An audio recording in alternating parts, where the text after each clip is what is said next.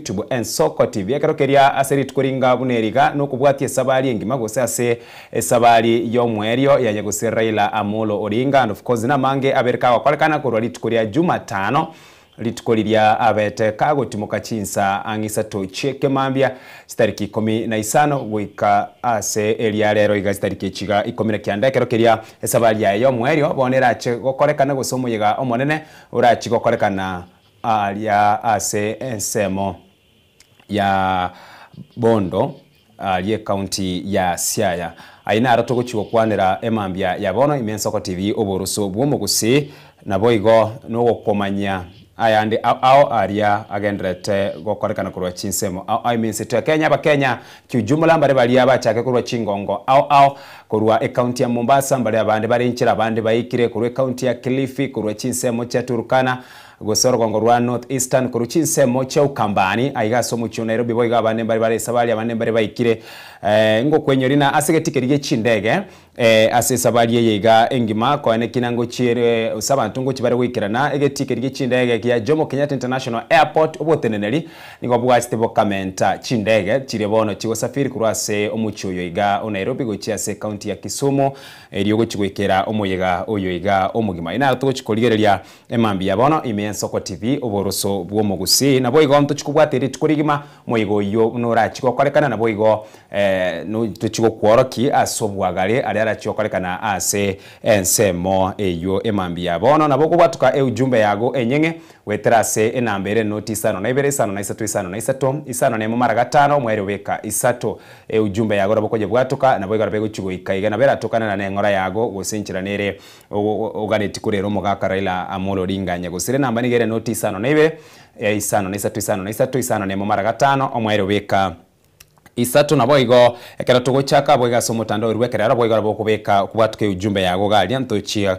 guseni nchiko yaligereria alafu ninye some engakiye tugochaka sobwanga mono wetera soko ligereria aliagendra tokolekana na mona se chinga zeti chaito emambia ya bono na kero koligereria chinga zeti tamange na ali kiroro renga zeti eliambugata SMS emambia bono nigo ekero kolikirwa se page ntangani wika se page yo mwelio egento kiria kenenege kwaneire arore emambia bono nigoro yomugano omugima gose sabari ya nyagusira Raila Amolo Odinga ekiona kyoge kwaneire aroro asobwagale emambia ya bono kurwe page ntangani ogende ya kabere ogende ya gatatu kogenda pakeli yo mwelio nonyena sensemeria yo mwereke tukwanira mangana yechigo sorry nigo ego Raila Odinga nigaringe omutiotereria wetimu eria ya Arsenal na ntochiwo kwanira yo badaye gotebukana na Arsenal igoro nigo yakorete gentu king incho sana kwena na esiko gochia sinya gusera Raila Amolo Odinga na konyora obobwi obonene sana aina ntochiko yaligereria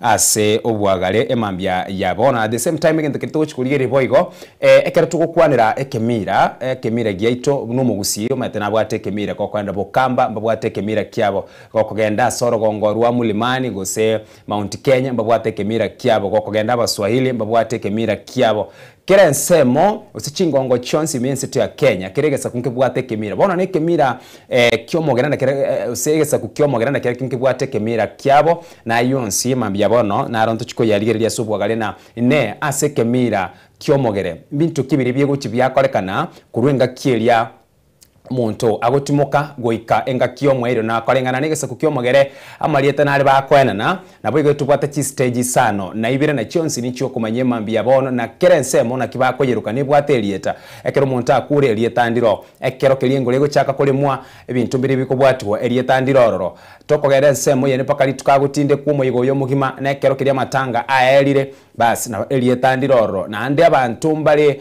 bagotenenera emeyega gusemero biri yega yonsi talionde bwensi ogocha otenenera igemeretina buno mugusi nabo igo buno mogere ekemira nkire ororoge kubwatiwa na otobwatiti ekemira ekeiga buna na kebwendera tekubwatiwa igemeretina gwachire mamincha nokugani nabo gwachire mamincha nekemira kya abagere usikyomo egesa ku kyomogere ayonsi na tokorigereria emambia ya bono ekerekeria emase yemo togochaka ase ensemeri okoligeria yarase chinga zeti and of course badaye naro umogene nare ogochikobamo na intwe emiye studio emambia bona kera tokoligeria omugano uyoiga omugima korwa mogaka Raila Odinga aiboretwe uyoboretwe chitariki sano na ibere Mutinyu Mutang'ani omwaka bwa 1945 ase gazeti ya The Standard yake rokolire kuroisiko emambia bono mwancho moligereria nigo konyorana ebiche bekirororo enene nebiche ya Raila Amolo Odinga ine ebicha ebekire gabwo kene nkeyo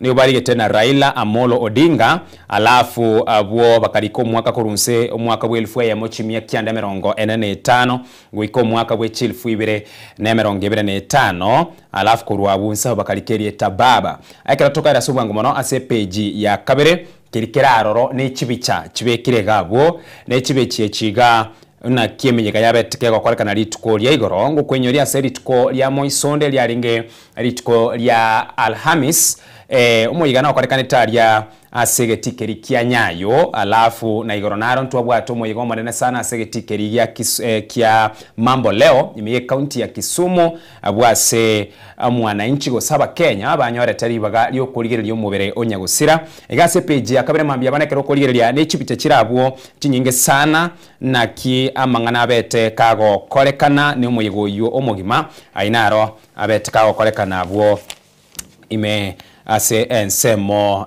yo naboigo ase ensemo yende kera togosukabwo gochimotwe page ya kabere page ya gatatu ainaro agenderete koligereria bwo emambya ya bono naro nechibiche choka necho kiregabwo page ya kabere na asobwagare egofinere gaiga kero koligereria ase ebiche ya kabere because ebintu mbira abutokoligereria byengencho mono ebyare gokorekana gose byakorekanete na korwali tukoli liria omuske nyagusira Raila Amolo Odinga abete kagutumuka goika rero iga egofinera alia atstenero korwase egofinere yabugoretwe engakieria abete kagusira na egofie yo no nyene tukoria Alhamis ritukoria igoro no nyendero ntochikoyerora negofie ye nigo ebekira ali ensemo nigebekira ensemo ase kofini yaye ne kofini yake rokuyeriria nigeboirie bendera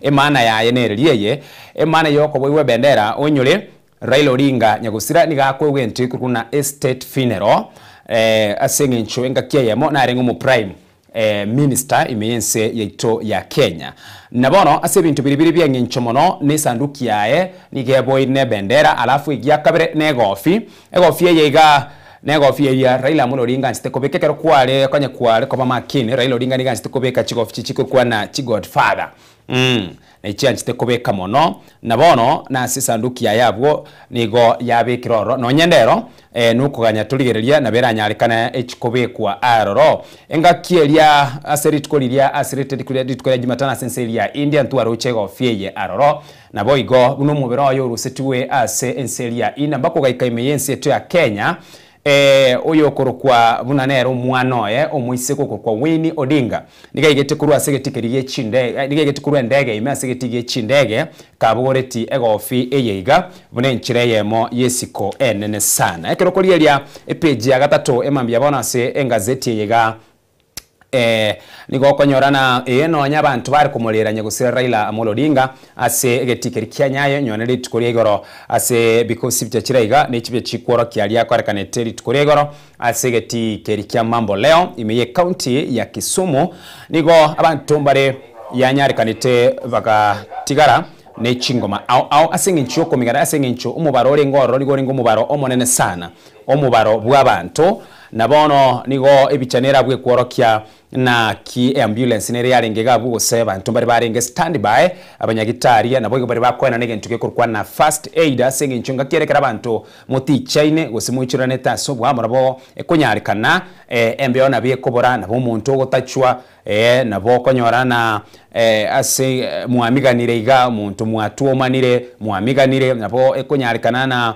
gentu gyakorekanire iga bas umuntu oumia igona byorageti abu kabisa aliabetikago korekana abu na sense muyende gentu kiyengencho mono keria gyakorekana tukoregera no nyendero ngichikororekana nkelina obole ndio botindi sana niko bwatinyiwe asengencho kurwali tukori tangani nyagusera Raila Odinga okora likwaye kuwa begetwe teneni nabono oralire nigo ebintu mbere byachenjete bike onyore ntubwate nsemeri ya National Security Council alafu ensemo ya kabere ntubwate omuraibu ense ntubwate cabinet engima ebarazeri yaba waziri na bweka litokwa ne National Security Council abaigana bwo bakora omuyigo yomugima because okwetero kora likuri kwabo basemirubire nere egochi ebintu bere biko kibya chencha eritwacha konyora ekamberi ya jeshi gose abanyanyimbo bari ba KDF ensemo ya KDF nabwo baetwe nafasi gose ribaga lyogotenenera omuroberi oyo iga omugima igoborendi nege ntukia beire kego gekoligereriwa mono engaki esabali yega yomwerio yanyeguse Raila Amolo Odinga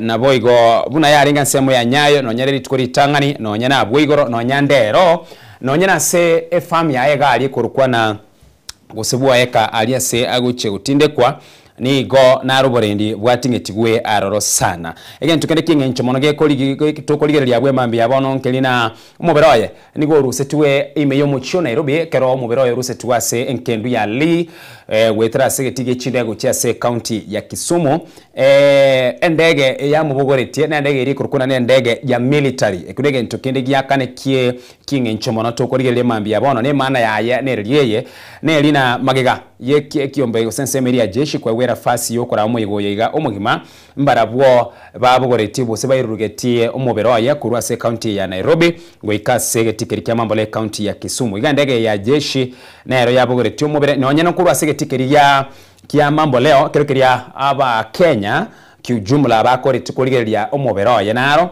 nigo endege ya imugetie ndege ya KDF naero yamugetie omubere oyo eyemo paka ali ensemo ya Siaya because abuo kolengana no murubire nigo ringe na mo Kenya kagokora kuligeria mo Kenya kagokora kuligeria abakanya bakora kuligeria omuberoye nigo bwango mu safari uyo kante wetera asenchira yepara yani bwanga abakenya yani bwango omuberoye nigo urukurusuwe county ya Kisumu gwekensemo ya Siaya wetere para kolera singinchu yechinsa bakorana chinsa chwalire igo omuliki omonene ase wizare lya yoborendi bwaime ukorukuna na Raymond Omola gateba bono nigo mubiro yogo chikwerukiwe ya maseyemo wetra senchira yendege toko era se page elia kane ne page ya gatano buna kokotebi nugo kwanira iguru ya mangana Raila Amolo Odinga buna aliabetika gakorekana se county ya Kisumu ekero koligereria buchibicha chirega buna bokororana na ki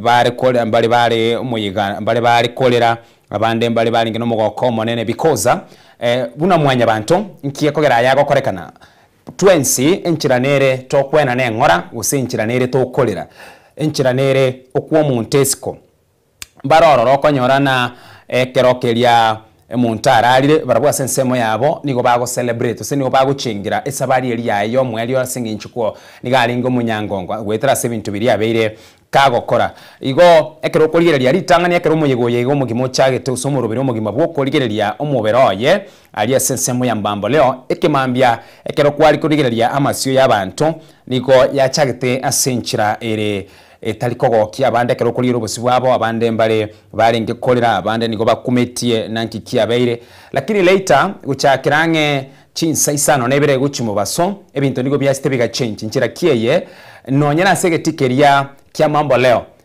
wetra se bali barikora omoyiga amatera agachaka kubekwa abantu bagachaka guchenga abantu bagachaka bano mugoko asengencho keritoka tabana noko muchengera Raila Odinga oyu obereka gukora ebintu ebinge mono kurwenga kiri ebore twaswete siasa no aboyigo muchango omonene mono ase ensemo ya kisiasa ase ensemo pejeri ya gatano nalimo emambi yabono bado ainaro agukwanerwa naboyigo abantu mbalimbali bagendera tukukwanira abo aliagendera tego korekana egatie bintu binde birega abo ase page yega ya gatano na rimekero koligereria ekero mubere onyaguse Raila Amolo Odinga oigete ensemo ya Bondo ekero kero mubere oyigete ensemo ya Bondo ase ensemo ntangani nigo muchioye ekero koligereria nigo lingena nigo otangire ebitango mbere byabegetwa ase ebita because talionde bwensi olugwanchirwa goswa talionde bwensi olugwanchirwa goswa ase enkaya nyagusira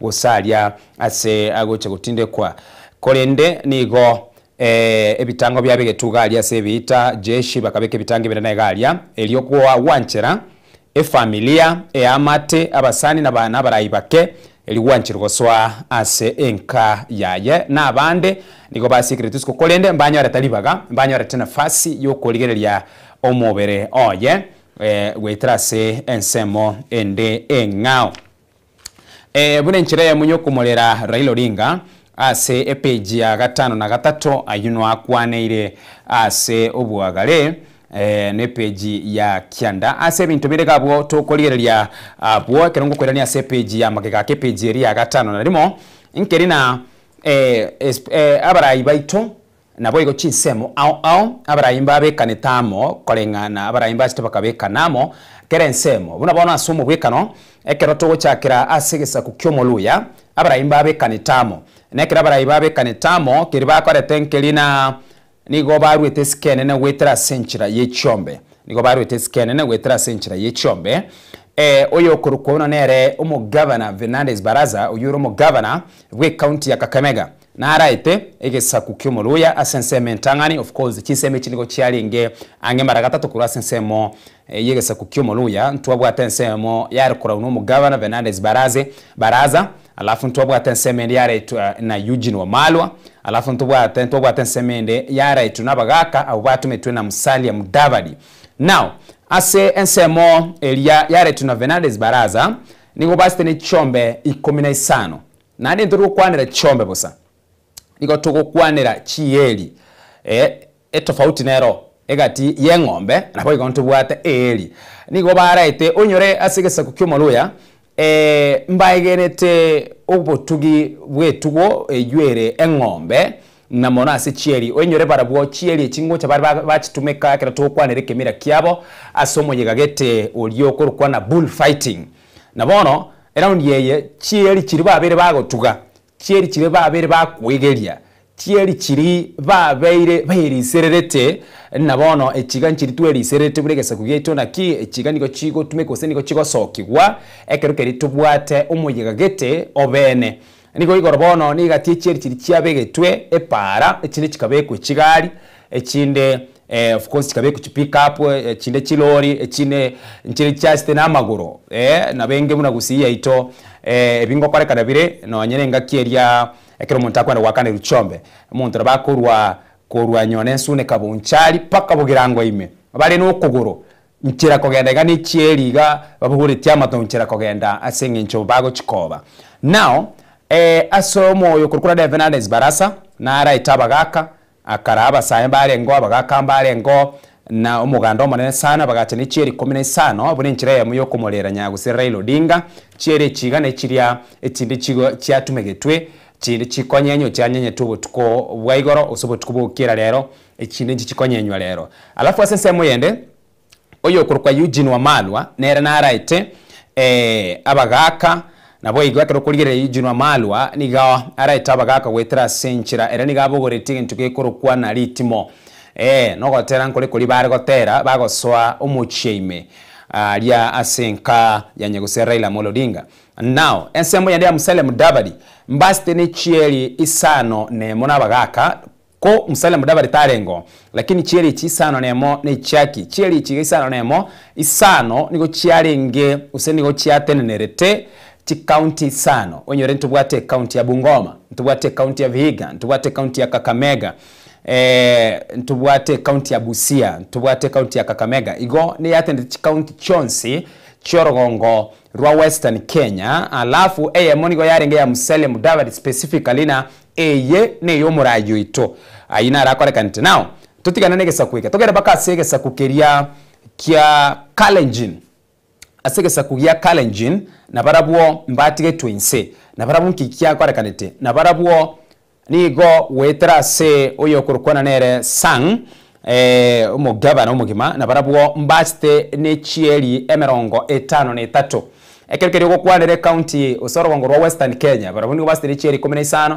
abande bagacha ne chieli sano nemo abande bagacha ne chieli irenga ensemeria ya Eugene Wamalwa asegesa kubia Kalenjin barabu bono nigo baste ne chieli irengechi 80 chikabe kwegalime chieli 80 ni chieli chiga 80 ngo kwenyori na asegesa kubya Kalenjin onyore bunaba Mansai mbayegenete sana obotugi nabo igokuru current bamanyite na barabwo nabatugi abatugi be Chiombe, abatugi be Chimboli, abatugi be Chingondi none ne Chimunda barabuni go basti ne chieri emerongo etano ne itatu chikabekwa egalialia ngora tukurateba na okongo paka chigasoigwa omochime nabo igo omugavana Trans Nzoia George Natembeya nere narweto mochango omonene bakubwatirana netureti eria bagaka na barabwo mbaretete chieri chiabo ase enka na yande amange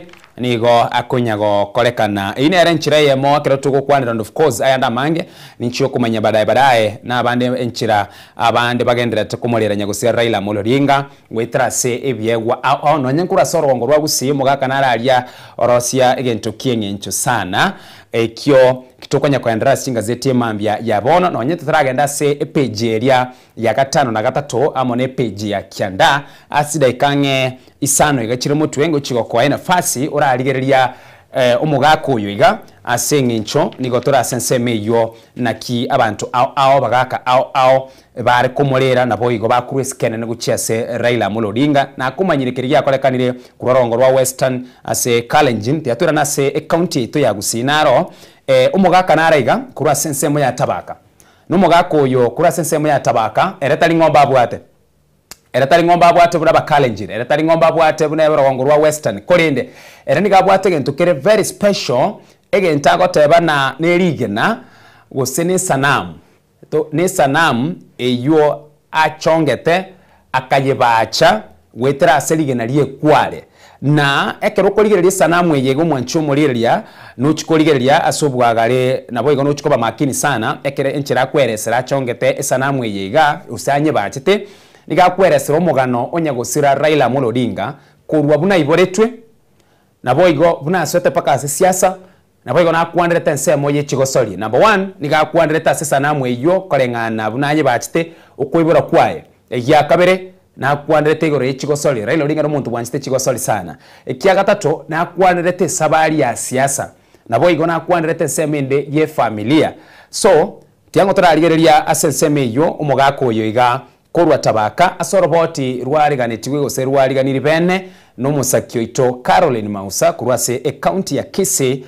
no mugako yo igo mugima gakoena na isko ya eguchia Raila Odinga wetera senchira yesanamu eyo achongete wetera senchira yerigena lia egwale toraraligelingo Unenchera ye moyo komorera nabo igo komoinyoranya gosira Raila Amolo Odinga nigo monchererio yomo asa Marieta Daniel Ombasa Apepo kurwa sewodi ya tabaka aso kirene kegwa ikiari na marora manene yo gugeikirania ase familia ya Raila Amolo Odinga une kinyorio kyoborai nabo igo obugima bwaye kegwe keiga nigo kerosiri ase nchira yobumanyi obonene mono abwase kerosiri korwa serigena lie kware eririko bali koywa imeye wodi yo ya tabaka ekegwe kegie sanamu korwa serigena lie kware nigo gekweresera obogima bwa Raila Amolo Odinga korwekero ari omwana moke mnaona mbele yangu inaitwa ni maisha ya mtu, kwa kizungu wanasema ni cycle of life. Huyu mzee amelala, hatukujua hii itafanyika. Hii ni maisha ya marehemu sasa Raila Amolo Odinga. Tumesema kwa vile ni maisha in art, hata alipozaliwa tumesema Raila alizaliwa hapa. Hii ni maisha yake, mumeona mtoto alipozaliwa, maisha yake ndio hivi. Saa zingine iko juu, zingine naenda chini. Alienda shule, na shule ndio iko hapa. Amesoma hapa Kenya, amesoma Ujerumani. Umeona kitabu kiwa hivyo. Alikuwa ni mchezaji, ila alikuwa anacheza ni football. Ukiangalia hapa, huyu ni yeye, na kuna mtu anacheza mpira. Enyomo yaye amua baadaye akawa mtu wa familia, ameoa na akawa na watoto. Ukiangalia hapa, hii ni mtu wa familia. Raf ni familia, na alikuwa na upendo kwa familia yake. Oraibwaye Alikuwa inataka kufanya kitu lazima ifanye. So kwa Kiafrika tunasema alikuwa ni warrior, mtu leader really alikuwa na Kiafrika kitu inasimamia uongozi ni hii mnaona, Mwafrika na mkuki na ngao shield. Aliingia uongozini sasa kupitia hii kutafuta uongozi, yeye amekuwa kiongozi hasa na mpaka akawa prime minister, na alipokuwa hivyo alikuwa mwanasiasa. Na wale mnajua alijulikana sana na ile simbo wakati alikuwa anatumia ile gari hama. Sasa mpaka ile chama yake ilikuwa inaitwa Nyundo. Ukiangalia kuna Nyundo hapa.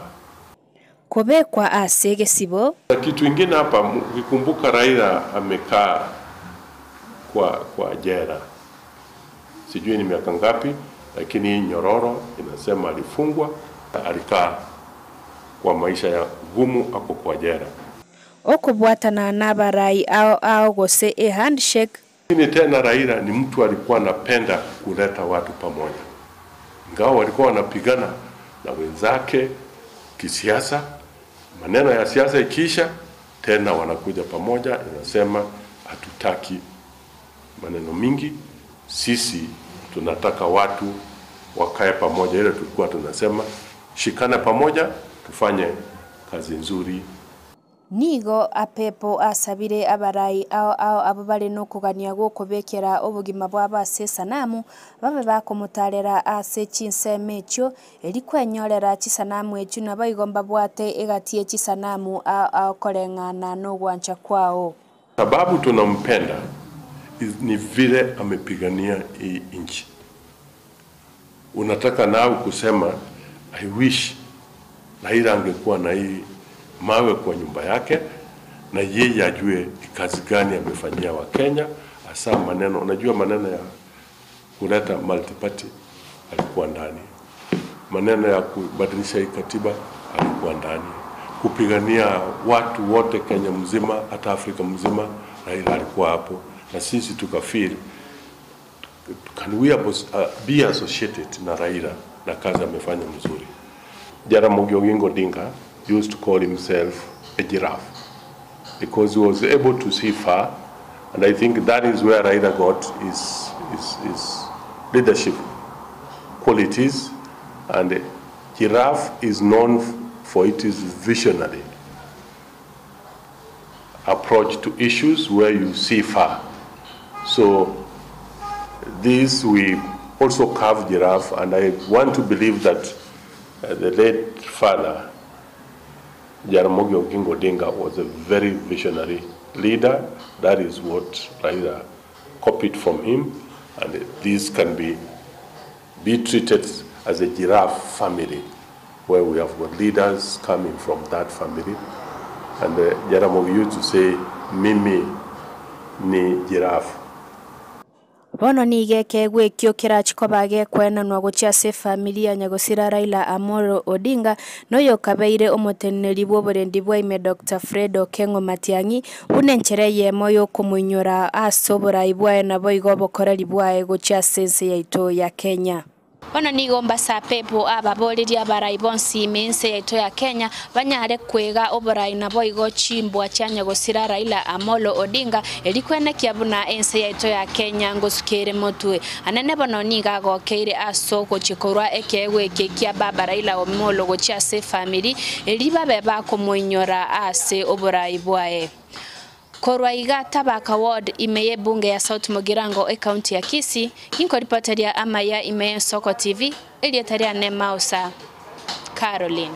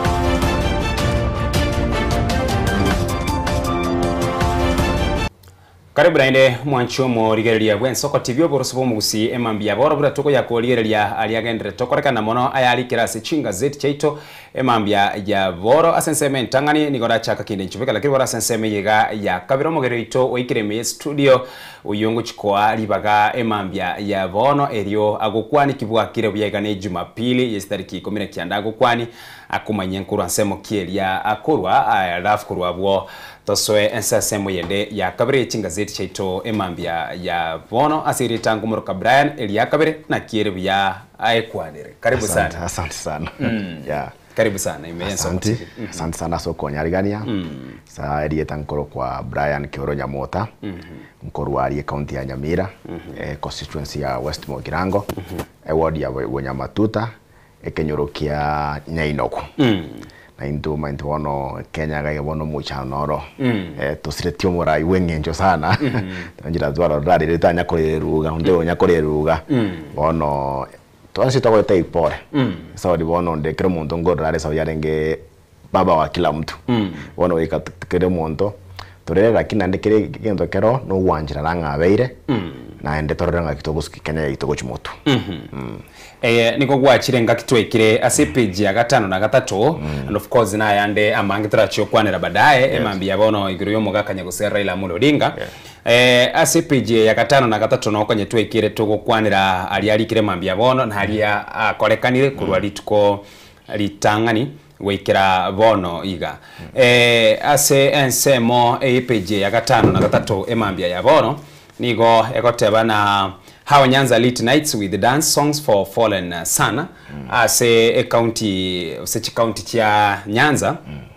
barabwo tukubwa igoro of course yakero mubero igete twins pin tumanye tena igotokora chaka nekerero alafu igia kabere kereke guchikia bwati alia ubotuko bogima agia gotebekana na bono nige yonchigiteka bana netengo na matera because yatenge na matera no guchengera bagotebe fallen soldier yani numunyangongo uyo orarire turagachakira ase enseme yo enchira because korengana nekemira kyomugere of course nyone gusintu bwatige lakini korengana naba egubone ya chenteti ekabono netengo amona matera mainte no nyengusi omurari igente kamne kingero iliyo mubero ochire kirero ngero arafu baadaye emesiki yabeko agiokora abantu bane bara bagocha bayira babosungusi na bantu ki kotengera mainte abantu mbaro myaka nero komenya weke myaka gete tobwentu korero people should celebrate your life Raila Odinga myaka ya menyire mengene binta korire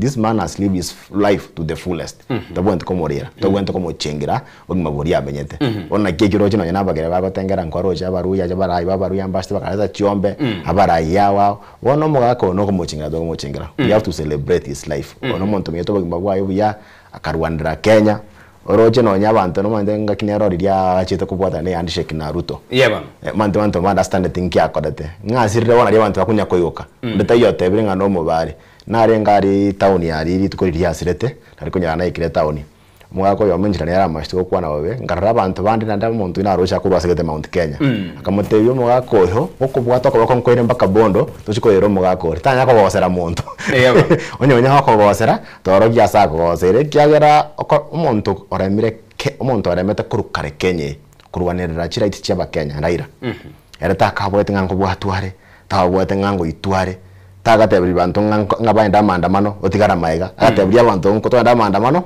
ofainde fofo na nerokora na ndege ntukiria kurwandra yakoreka oire pressure ci serikali chinyinge nonye serikali ya Kibaki na nyete pressure yakora magendro uru etamwerie ntanga na mwete pressure baka nonye ibago chan shake bado gasinja yakoreka nete nonye nduto ngasoete pressure nja mentete baka ruteka witere ya murigi amurete baranga kirende ba konyana ntayo kurukare to digeno nko maiga ntayo pressure ochi serikali chironga Raila magendro korekana onye tari yero mainto na Kenya yete igeti aserega onye spayo yishtokorora no ene chipare chiro siribuya muri yako ya nushinya getari reforms ichiabere mbaka new constitution unanga nchiyo nanga abantu mainte baraire na nabto ko reto rigeringa kiri ntamwe ntangani ya uru mainte ngakeri uru arengeta mwe ntangani nare atake shikiro nchake after shake ya boni ngomuri gererio mugaka Uhuru Muigai Kenyatta woni yake rukumurire umubere mbuyore tari no nyembo nega after handshake mo retro no chencheti etamweri riye biche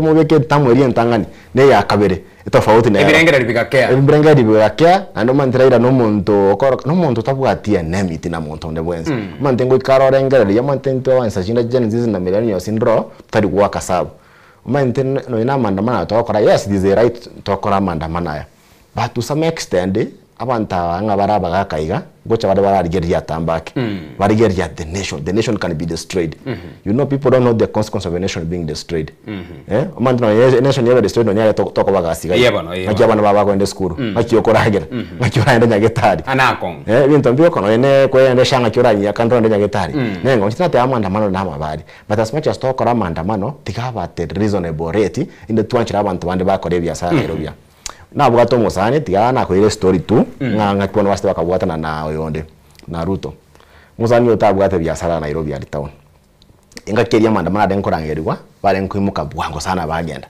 lakini je gitenga ki akatware biasara Nairobi town iga what happened bono dia mandamana korangerirwa yara wakombona tanga naende ka kimambia mandamano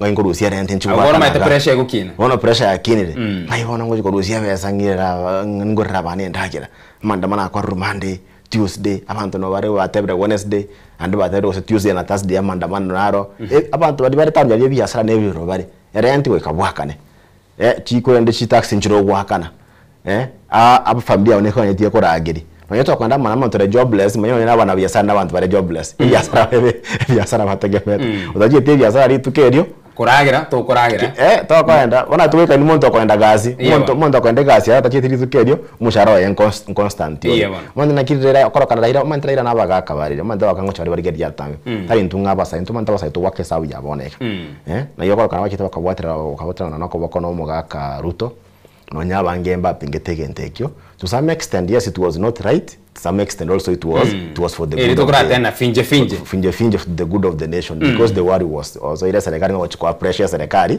ekoregas man the pressure yake wono bajani zibakorwe pressure but for him you know these old people ndo kwa gina barabona ngorigeri korra baratambake for the sake of the nation that's why I can say the ending of Raila Odinga was very good. That is the ending of any human being that desire amenye. Yeah. Mind tararwense ngana mandamano ngana kisuri ne kisegi nabantu ko itu yaya. The ending has been very excellent. I can say excellent. Ine relia tukora tebana urwani resegi yaye. Otari rogendo ruaye na bwo igukuri rogendo rwa senjirere engikerano. Okoro rogendo senjirere engikerano. He has left this country more peaceful than even it was. Already rabantamo. He made peace with everyone. Ntwara ngatinga Raila mabwata na kuboko na Ruto. Ayo kitukoja kuja kwanira of course tuchikoja kwanira baadaye. Again tongerwa kwanira igoro yobo onchoreri na iga akeronkori ya CPG ya gatano na gatatu boy gonge kwanire biasara whereby nige gotebekana na of course ekerokeri yonski yokoreka na mense to Kenya ngoje twarura bone bikaro buna yege karose ya komesa yege karose kiarangerigwe abaraye ngocha barama katukanira mangani ugonchuka kwelire yani akerokeri bikare bibiri ne bikoreta chinsamo especially kerbe yokoreka na mense to Kenya ige nturambwa ntuchi twararigere linkelina ki bas uchumi yo mutigete nguchire kwigoka exactly no nyene kereke tuko kwaraka etureteri abagako sena abagavana round ye bagocha gukorera ebikaro byabo babirire Kisumu Kitui nabona mashujaa ambara nere Kitui yere abantu bakitui boni yo sena abo nchireri mbare muntu naro manyete nabono by the time mumo yigo yokwera yes chisoda inche konye ndagira na rekoni ndagira na abege tukorengana ne target gete besegete nanyo re faida comment now bona somo yigo yiga ase enseme yiga ni go ubonchereri bwa kireme weterase amabe korumagega ubonchereri ni gobo gocheme go se faida abantu ni go bakwenyorera weterase nchirere yamaya lakini bona round yeye ekotebekana na aseri tukolia rero tuchakere litukolia lya Juma lya Alhamis nsemo ya asumuchiyo Nairobi abageni basweta asumuchiyo nabanga sana yes hoteli chechire Airbnb chechire abantu bakaonia machi ebisuguti nyayo bisikali yo manye tukoko sororo neti ngaseti echinchi achete chinyinga ritukolie gorase county ya Kisumu kwanya na sobo sombi chigali nchi ali netusana igali yegotere na iga ya ichoye so na rero ne ase county ya Siaya bono no abageni bone ko tebekana na barache basoe asobonge tani ba ucha goswa already basoire yes botu kubarero mbararo abantu nkoragira bari abantu mbarara igo nubwonchereria asense meyo na kitura kwanire gusena kiura kwanire ase obwagare. Mande Raila was not just a local leader or a regional leader, was not just a national leader, he was an international leader.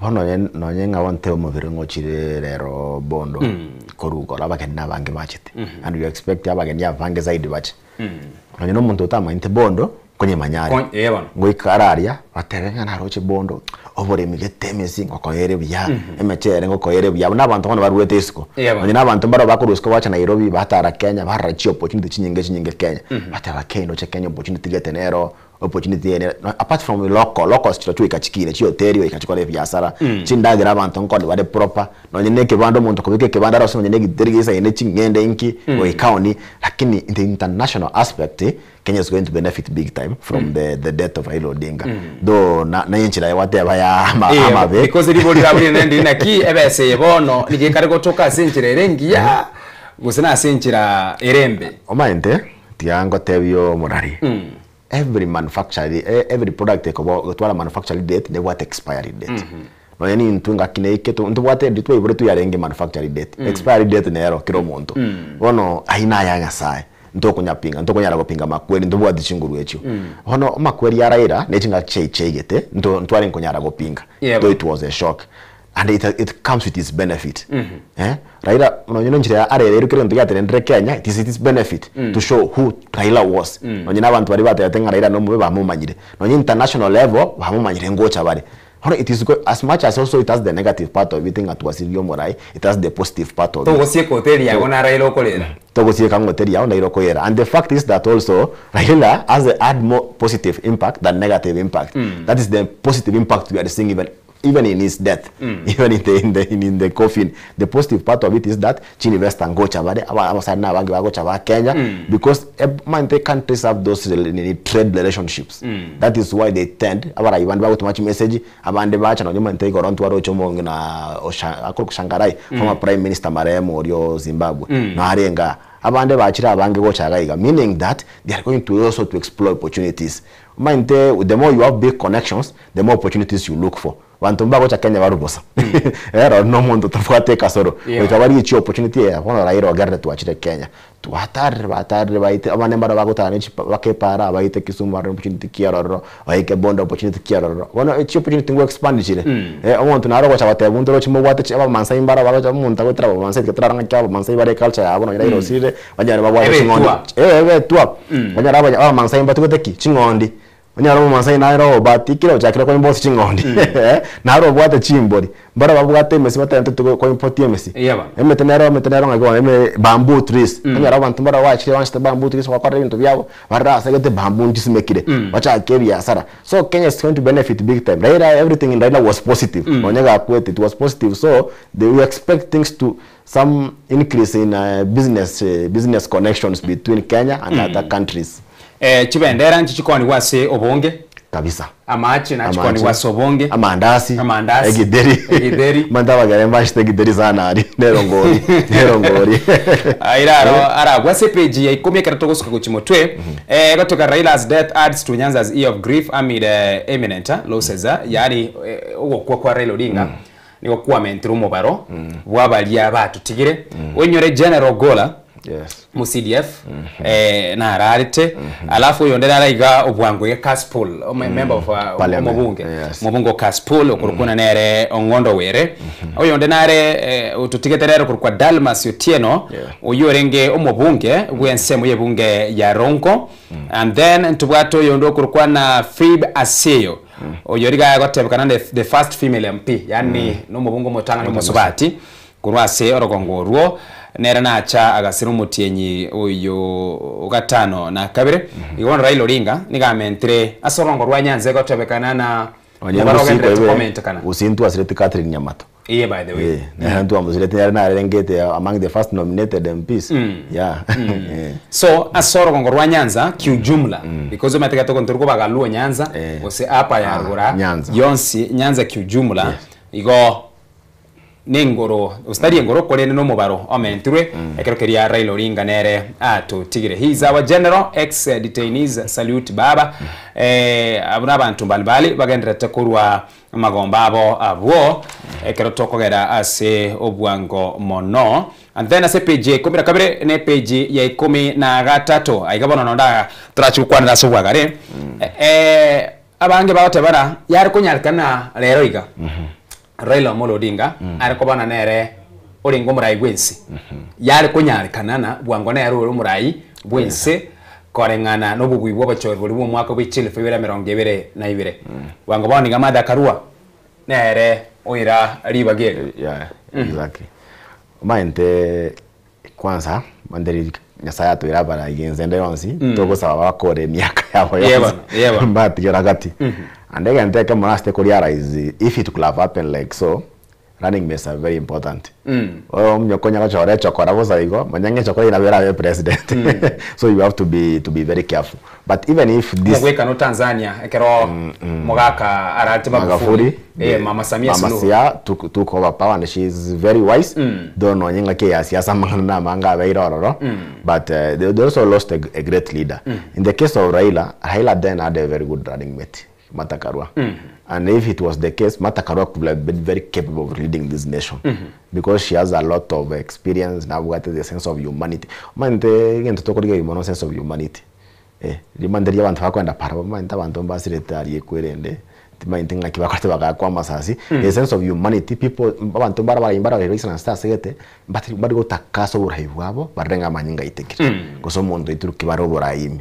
So Martha Karua could have also made the best president and Raila could have done also his bit as a president because many of us wished na ajaro no nyene wikeyemo tarinke Karua nerenga kiyons but nge yaringe mipango ya Nyasaye na hamugegeta mante he has also been a president in the way to mind so you been doing at the correcane no nyina ba gotebekana na Nairobi rumurai wense no nyata ikaransi kirugeke no nyata ikaransi so kirege ndate geteke koru kiarengi and you can't avoid, you couldn't avoid this man. Aimo kacha ekore ngakinero we can even go back no nyota ngakirwa iguru arenge minister for there's a powerful seat was yarenge county government something and coordination arafu chiwa sachigasira sekete scandal area NYS ekaba Raila that time did campaigns everywhere ko kwana ngalo ikawa iguru agende ngaki yarenge na chit because that man never gives up kra renga na no man that stay with chinyenge mbaka chika ibuchibuni and the truth he went because you know there is a way you can love your nation and you cannot let something stand. The pressure from Raila was too much back international community ekambanya man the one na to kunya korenga ringora kwana mbaka international community man teri abantu bara okay when local community okay mayete so you know you can't shake the government with that or you can't shake anyone but when you make a given noise and then they touches the international community see I collect a lot of concern to those who are in power like when you tell you that to that sack that you up just step down one on the it has become too much in the to konye muga koreki okwani so Raila has been a president all along. He has been ruling, has been making a nation to move. Ngana te never remember kachi parachi aro sirigu. No NHA, there's a time they added the fee to some extent. And yet sote serikali nyako pressure isiko na nganchi yake ade BHS choko ruchedi nchi yake takino yana a president yo chirusiri. No nyina mangana sha gocha boronge. He gave pressure even before he came to the government. So I don't know that they were having discussions with the president when he came in there, but he gave a lot of pressure. There are a lot of things he gave out of pressure. Killings, compensation.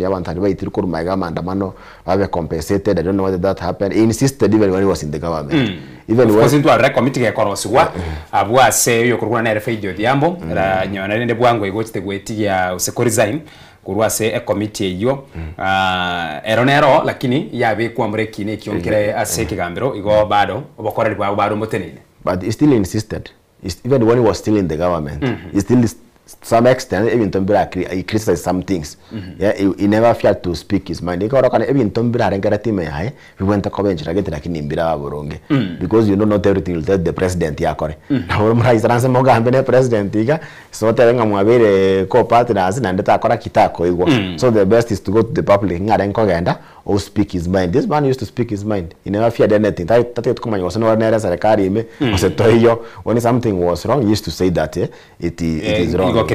Na asense mejo bado ekotena baba towering political legacy and the void his ex leaves behind a legacy elia atigire but at the same time ekara utige legacy utigire ngorogetene sana munganyi no regeria stokoteba tumekirita ligiana ne eliansa line na mono liatige otigire obuye gose legacy ne ratigire lakini eliansa ndere liatigire ga sebiche yoka roko yeligereria abwo mwanchu mo ligereria nigo konyara na Raila ne rolegatia iyo ekiombekeri Azimio na Martha Karua abuno watu achakira aliye na yari konyarikana Raila Odinga ne roro murai rero iga sina rengo murai buna aralire iga igo bwango Martha Karua ne oba omoko wango bere sworn in wango taja kolengera na hani ngomokonyi kitoko mwa na Eugene Wamalo Anuari Jeremiah Kioni babo Oparanya na barayi bande bari gabwo so kando na legacy eliansa diriri atigere ndiriri especially as ensemo ya gisiasa.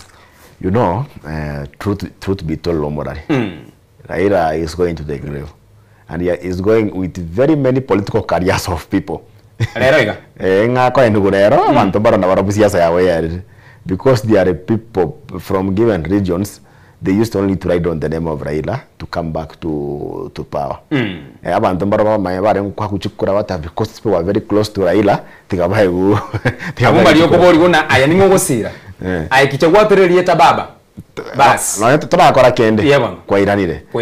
Omaente na igwete Fred Gumoga kwa na batebanga abantu abandi bakora tari ngabakoresa ori baigwete benga babo sirire ngarinki bakoresa ori ochire na barabu ayabo siasa akoreki abange bakora tebana ekero korera umuntu ekero korora umuntu akorera ekerero twensinkolera tole lakini ebirere biga byaito kero yo mikerero kiaye nigo kerekerero kulingana nekerenga gete korengana n'ingentunkire boli yakogera akorera igobirere bitu byonsi ipi na toba bantu million yemo birenga ini kiromonto na sababu ya bono bara bagoteba nga bono siasa byako ngide na bara ba mante ba kure kisiasa baro munwo ba yengera ira mante so barenge so much close bakacha banta bandemba manyire so expect a lot of changes when it comes to 2027 siasa ya Kenya terigo chikoba the same. And I know even the past where he used to hold those strongholds, even don't go change. One tomorrow, tomorrow in institute cha Marieta to chikora bago cha soborai, bago cha GMP, GMCA, strong holding chira abwate, manjira nyabantu bagotebanga, manjira tunenera na abwate was. Strong holding chira abwate nga Mombasa. Strong holding chira abwate nga Western barengo motegera. Barengo arengo cha watebinga toende Ruto. Na bari ngoja kumubwati mando mundu ngaruto na president itonera na hara tware waswasi yake igo esa odivono siasa even ngo siasa ya change the politics of Kenya will never be the same without Raila wono iga you will have two horses wono mbara manyana barabi it is Ruto and we don't know God will bring up the opposition imbatebire mbara amua torrengo gotena nere usina twale chungu kamnechio Raila abwate but he has left a big void no yoroche abantu ngunya kurwana bare ngunya naro chingunya kurwana na bare social media koroche babu ino ko barenga celebrated karaba ne social media bako mura tengango sayora matanga inki so everyone particularly from Lunya is struggling to see who will rise. The same babu wino nigatebe tena umurubiri norororo guse abana siasa mbaroro bara serikali barobeirie eritokora tebana no guchia koleta isagasaga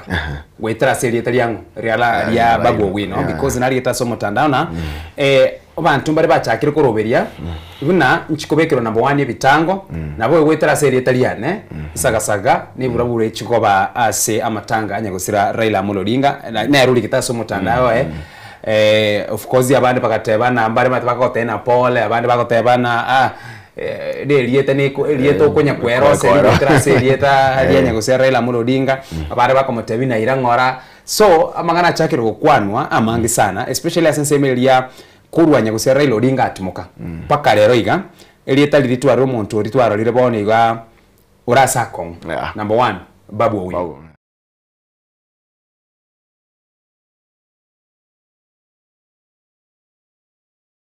montonde once you're in leadership na MCA na MP na baki we katwara intelligence yai to give an extend nkegan on the ground. So for now we can't tell what quantity is true or not true and we combine.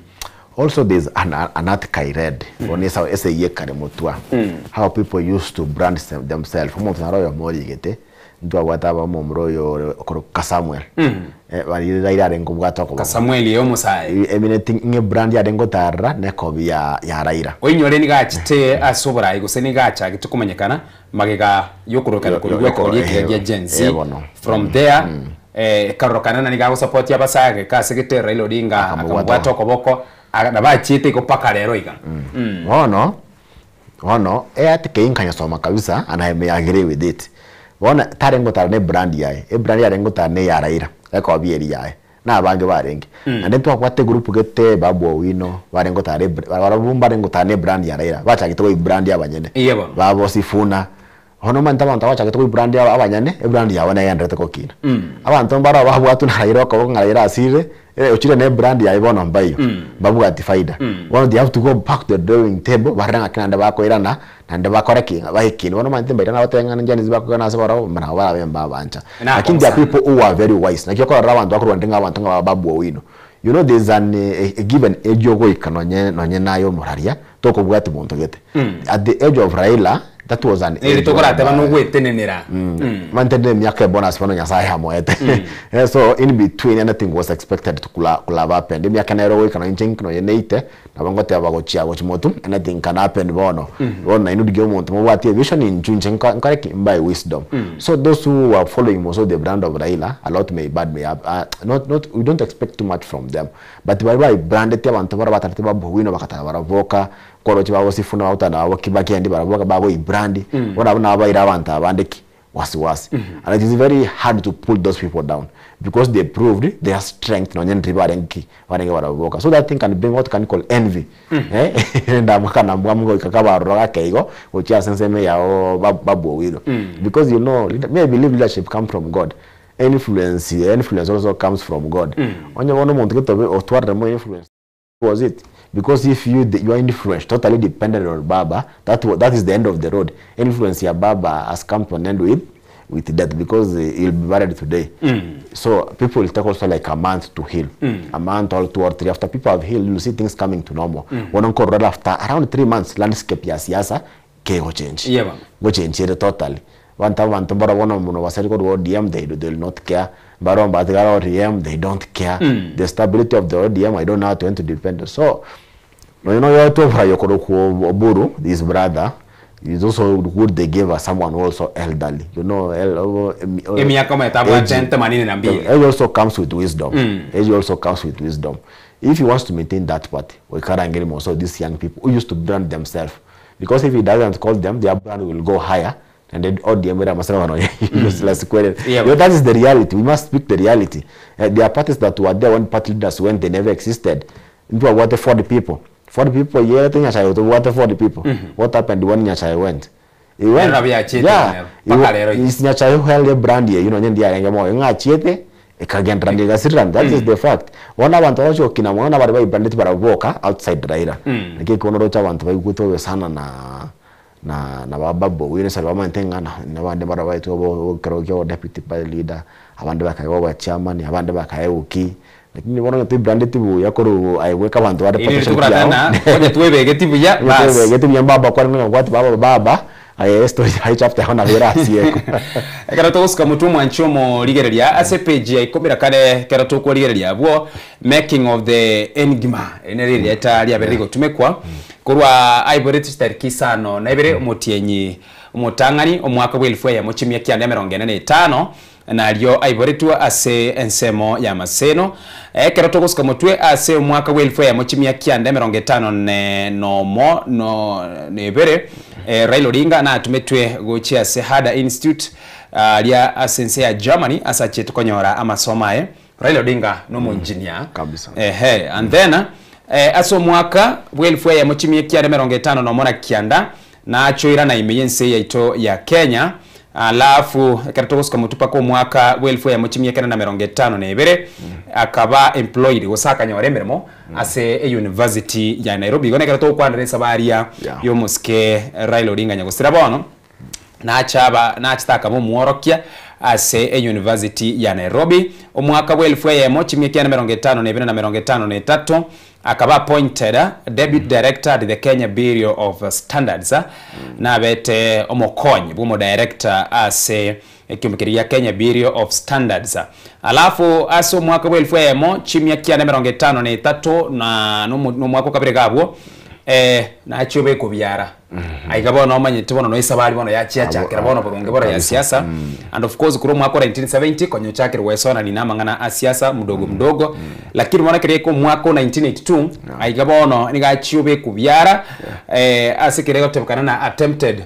coup and nabo igakabikwa akasibwa emiaka nkianda again tekega gotebukana tetokora ntwaro chense ya Madagascar by the way kwaro chi Madagascar umurayi ya konyora obisi nere ukurubukana nigo ekegori kegia Gen Z okore gyachakere weso sana sorongo rwa Africa kia mogosa makaka babakete ndege ya France ya France of course asense muyende nigo egotebukana na umurayi uyo bono uyo tamerete nse ya France egotebukana ne ngare unyero Madagascar ni abet colonized na France egotebukana ni garinge enusu iri tukurataba na Afcast nigore nabegera no mu Africa na ndoro mu France na ndoro mu France negagarata meretense yo zigobona yo tukona Madagascar umurayo mu yana atianitwe so aso mwaka 1982 Raila Odinga nere na temete gokora egentukenga bureke gabona and then omwaka 1992 of course magayo gusubane myaka elikianda Raila storms a meeting presided over by his father Ramogi Oginga Odinga to establish himself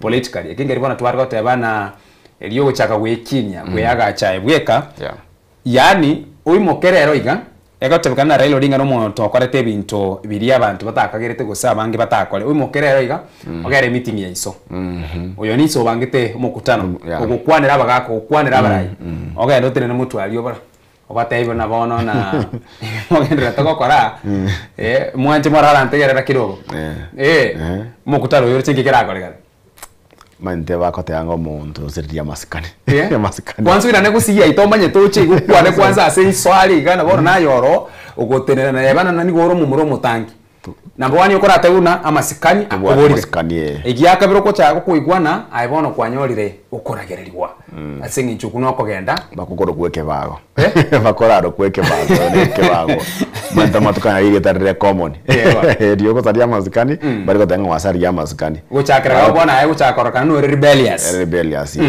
bono ekra togos kamotwe wino mwaka 1992 nali akorete ekyo wekiro mwaka 1995 omwe yaringo mutinyo katato chitariki 15 na iseto chaos erupted at Thika Stadium as Raila supporters clash with those of Kijana Wamalwa ahwano manyete wana magana siasa asoire aigabora bafuasi bari baringa babwatari usebari ko baringa semeria ya Raila igora Raila Odinga achagete kale sana achagete gutwara bafuasi kale sana taribona iga wetera sikia makiria Ford Kenya and then engakie yo Kijana and in due over Ford Kenya leadership Raila resigns Raila na stage resign korwabwo alafu nacho swase kiama kya ko National Development Party NDP nacho swaroro tokugera bakaso mwaka welfu ya mochi myaka ya 1952 vice for president for the first time alienga kientangani abori tekerogo kyoburayi wense ekero kwake myaka iyo ekero toko yurusana ni bwango bwanga omwaka 1997 na 1945 ine myaka erengo iwetabu ine myaka 53 years Evan 53 yeah 45 na 1997 eyo 53 nali abore toburayi asentunda 52 years 52 years it was for 52 years wetera sekia makirikia NDP whereby astakanyora obunge bwechikura 667,806 and then akabuyo gatatu because Mwai Kibaki ngaki niganyorete chikura cyarenge milioni yamo ne chinu gutakianda Moi niganyorete chimilioni ibere ne chinu guta isano umwaka 1998 wetera sekia NDP na kirikia kanu byacha amo na bono ne byachite koros bono kanu enyabono obomo akaiwekera weke na abusana ngakina etwekero bwana ali sta akaiwekera go akaba appointed uno mu waziri ekero kerio pia wandai yale bono ya energy Raila Odinga na abete mu waziri wamagana chinguru cyumurenyone na mafuta abete uno mu waziri and then boy got abete elected buna party secretary general ekero yasifuna igoboro ekero kiria go kwanira ekero mu kwanira igoro yobori kiwe kiama Raila Odinga namanyete na kwa muri kingenteki namanyete kanu pia sana namanyete kanu pia sana ase omwaka o 19 omwaka we chief bibere na ibere na cyo tige kiama gya kanu kurwabwo auchio form ekende ya SM yenda kuna national Rainbow Collusion na hele ya kuru kwa NAC engakie yo nalia staga tene na kira bange bategerete barenge no kugania usibaka gerete nango tene nare na imoka na ndo disappoint ya bango teba na Kibaki tosha ekiki agerete because ya bange bakagerete na nigari gocha gusira nyacha engakie akamako imoka gateba na nyacha tosha not nyacha tosha korende manteno nene party ya Kibaki tosha. It's very important also we stress to say make it to that we can even say it in Kiswahili and English that Kisi is never hated Raila. See, the last person the Kisi community voted for overwhelmingly was Simeon Nyachae. Even after the Osambe trial, the Kisi community went ahead to overwhelmingly vote for Raila Odinga. Consecutively, all the times he has contested as the president. Sisi kama jamii ya Wakisi tumempea kura 100 kwa 100. Hatukuwa na chuki na yeye, hatukulikuwa na shida mali. Sasa sisi kama jamii ya Wakisi tulikuwa tunapenda huyu mzee sana. Kuliko mtu yoyote yule. Hata wezetu kutoka Luo Nyanza wanaweza testify. Tulikuwa kitu kimoja Nyanza. Tulimpea kura kwa wingi.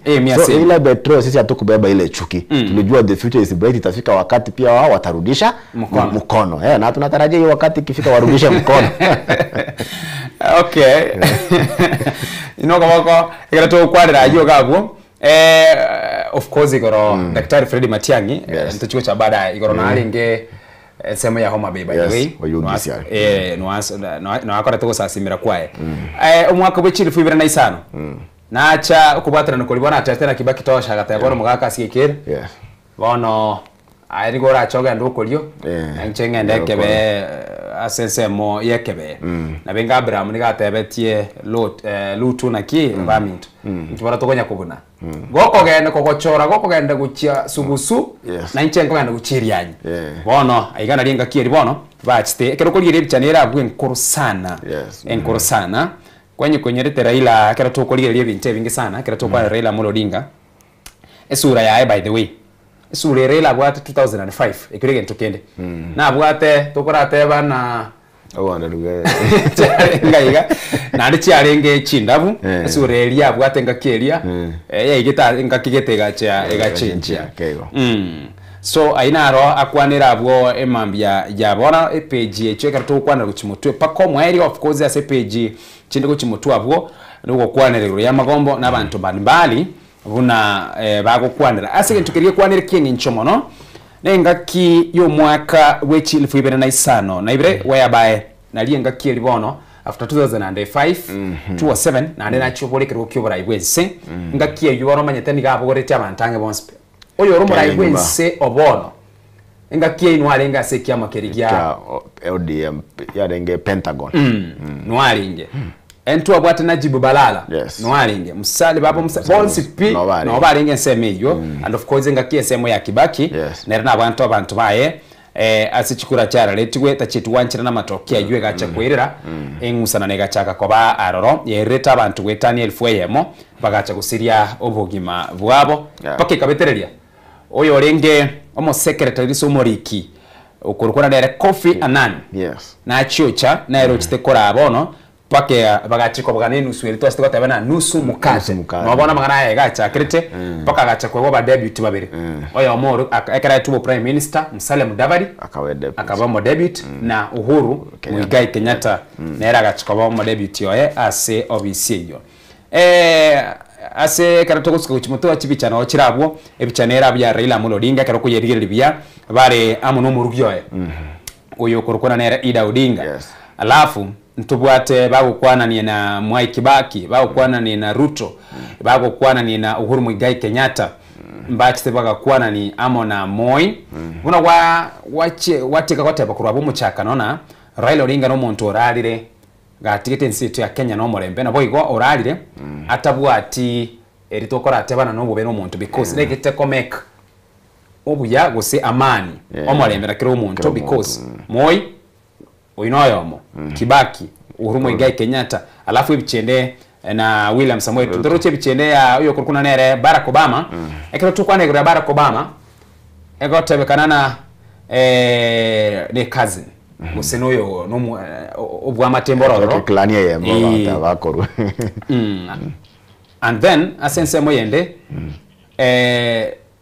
Obama niga bange bari no kukaniena kurwa liritu kulitangani Raila Odinga ararite gwango niga ari gotuma ngora ya eri kigima lakini atomete asite gotuma ngora ya badai maente Obama paka abantu bachakuboli na what is not happening exactly Obama I think he has friends called Kenya nonyo to batina wati mosibati omwao baro maente Kenya rete Kenya na pressure inga ki Obama inga hento ngara posted abantu ngoera badaida bakaboni information inja mwikerete tabwata option aso page haya so information inja mwikerete nga abakenya ba complaining because you know the first time when he came riarengia senator umuntu mutareti sana kamwira baka Kisumu chirari weta Raila so we expected to be the first person internationally como yo la korupore ya but pressure ya bete information ija muikerete that's one you very sure abantu bara bakukambara ya rendeshwa no nyangoro Kenya abairi bae bare in touch with them so now since retired abantu bakoma access na bangi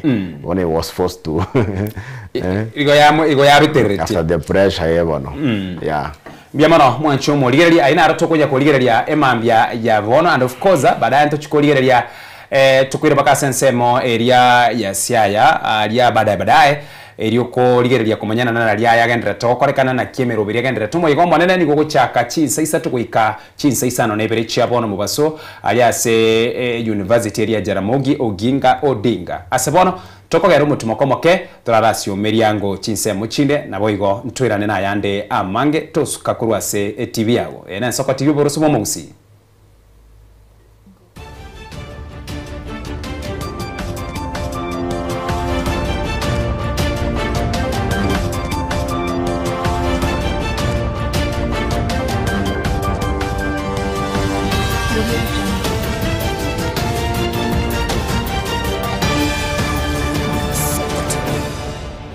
Rosso bumugusi Mirna nabalibe chinguru Erikwe manyabo na wataka kuruchitane nye chiense Frida Kerubo Innocent Onyango Clinton Ondegi Diana Ndemo Ishmael Mogere Linet Nyambane Daniel Omwaga Eke na kigekos kiamesa ya mangana majia.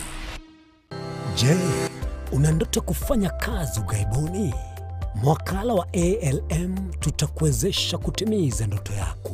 Tunatoa ajira katika nyanja mbalimbali kwenye mataifa ya Qatar, Milki za Kiarabu, Saudia, Bahrain, bara Europa, miongoni mwa mengine. We are legally registered by the National Employment Authorities and we are licensed to do manpower recruitment for different countries.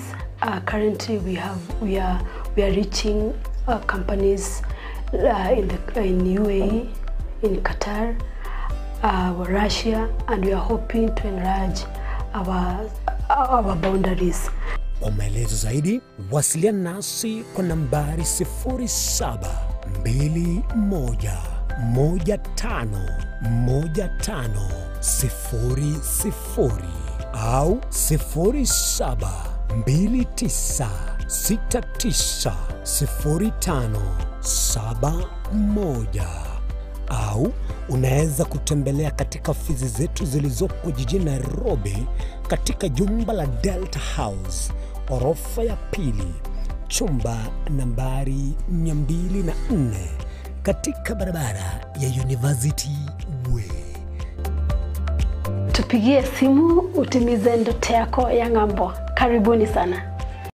omwancho muri bwa Nsoko TV igetaseni Gen Soko TV ibwatira senge nchao kokoretera amang'ana amaya ayatabwati gwanchero ko rwonsi korime yagusina isiko yagusi to kubekera tene ni anyare ko bakawateka atabwati gwanchero bonda bwansi korwa se ebunge ya Kitutu Chache South Meye County ya Kisii elietariane Caroline Mausa korwe county ya Nyamira elietariane Steven Embonde korwa se county ya Kisii elietariane Wycliffe Orenge mera na inche Dominic Onderi Nyabuto ekenanya gukoreta amang'ana amaya ko ritukira Jumatatu bakari tukira Jumapili Cheni Gongoro Perpetual Machin na Nyora Netrobin ya Nsoko TV oboroso bomogusi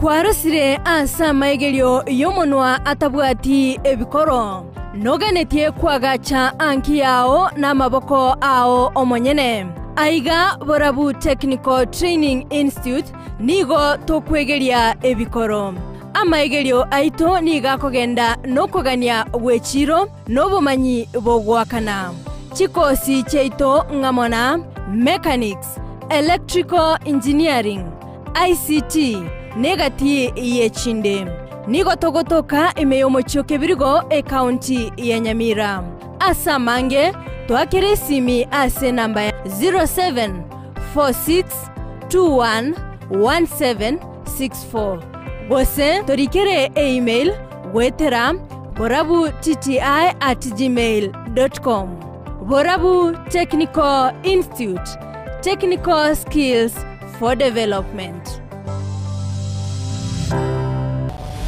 Mirna na baribe chinguru erikwe manyabo na wata kurutana nya chense Frida Kerubo, Innocent Onyango, Clinton Ondigi, Diana Ndemo, Ishmael Mogere, Linet Nyambane, Daniel Omwaga, eke nakige kos kiamesa yamangana maya. Nugalite printer a photocopying machine go setone tago chande asobo kolegi buao ika aseduka Nairobi copy machine solutions bwenyo rech machine ao chigutumekasi chobese na bwega chinsemo choboncholia ligurito neliokokera nigoto kobera ekero kwagurire nigotugutuka samagacho atembo house lirongo liya kabiri erumu ya kabiri asebara ya Moi Avenue katikati iyo mucho Nairobi. Hapa tunauzanga printers, photocopiers, desktop and toners for school, for cybers and for the offices. We have black and white, we have color, every A4 zote printers, kila kitu. Karibuni sana. Samange twakeresimi ase namba 0700259909. Mwanchu murigeria bwa Nsoko TV bagakwana bagateba chisemi na lichikoribia orobebe egati ya bari babwate na bari batabwati ase ebisako au akene rure nche Clinton Ondigi gwetera segeta seni kiago gia Nsoko TV gochiko komanya onsi eya mase yamo ali aenekiwe ali arobere gochia kwenekiwa ase sector yechisemi kurigase obugatagati bo mocho Nairobi abegochi county chonsi emerongene na isano nebere ase ense ya Kenya eliokorigia komanya na ria ya agendrete ase sector yechisemi.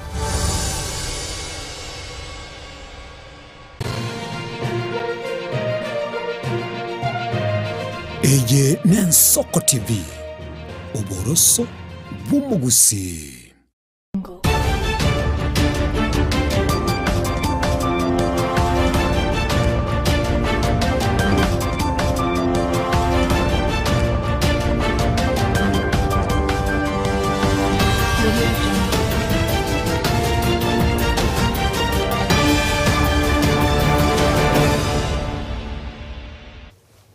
Karibu sana na ino mwanchomo ligereria ase emambia yabono chiatigere chidakika ange ikomiga chirage chinsebere chiabono mambia imenso ko TV boroso bo mugusiki tukoje gusanga asubwamo ne Jumapili emambia eyege karatora sensemo yechingazeti gatokonya ko ligereria na nara lyaya alia alikire ntwa ligereria singazeti eria The Standard na ende na kire byataso singazeti yega ya Daily Nation emambia yabona kero ligereria ase page sikonaro epichenene kiosekerige kwanire asobwa mambia bono ase gazeti ya Nation nero yege kurukwa na Sunday Nation Yes.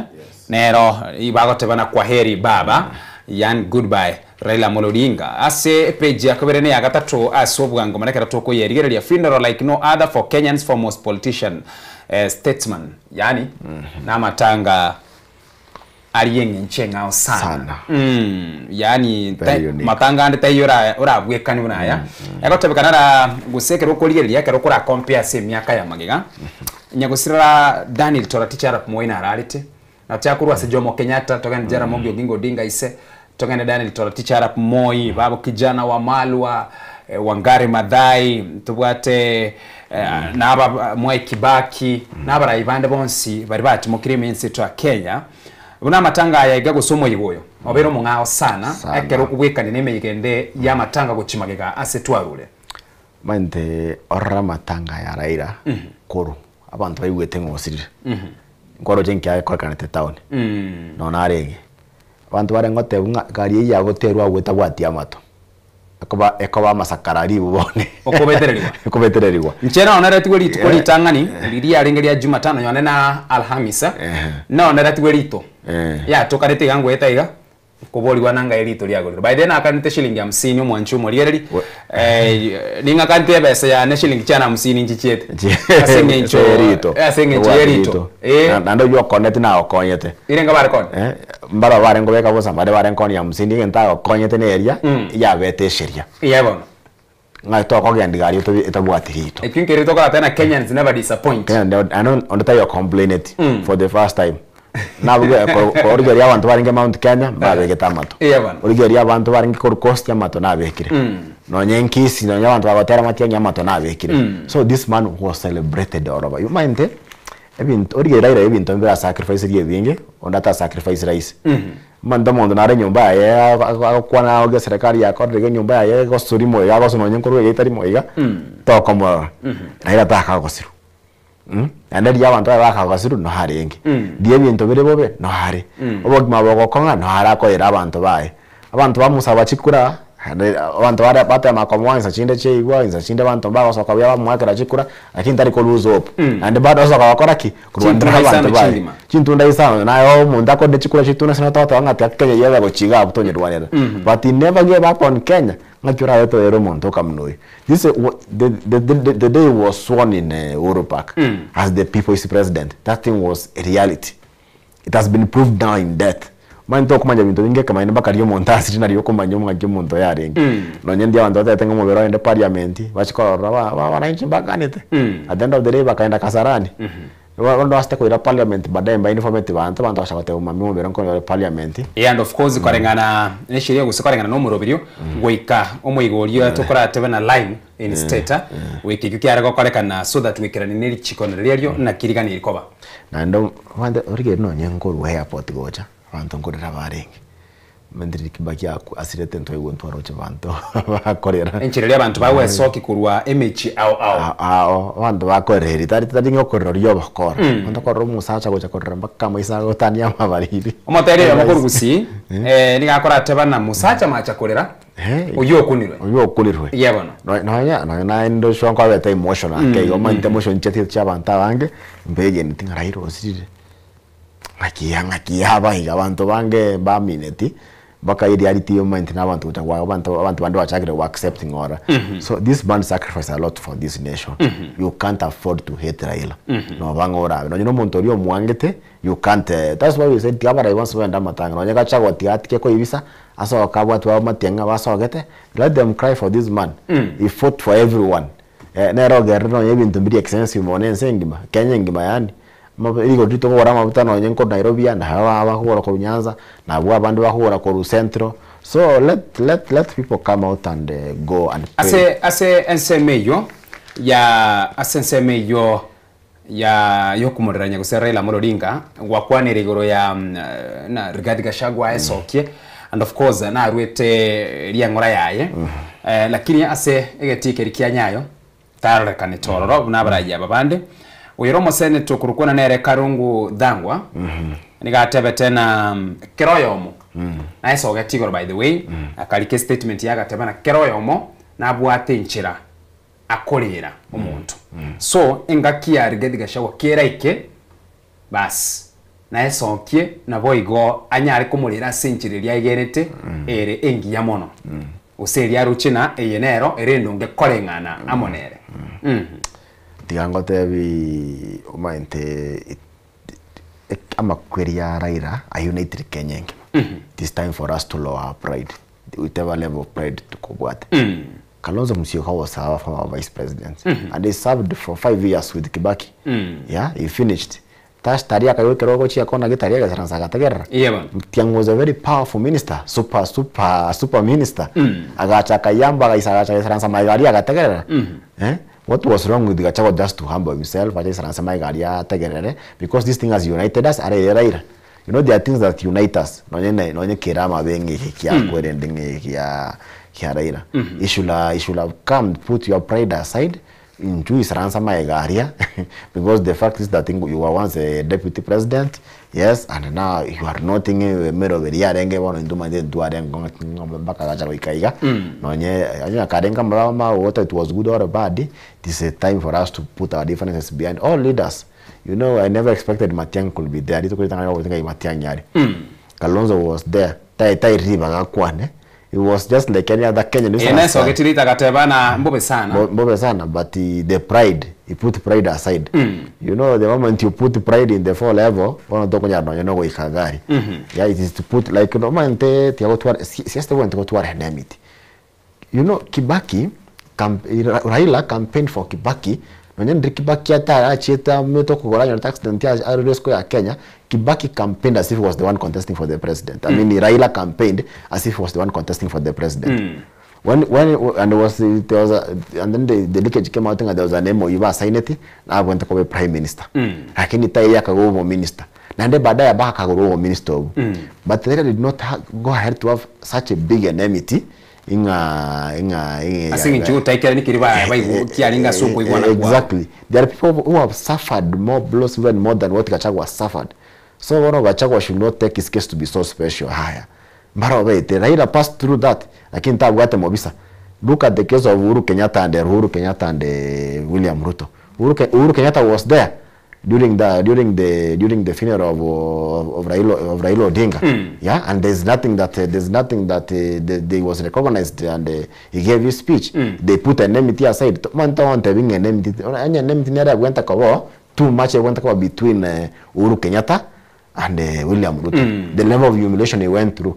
But those people put their differences aside. That is what we call the sense of maturity and putting pride aside. Okay. That's what Gachagua should do. Should put his pride aside. Achari, the pride will not take you anywhere.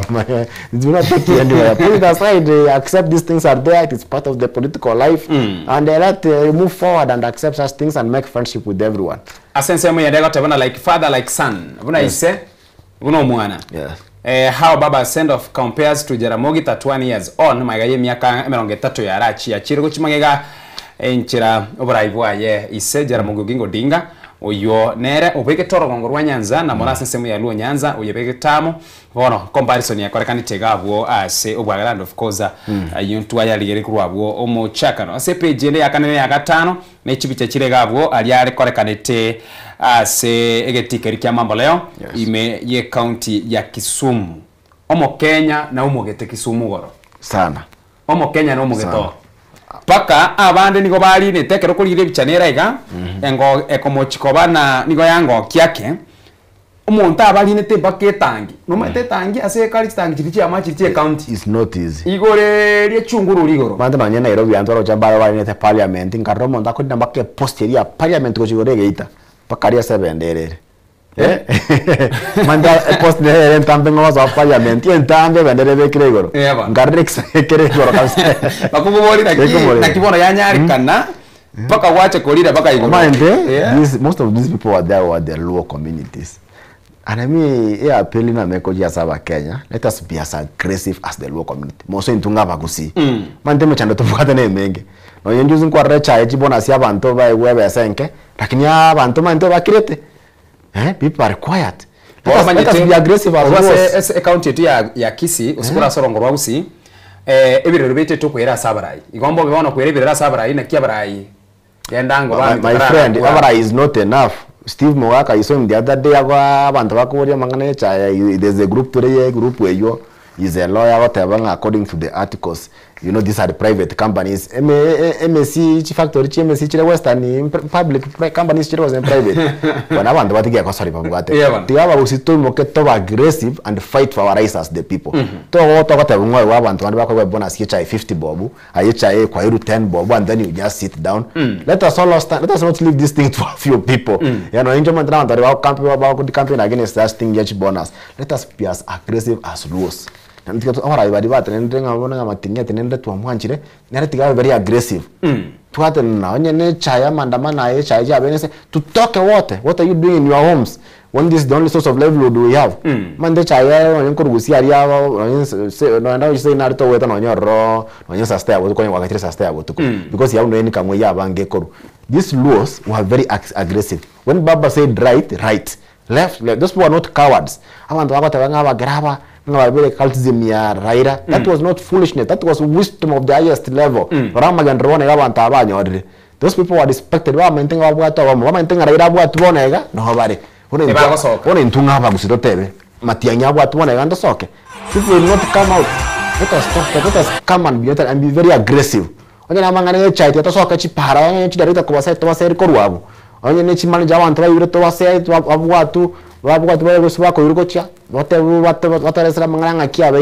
if we keep quiet, we will go nowhere. That is a fact. The level of Yamaganda is because they are very aggressive.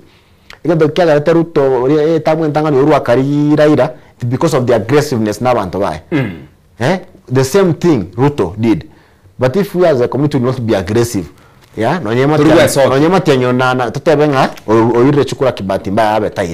there's no one who will call him. It's the aggressiveness. So these people followed Raila were not fools. In fact, I recommend them. But when cultism, it has helped them. But that togetherness and that aggressiveness, people from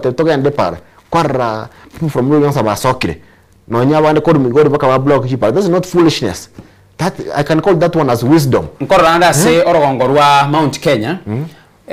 Ibiasara byaba kero kindi kyonsi especially na nige ntigete ko muchuko na ibiasara nkoro lena obomombole kere kirasa mangana ibiasara nonye taka muntu gochiesa nige ndo kuni ibiasara nonye ngoro Nairobi ya riba ibiasara biko sare kana Nairobi business community abantu kama yasi bakoro swa isoki sana lakini ngotebera if you are not careful as the community tutabaki nyuma sana.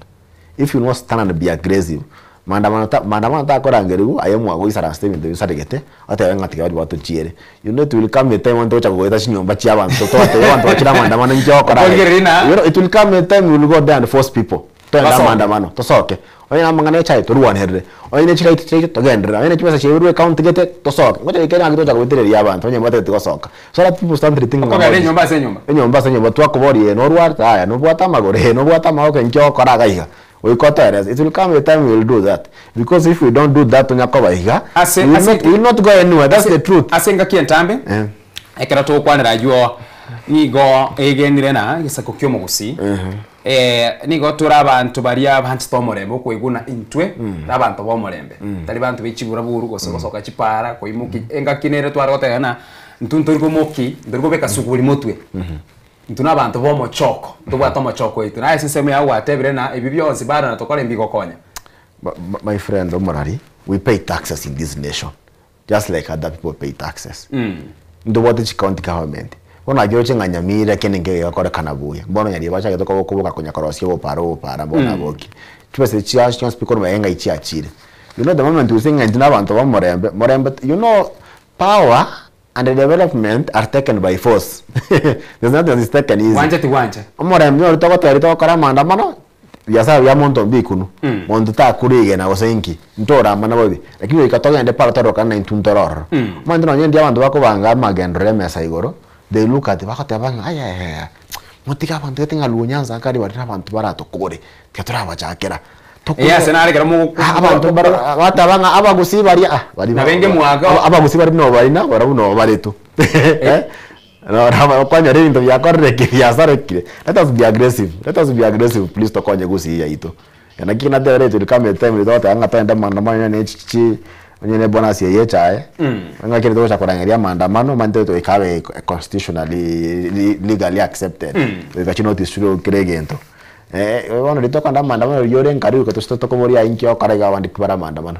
igasokoboria maswali ayo because you know you are fighting for our generations ndobuga ati kameri kende kego tokonya ndobuga coffee ngoko yare byagusi amotoka you don't have coffee is not doing well ngitobuga ngitobuga ati gusi account government ora menyere and account government into yemenyara nki imbarengera akonya ase ense moyende ekero tokonya gukwanira guo ase page eri ekomi kango ka Jaramogi Raila to rest by his father side inige tukiriki nchomono emambi yabono akero tugokwanira se nyagusera Raila Odinga sago tindekwa bwango nigaganirwe tunduka ntumaite na muntu nigoganirwe tunduka bosi we nyumba yabo no koboko nkoro asuganire kubekwa lakini akero kolieria nyagusera Raila Odinga nigago tindekwa chimita isano kurwa sembera yaise ekyongi community omande itwa mani chimide cha tembero to etiaria bana nyantra ka umwaraira twarenga abantu baba sirenga kibakro ni gocha gocha ande nchira okora babwate cemetery yabo kire familia se bakoino manti inere familia kwa moment amatoka ya bimira miriko bwati bimira miriko bwati kumono nyuma industry rocho nonye totebero nchekeraza mari mo manda chakira okyabwango iga cemetery gocha gocha kwa serikali ko ya mari mo cemetery yo montasire oiru because the time to kama mambare mamunya ko bagata koera so the Raila being buried close to his father has a great significance. His father, what he contributed during his time, may also be the same as what Raila contributed. Raila took over the mantle from his father. He never disappointed. Yeah? Jaramogi fought for that. He never feared anything. He was fearless. His son Raila took over.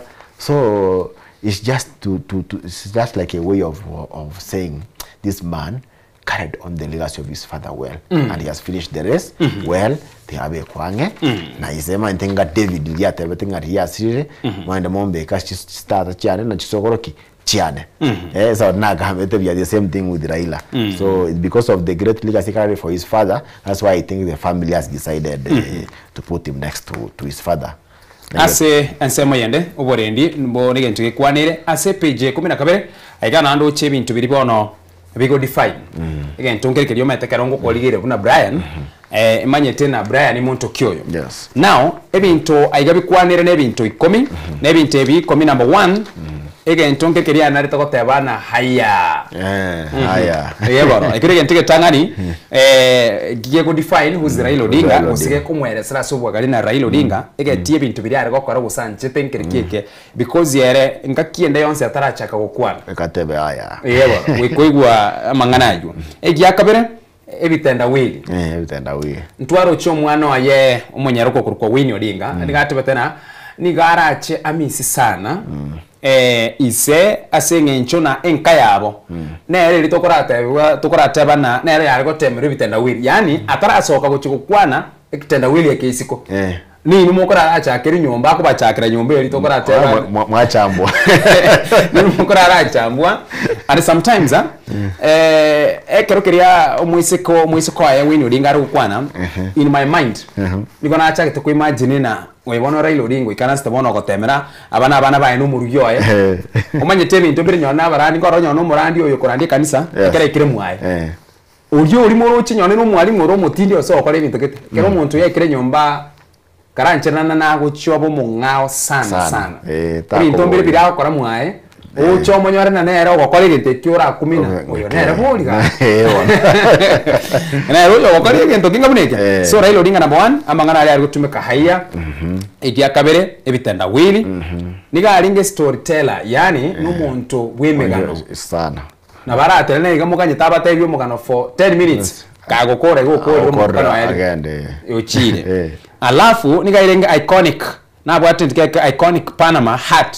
egofi na ndi twaro ri egofi yeiga ndiganste mutoko chukana chi Godfather yebono ntwaro chinyone na yemo eke ase ngakieria kwa akwerense ya India moise kwa na ikana egofi eria na ndi yari ngase nyayo na goronto yero chino ibekire ase sanduki eria alafu again tukene kuna fly whisk kune gento kende kwanira gwikerie bosugoni boria yebona kiria bagere banste ko koreke mira bacha bata ne bile chono bacha basa yebona alafu gento kende enchira Raila Odinga argotenga a dancing style ya era bwate dancing style unique nonye kwaro kugenda nyone bono kero kwa nase mitandao yekerero paka abantu abange bayigete bakumwiga chireria ariko tenga because era tabwate style nyinge chotenga yoka bwate nere yoka nuyo kurukura nere Dr. Freddy Matiang'i nere na ruchena bwate ya nere mwamunyo warire ya abwate ya mere unique ere unique eyo yondera kiaringe ya Uhuru Muigai Kenyatta Uhuru ere konyaga harenga akere ngote maringi mbona amatuka ya chenjiri agutumia le sign yoko ngono so Raila Odinga na dancing style Matiang'i twatebera nena abwate ya ere very unique oyo kurukura nere onye Ruto kari konyaga mono nera kumachukandika mneri ya Raila tamani konyaga mu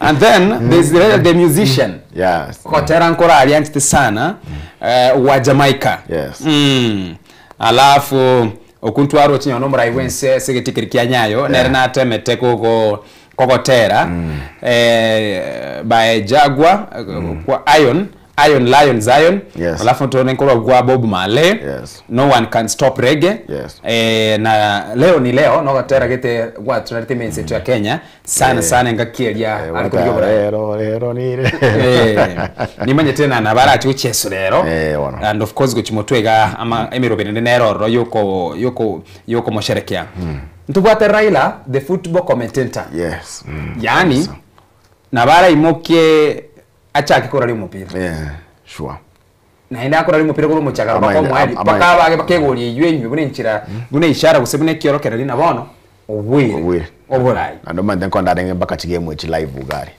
watch and then football teams egote Raila Odinga niga stage team ibere korwa ibere paka rero iga number 1 ekera tukukwanire minsi ya Kenya team ya Gor Mahia onyura na rekonyore patron bono ntwaruche Eliud Owalo muno mugaka ati mugete Eliud Owalo na ere o tigwe egete kibono na kubekire guto yakobe patron osomoteneneri asabono team ya Arsenal na era ntira seke getambe sana na richukulegoro anigo aba Kenya barucha se mitandao bago tumo kubori kuchia se club kiasi naona ga kimwari gwancha igoro Arsenal ngo chesa yarenge mwari gwancha mubune nchire ya munyo kwa Raila Odinga esko yo mwari gwancha mubwe na ndeke ene mbabwete Fulham yarenge 2-1 onyengu sintwaro cha abantu bare ngotera basa no kabisa batera ta kabisa igoro ingege myaza no yarenge bagatera Raila kabisa bwana alafu ile tandira na tukutumekera kuna Joey Elio ebile bintu 10 ebile Raila Odinga amanyikaine amonere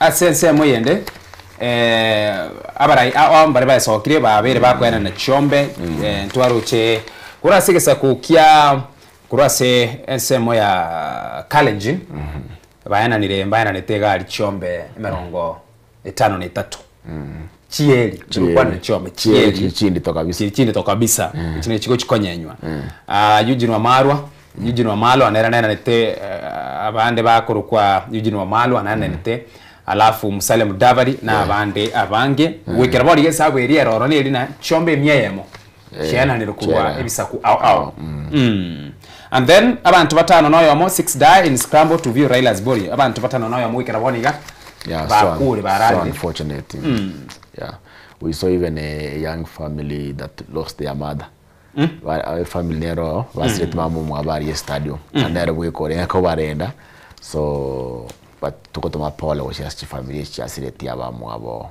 ngakibare nkorro mubero Raila erete riko kubona Joey iria Raila Odinga agotumikana Joey ni iria talibwate emana use origin yae emana yae ne elina talina ne chantive sana ne ekiri muntu aratebe na kina usana makwani kolende ne iria taligotumekwa go describe umuntu ne ngenchel tokotaba are respected but ya no muntu usikire ne iria taliesiko ene sana nelio anarete tumete sana gutumira mona matanga yakwenda ne agachire chiaro chiriko zegendo-keri whatever Joey elieta liesiko ainaro akwanira singa zeti yega and of course ne chinsemo chance oyo monara iga ase page yo mwereka tokolera agoteba na Raila Odinga singinchio yobwanchani bwayo bonene sana asensemo yo mupira oyakoro kwa Ambrose ole boigo asubura we club usase timu ya Gor Mahia Ambrose Rachel gotebekana niga ari kubuka ekimambia korengana buna kweresa matikero mona bwato mugano Raila Odinga no who is Raila korengana nera niga gotebana Raila Odinga no muntu uri kuboka ekimambi na bara boke mambia chake go discuss igoro yo mupira na ndigoro ya Gor Mahia na andare very serious na turi kumurusio na ande ali ngo muameri sana 70 sana lakini asinchira ere engia ainaro arasinga zeti cheto emambia bono na mono ase aliali kira page chance pigo chakira page ntangani weke yo mwera singa zeti chiga engazeti ya Nation ama engazeti ya Standard emambia bono Imien Soko TV ovoroso obuo mugusi and of course nugo siomeria sininiga nse chidakika angeberega go seisato and then kurwabo ntoira neto swase nkwana yeto emambia ya bono ntwaruche Winnie Odinga not Winnie Odinga kwa Ruth Odinga mwisiko mwabo Raila Amolo Odinga igoro kera ari kwana tebete na nabasaye kegolie kega gia millennium nyone kegolie Gen Z na negatia abantu baria nyone barusi ya Raila sese mwende kumbe bamutagete na inde lakini baona isenge ekera achire ali bachakire korora obuya bwaye omante aitwera nele asabona tokwerana koya kwandira tole ase obwagareka tokora baseka se seme yichinga zeti mambia bono and of course nkoligere toro moyigo yega omugimanaro naralia arachio kwalekana ase rituko lya lero nabo tradition na lero kemira nkiroro kelia ntubate bintu bitano na bibere tugochio kumenya mambia ya bono kurwase egesa kukeria kyomogere ekemira kurwa rituko litangana kero muntu akure kumimba bwata malieta mbali uno muntu unakwa elietandire genteke gekorokwa una tokonya gosuka paka rituko lyo mwerio kerekeria goche gutinde kwa na inde mbara bibari bago chibatigara omuchikumbe mpaka nambari bago tigara somuchi ugosibya go cleanse omuchi abo bonsi tuchyo kumanya emambia bona Soko TV por sumo gusi tobare ne TV yawo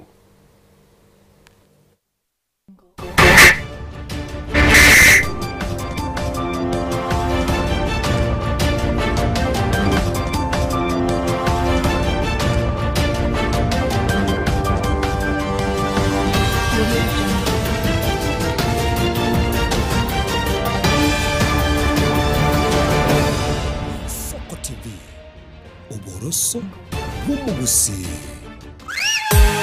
ayetata suka ayebaba suka ayigase itosuka Ouru Superstores yene duka mabongia eduka wetani eduka ekoni bintu rwanchaga guchakira ebyo bwaga kibuna amabati yechigeji obutambe nechirangi ao ayukwerorera no gwechorera se showroom yeito chichuma emesumari chirangi chitangi chamache no kwana togokora ngurukwe marire ebitunge tyobuleme buna chimbusuro noboyo ase chindagira ekenikia getagwisirwa nkondithira maguta y'eching'eni omochere esukari echumbi n'ebintu binde binge byeduka tako na guchamachama na gutabataba gokenakena naria kulijeduka suragure byonsi inse yekiramekemo asedigurire inse ikaseduka ya Ouru Superstores asomo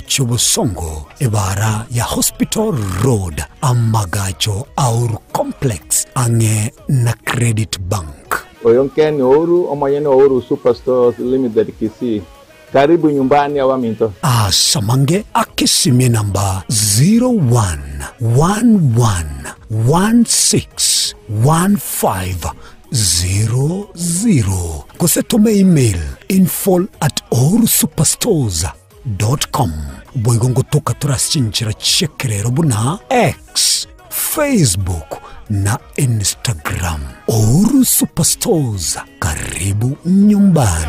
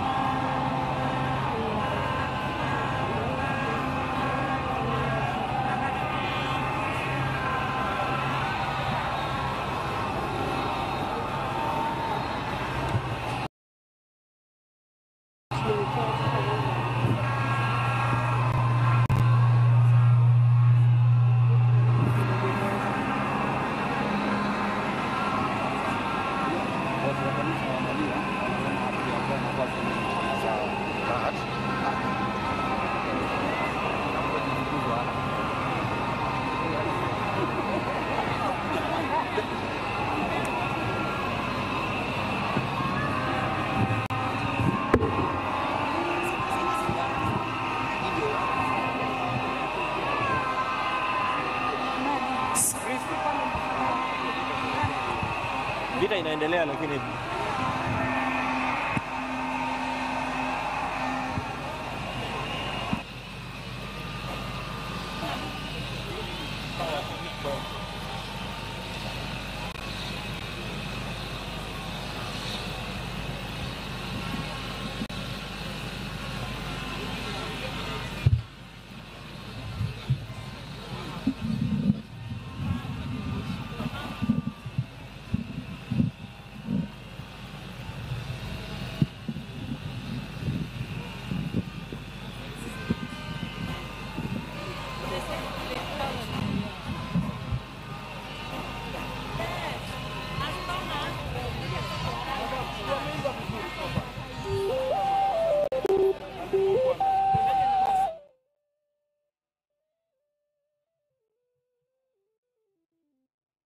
Mbiyamano mwancho mworigereri karibu na inase nsemo yiga ya gatatu chidakika na 22 igure chinse ibiri chabono mambye Soko TV oburusubu mu gusiamba ngagendreta okorekane emase mopakase county ya Siaya ali nsemo ya Bondo asumo yigo monene ogokorekane mambya bono guchakira chinse satu yigo muyigo ingo chakole kole na sabono abageni nigo bagendreta gwika asumo yigo yega gusase sabali yo mwelio yoko mweni nyagusia Raila Amolo Odinga omugakora ali kadiri myaka 53 oywo orachi gutugutua lero litukulia lero yani gagocha magega ye will gosokugani kwaye atinde kwe inse ya matuko atato yani chinsa 72 na ibono agochugwikiraniwa rituko lya lero lakini korengana ne committee guse kamati erie kubanga umuyiga oyoiga umugima nigo committee guse kamati eria inse yo mowaziri noti mowaziri konendo mokonyi bo murayibwense Professor Kithure Kindiki nigatabetena amatanga gako era rituko lya lero migende nere egochia gokorekana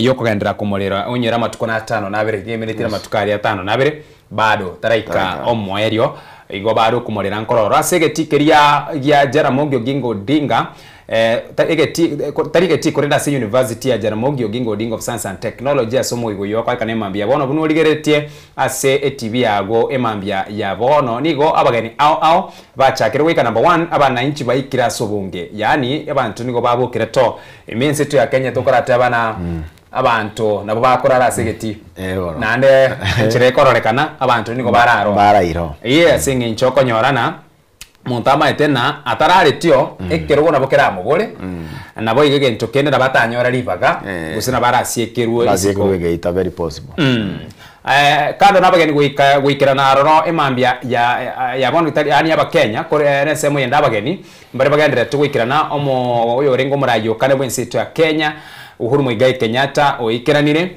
abagwaziri mbalimbali bayikiranire engakio mu waziri bw'oburendi bw'ime Kipchumba Murkomen negati abawaziri bari mate gwikabara gwika mapema sana eka singe nchama ngana y'oburendi ntwarari ya segetikeri ya Kasarani akaminyoka sana bayibangete buyariria lakini they learned from their lesson bono goch motoro che bindombi yabire igo oborendi asensemo yende negento giatingiwe sana kiarigerirwa abasikari abarendi nigo bawumoire kwanyakora kerito koratewa n'abarendi batito ko babange kubwa bananchi kene kigia korekanire ase ensemo ya bondo emambia ya boga ekero bona abantu bachakira goswa buna twateba abageni bari wekana nte nigo baraire asemiche sichinsemo kirikire ange nenkayaye Raila Amolo Odinga oyo ole nyagusire ke tukoje kwandira yamambia ya bono ntwaroche ase elite Korea Alhamis ase gitikia nyayo chinkwana nchare ngaroro umuntu beko kwanete ne familia na raya etuye nafasi ukwana alafu umurayo karibu nseto ya Kenya mukonyi umurayo wense na kwanete lakini era nigari kwarigania alafu no umurayo wense nabaraya babande barobwe babena nabaraya batichinse kisiko mbaye tu nafasi ukwana nabo igase nsemo yende no nyina bari ase ensemo ya opposition ensemo kwa serikali mbaye riba yakaranyane Kalonzo agacha kuraramika nambara ya babande bonse piku jumla onde tayo tu nafasi yogo kwana no nyani goro ase county ya Kisumu mangana chinkwana nchare eri yarero kieko kagerete nenyale kanena inde murobiri ochiko gendereri woigo usina beranya alikana barai bakeiga baigwe nafasi gokwana kumaente mbuya barai bakebaigwe nafasi gokwana esa ori ndotegete siasa nyinge bono manya siasa ya bonto nyemainde kawaida amangana ari bahosha batote lakini usirera no mwana siasa orenge ikiemire tina wiko bana siasa bakwane as much as yogo kanande okati abana siasa gete enamba gete mbakwana baba wendo kokwana for example the former vice president Kalonzo Musyoka that man sacrificed a lot for Raila Odinga 3 times to the extent nonyari namba 2 tairi yerio mwe Raila koboria akasacrifice mpaka achiko akatikira mata he sacrificed a lot for Raila Odinga. If there was a true friend we can say who sacrificed his own ambitions for Raila, Kalonzo, those people should be given a chance to speak. Those like those former people, like if there is any vice president who was their former, some former ministers who worked close through to him should be allowed. The last person who worked with Raila as the running mate was Martha Karua. Those people who worked with him should be given a chance. Manto na igata ikoranga ngauru na Ruto na bako regas mo no kubwa wambara bako but also you know with the politicians those who are planning this program you will never know what is behind their mind so dia bande bata banga twanchirete na para kwane siasa gete na otranchire Kalonzo akwane mbaka abantu badanga Kalonzo bori nto gwenta koira ni dideni na boyo nenda boyo munganera aratene na kwane bono manta ya banga abana siasa na bange di bako bango morogadio but it's my wish all leaders who have served this country diligently, together with Raila Odinga, let them be given an opportunity to express themselves. Kalonzo no murayo ito. No nyema tiang no murayo ito renge. No nyeka chakwa tigacha na yara wokiri baga akwane. One enenga kitu aterenga enmity should be put aside because the death of Raila has united all of us. Let them not restrict chinkwana ngaba tegetemba akwana no. Because the more you restrict mante diversion era go chiko social media ego divert abantu kurwa samanga Raila ngeri ya Kalonzo ya divert yo manta bantakego ngakiata quality sacrifice dalo nto tuzo kamne bibiri na reko manyite na asingi nchumu ntoko nyara kwata afuasi nabo abafuasi baye gusubira ba kumubwatia baratebe na umurayo ito olini rwelibaga yokwana trochi ya dawa tire bengari yabantu kurwa saraira kuchia second tekyo so those who are planning this program I want to avoid at all means anything you should avoid attention kurwa abantu kusibi bengari kumonia saraira koiranga let them be given a chance tiawatire tota benda mwamuzi okay asense moya ndekera tugukwanira ayonsi bosibo bochoryo bonene bo mwaka wechile fibere 2025 na ibere and of course aseke goriye ya Gen Z kereke kwanyagiye sokiri kogikeri oburayo bobe bo murayo bono William Samuel Ruto na abange kwanya batebera na aso mwaka wechile fibere 2025 na ibere na gekogera narrative iri rorona labda na beranya alika no murayo bono agera sentunda ayemo eri narrative ayemo eri akorengana no burayi na kyumurayo robisi na kyakora ebintu na kyakora insi na nkike yagendera takokora but ase ensemo yende yakabire ntumanye temi ensito ya Kenya kero muntu kitarari nyone no murayi osiro muntu gwe familia untanaro gochoigwe kurerite kurukwa na sympathy votes aso mwaka we chili fibere 2025 na ibire nenyare kane aso muntu uri ora chigosoka maybe ora chigotenenigwa kogenderera labno nyone kiama kia ODM gose kogendereria ulibona ora choruna ki mugaka na ararite lakini wikomontabo wichurige koro teke abo uri ekero kyo barayi wense osiro ora chigotumeka serita liaye nenyare kane nabantu bachikonyo ari birugo wetera se kuri yege kurukwana sympathy vote eitwararire naende ebwata chinguru sana sympathy vote means eto ya Kenya na bana babunge mareto mae tena talina atiniga campaign it abo toto niga etwe kuri yo senge nche yake sympathy vote nenya rekana ase ekeroga kenene no nyene biroge bibinde ajwa chiko korekana generation yetu bwateri mabira mose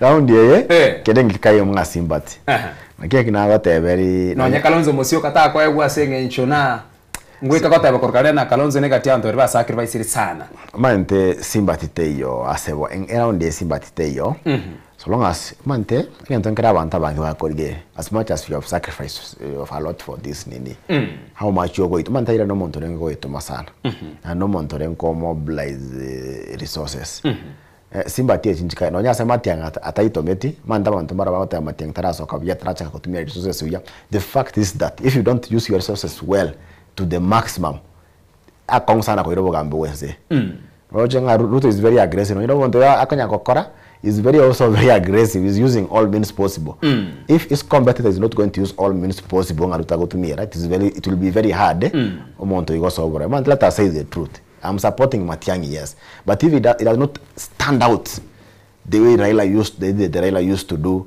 the way the Rutos used to do asa abantu bwanjite sympathy nero na wera aboronga na korete gasiengia it will be very hard for him to come to power manten tu atabetwe even Raila knows power is taken by force so it's not given ngabantu bakorankiri no wikabwetome nga into torabaguzi mantu aterabaguzi ntori aggressive mono ngegwenda tamante ritocha twakwaneke manege ekoroma no nyina abantu bari barase Matiang'i tikaba mu advice let him be as aggressive as Raila was if you not be aggressive he'll disappoint this nation and that's the truth mante abantu bari bataka manege yakwanu totaka twanya mantu montanaro rocha sabe ocho kasengoro ime montanaro gocha bono manta bana siasa bari bataka batego montonya wote binga hango tuhikiro right agende yoka yenkira kinyero cyo sabari mbuyere ugochiko kwaneke maene abantu bakorama that Matiang'i be as aggressive as our brother Raila was no sympathy yerache no abantu barata this man is serious tikatokoreki tikatomo support for this time there's no sympathy my friend sympathy tekayo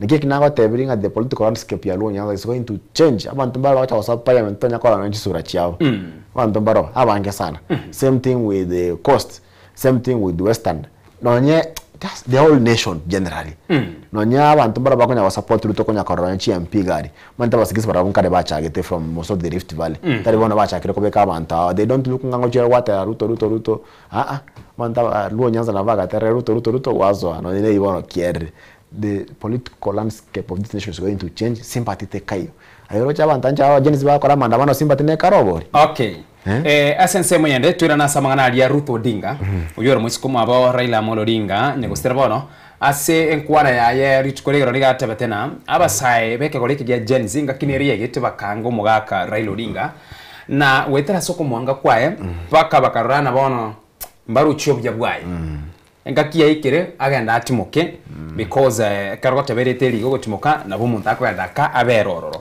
lakini bono engakie buno mugaka ararire na libono bachakire korora ubuya bwaye mu rubyo bono a narrative gose nkwana bona ya change litangania yaringe no mugaka abange watonyarire wakorireke ebinte binge sana amangana manga akwanwa inseyege kakie myaka ebere na bono bali bare kokorayo bono bairanire umuntu uyo change na kiora kwanira mangana Obante when this came out marengo pinge binte binga bya serikali yeye onga kiyo mugambi omurai Israel ambachete bakagwata nokoboko na Ruto Obante asnara baga kabago chabara tari corrento abanta bakengana agote so dia mandamana na agency tarengo sorry this thing could have torn this nation apart and if you look at the aspect why most people take trailers because they expected them abe SID abo tari kwanda serikali no tuare vision gete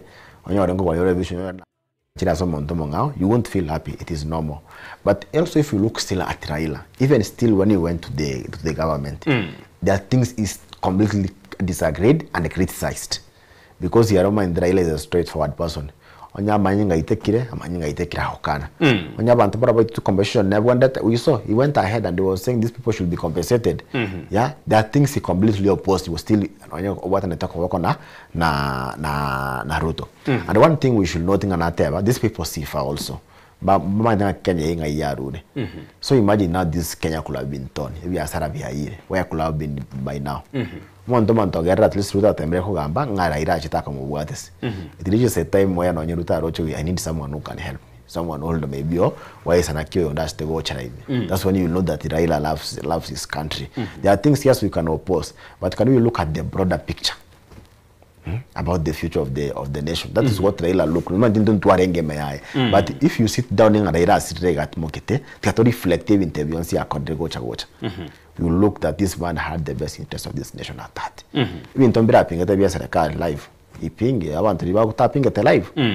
I get as I got the name I got to take a bunga to CDF Neyaki. The county government, Tekoregasi, Johnsipi. I won't go once by mopping that in the Namaonia, but the president has been Jarate, Agasaka. That is a man who has independent views. Terminating a Yara Sarakari without Mokwana Mangana. No, he had these independent views and they used to say them the way they are. Man, getting a Baka Pingas and Canada Tabake and the Shekebono, yeah, good because they're getting that inquiry in the careers of Yare. When you using a touch of Korea, I want to bat everything. But people don't know that Raila is a person who has an independent mind. That you are correct to nice or more what and rock over. Birago pinga, Birago. All right. Yes. Mwanchu moligeria, bura tukukwana emambia ya boro, buro koja koligeria bwo. Esabali ngima ya chakire aliase ensemo ya bondo muberoye asobekiraja inchirago cha kero koligeria emambia ya bono na bokorana chipipi necho chitangaine abwo chirichiaba nyanyembo na korumage gabwo chikali nchirabwo chia jeshi katikati no mubere oraroro elio kerkeria sabali bono ya chakire kubaga na ngorangora paka bachikwika Jaramogi Oginga Odinga because ya buno moyego yega omonene ogokorerwa ikobono ni sabali bale paka bachikwika ali nsemo ya Jaramogi Oginga Odinga mubere kugwa ikigwaroro bas omoyego yega omonyego chaka ngokenyere na nigo omoyego yego mugimuganire go chaka chinsa isato chabono mambia na lioganire go chaka kurwa bogere baka chinsa isano na ibere na kolengana abuna lirikana like kokotebya babwate kemira kyabo ne kemire keiga enkere kieke ekemire keriga kego chakira segete atambe sana of course ntubwate ne state barrio lakini ebintu nebinge sana bigo chibyalirwa kemire kyo mogere mbabwate egesa kunki mbabwate kemire gete na kerense mu kerento kego korekana nigo gekurukwa erieta gete korengana negesa kukyo mogere amatanga niga kurukwa seretere na liel a funeral ceremony ekurukwa na liel ase umuntu olyobo na talionde bwensi okoralia ina nsemo yende yakaberenge ncho sana kolengana na barabwo talionde bwensi okoralia na bono muntu geto usirire goika umuntu we familia na kigiye kogera tuaganyete familia eralia royo kana ki muntu Raila Amolo Odinga orarire. And then so the first stage eri entangani elio koraria buna bona Raila Odinga orarire nige korukwana Kelowak. Yes, Kelowak. Kelowak. Mama ndigoro mondongo baro mogere bone wekatokwa. Bono ya rutiriri bono twensi jumla tuyere bono munwa yemambia bono. So amatange korukwa lial. So okoraria korwa inero ekorukwana na stage eri entangani from there umuntu ganiri kokore genteke wikarwo umuntu we familia na bera abana no muryogo na bera mu muromino lakini egentu kiyencho umuntu we familia atoke nere okoraria amanganaya korwabwo egentu nkeregia kabere gekorokwa na because sometimes nkobera kunsana kwa agree osegwanchirana na ekene umuntu oyo iga orarire ekero banchiranire ngochaka bare kubanga bono umuyigoyo igo mugima matangaya umurobiri oyo iga bwaba amatego chamo abaire nabasani go chamo chaka kubanga bona matanga nigo bakoyiruka sumo nuobo anyuola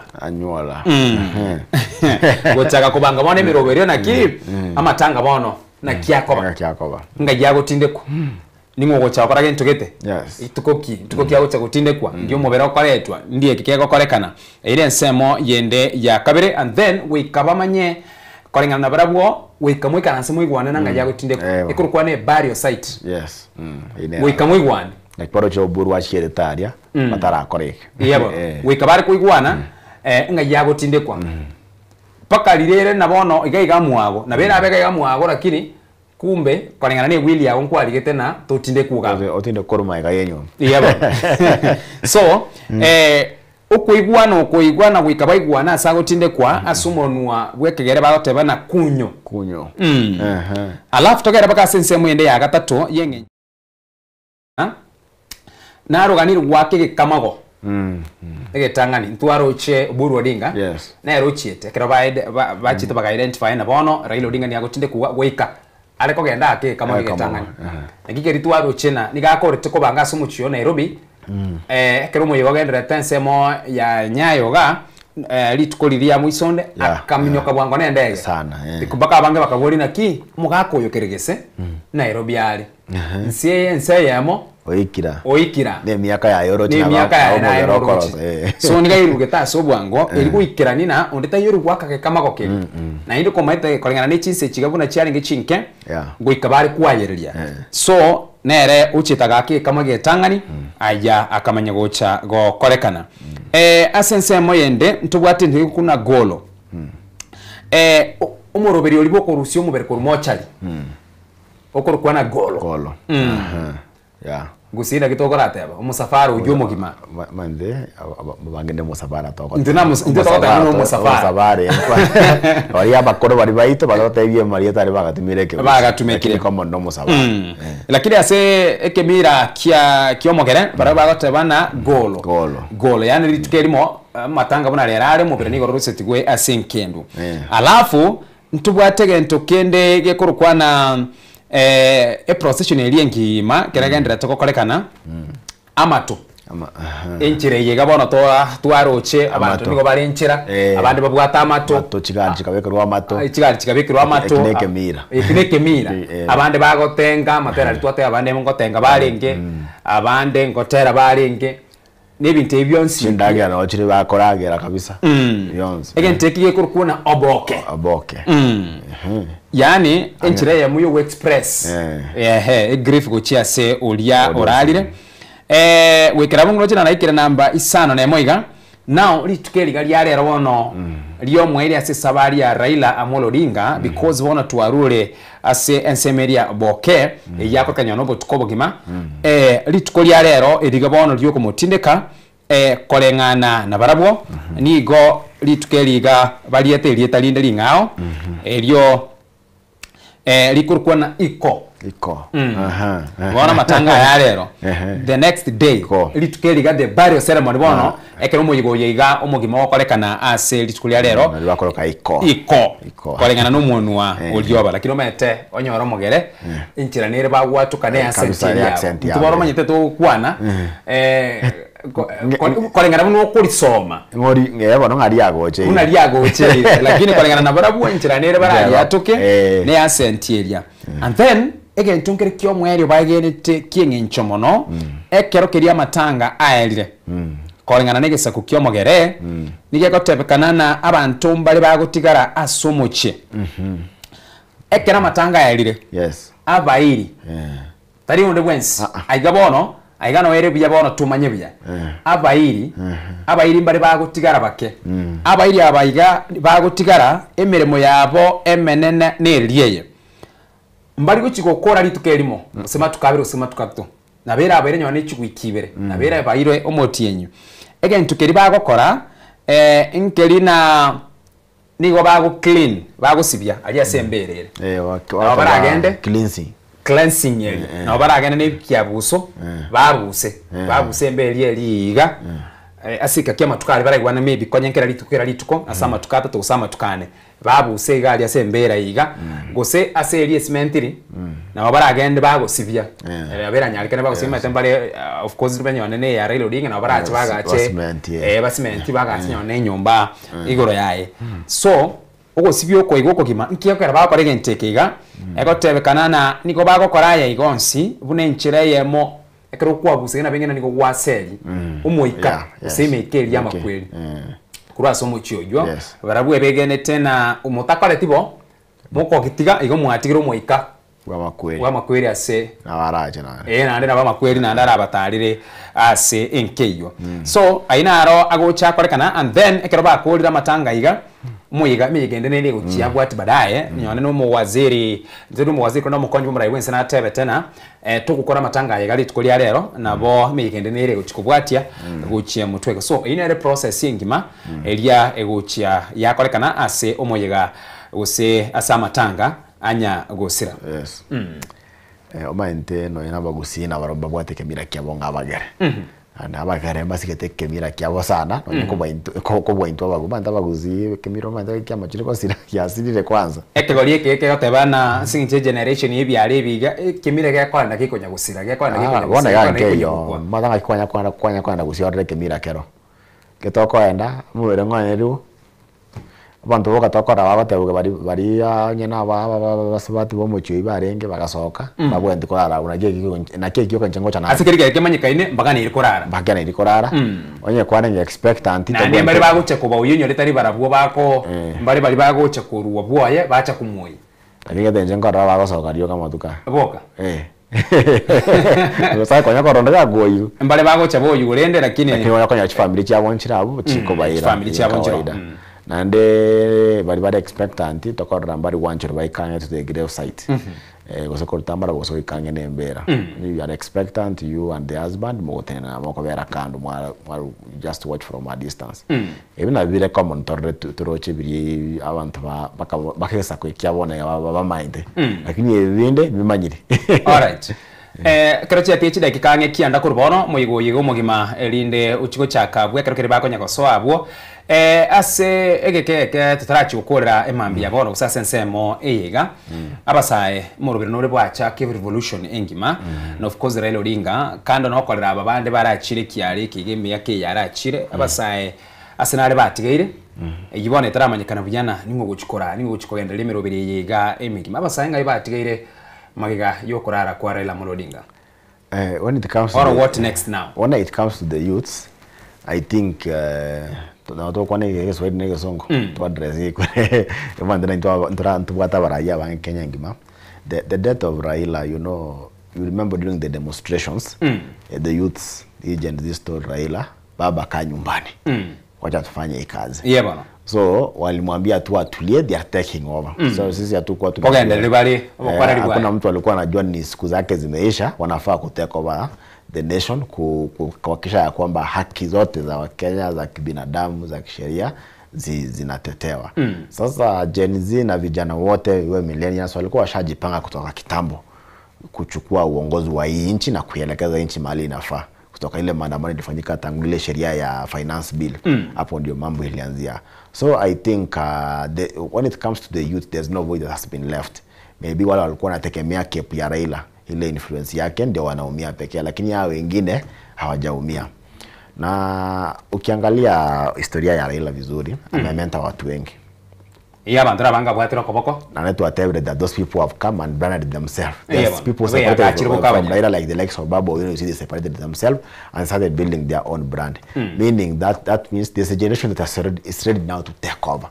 You know, there will be no void anywhere. That's why I told you that in 3 months to come, you'll see there will be a big difference in the political landscape of this country.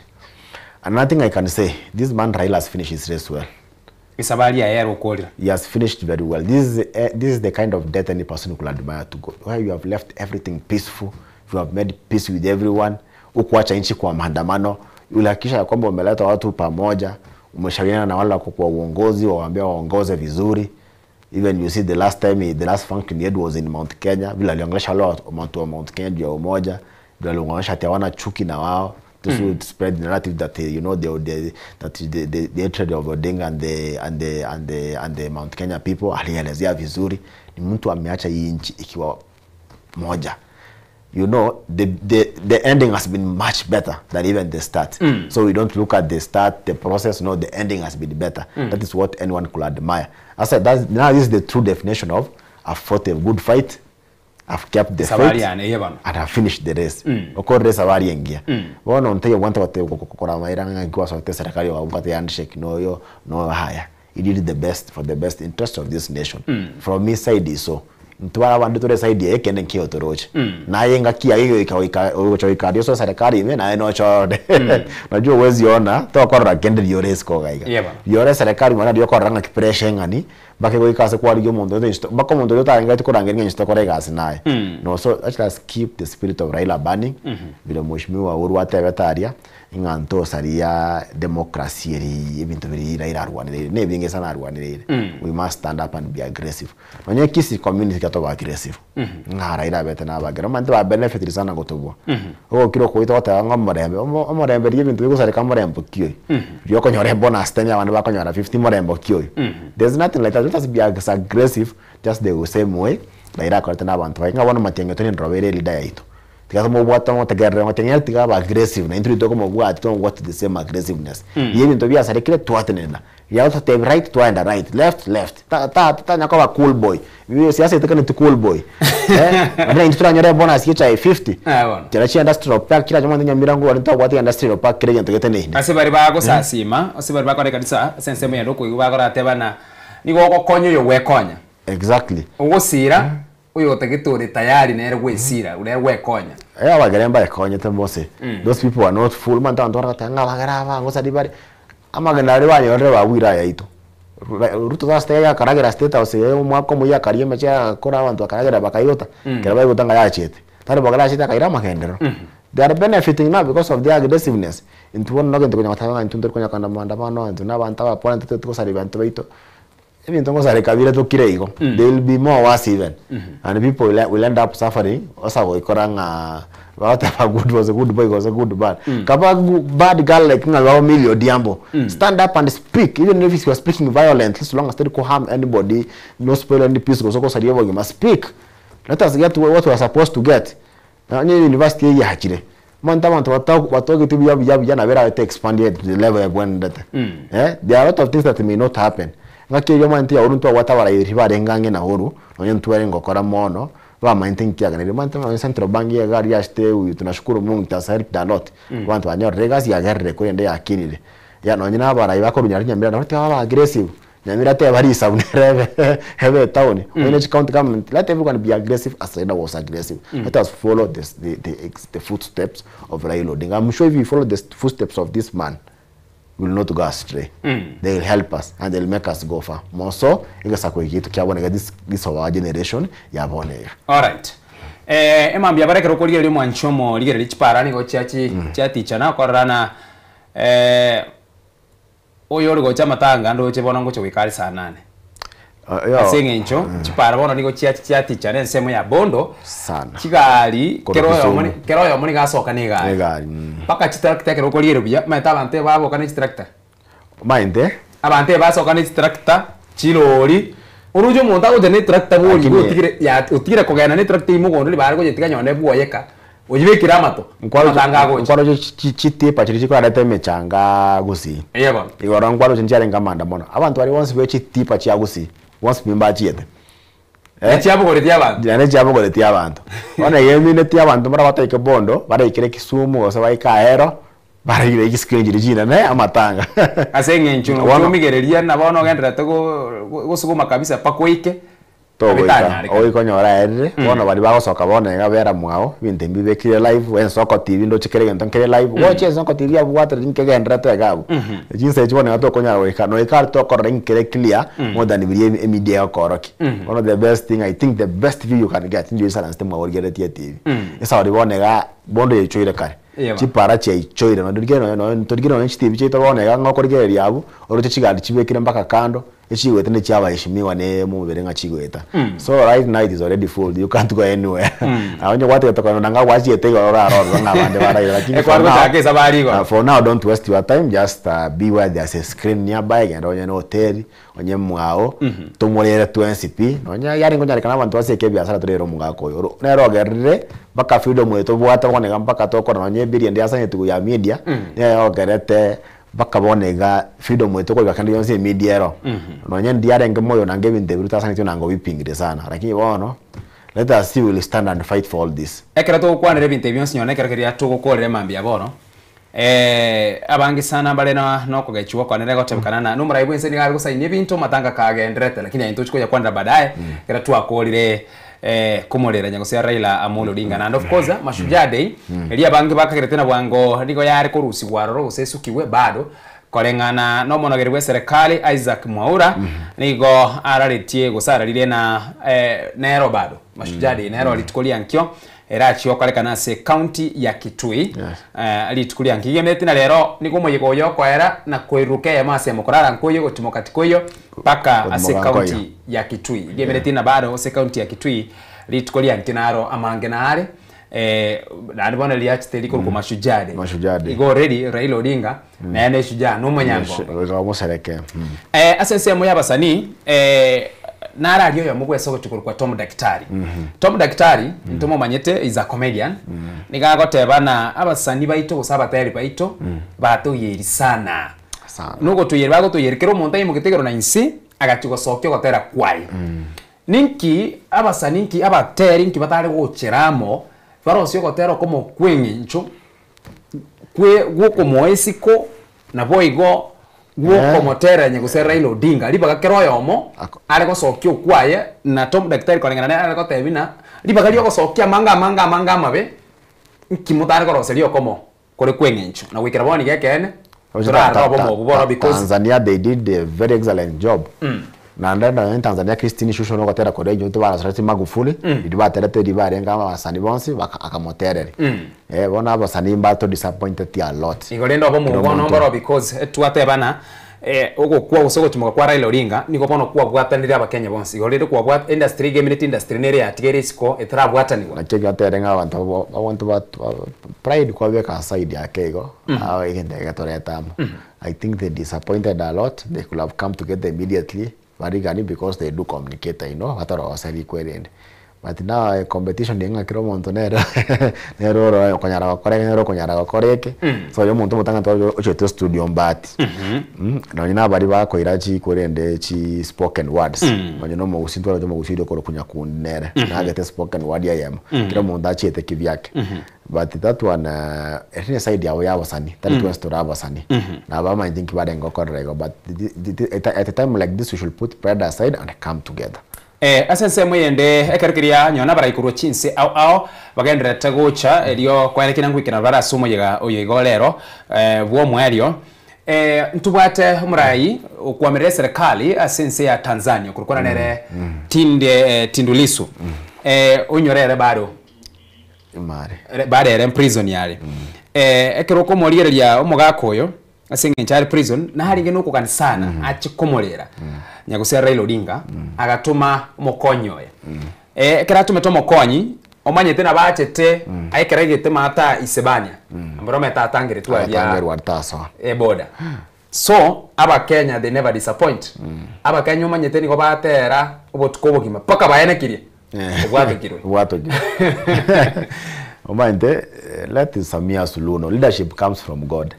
What the leader of the opposition. Only competition you get to go and another just allow competition to be there. You to get the competition talk on the way you push. You what the correct campaign.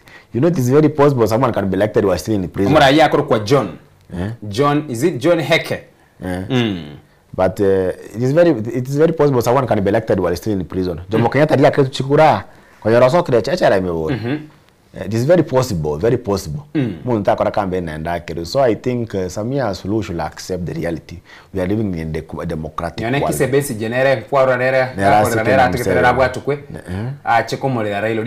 So this trend of these African leaders detain these opposition leaders is not the right thing. Today they are in power, tomorrow they are not in power. We are seeing even the former president of Congo. Yeah. It is Congo. He was given a Kabila. He was given a life sentence. Let this African leaders stop this kind of games playing. Then you are in power, tomorrow you are not there. So you know sometimes people forget they are in power forever. Power comes and goes. Yeah. So what they are doing, what is happening in Tanzania is very unfortunate. We don't support it completely. The same thing with Uganda. The same thing is happening in Congo. And all leaders should come out and condemn this. I want that yeah, we have seen even in Shangarai, the late former prime minister for Zimbabwe. The wife was here. They were very good friends with Raila, the husband. She came here with Ida. They addressed the media.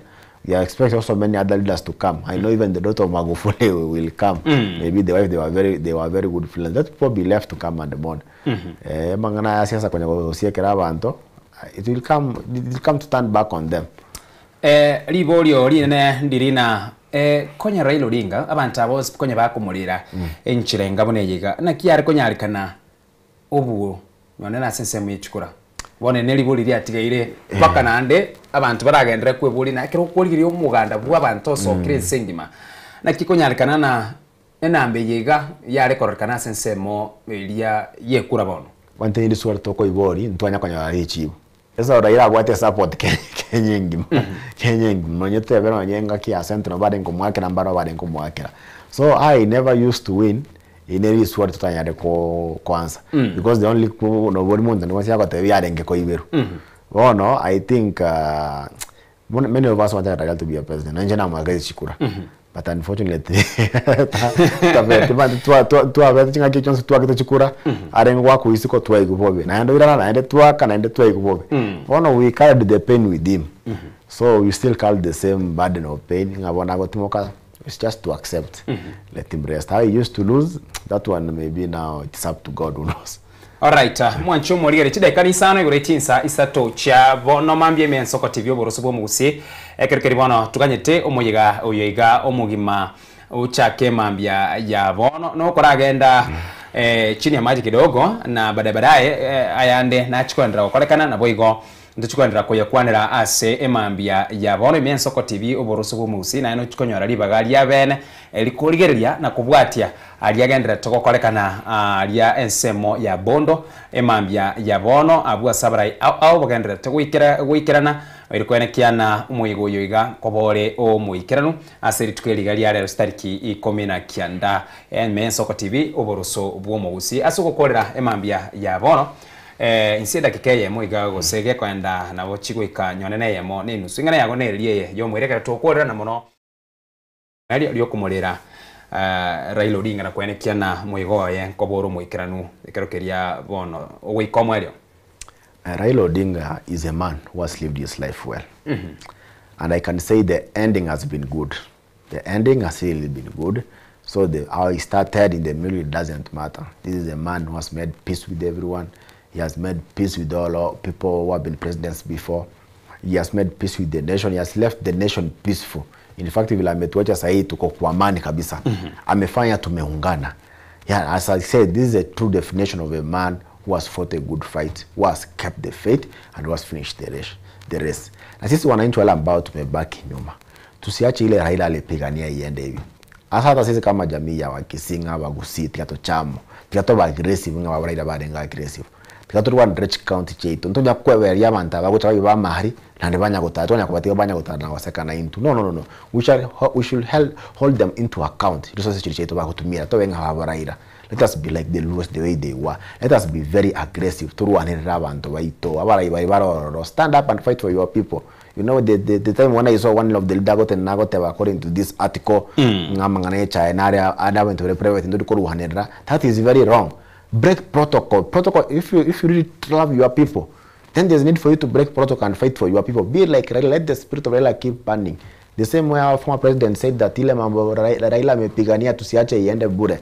Tusimame tujipiganie sisi wenyewe, tuhakikisha kwamba iwe ni nchi yetu, tuhakikisha kwamba kaunti zetu za Nyamira na Kisii we have made strides moving forward. Lakini tukinyamaza hivyo tutaenda mahali tutazidi tu tukilia na tuwe na umoja. Hilo umoja Raila ametuachia. Kitu ya mwisho ametuachia ni umoja. Kuna wakati alikuwa anafanya maandamano hakufanya. Kuna wakati alikuwa anapinga vitu mingi, sasa anajua sasa sauti yake imezimika. Hata ongea maneno kama hiyo, tuungane.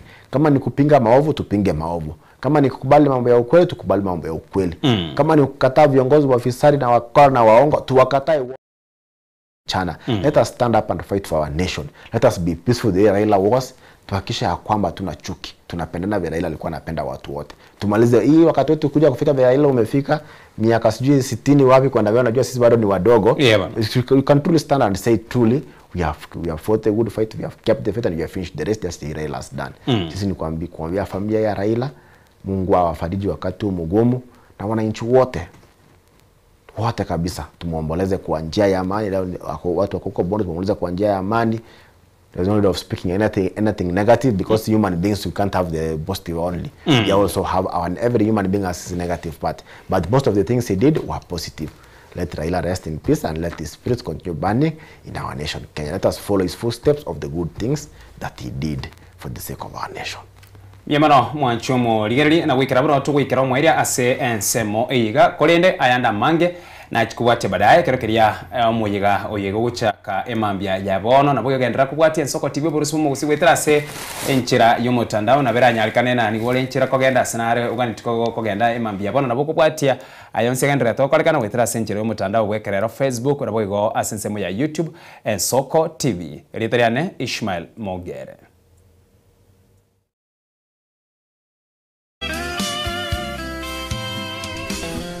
Baba walked the road of freedom's call. He stood for justice and gave his all. From Bondo to the world, he was known as Raila the Enigma. Rest in peace, Baba. Your race is done.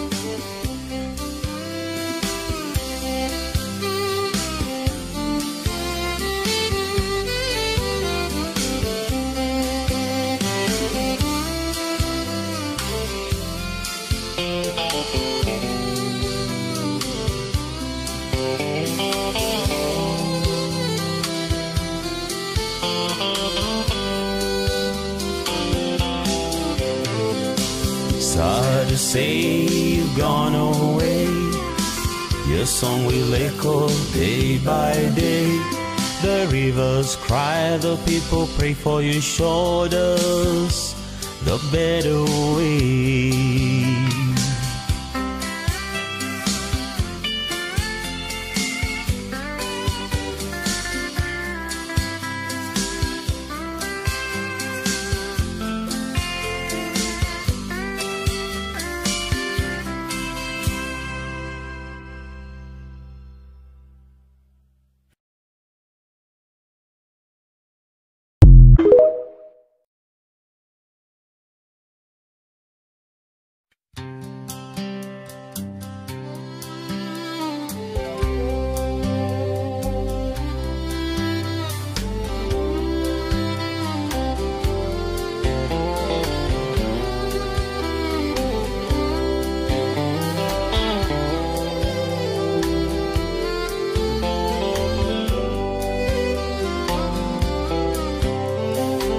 Down the way where the nights are gay and the sun shines daily on the mountain top, Raila took a flight, his heart was light, but when he reached India he made a stop. But Sad to say I'm on my way, won't be back for many a day.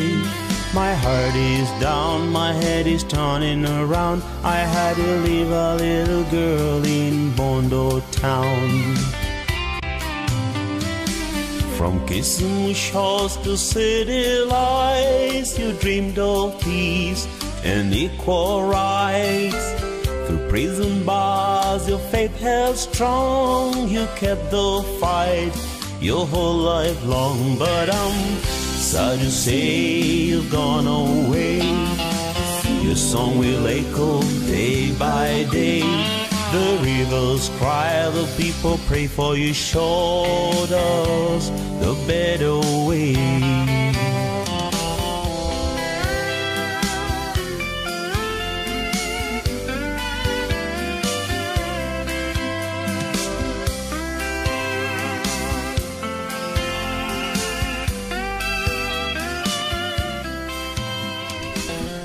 Baba walked the road of freedom's call. He stood for justice and gave his all. From Bondo to the world, he was known as Raila the Enigma. Rest in peace, Baba. Your race is done.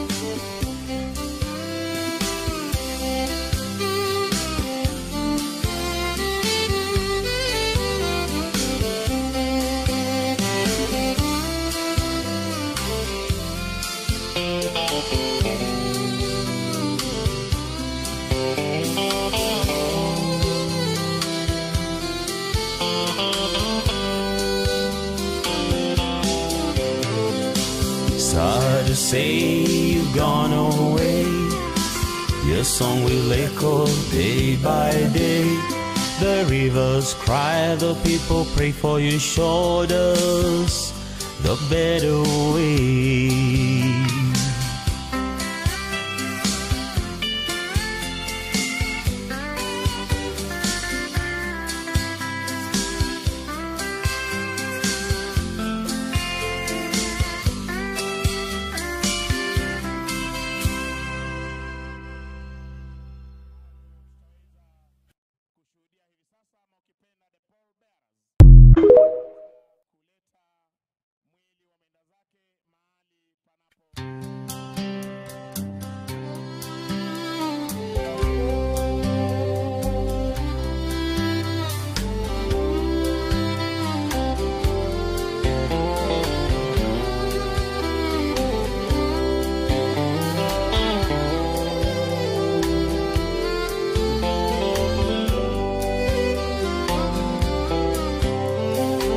Down the way where the nights are gay and the sun shines daily on the mountain top, Raila took a flight, his heart was light, but when he reached India, he made a stop. But I'm sad to say I'm on my way, won't be back for many a day. My heart is down, my head is turning around. I had to leave a little girl in Bondo town. From kissing shores to city lights, you dreamed of peace and equal rights. Through prison bars, your faith held strong. You kept the fight your whole life long. But I'm sad to say you've gone away. Your song will echo day by day. The rivers cry, the people pray for you. Showed us the better way.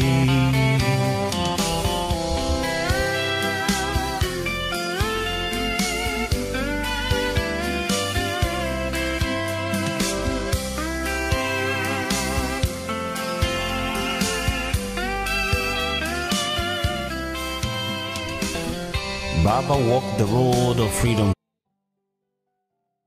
He stood for justice and gave his all. From Bondo to the world, he was known as Raila the Enigma. Rest in peace, Baba. your race is done.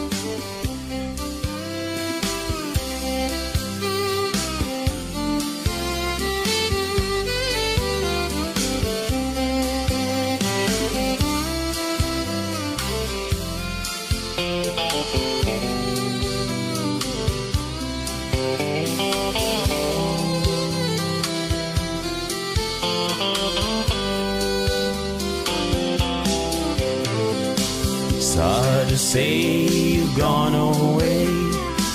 Your song will echo day by day. The rivers cry, the people pray for your shoulders, the better way.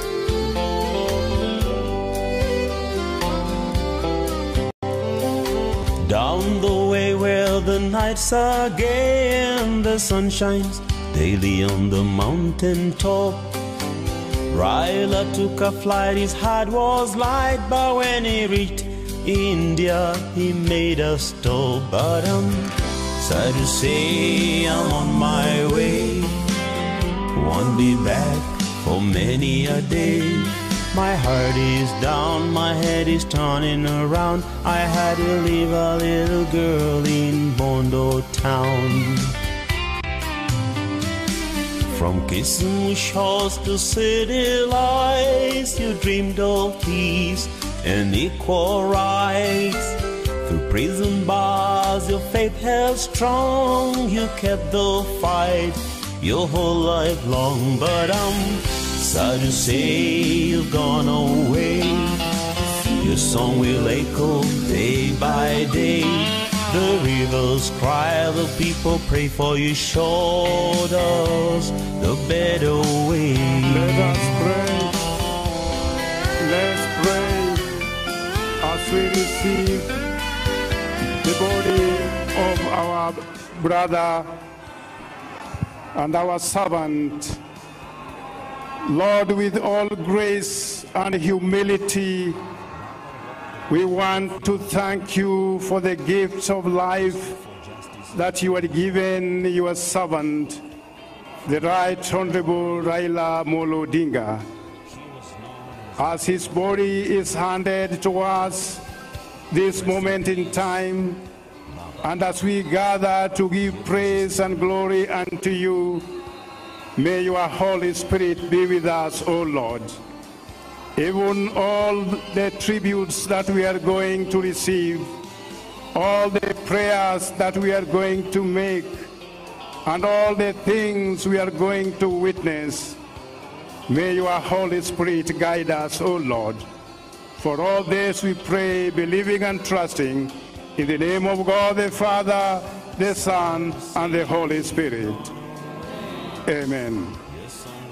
Dorothy, Ruth, you can take over. The grass withers and flowers fall, because the breath of the Lord blows in them. Surely the people are grass. Blessed are those that mourn, for they will be comforted. Precious in the sight of the Lord is the death of his saints. The saying is sure, if we have died with him, if we endure, we shall also reign with him. If we deny, also deny us. If we are faithful, he remains faithful, for he cannot deny himself. For God so loved the world that he gave his only Son, that whoever believes in him should not perish but have eternal life. Since the children have flesh and blood, he too shared in their humanity, so that by his death he might destroy him who holds the power of death, that is the devil. To him who overcomes, I will give the right to sit with me on the throne, just as I overcame and sat down with my Father on his throne. Tell the next generation that this is God, our God, forever and ever. He himself will guide us up to death. Be faithful unto death, and I will give you the crown of life. Hymn.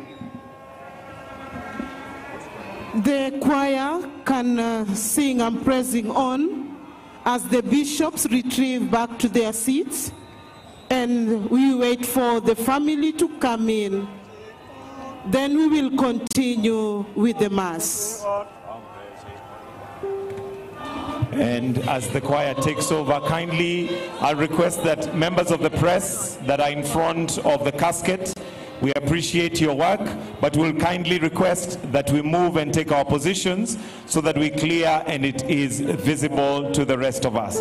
Also, just to recognize the presence of Honorable Jessica Magufuli, the daughter to the late John Pombe Magufuli, His Excellency, the former president of Tanzania, and also to recognize a number of the executive that are here. To mention just a few, we have CS Soipantuya, CS Murkomen, we have the Attorney General, we have the former Vice President, Honorable His Excellency Kalonzo Musyoka, we have CS Mbadi, CS Opio Wandai, CS Adan Duale, CS Joho, and many other dignitaries, and we'll continue to recognize them as they come in. We have principal secretaries present, but also pleased to appeal to members that are in front of the casket. Please let us clear that area so that we have clear view, clear sight of what is happening there in respect to His Excellency Raila Amolo Odinga. Choir, give us a song.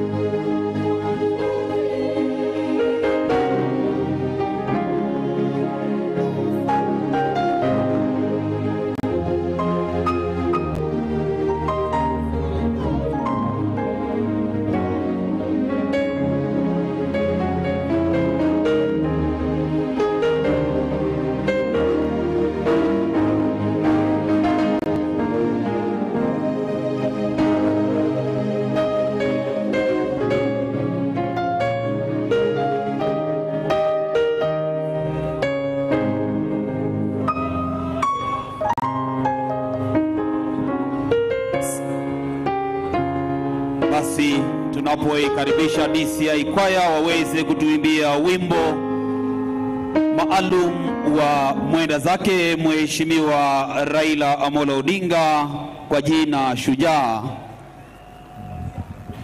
As the choir is coming in, kindly there's a group that's here in the middle with General Nyaga. We are kindly requesting that we clear that area.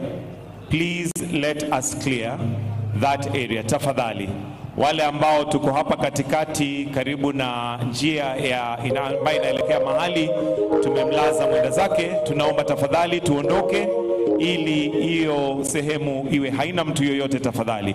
Kindly those who are still in the middle here, please let us clear as we prepare for the choir. Also to recognize the presence of Speaker of the National Assembly, Honorable Moses Wetangula. We have various governors present.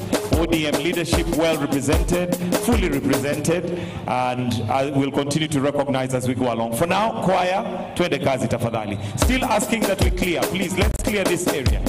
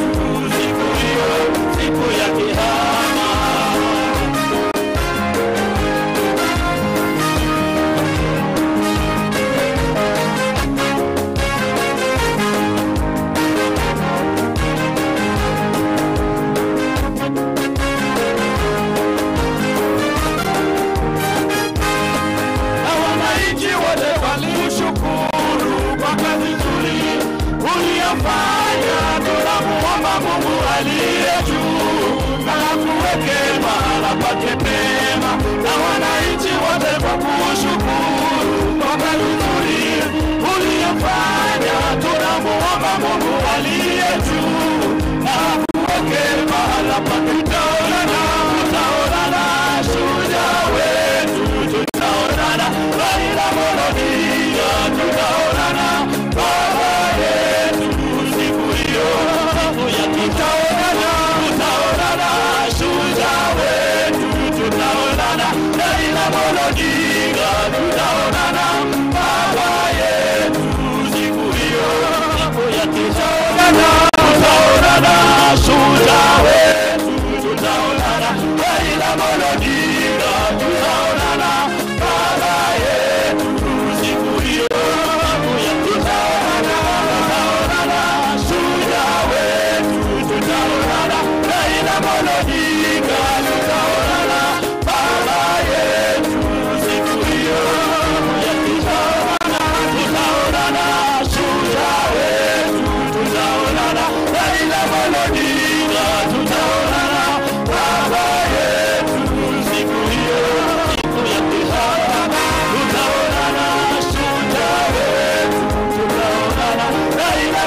Odinga tutaonana baba wetu siku hiyo, siku ya kiyama.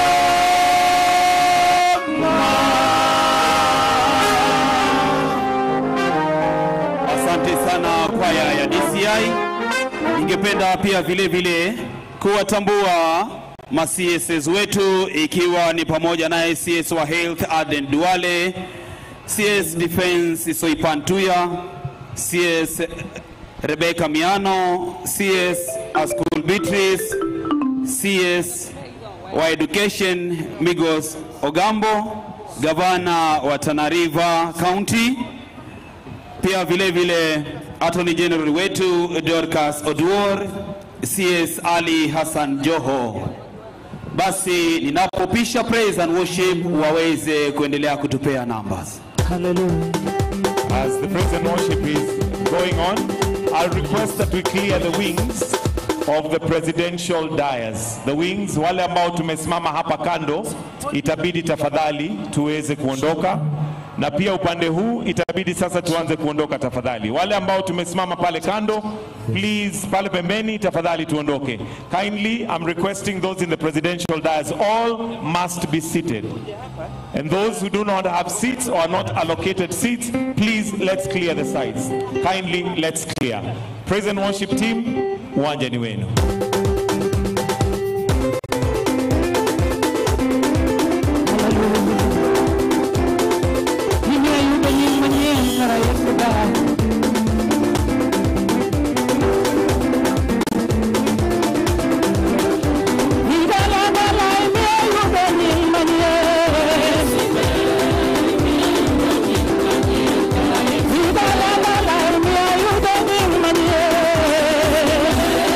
Yeah.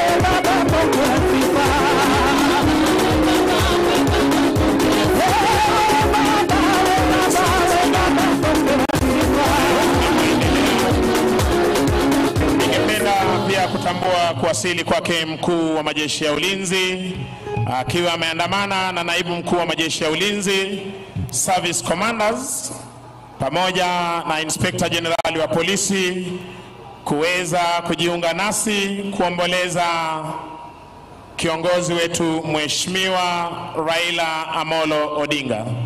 Tunaomba kwa heshima tafadhali our security personnel apart from the presidential escort unit, iwapo uko nyuma yangu kwenye jukwaa rasmi, unaomba tafadhali uweze kuondoka ili tuweze kupeana nafasi kwa viongozi wetu. Ninazidi kuomba kwa heshima, apart from presidential escort unit, wale ambao wanahusika na usalama wa VVIPs, wengine wote wale tuko kwenye jukwaa rasmi ambapo Mheshimiwa Rais wa Jamhuri ya Kenya na viongozi mashuhuri hali kadhalika familia ya kiongozi wetu wataweza kuketi. Tunaomba kwa heshima tafadhali muweze kuondoka. Ningependa pia kutambua kuwasili kwake Rais mstaafu wa Jamhuri ya Kenya, His Excellency Uhuru Muigai Kenyatta, akiweza kujiunga nasi. Namuona Rais wa Jamhuri ya Kenya na Amiri Jeshi Mkuu wa Majeshi ya Ulinzi ya Kenya, Mheshimiwa Daktari William Samoei Ruto, akijiunga nasi hivi sasa akiwa na aliyekuwa Rais wa Jamhuri ya Nigeria Olusegun Obasanjo, wakiweza kufika mahali hapa kuweza kuomboleza nasi siku hii ya leo. Hivi sasa Mheshimiwa Rais akiweza kumwelekeza retired President of Nigeria, His Excellency Olusegun Obasanjo, akiweza kupeana heshima zake kwa mwili wa mwenda Mheshimiwa Raila Amolo Odinga.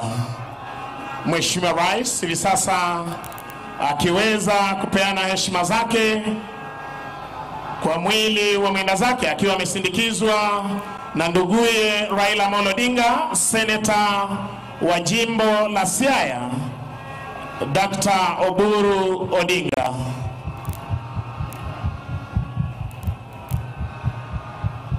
Nizamu sasa ya Rais mstaafu Mheshimiwa Uhuru Kenyatta kuweza kupeana heshima zake. Gitonga, tafadhali tuendelee.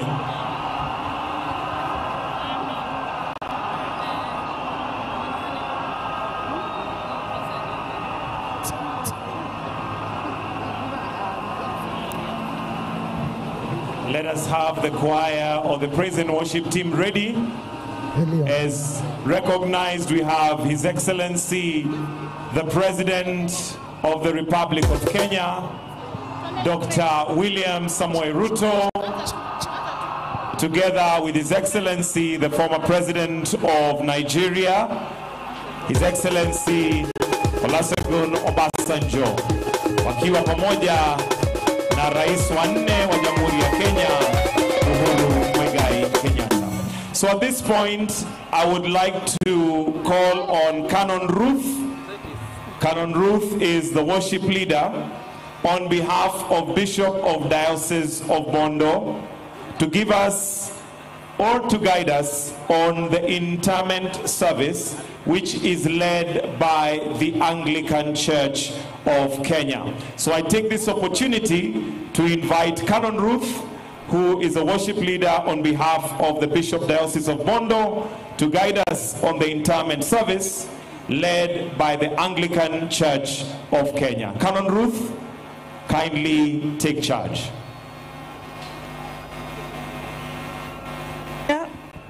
Choir, kindly give us just one stanza before we begin. A song.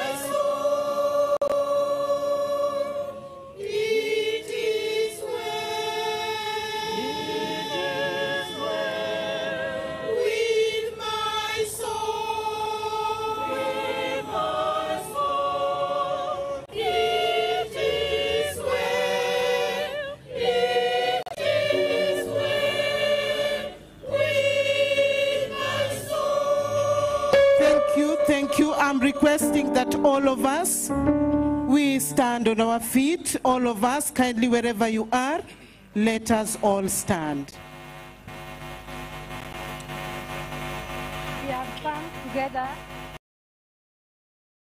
together to lay to rest the body of our brother, His Excellency, Right Honorable Raila Amolo Odinga, whom the Lord has.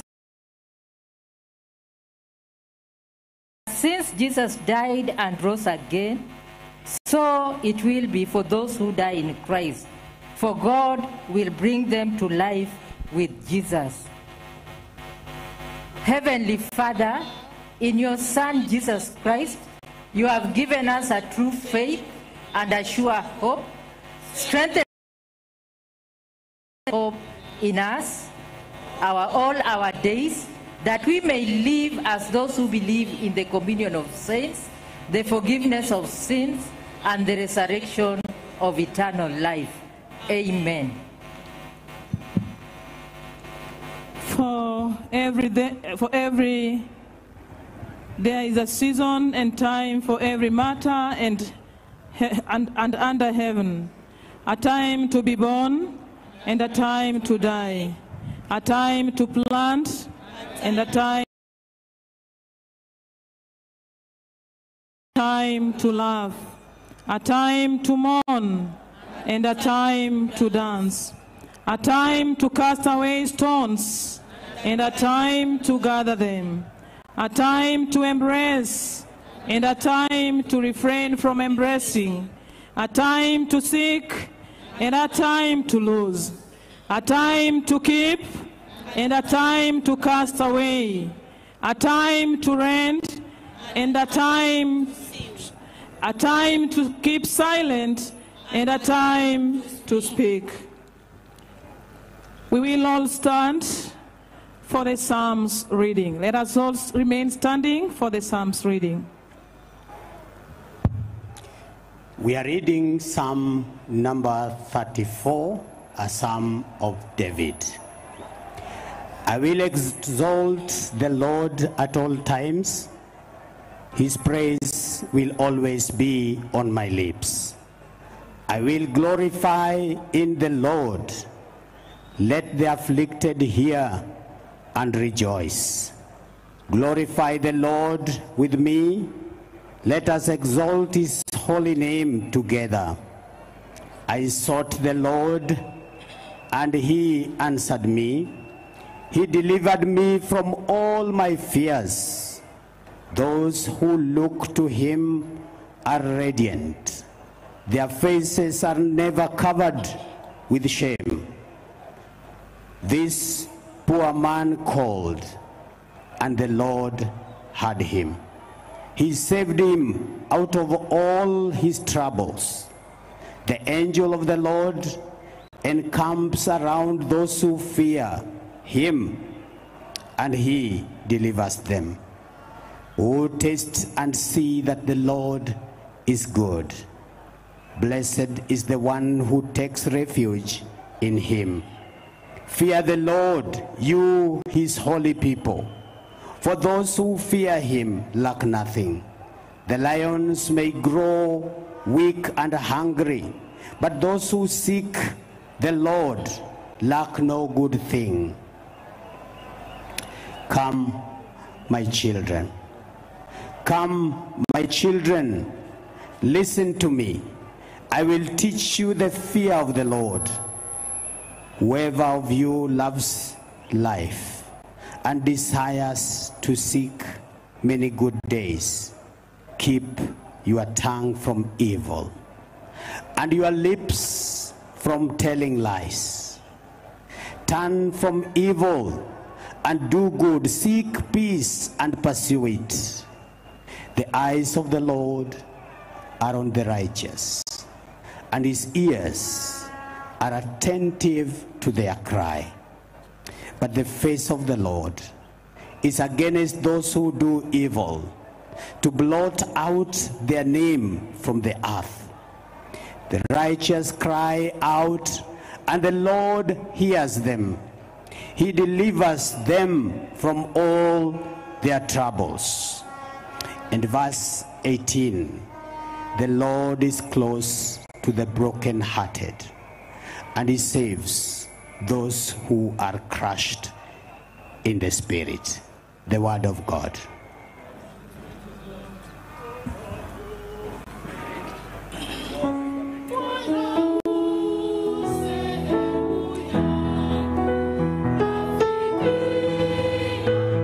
We can now have our seat. Thank you.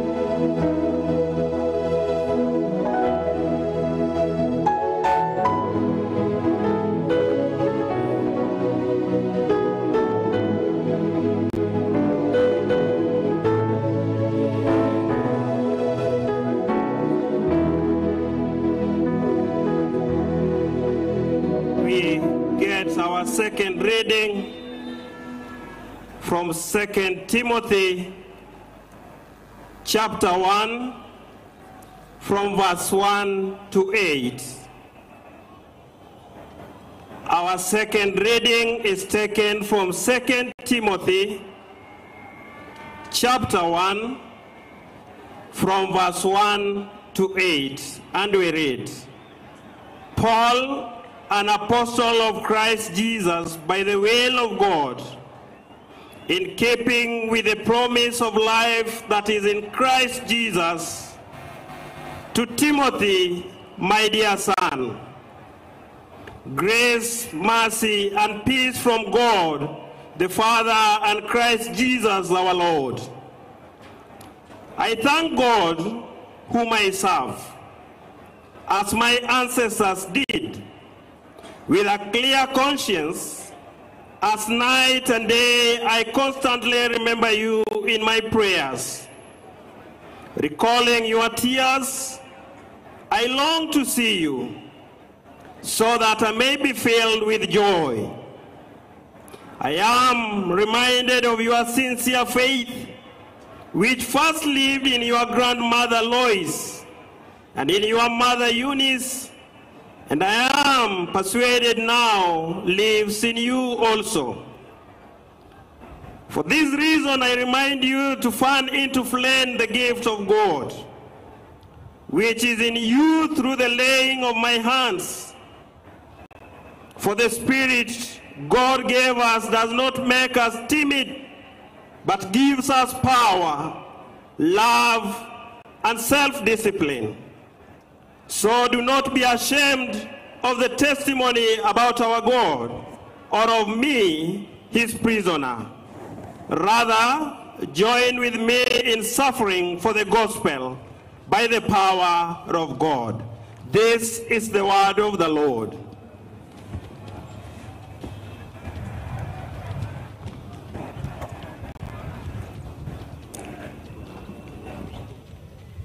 To His Excellency, the President of the Republic of Kenya, Dr. William Samuel Ruto, to His Excellency, the Presidents here present, to Mama Ida and the entire Odinga family, and all protocol observed, I greet all of you in the name of Jesus Christ. I want to take this opportunity, first of all, to welcome you to this solemn service, which marks the final journey of our brother, Raila Amolo Odinga. As a church, more so as Diocese of Bondo, we feel that this is one of the worst that has happened to us as a diocese. Losing a person of the cadre of Raila Amolo Odinga. I'm not going to preach today, but I will ask my brother,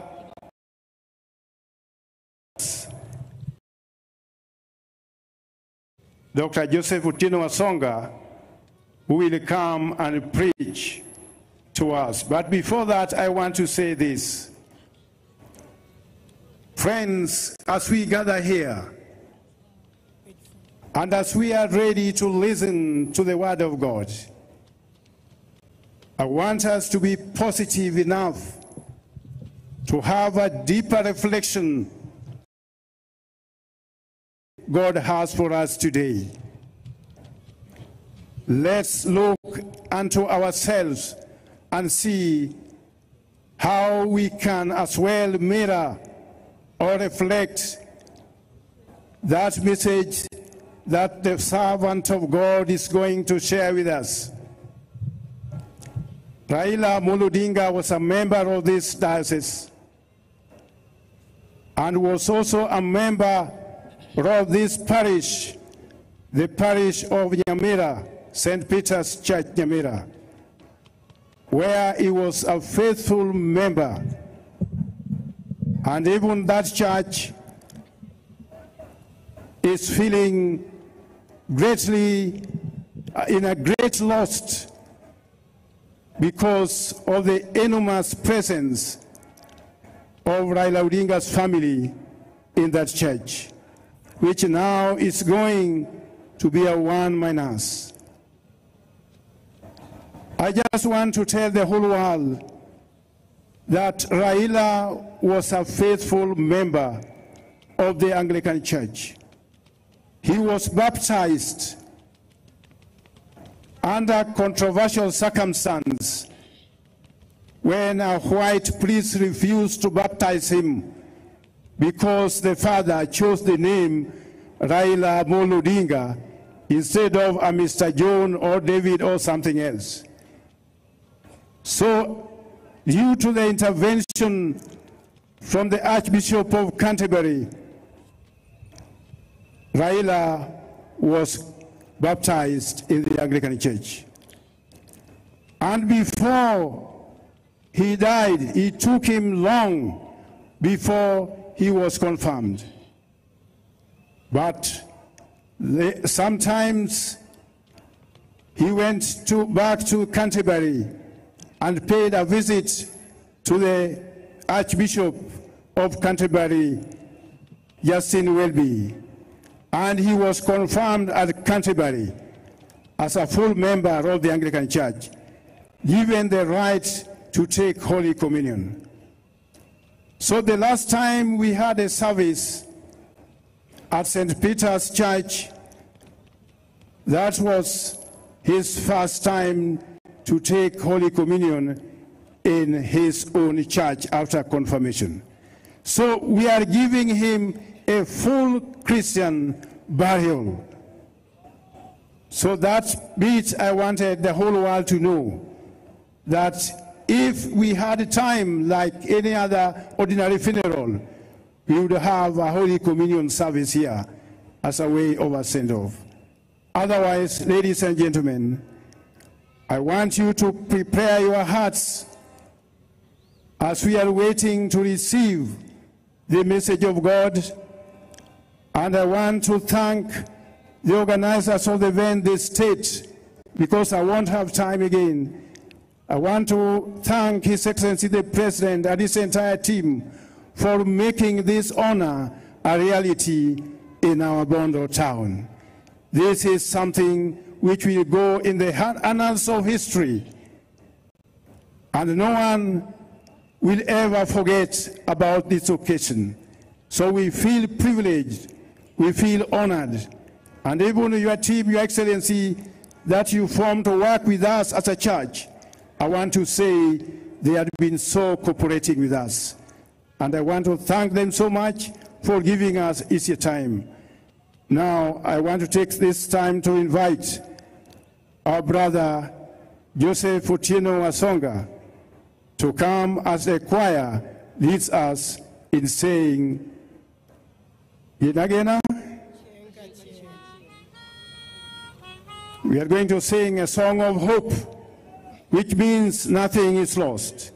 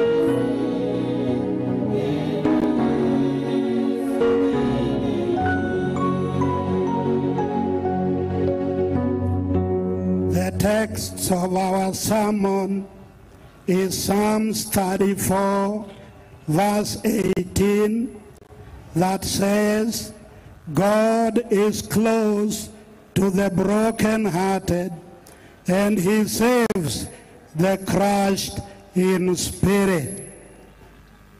The chief mourners, lay Canon Mama Ida Odinga, and your children, Rosemary, Raila Jr., Winnie, Dr. Oburu, and the entire Jaramogi Oginga Odinga family, Your Excellency, the President of Kenya, Your Excellency, former President Uhuru Kenyatta, Your Excellency, former President Olusegun Obasanjo, and Bishop of the Diocese, all the mourners, we greet you in the name of our Lord and Savior Jesus Christ.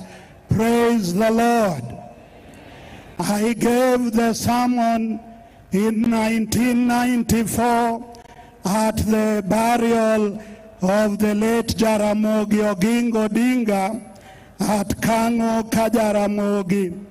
That time I told the family that there is no one who will be close to them like God. And I told them that even Oginga Odinga's party may break apart, but their love and the love of God for them will remain intact. I want to tell them once again that God is close to those who mourn. We know the Odinga family is mourning. We also know the President of Kenya is mourning. We know the ODM party is mourning. We know all of us are mourning. But let me tell you, the Bible says, blessed are those who mourn, for they shall be comforted.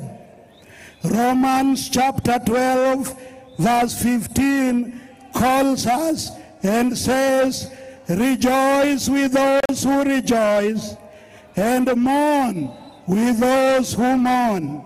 It is for that reason that we have come here. We come to a funeral to do three things. One, to mourn with those who mourn, to stand with those who have the pain of loss, and to show solidarity with them. We also come to hear and learn from the virtues of the deceased and now Right Honorable Raila Odinga. People have spoken of his virtues, and we have come to learn more. Lastly, the third thing that brings us to a funeral is to be reminded that no one has power over the day of his death, and nobody can take away one's life when the time is not yet. Romans 12:15 tells us that, and it emphasizes the importance of sharing in the grief of others. We are gathered here to share in the grief of Mama Ida, in the grief of the children, in the grief of the Odinga family, in the grief of ODM, and in the grief of the whole country of Kenya. We have come to give them support so that they don't grieve alone. We want to support them emotionally and spiritually during this time of loss. Pain of loss can be overwhelming, but God does not leave you to suffer alone. That is a comforting fact, that pain of loss can be overwhelming, but God will never abandon you. God heals the brokenhearted and binds the wounds of those who are suffering. Fear not, for I am with you. Be not dismayed, for I am your God. I will strengthen you. Yes, I will help you. I will uphold you with my righteous right hand. That is the promise of God, that He will be always with us, even to strengthen us. We know the Honorable, late Right Honorable Raila Odinga was a champion of gender equality. I want to plead that the country of Kenya ensures that we elect the right number of women to all the electoral positions, because that will please the late Honorable Prime Minister. He was an advocate against gender violence. And let me tell you, those who are here, when you go home, honor Raila by not beating your husband or beating your wife, because Raila was a crusader against gender violence. Raila was a politician who always listened to the ground. Let us always listen to the people of Kenya and make justice flow like a river and righteousness like an ever-flowing stream. Raila was a man who cared for the welfare of his followers. I remember one time he came to our home in Ngia with Dr. Buru, the late Oden Ngure, Owino Achola, and Makto and others.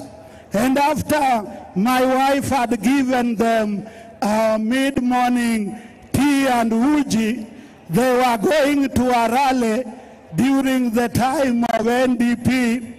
And as they were leaving, he looked at his colleagues and told them in Luo Omera, Kikwaka Mukwalayo, because he was caring. He was caring that they offload before they go to the arena of politics where things could be difficult.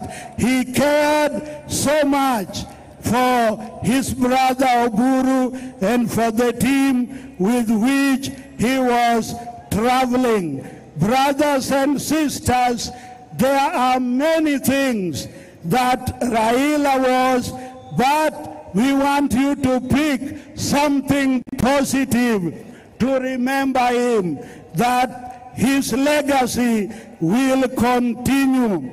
Let me also say that Ecclesiastes chapter 8 verse 8 tells us nobody has the power over the wind to control it, and so nobody has the power over his death.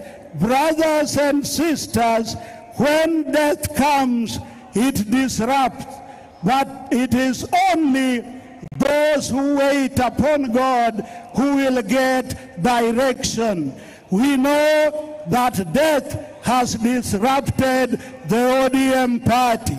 We know that death has disrupted the Odinga family. We know that death has disrupted the broad-based government. We know that death has disrupted the country. But the joy is that God promises to be with us.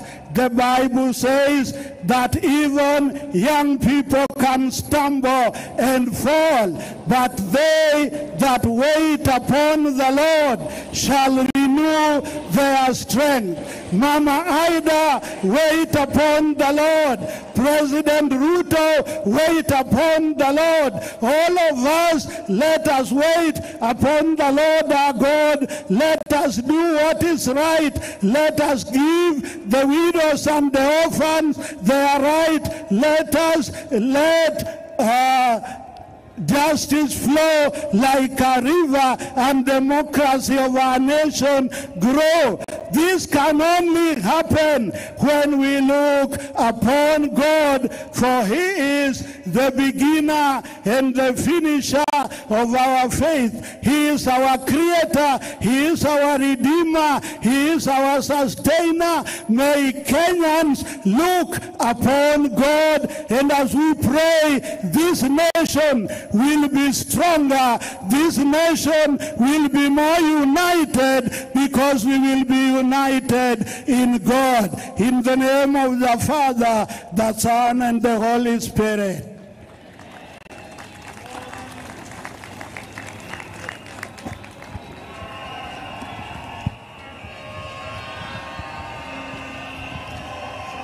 Intercessory prayers.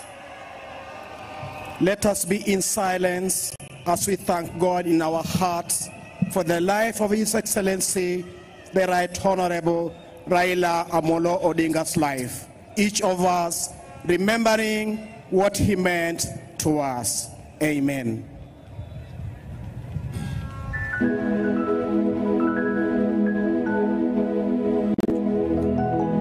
We now request all my bishops who are supposed to continue with the intercessory to come as we get the worship song.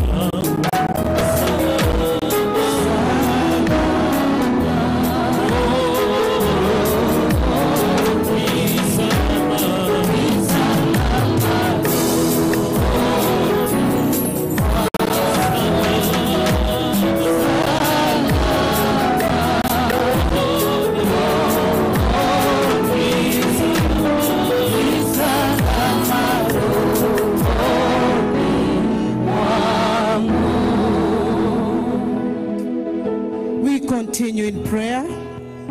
Receive our thanks, Lord, and grant that we shall treasure the memories of our loved one with sadness and with joy, that we were blessed to know him and to share in his life through Jesus Christ our Lord. Amen.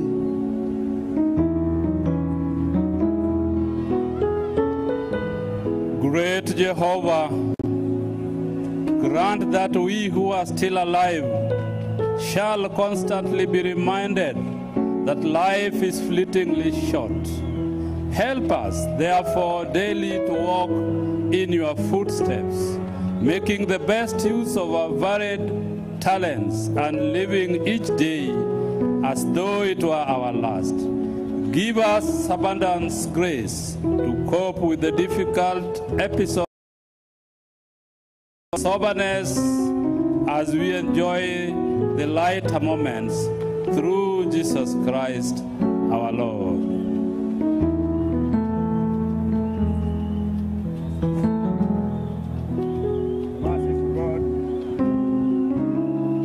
Merciful God, whose wisdom is beyond our understanding, deal graciously with the family of our departed father, brother, and son.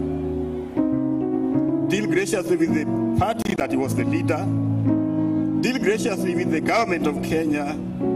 Deal graciously with the people of Kenya, that we may find comfort in you. May this grief turn to be a strength moving forward after the departure of your servant. May the Holy Spirit, the Comforter, minister to all of us, that we may not be overwhelmed by the sorrow that is surrounding us. Grant us the peace that surpasses all human understanding and strength to meet the days that are coming ahead of us, through Jesus Christ our Lord.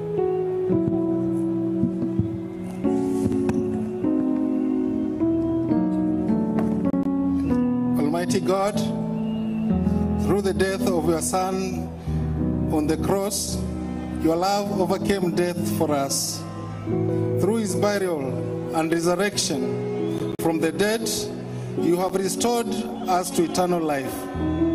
We therefore remember those who died believing in Jesus and are buried with him in the hope of rising again. O God of the living and the dead, may they who faithfully trust in you on earth, we ask this, Lord.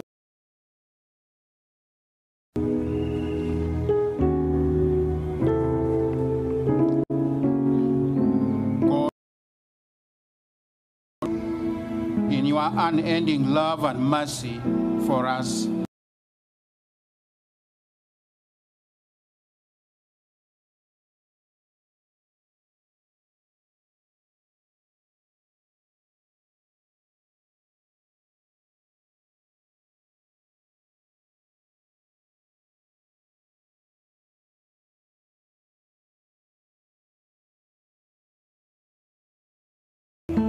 Amen.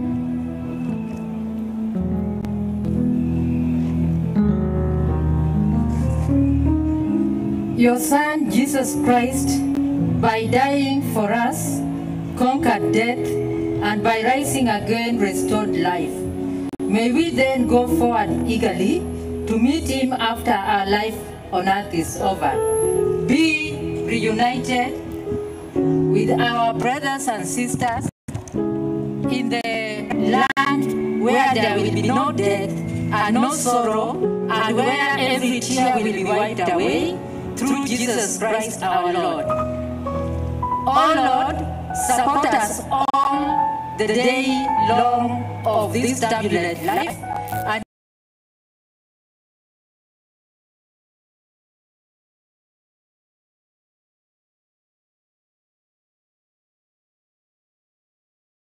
Lord, in your mercy, grant us safer lodging, a holy rest, and peace at last, through Jesus Christ our Lord.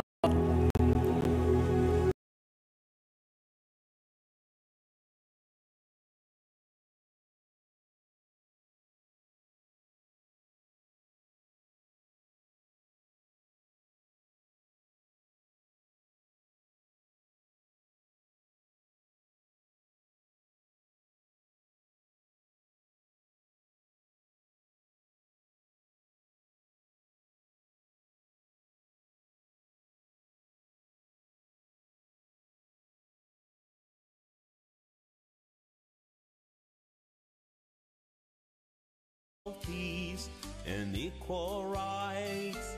Through prison bars, your faith held strong. You kept the fight your whole life long. But I'm sad to say you've gone away. Your song will echo day by day. The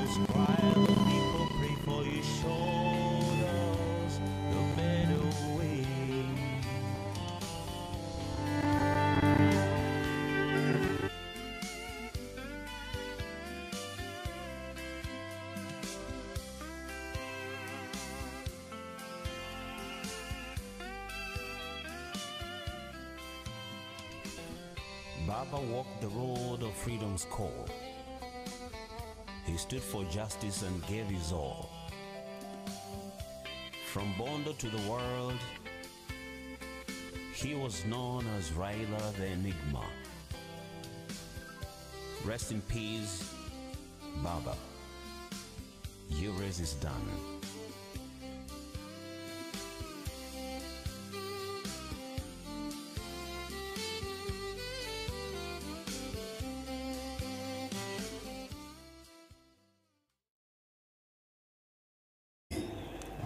This day commit our country, Kenya, into your hands and pray that, Lord, during this moment, we find solace in thee.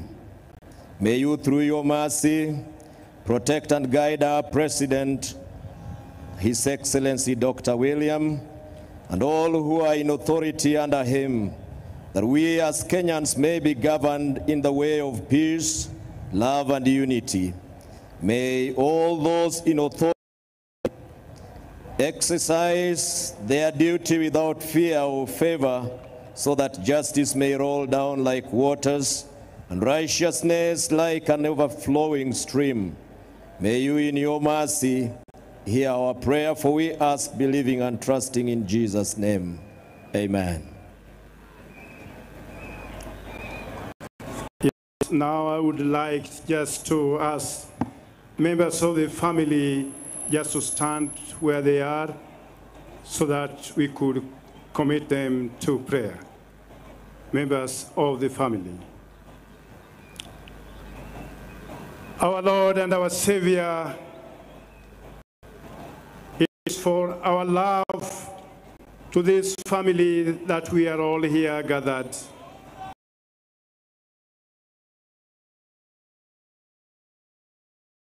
Also our brother, their father, and their son, at the time needed him most.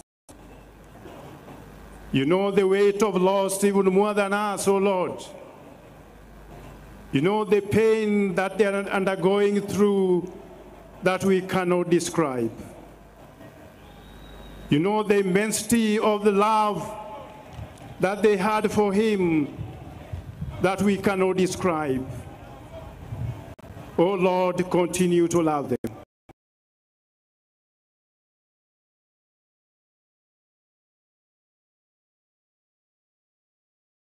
Left. Oh Lord,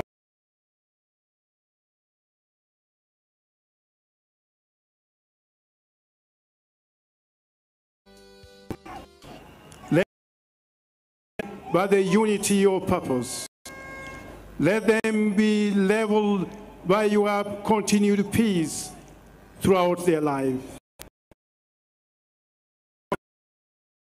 As we follow prayers of our Lord when he said, our Lord, these are the ones you have given me, and now that you are taking me up, prayer to is that they remain one. It is that oneness that we commend to you. It is that unity of purpose that we commend unto you. It is that spirit of resilience that we commend unto you, so that the faithfulness of God may not depart from you, from now and forevermore. In the name of God the Father, the Son, and the Holy Spirit. Amen. Now, may the angels lead you into paradise. May the martyrs come to welcome you and take you to the holy city, the new and eternal Jerusalem. May the choir of angels welcome you, our brother Raila. Where Lazarus is poor, no more.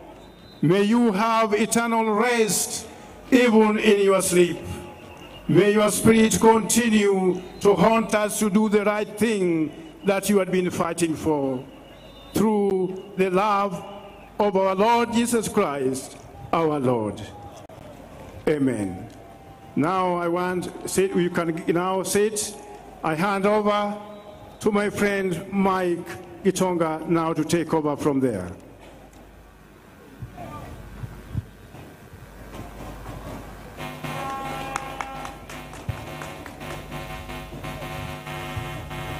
Why don't we appreciate the church with a clap? Tafadhali tuwapongeze kwa makofi. Asanteni sana kwa kazi safi. Your Excellency Dr. William Samoei Ruto, President and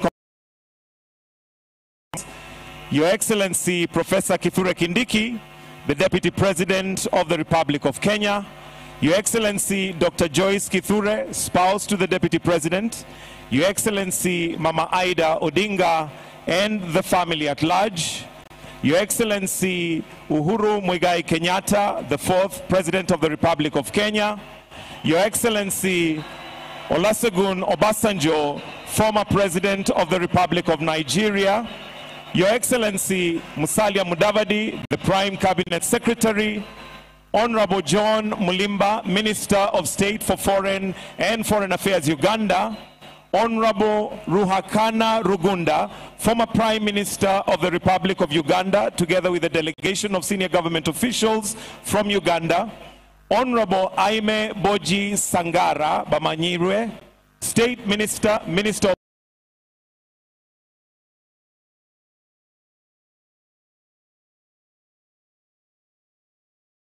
the CDF and all service commanders, Your Excellency Stephen Kalonzo Musyoka, former Vice President of the Republic of Kenya, Your Excellency Andrew Onalena Siseni, Botswana High Commissioner to Kenya, Mrs. Rasi Sobrina Sesini, spouse to the High Commissioner, Honorable Jessica Magufuli, daughter to His Excellency the late John Pombe Magufuli, Your Excellency Elizabeth Tsvangirai, widow of former Prime Minister of Zimbabwe Morgan Tsvangirai, Your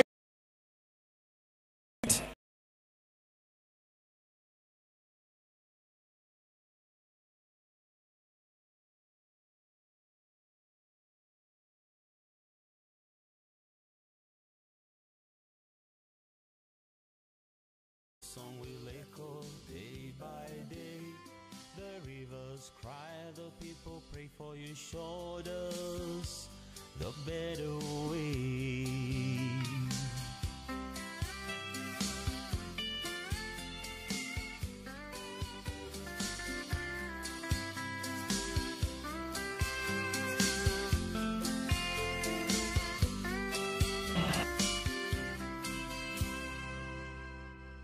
Mama Aida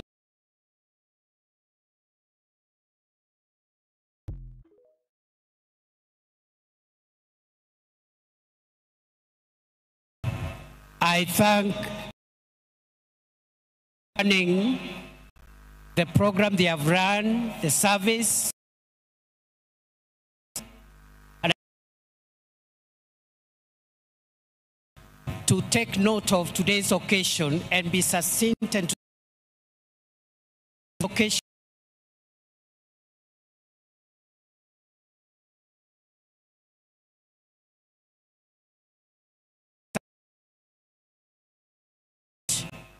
And therefore, we want to finish this in dignity, in sobriety, and on another occasion. Having said that, I want first to give the family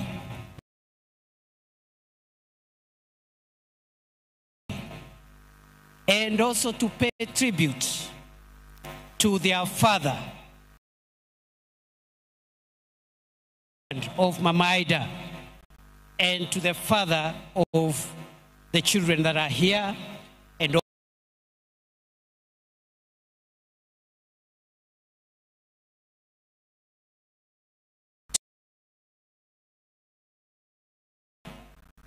so that we can do that, I have spoken to the co-chair of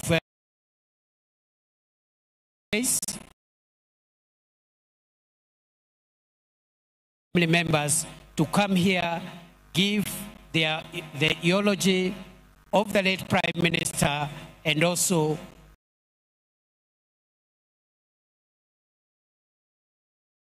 as the family may decide. Welcome, family.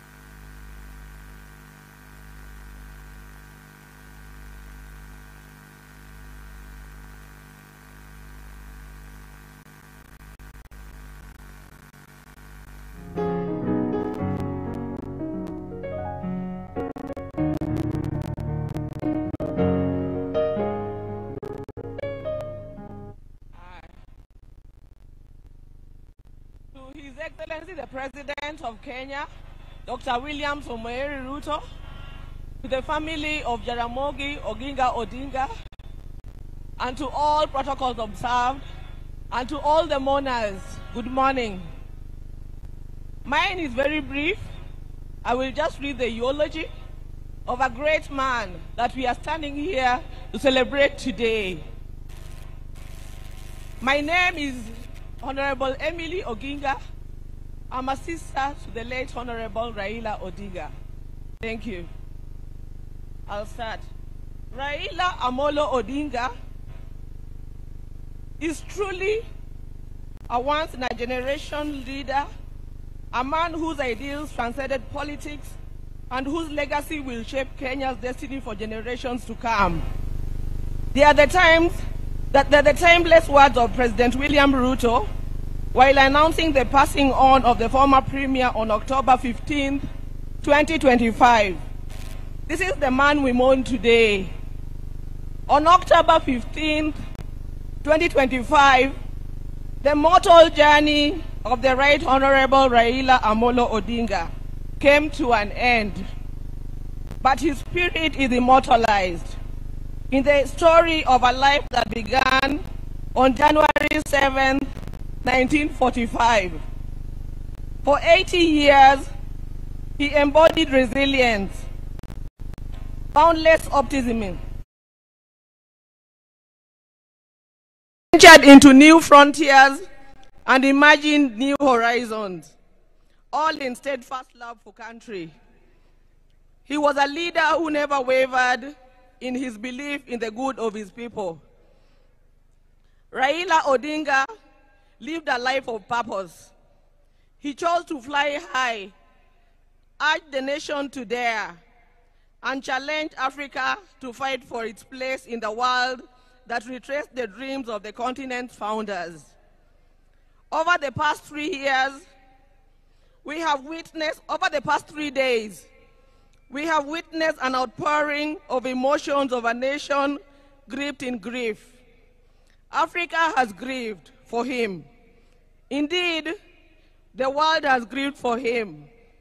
A nation and a world struggling with the question, did we really know him? Is fighting to find hope in his enduring legacy. Raila Odinga may not have been there to fight the country's war for independence, but he bows out as an undisputed leader of the national rebirth of the Kenyan nation. He easily became the bridge between our generation and that of his father, the late Jaramogi Oginga Odinga, who fought for our country's independence from colonialism. He learned at the feet of Kenya and Africa's most revered leaders. He witnessed the liberation ideals and struggles of Pan-African heroes, including his father Jaramogi, Jomo Kenyatta, Julius Nyerere, Kwame Nkrumah, Gamal Abdel Nasser, and Kenneth Kaunda, among others. He followed and internalized Nelson Mandela's struggles and agreed with his philosophy that courage was not the absence of fear, but the triumph over it, that the brave man is not he who does not feel afraid, but he who conquers that fear. Raila conquered fear and mastered courage. Possibility of death in pursuit of an ideal was not a reason for Raila to retreat, for he also internalized William Shakespeare's words that cowards die many times before their death, and the valiant never taste of death but once. It is from that patch that Raila began his own long walk for freedom and liberation, applying himself to the cause as a debt that owed to past and due to the present generations. Many times, he appeared to be on a cause much larger than himself, a mission almost impossible, but seemed to be the way he loved it, and he gave his life to it. In emulating the giant footsteps of his father, and the spirit of selflessness that ran deep in his heritage, Raila Odinga, just as his father once declared that there could be no freedom without the release of their leader, Jomo Kenyatta, proclaimed Kibaki Tosha, a declaration that propelled NARC to bring an end to KANU's 40-year rule. This defining act was emblematic of the man himself. Raila Odinga was Raila Odinga. He never cared what others thought about him or his actions. He cared whether people bought into his vision and mission. Once he felt he had the mandate of the people, there could be no turning back. In the process, he became Kenya's ultimate political prisoner and one of Africa's best-known freedom fighters, a dedicated and down-to-earth servant of the people of Kenya, a headache to the corrupt elite, and a beacon of hope for those struggling for freedom not only in Kenya but across Africa and beyond. Generations to come will honor him and offer gratitude. Raila Odinga cared deeply about Africa and worried eternally about its decline. For that, he applied himself to peace and reconciliation missions across the continent whenever called upon. During the 1990s, he worked closely with the International Republican Institute as a resource person for peace and conflict resolution in the war-torn country and offered similar support to peaceful elections.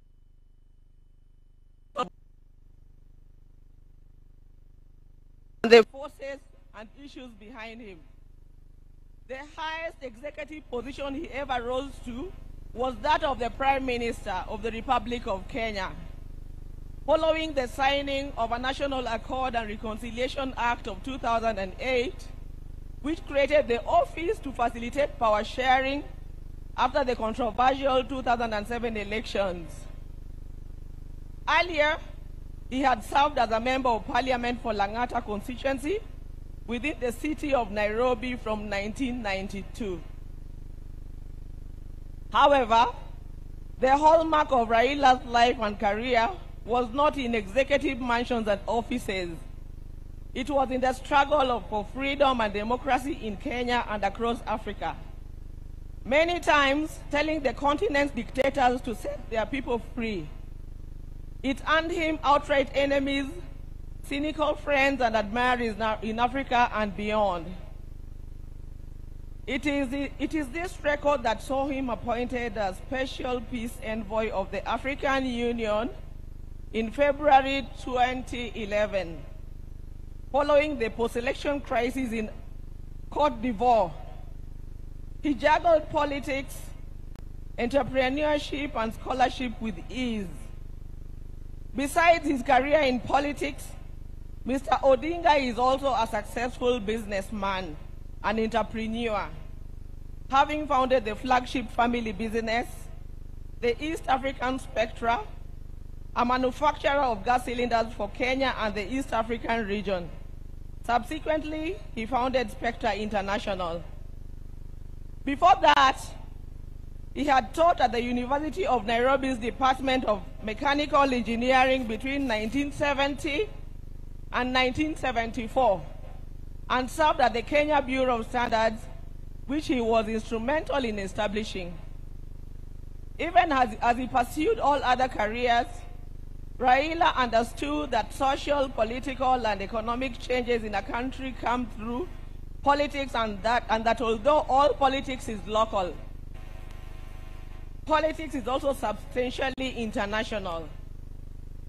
So, even as he appeared to be rabble-rousing in the trenches of Kibra and Kondele, he understood that an hour comes when he needed to dust himself off and sit in boardrooms or take a plane to global capitals to negotiate politics and policies. He did that effortlessly, moving from dusty Kamkuji grounds to a meeting in diplomatic circuits of the country within an hour.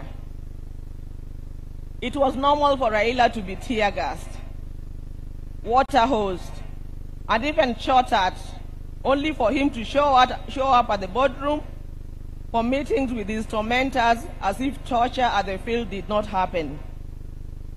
He understood the place of man-to-man negotiations in the quest to influence policy and power.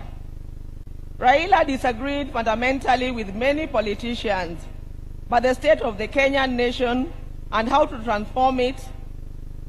But those disagreements never stopped him from sitting down with those he disagreed with or sympathizing with the views of fellow politicians. Raila believed in political parties as vehicles for advancing democracy and good governance. It is upon this belief that he was a founder member of the Forum for the Restoration of Democracy, that is Kenya, in 1991, the National Democratic Party in 1996, the Liberal Democratic Party in 1997, and in 2005, his present political vehicle, the Orange Democratic Party of Kenya. In 2013, he led his party into a coalition with other parties to form the Coalition for Reforms and Democracy, that is CORD, on whose ticket he ran for president. He challenged the election results at the Supreme Court, which ruled in favor of his opponents. He accepted the verdict and took up the leadership of the opposition. He contested the 2017 presidential election on the ticket of the National Super Alliance, that is NASA, which election ended up being nullified by the Supreme Court, but he stayed out of the subsequent contest. Mr. Odinga was once again picked by his coalition, Azimio la Umoja One Kenya Coalition Party, for the presidency in 2022, whose results were confirmed against him by the Supreme Court. He accepted the verdict and has led the opposition coalition. Raila's early life prepared him to be a consummate African and citizen of the world, with early education in Kisumu and Siaya before leaving for Germany, where he began his high school education at the Herder Institute in Leipzig. He later transitioned to the Otto von Guericke University in Magdeburg in the then East Germany, where he obtained a Master of Science in Mechanical Engineering, specializing in production technology.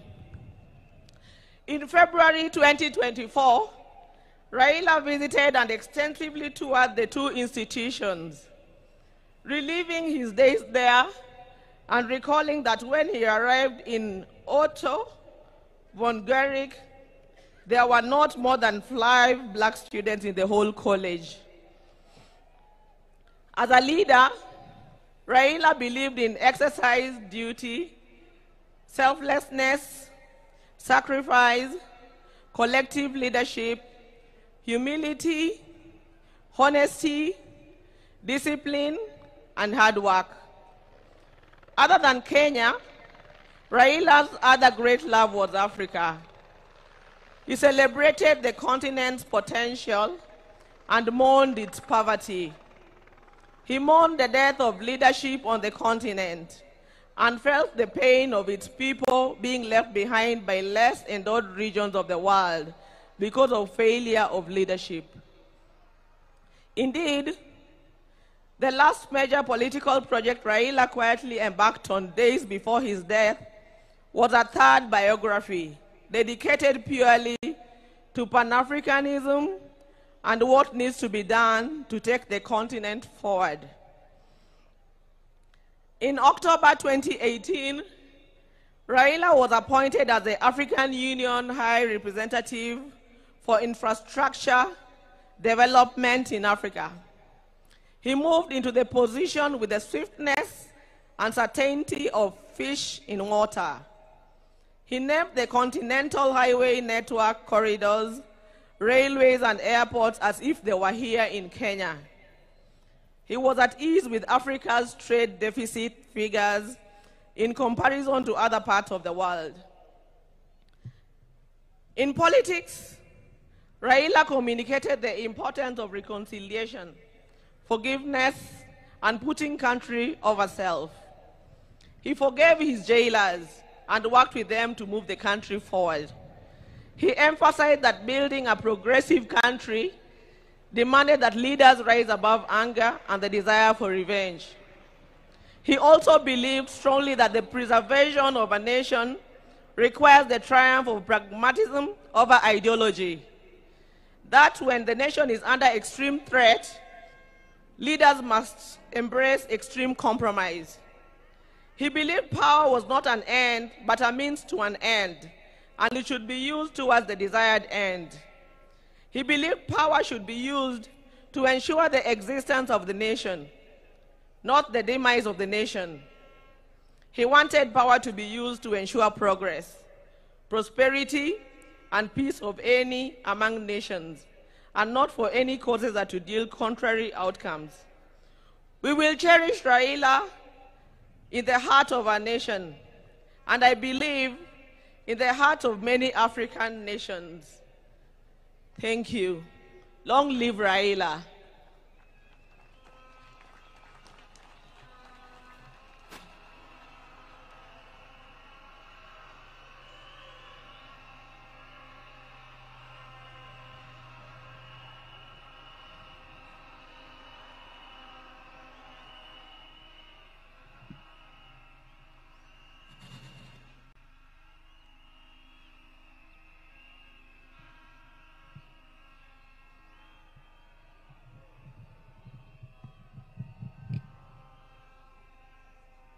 Your Excellency, the President of the Republic of Kenya, William Samoei Ruto, Your Excellency, the former President of Kenya, Uhuru Kenyatta, Your Excellency, Dr.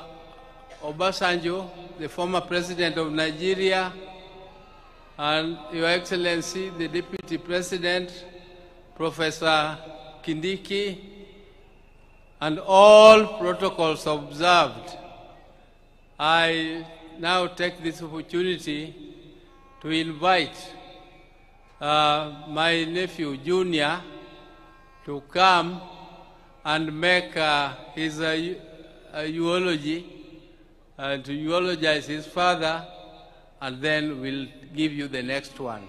I'm standing here on behalf of the larger Odinga family, but we are starting with the Raila's family for eulogizing. So, Junior, where are you? Thank you.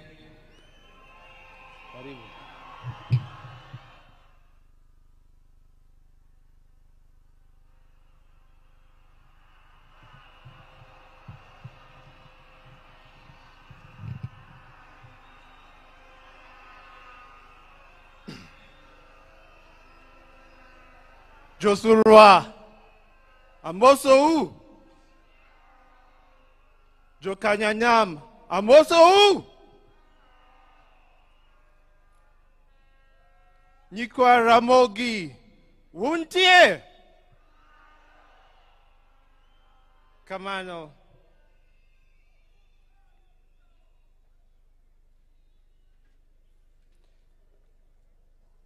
Ingan City Boy. To Wangi Weloma dignitaries. So, but for now, allow me to continue the rest of my speech in English. Gimodwarani Wachung, let's just take a moment of silence for our late patriot. So if you could all just stand up for one moment of silence.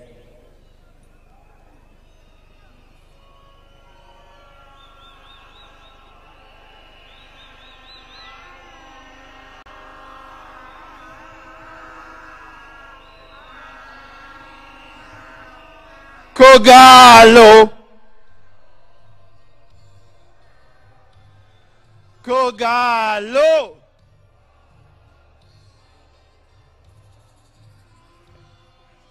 Kogalo. Kogalo.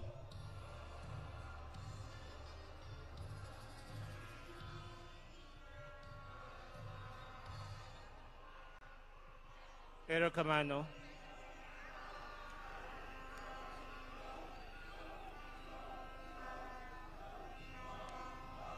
Your Excellencies, distinguished guests, welcome to Bondo. 001, watu wa Pwani, Karibuni County 041.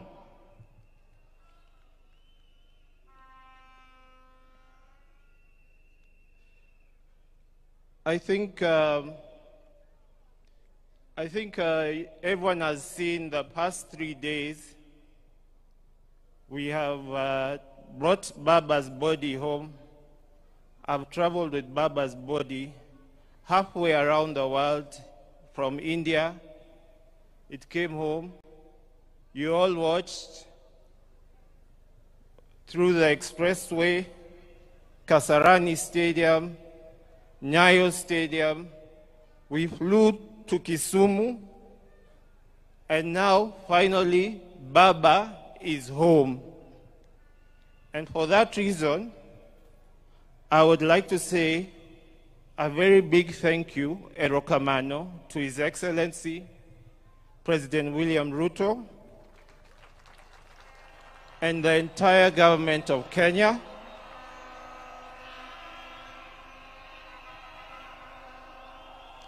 And the people of this great nation of Kenya.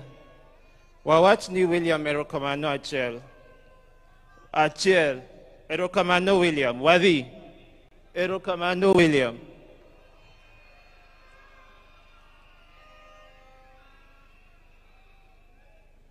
You can see me here.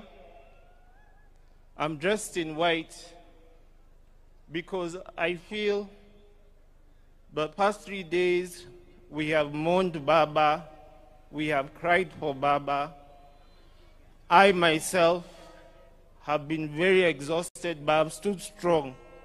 Nikech, I know that's what Baba would have wanted. And today, we're not mourning, we are celebrating a life well lived. We are celebrating Baba at 80. Because Baba lived, and he lived his life throughout. So the rest of us, tonight we are celebrating Baba and his legacy.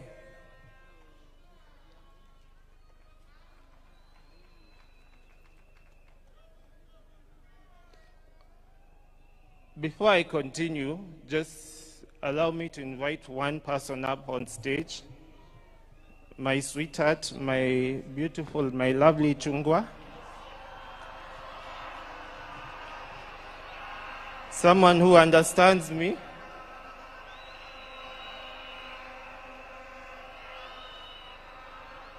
Nyaber, Nyamalo. Wave to them, sweetheart.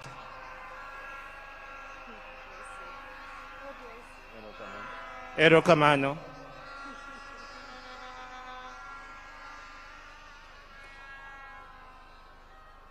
I'm sure you all understand who Baba's immediate family is.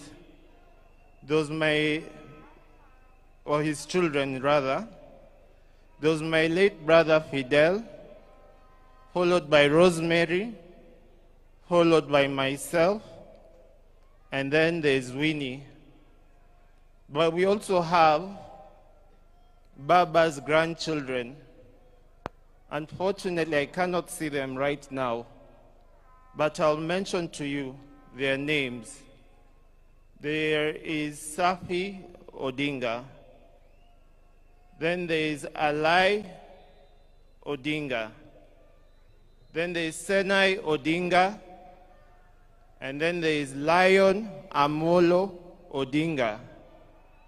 And lastly, Wangi Jaramogi Oginga Odinga.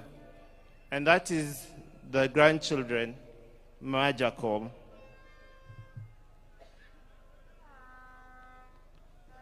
I'd like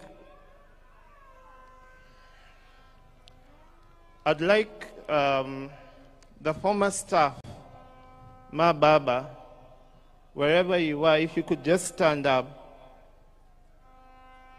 I know I wouldn't have time to mention all of you, but if I see you, I know Ntie Bagi, Ntie Dennis, there is Juma, there is Buanamondo. There are so many of them. And for me, what I want to say is thank you to the former staff of Baba for taking care of Baba and for just being around us and the family. Ntie Ogeta, Ntie Juma. So you know who you guys are, and I'd like to say thank you to all of you. Erokamano.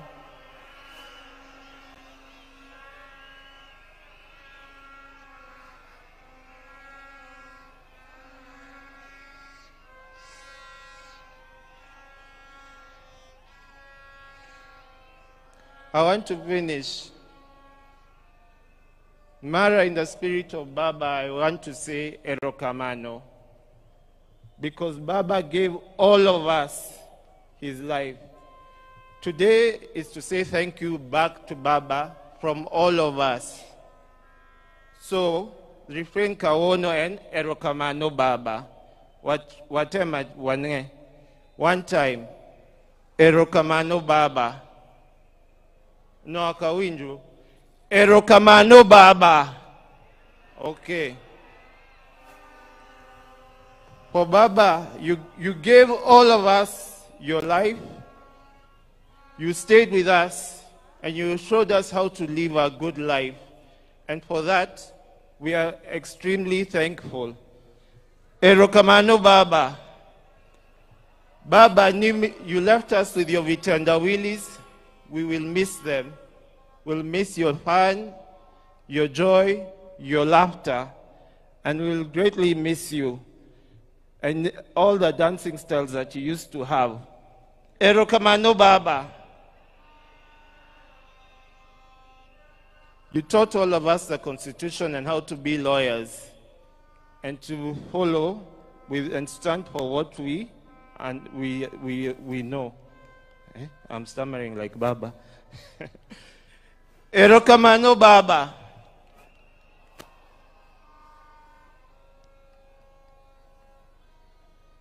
And lastly, I know Baba is smiling because he's given us so many holidays, and now he has given us Easter in October.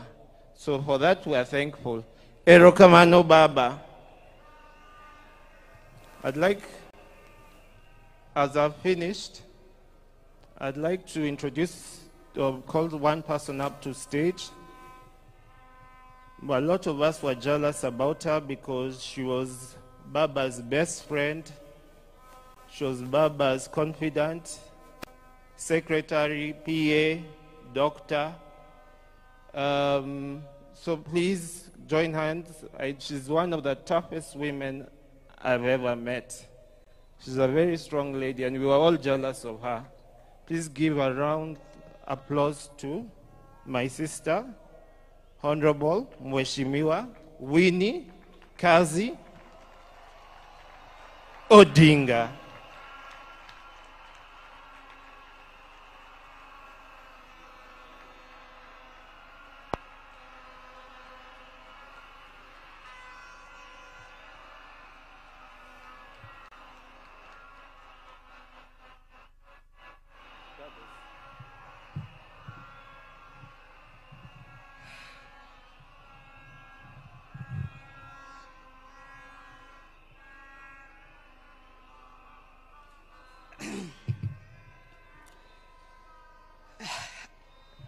I always forget salutations, but Your Excellency, dignitaries, fellow mourners, and all protocols observed, good afternoon.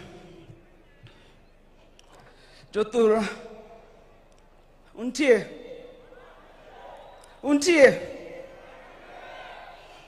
Baba Nendo. Oyweyo. Ajigi. Ere ajigi.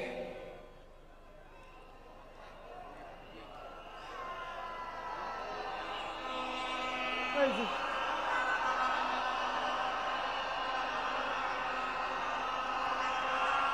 Okay. Huh? Bianca.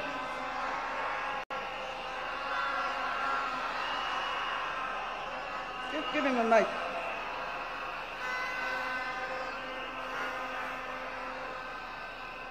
Give him a mic.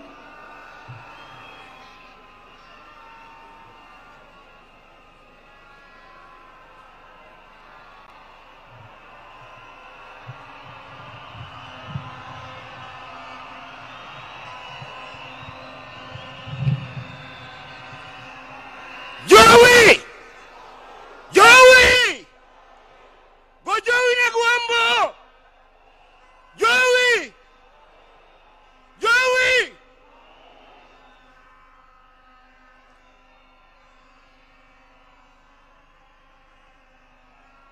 Yamolo!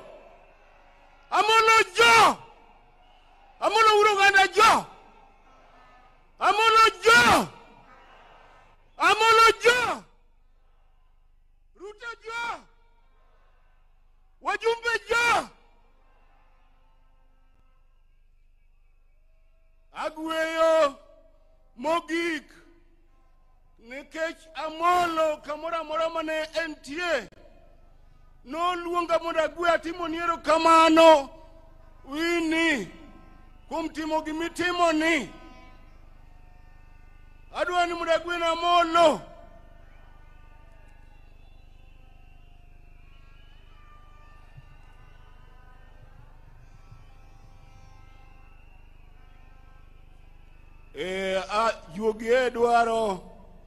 Yugi dwaro ni mondo ayud sigara maber nikech Amolo nohero sigweya ta dwaro sigweya maber, sigweya mana akwongo gweyo ne Ramogi wuga ko biune wangle Keuje koneo makowirwa Yenye kona lago agwamu bono Raila konu wugu yoto en mnale Rawiera Joey! Joey! Keuje koneo nanga ruodhi. Rabogi wuogo kobi une wangnala. Kau jakoneo makowi ruoth. Yeye kura lobo agwangu mono. Raila kobuodho to en mbele. Rawa. Orao Moi.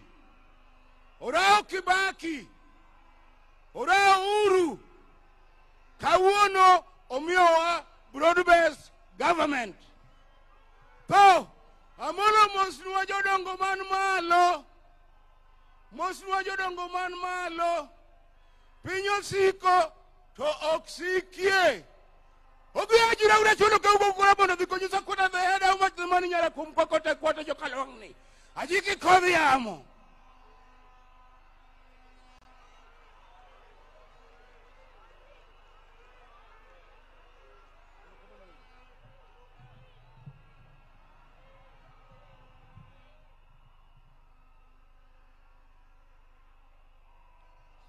Jothurwa,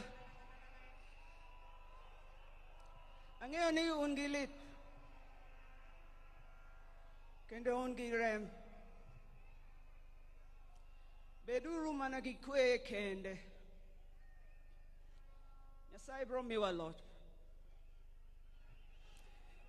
Ji osebedo kawoyo marach ewi bondo ka. Wakuod wigi kendo wanyisgi ni bondo ka nigi sibor.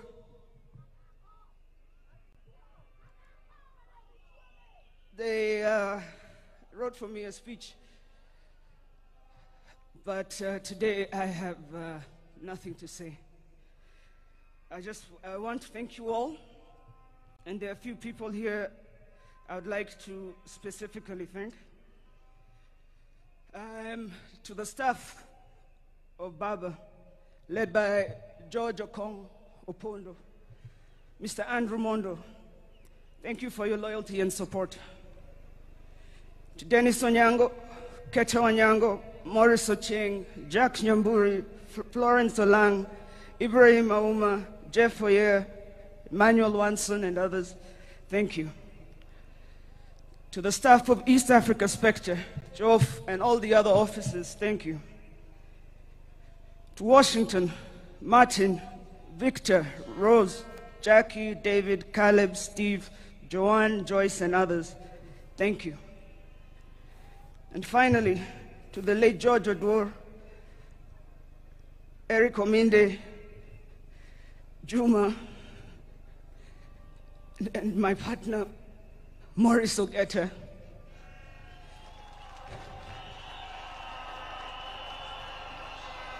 On behalf of the Odinga family, thank you all for your love and service. Your Excellency, our people appreciate you honoring our father. Thank you for standing with us. You should also know, in case you are wondering, I'm ready to come back home, if you were wondering. To all the leaders we visited around the world, I will return personally to thank you. Thank you, Kenya. God bless you all. God bless the Republic. God bless Baba's legacy. Long, the king is dead, but long live the crown. Thank you.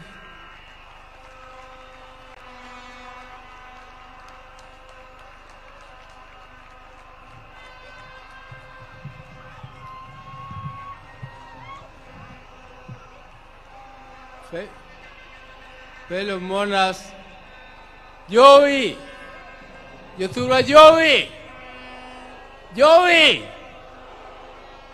I want to take this opportunity now to invite Winnie Odinga, I mean not Winnie, Rosemary Odinga to come and also give her eulogy. Karibu Rosemary.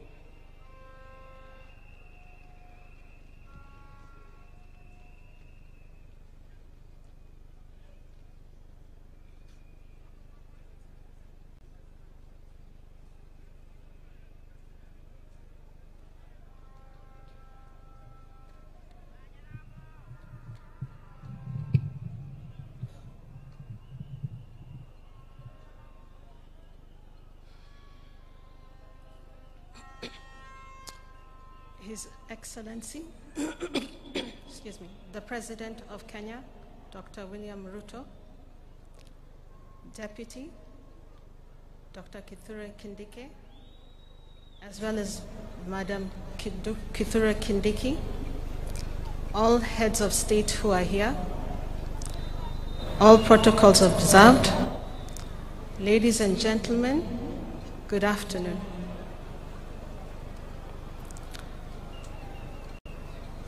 I said yesterday it was very hard for us as a family. Nonetheless, the day has come, and I want to just share with you a little bit about who our father was to us. Our father was someone who believed in us as individuals. As many who have spoken ahead and those who will speak after will let you know. And that is why today we have friends from all over. Our father listened keenly to what we had to say individually, after which he helped us sharpen our ideas. He also helped us to think broadly and find solutions, and to work with others. As you can see through his life, that is what he did. He worked with others. And because of that, we will continue to work together and to work with others, because that was his legacy. Not only that, our father also taught us to love the entire country as well as the continent of Africa. Today I want to urge all of you who are here and those who are watching in the screens from wherever they might be. I want you to look within you and search for what makes you better and search for what makes you stronger. Because when we do that, we will honor what Baba would like us to be: better, stronger, sharper. So with that, and not so much, I want to thank you all, as well as Baba. Asante sana, Baba. Thank you so much for your time, ladies and gentlemen.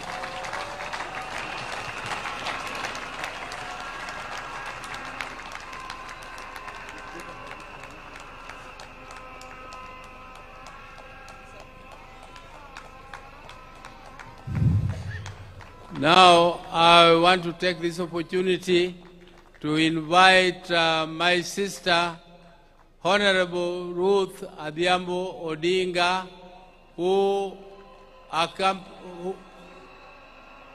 was with Jacom in India, and Jacom died in their presence with Winnie. Can you please come, Ruth, and say a word of send-off?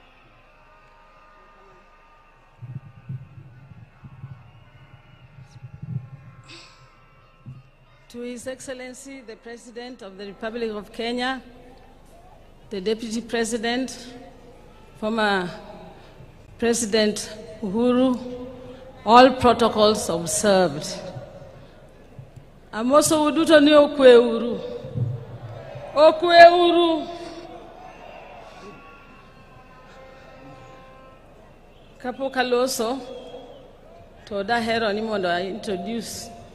Anan go wadwa manaluwo. Wadwa manaluwo iluongo no sewe. Osewe ne nigi nindo to ne gi jaode. Odwa mana no mosu daka achiel. 1 minute. Okay. To His Excellency, the President, Mama Ida, and everybody. Nyinga Entabu Osewe, and Yor Jacom, Adhiambo Emanelu Ojaoda. I'm also the area MCA. So I'll take this opportunity to welcome you all here because this is my ward. To Mama Ida, Ohula, Omuomowa, Takwa Imama Minpin, Nikikiwe Ulani, odhi kodwa. Ne Dr. Buru, ne Dr. Wenwa, Beryl, Adhiambo, and the entire Odinga family, let us keep together as always. To Raila's 3 children, we are not only proud of you, but we love you very much, and we expect to see Baba in you. Ayuara mola, you are eating a kionge toji openja. Mayuara mola, you are eating a konge toji chayo. Ayuara mola, you are eating a kionge toji ochaya. Mayuara mola, you are eating a kionge tojogi kinya. Joey, Joey.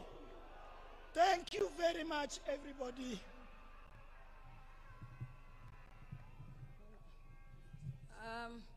I'm also, many of you here never knew that I have a right hand. My right hand is here today. Ambe nakendoga yoga nakuja.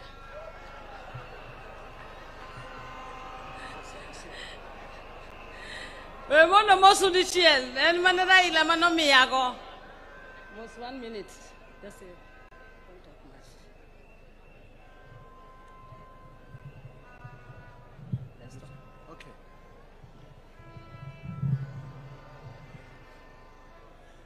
Jambo. I'm pleased to be here with special greetings from Ghana and from the Buzia family and the royal family of Winchi, to the great man who is lying down there. And I'm so pleased to be here, a man who stood for justice for the whole of Africa. So I'm here, I'm so pleased and honored to be part and parcel of this process, saying a farewell to one of our finest and greatest. He was a man, a fine person, with a finer mission and the finest vision for our continent. That's why we're all here today, and also here with the family. Thank you.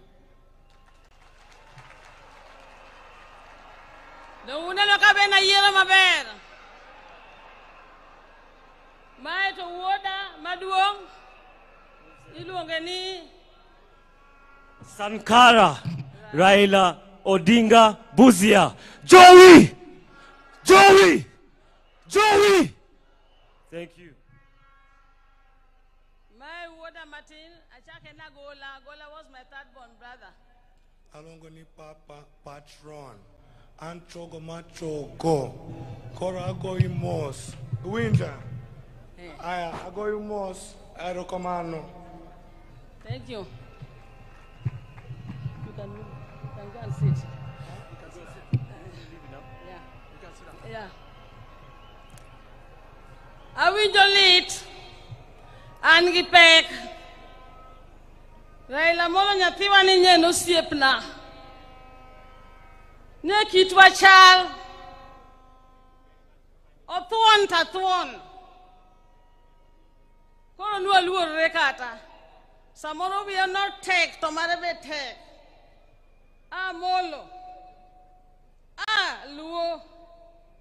Luo Modoginga Gimeri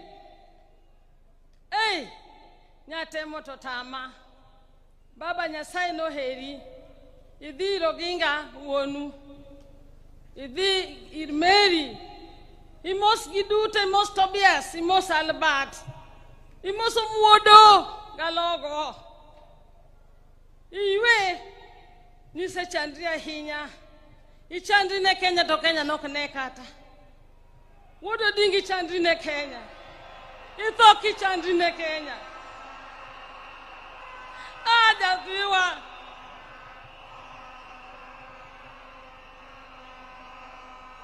Kata kamano Joey Imichame Mari Modong Girigen Alwogi Imichame Mari Modong Girigen Sakwa wawinja malid Sakwa lo Jajuok Yawa jajuok. Do ka Raila Mawodo Odinga lo nyonuru lo jajuok. I don't want to say much, but I'm going to say this. I was with Raila throughout most of the time. Even when we left Fort Kenya, I was with him. We went to NDP together. And I remember in 97 when he came to Nakuru, myself and the Honorable Ouda now, who used to be my youth, we went to Massey Ferguson and told them we wanted to test their Tinga. They gave us the Tinga. We went and got him as he was entering Nakuru and took him up to STEM Hotel with the Massey Ferguson Tinga. I have been there. In 1982, some of you don't know, you only see me in this siasa. I'm the one of the first women who was said that I was with my brother as he was picked to go to detention. I was forced by the society to be one of the first women exilees. I went living in Uganda, Tanzania, and ended up in Zimbabwe. When my brother was supposed to be taken back to detention in 1990, he was asked where he wanted to go. He said, I'm going to Norway to my sister. Raila became a refugee in Norway, staying with me, Ruth Odinga. I'm just saying this to show you that this was a stoic man. The family has suffered because he sacrificed himself. Some of you are looking here, you don't know what Mama Ida has gone through. I used to know, I stayed with her. Being alone without your husband for all those years, the 9 years, I didn't see people mentioning.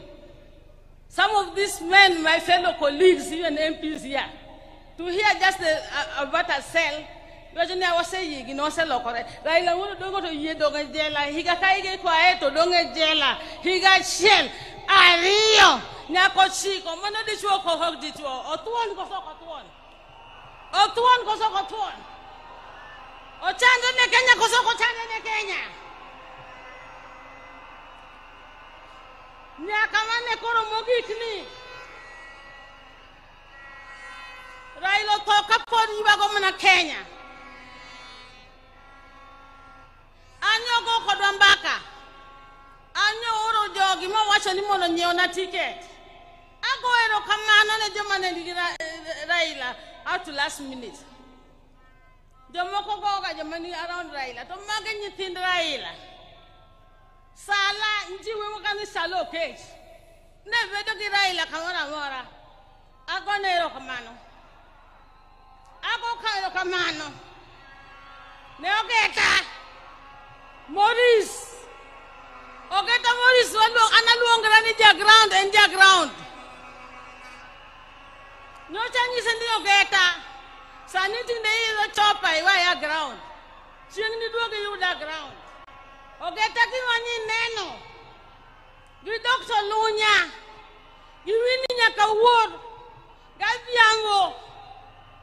Onge gima teki neno ngama tuon Raila ka koro nindo pinjo kama okika wondu onge gima tek. Gatego nindo.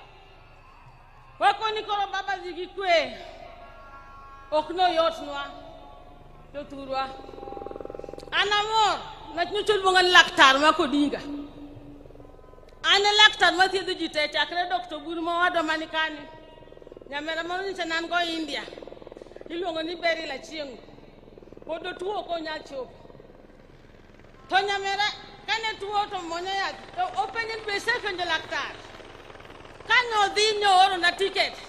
Monda dia vet code kaka laktar. Ana wona neno kaka la molo digo to.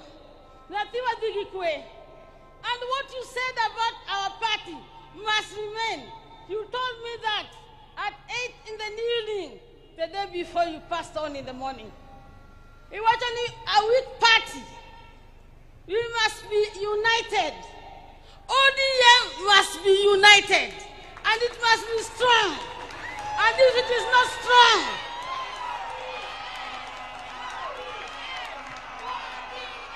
if it is not strong, ODM! ODM!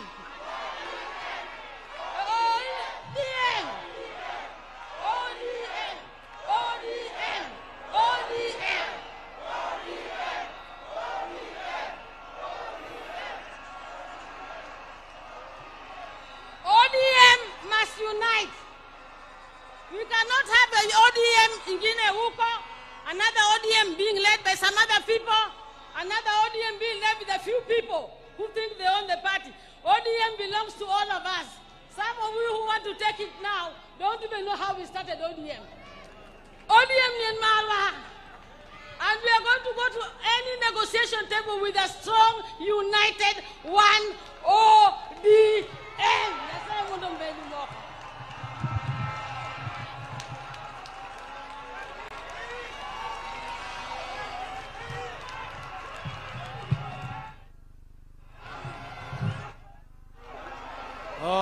I now want to take this opportunity to invite my sister, Dr. Wenwa Akinyi Odinga Oranga, is a long name. Dr. Wenwa Akinyi, or we call her also Dodi. Ma'am, where are you?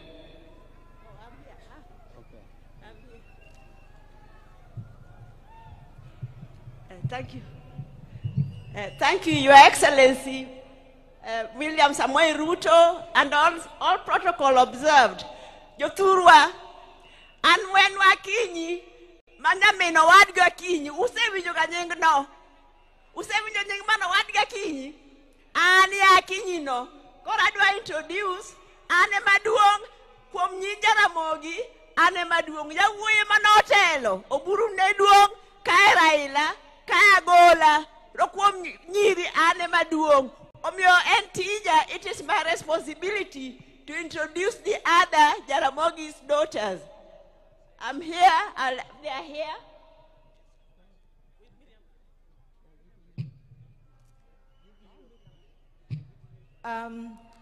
All protocols observed. Your Excellency, the President of the Republic of Kenya, and Your Excellency, former President of Kenya, Honorable Uhuru Kenyatta, my sister-in-law, Canon Dr. Aida Odinga, and all distinguished guests. I'm Pauline Oginga. I'm a County Chief Officer, Public Service Administration, County Government of Mombasa. So I would wish just to say that we've been students of the late. He was a brother, he was a mentor, he was a supporter. He's someone who encouraged me to realize my potential. So in losing him today, I've not just lost a brother, but I've lost a strong support system. Our father died when we were young, and our brothers took over. So today, I feel bereaved twice. So for all of us who are his students, it's upon us to make sure that our spine is strong. We implement all that he's taught us. Long live the king, and long live the crown. The king has gone, but the crown is still there. Jaramogi family will fight on. We'll stand strong, and we will prove that the genes are very strong. Thank you. Thank you. I'll ride on the protocol already observed. I will not talk, but I will just clarify on my name, because when I was reading the eulogy, I didn't make it clear. My name is Emily Anyango Oginga, and I'm a sister to the late Honorable Raila Odinga. I'll just say sorry. Sorry to the whole world. Sorry to Kenya. Sorry to the Luo. Erokamano. Long live Baba. Go well, Jakawur. Erokamano. So I also have my people here, my children. Let them introduce themselves.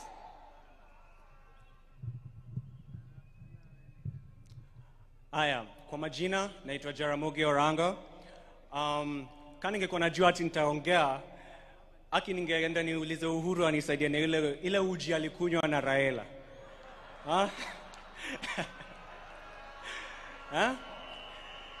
Juu sasa siwezi simama hapa niseme ati naogopa kuongelesha nyinyi wote.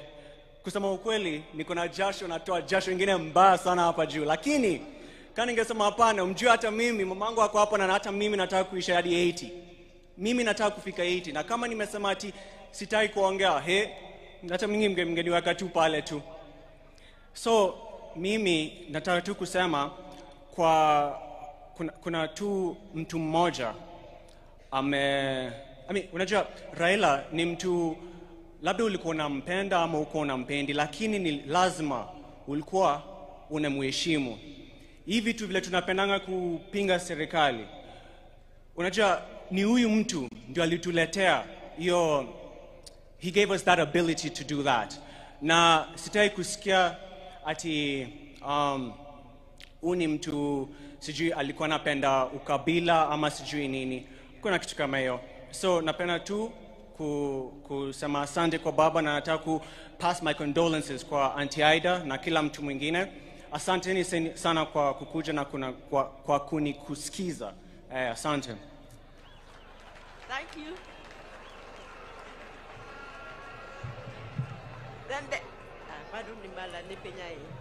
Then there's my daughter Miriam. Oh, let her introduce herself, but she's also a musician. Amoso ujite. Amoso. Kwa majina naitwa Miriam Wenwa Oranga. I am the niece to late Baba, so I won't say much, lakini niko na dedication ningependa kupeana kwa kila mtu, and just kusema poleni sana kwa familia, na we are walking this path together, so poleni sana kama familia na wananchi. Asanteni. I'm singing. All right. Hallelujah, hallelujah, hallelujah, hallelujah. I heard there was a secret chord that David played and it pleased the Lord. You don't really care for music, do ya? It goes like this: the fourth, the fifth, the minor chord, and the major lift. Baffle King composing, hallelujah, hallelujah, hallelujah.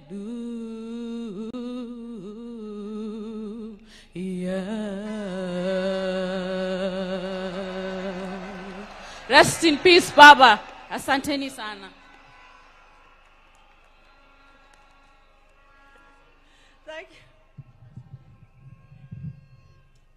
Thank you. Yeah, so now I'll have to say something. By the way, this is the most difficult eulogy that I have ever made. I'm not a guy, Lakini for the first time, I'm in Jokatekna. My father used to call Oburu Wod Komolo Ondugu, and he used to call Raila Wod Luo. So then quickly the names changed to Wodi and Aluo. So me, I grew up knowing Raila as Aluo. Oburu was mostly away in school in South Nyanza. He didn't spend much time with us, but Raila would be left to look after us, to cook for us whenever my mother was away. And then Oburu said the other day that Raila liked news, even from the time he was a little child. Let me tell you, whenever he was left to look after us, and he's going to cook and it's news time, he would put me there to listen to news and then tell him later what had been said. Can you imagine? I'm supposed to listen to the radio, to the news, and when he comes, I'm supposed to tell him what was said in news. I was not more than 6 years old, I'm sure. I would hear the name of the newscaster. He was called Cosmas Bala Owade Korgwok. And then I used to hear the name Accra, Ghana. And then I used to hear an advertisement, Vaseline hair tonic. But my English was poor. So when he came, I would only tell him those things, but then I would say Barthelin hair tonic instead of Vaseline hair tonic. And then Oburu will tell you maybe how Raila was strong-headed. In school, there was a rule that when you are caned by the teacher, you were supposed to get up, salute, and say, "Thank you, teacher," which he refused to do. Every time he would get up, walk away, saying things about the teacher, maybe just mumbling, and the teacher would call him back, cane him again, until the teacher gave up. Maybe Oburu will tell you more. Then,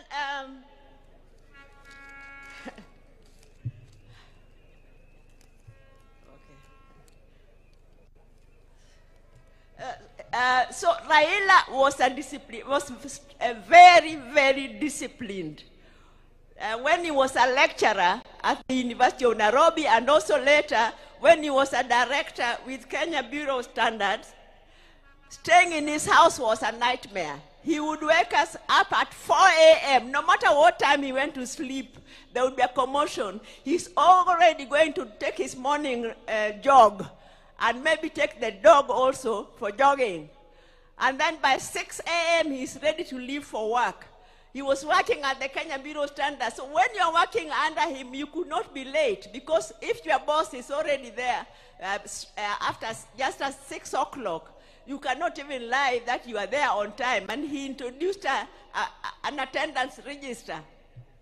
I mean, you had to clock in. You had to clock in, and he knew exactly what time you had come. So, the third one, the fourth one. Sorry.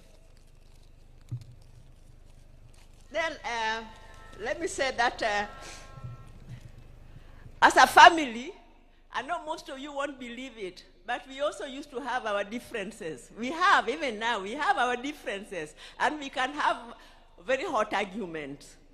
Raila and I, sometimes we used to have very hot arguments.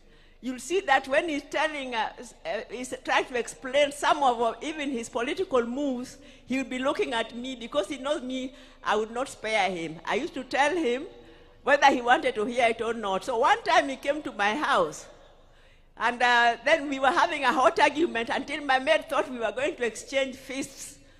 And he went to the toilet. I could hear him. Go walk, which going back to the cat, adagi. I've refused, adagi. And then you can't believe it, that the following day, we were talking on the phone, laughing as if nothing had happened. That's the way he was. He was magnanimous. He was forgiving.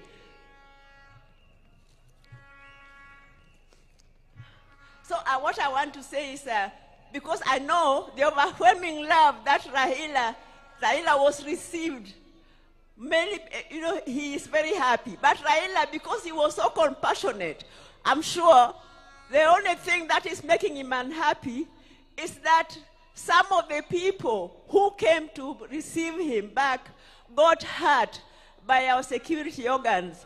I know you are supposed to be peaceful, but even our security organs, surely, you are well trained. You should be able to control a rowdy crowd without killing them, without shooting them, without hurting them. So as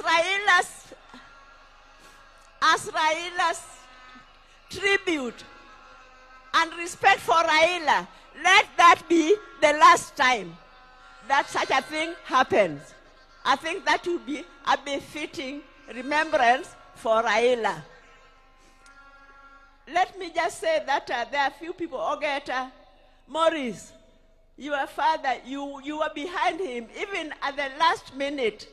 The last talk, the last jog, the last step he took, you were behind him. Winnie Chogo, thank you very much for being with your dad when he was sick. As for Adhiambo Nyakamami, Ruth, I don't know what to tell you. We planned with you together that you should rush to India and take care of Raila, and you are updating me every day, several times a day, and even that last day, When you told me he had collapsed, you kept on calling me. I was the first person you called until the last minute when you called, and now you are just crying. You did not talk, you are crying. So the two of us, we just wept. We wept for the second last son of our mother, Mary. Now, Workomolo Ndugu, Oburu, you have been guiding us very well as a father. Please, I know that is your best friend and he has gone, but you please continue keeping us together as a family. Mama Ida, you are a strong lady and you have a beautiful family. Please continue putting us all together. I think that Odonga Tieko. Thank you very much.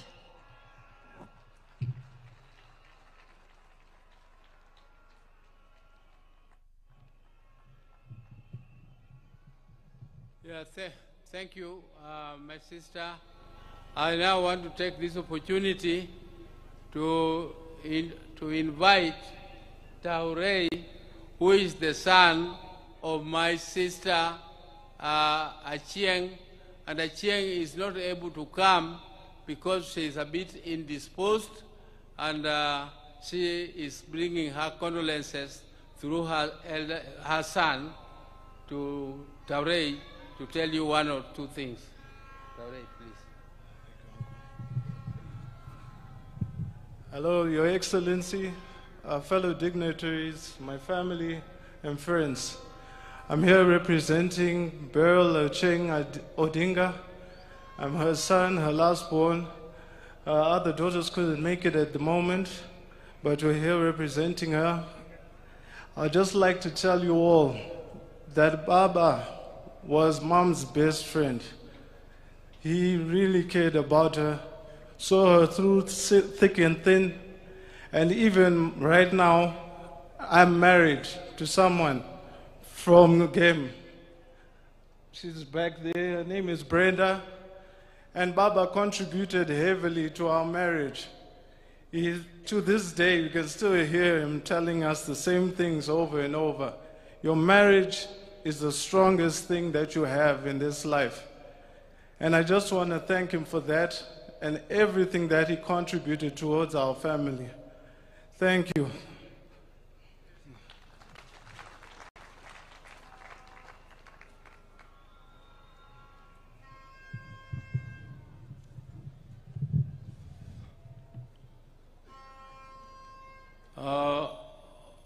All protocols observed, I would now want to say a few words about my brother Raila.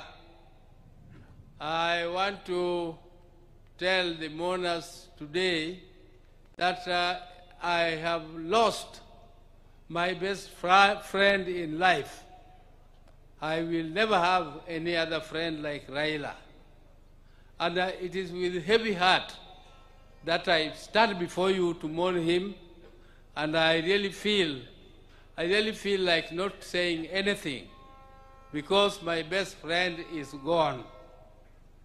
I would like to tell you people just a little bit about Raila.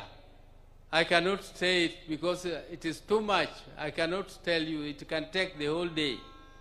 But I want to tell you that from childhood, Raila was a very, very caring boy.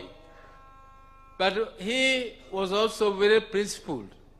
If he felt that he was being misused, he refused. For instance, one time, my father used to live in Kisumu, and we were living with my brother Raila in Nyamira here. And we used to go to Maranda school every morning in the dews before we reached school. We reached school when we were very wet. And one day, because my father used to come back home here every weekend, and when he came back that weekend, he expected us to be picking cotton, because this area used to be a cotton growing area. And all of us had woken up so early to go and pick cotton. because Mzee was very strict. Everybody had to go and pick cotton. But Raila was still sleeping. So when Mzee asked him why he is not picking cotton, he told Mzee, Baba, don't you know it is very difficult to pick cotton? Why don't you also try to pick it? And Mzee was not amused. So Mzee, and he went to school and asked permission so that he could look after our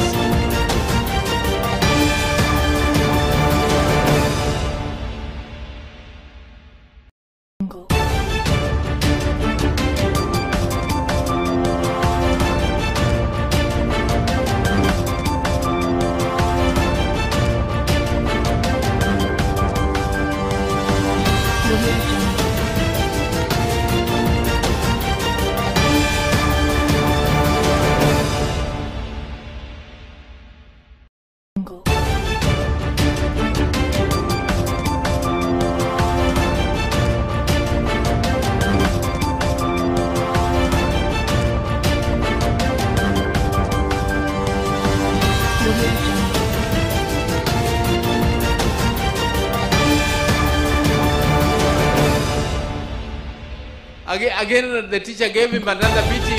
He refused to salute. The third time, when the teacher gave him the last beating, he told the teacher that you are caning me for nothing and my mother asked you for permission. So don't cane me again. And I can tell you that my brother also liked school. He liked school and he never missed school. And like my other brother, Agola, who did not enjoy school very much, but whenever my father put him to discipline, he went to school and studied, and that time he becomes number one. So can you imagine somebody who is a bottom, and next term he is number one? And Raila was always number one in class during those days. And Raila loved sport so much so that when we came back to Nyamira, we had a field where we were practicing jumping, we were practicing pole vault, we were practicing triple jump and other athletics. So Raila became a member of the management of the Athletics Association later, and he was a great lover of football. His team was called Arsenal. Raila was and he was also a patron of Gor Mahia. He also became a patron of Gor Mahia. And recently, you remember, when Kenya was participating in the football match for Africa, he was with His Excellency the President at Kasarani Stadium to cheer. And whenever they were there with His Excellency, Kenya team won. It is only the day when His Excellency missed the football and Raila also missed the football that the Kenya team lost. But, ladies and gentlemen, I don't want to bore you with the long speeches. We were with Raila in Germany. If you people see, he has some mark on his head. There is another mark here on his mouth.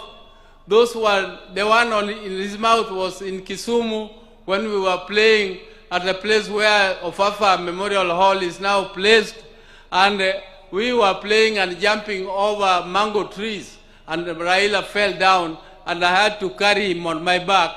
And other people were laughing at me that Raila, that Oburu was crying. Oh, I know Raila, wewe umeumia. Raila, angeni umia. Right? But there it was, and the other one was in Germany. He met that accident. But he was a very brave man. I tell you, one day, when 1982, when there was an attempted coup, and my brother was arrested and charged with treason, I tell you, that was another very, very sad moment for us. I went to see my brother at Kamiti prisons, And when he was in the black uniform, which is only for people who are in the death row, and I saw him in that uniform and I cried. He was laughing and telling me, this is nothing, all this will go. I told him, how will it go and you are on the death row? I was really shaken when I saw him in that type of uniform. But Raila was so brave when he was fighting for justice. He braved it and he never feared anything. Even if he saw police throwing tear gas and doing whatever, Raila would face it. He would face it head on. He would not go back. Even when some of us were so scared,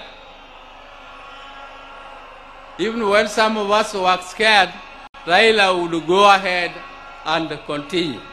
So, ladies and gentlemen, I want to thank these people. First, I would like to thank His Excellency the President, who has stood with us right from the time I told him that Raila was sick. We were with him and Raila, we sat down and we organized and he agreed. And he is the one who organized the transport which flew Raila to India for treatment. I also want to tell you that the President kept a vigil and he always checked on Raila to know what was happening with him.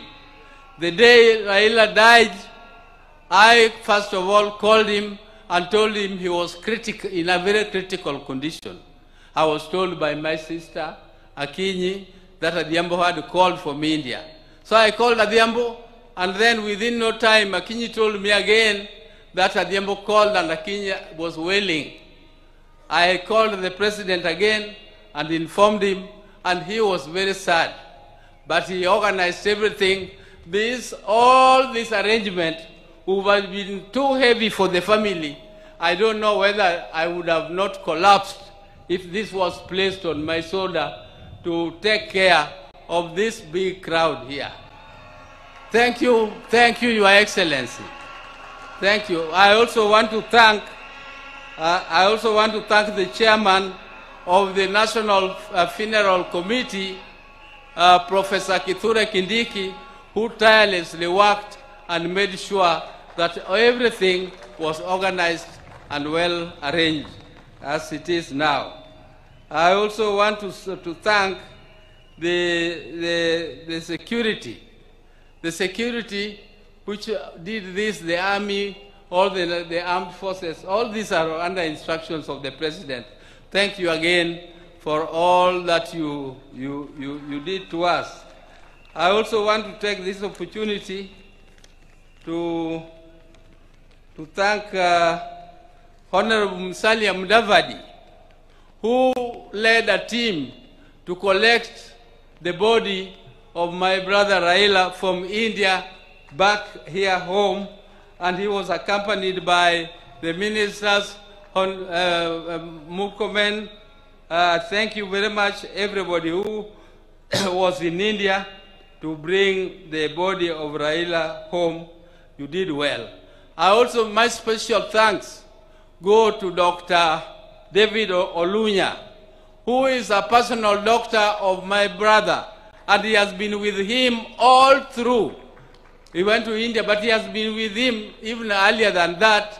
They were together in Dubai. They were together at Nairobi Hospital. So thank you, David. Thank you for everything that you did. I also want to thank Ogeta. Ogeta is our relative, Enyake Waka. He is the one who was taking care of Jacom up to the last moment when Jacom took his last breath. I also want to thank Jeff Oyer. I want to thank Winnie, particularly Winnie, the niece. Winnie is a very brave lady. She was there with Jacom when there was a session in Arusha where they were supposed to go for a session. I asked her, Winnie, are you not going? She told me, then she just pointed at the father and said, him. I'm not going because of him. I have to be with him. And that is before Raila went to India. And she was there from that date, she took care of her father, and she was very, very, I think she was very caring. She did everything that is humanly possible to do. Thank you, Winnie, for everything. And my sister, Ruth Adiambo, who also bought a ticket and went to see Raila. She sought her own visa, and she went there, and she was with him up to the last minute. Thank you, my sister. Thank you very much. I also want to thank Okech Sala from Migori, who was very close to Raila. He had arranged all the tickets, and he was with Raila all through. Okech Sala, thank you very much. I want to thank the National Assembly Speaker, or the members who also organized and went to collect Raila's body, Aaron Cheriot and Junet, Honorable Junet, though he did not go, but the majority leader in the National Assembly. And I also want to thank all the visitors who have come, and Your Excellency, the security which has been taking care of Raila. I would like to plead with you. They have done a great job. They have kept vigil, and they have been there for him all through. So, Your Excellency, please give them promotion 1 grade. Just 1 grade won't be too much. So, with those very many words, I would like to now say bye-bye to my brother, bye-bye my best friend, bye-bye my confidant, bye-bye my everything, my advisor. And I would want to ask God the Almighty to put your soul in peace, and please greet for us our people who went before you, my mother, Mary Odinga, my father, Jaramogi, who went before us, and all our siblings who are there, and all the great leaders who are your friends, like Julius Nyerere. Greet them all for us. Thank you. May God take care of you, because you are a good man. You are a good man and a truthful man. Thank you very much. Thank you.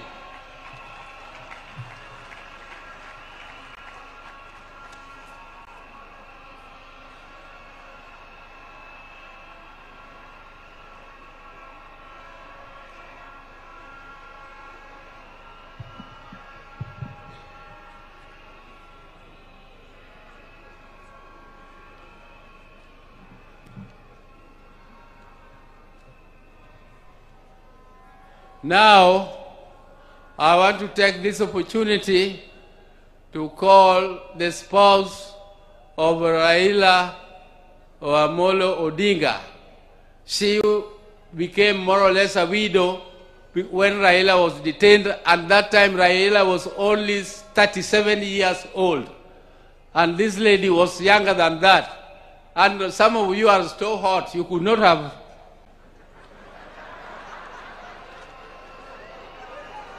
Now, as you come, I forgot to introduce my spouses. Dr. Ann Oburu, where are you? Dr. Ann. And Judy. Where is Judy? Thank you. Thank you. Dr. Ida Odinga Canon, who is a canon of our church, Anglican Church, and I would now ask her to come and address the gathering.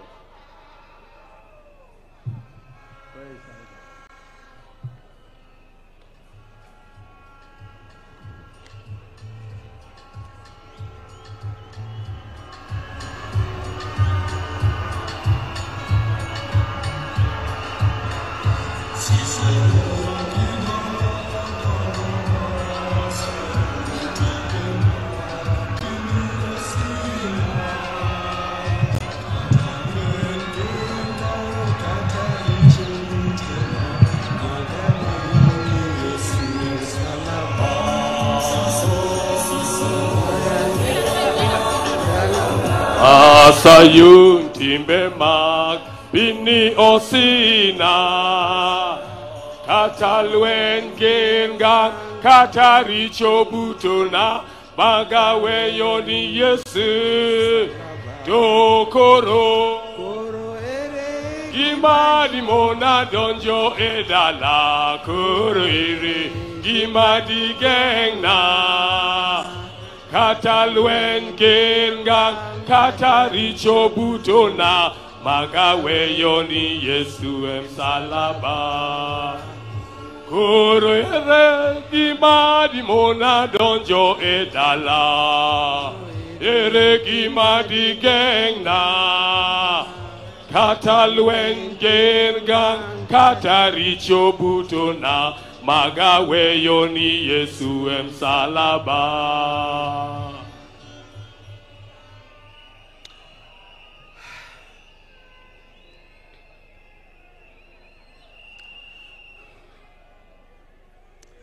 God is good.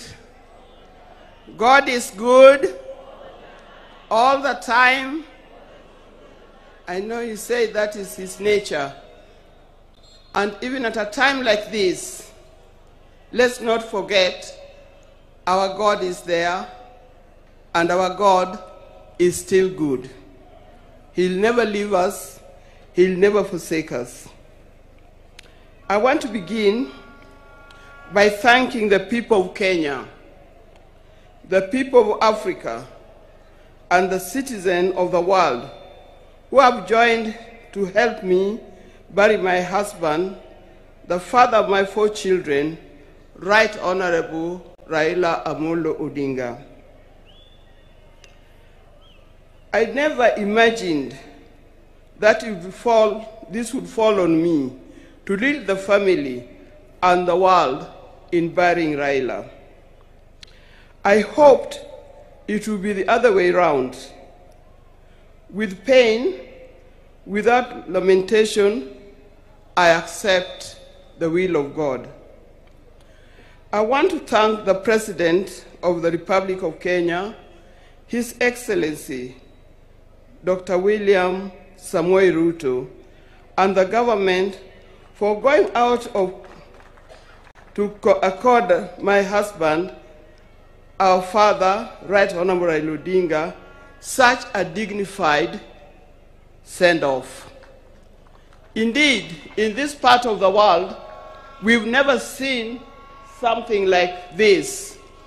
We've never seen a dignified send-off like what we see here in Bondo. Mr. President, thank you very much for according Raila this kind of send-off. Mr. President, my family is grateful to you for being a man of his word and a man who stands with friends after committing yourself to do so. Thank you. I want to thank the leaders of Kenya. I was looking around and said, whose name do I mention? But all of you are being very close to Raila.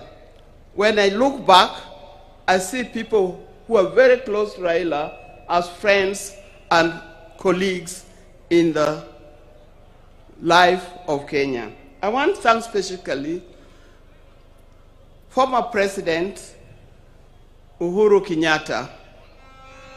He's a true friend. He stood by us.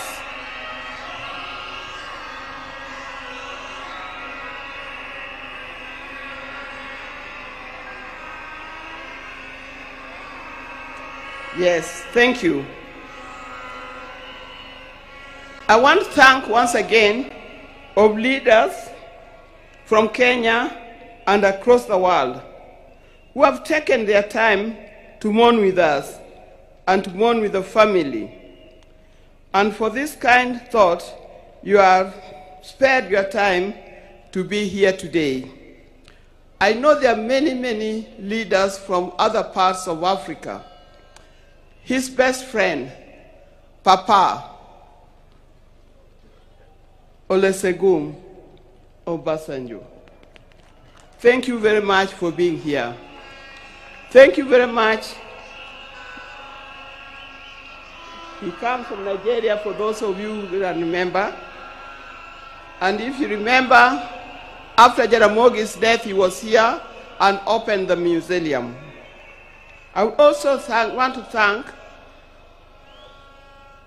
Her Excellency, Mrs. Morgan Shangarai from Zimbabwe. Thank you very much for being with us. I know there are many others, and I'm going to write special letter to all others when the time comes, because I'm not able to mention them by word. Your words, your letters, your social media posts has gone a long way in lessening our pain and lifting our spirits. Thank you very much for that. Raila has been my husband for the last 52 years. Many of you who are here are younger than 52 years. You could easily have been our children. Like all the couples and families, we also had our ups and downs. But we've learned one thing, and that is we must talk straight to one another. We must forgive and move on. Now, juggling the family life and public lives exert extreme pressure and demands on us from time to time. I know most of the time we used to say Raila is more of public life, political life, than he is for family life. But every time he came, he gave us what we deserved. I remember he attends to each one of us individually according to our needs. And that is not only his children and grandchildren, but also to his brothers and sisters. When Oburu was here, he didn't emphasize. But I think the next person, after loving me, the other person that he loves, leave alone his children, is Dr. Buru. Raila would not do anything without consulting with Dr. Buru. And if you wanted to know more, and you wanted to get to know what he's going to do, if you are clever, you talk to Dr. Buru first to talk to him, so that he softened the way for you to talk to him.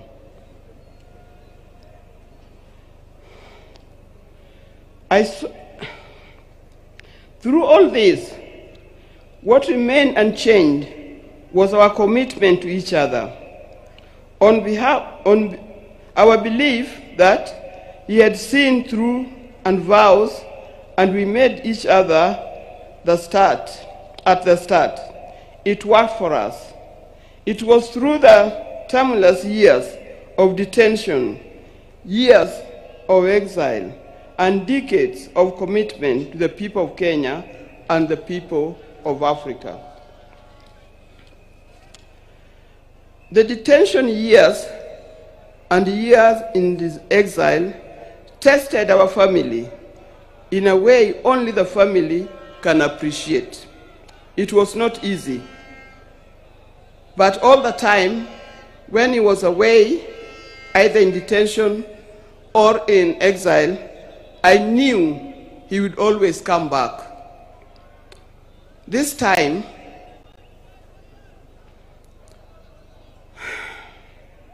I'll have to join him wherever he has gone, because he'll never come back. But the spirit lives on. When I first met Raila, some 54 years ago,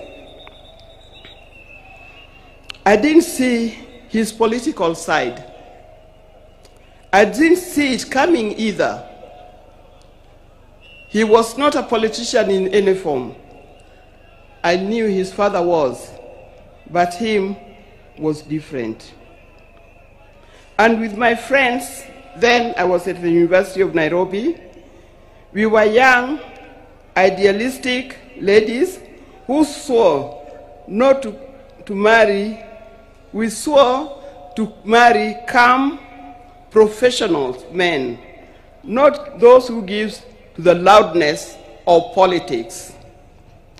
I swore we had no time for the people who are doing political science, the lawyers, and so forth. We didn't know what was coming. In my group, and they know them, the group of the sisters were with at the University of Nairobi, people like Leo Duol, Gladys Okoth, Deborah Kiai, and so forth. You know you were very well. Out of my group, I was the first one to marry. I married an engineer, a man of calm demeanor and reflective character. They all congratulated me because of that. Little did I know I was marrying a political engineer who would proceed to make engineering of Kenya his lifelong project. I didn't know. From the turn of events, I came to understand firsthand that they mean,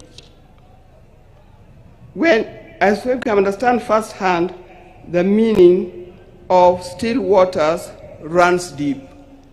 He was a calm person, but as we lived, I realized he was a deep thinker of a different kind.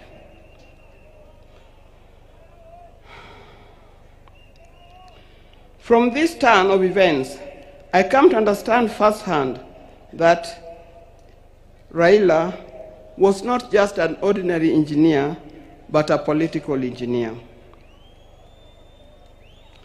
I evolved, adapted, and handled challenges that came my way, courtesy of being Raila Odinga's wife. And those challenges were many. I know if you are to ask the spouses of these politicians down here, they'll tell you the challenges are many and not easy to cope with. I learned that if you're a spouse or politician, inherit his friends, but don't inherit his enemies. Why do I say this? Because you'll be standing there, you'll be sitting there at home, thinking so-and-so is an enemy of my husband, because he belongs to a different political party, or he comes from a different area. I tell you, you will be wrong. Don't inherit in his enemies, because tomorrow you'll find that those people that you thought were his enemies are his best friends, and you'll be left out. Be careful when you are handling his friends. Inherit his friends, but his enemies, let him deal with them the way he made them.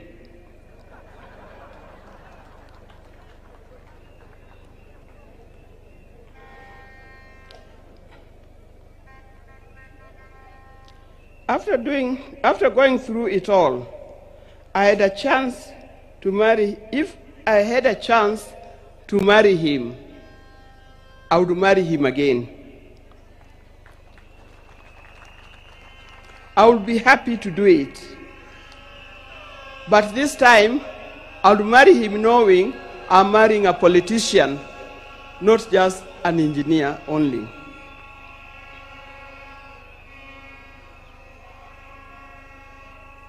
But Raila never really stopped being a production engineer.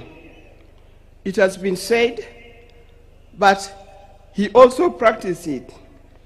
He started the East African Spectre, the company that manufacturing gas cylinders, and that is thriving in that.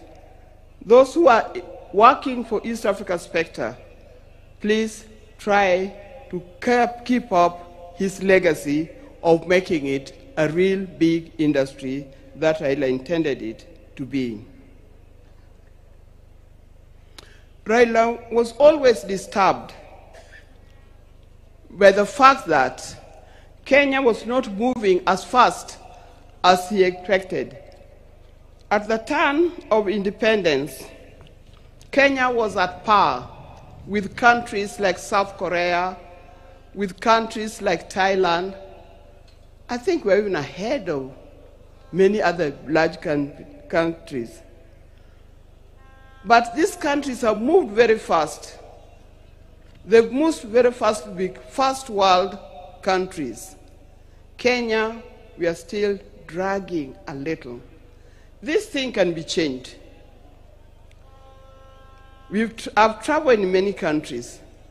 In 1995, during the International Women's Decade that was in Beijing, we went to Beijing, the women of the world went to Beijing, and what I noticed that the tallest building in Beijing was a 4-story building, and it was a hotel.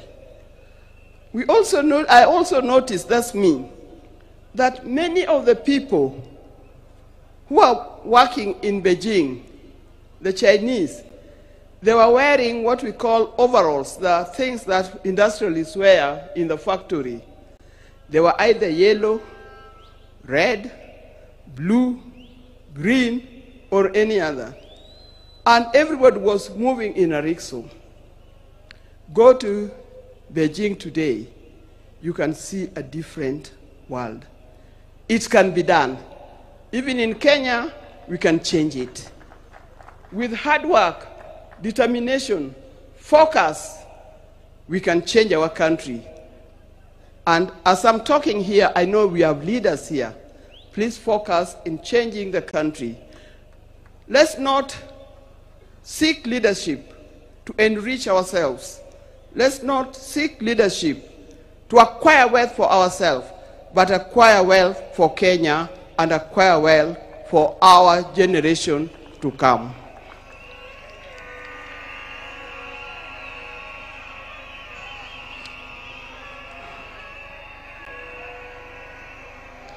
In the name of Raila, I appeal that we focus on national wealth instead of personal wealth.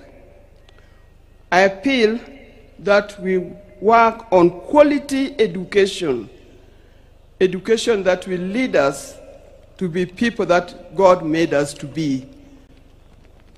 I appeal that we have our nation in order, correct our health institutions so that it gives us the kind of life that we need to live. There are many others. Dear Kenyans, today I surrender Raila to friends, family, and patriots who went ahead of him. I surrender Raila to eternity, and I surrender Raila to all the ages. I know he's comfortable where he is. I know he deserves to be in the company where he is. And I pray that when my time comes, I'll join him there in heaven realms. Fare thee well, my dear husband. Fare thee well, father of our children. Fare you well, the friends of many. If you were to start again, I would be there with you. Thank you, and may God bless you all for being here.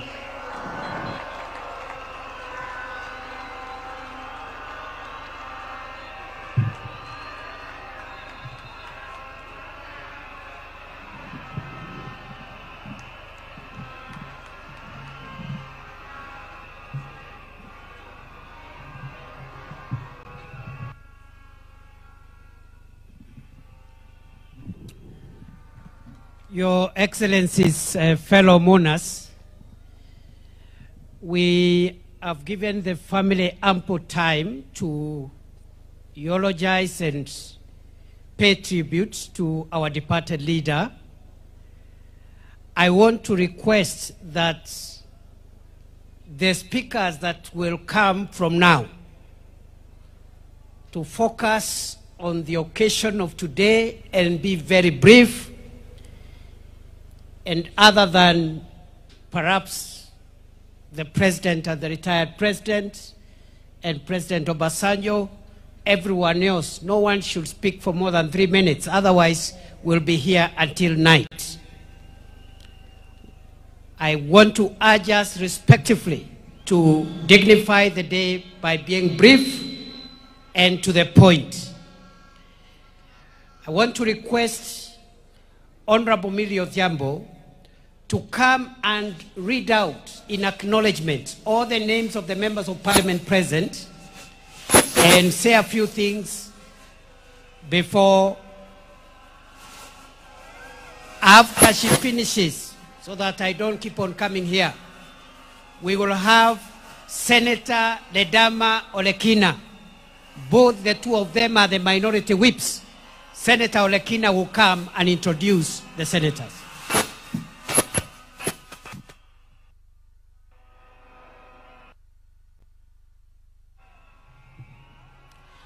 Your Excellency, the President, Dr. William Samoei Ruto, all the dignitaries here, Mama Ida, the small family of Baba, and the larger family of Baba, including the international family, I greet you in the name of our Lord God Jesus Christ.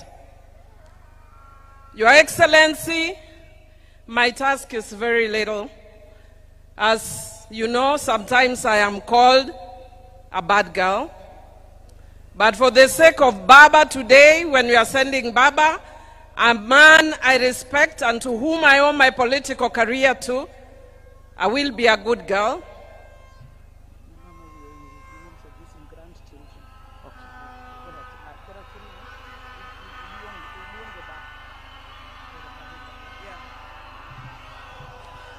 Thank you very much. I told you I'll be a good girl and I do what I'm told. So before I go on to introduce the members of parliament, because that's how good I'm going to be, I'll request Honorable Dr. Ida Odinga to please join us back on stage. Karibu Mama and Pole Sana. We are with you.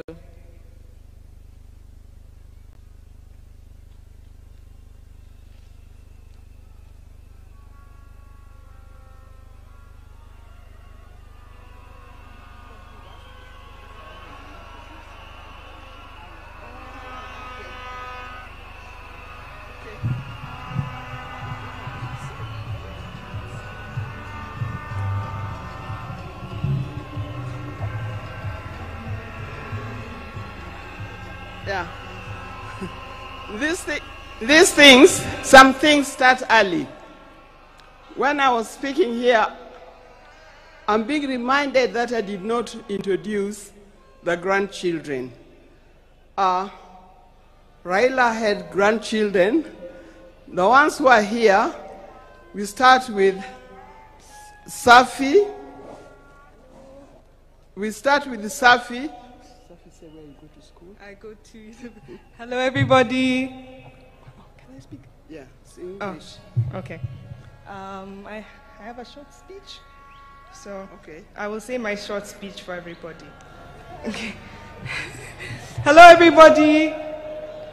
I hope everybody is doing good today. Thank you all for coming to have us mourn my grandfather. Today I stand before you not only as a Kenyan mourning the loss of a national icon, but a grandchild mourning the loss of our grandfather, the Right Honorable Raila Amolo Odinga.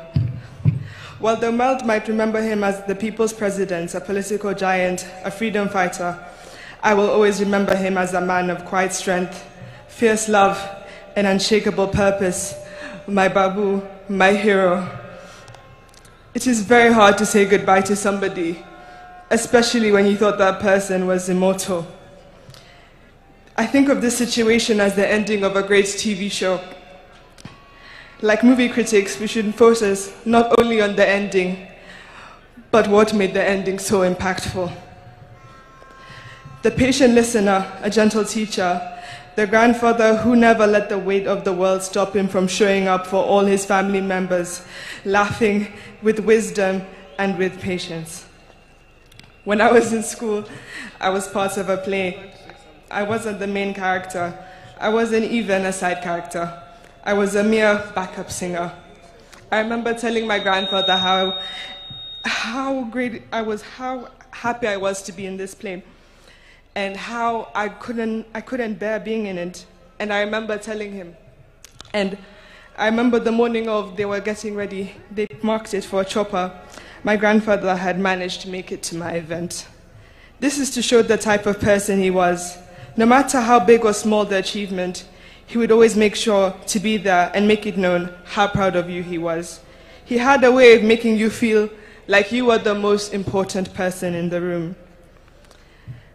As I stand here looking at your casket, I'm not afraid to admit that my next achievement will be 10 times heavier, knowing that one of my biggest cheerleaders is no more. So today, as we bid him farewell, we are not just burying a man, we are burying a legend. And I want to say this especially to my Kenyan people. We are the legacy. If you ever doubted your voice, doubted that you mattered, remember him. If you ever felt too small to make a difference, remember him. Remember, he was not born a legend. He became one by showing up, by speaking up and refusing to sit down and be silent when it was easier. I used my time to keep this legacy alive and remind the nation that not only was there so much greatness in him, but there's as much greatness in you as well. To quote him, you can only live once, but if you live it right, once is enough. Joey! Joey! Joey! Thank you. Oh, sorry, I'm Safi. And I go to school in the University of Maryland, Baltimore County. I now use this opportunity to introduce my other cousins. Come on. Hello, everybody. My name is Sanaya Odinga. I stand here before you not just as a young Kenyan, but as a proud granddaughter of the now late Honorable Raila Amolo Odinga. To the world, he's a statesman, a leader, a freedom fighter, a symbol of Kenya's struggles for democracy and justice. But to me, he's always been more than the headlines, crowns, or politics. To me, he's my grandfather, a warm, wise. He was always warm, wise, and always full of stories, laughter, and love. Some of my earliest memories of my grandpa are sitting beside his side, listening to all the stories he told me about our country, about where we've come from, and about why he chose to fight, and about Kenya. And I really miss him, and I still can't believe this is happening. Rest in peace, Baba.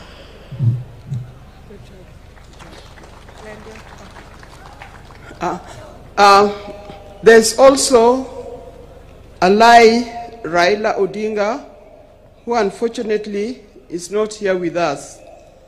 But as soon as he arrives, he will be able to speak for himself. Now we have Safi and Senai. These are children of Rosemary. Alai is a son of my late son, Fidel Castro Odinga. He's the one who is not here with us today. But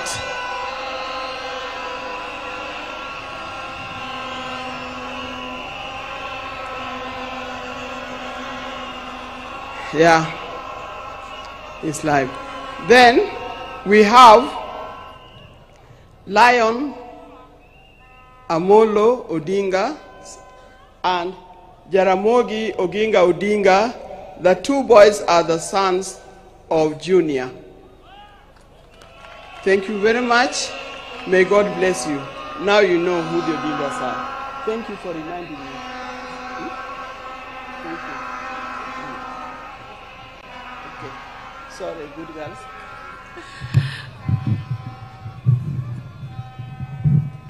Thank you, Mama. Now we can see that even though Baba has gone, there are many people who have taken after Baba in that family. Because Baba held our hands, Mama, we will also hold your hand. And we will hold the hands of Winnie, we will hold the hands of Rosemary, and we will hold the hands of Junior. I would like to request the members of the National Assembly who are here to be upstanding. Rene Mayaka, you will help me from where you are. If I forget anybody, I've declared you my assistant. And if I call you, you sit down so that if I don't call you, I will know who I've not called. And if I don't call you, please, I don't have anything against you. Even though at heart I'm Gen Z, there's a disease that has caught up with me of late. It's called menopause. So we are led by Honorable Moses Wetangula as a speaker. He is not standing.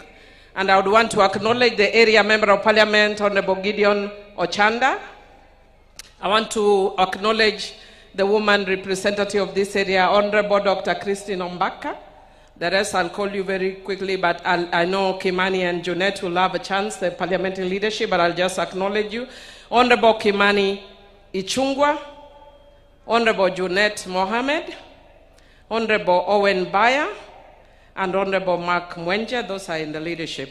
I wish to acknowledge Honorable Peter Kaluma, Honorable Rashid Bedzimba, Honorable Rachel Ameso, former member of parliament but also PSC commissioner, Honorable Martin Owino Wood Chief, Honorable Farah Maalim, Honorable George Aladwa, Honorable Adipo Kwame, the tallest man in parliament, Honorable Mugabe Innocent, Honorable Otiende Amolo Daktari, and I want to thank you so much for the work you have done in the committee.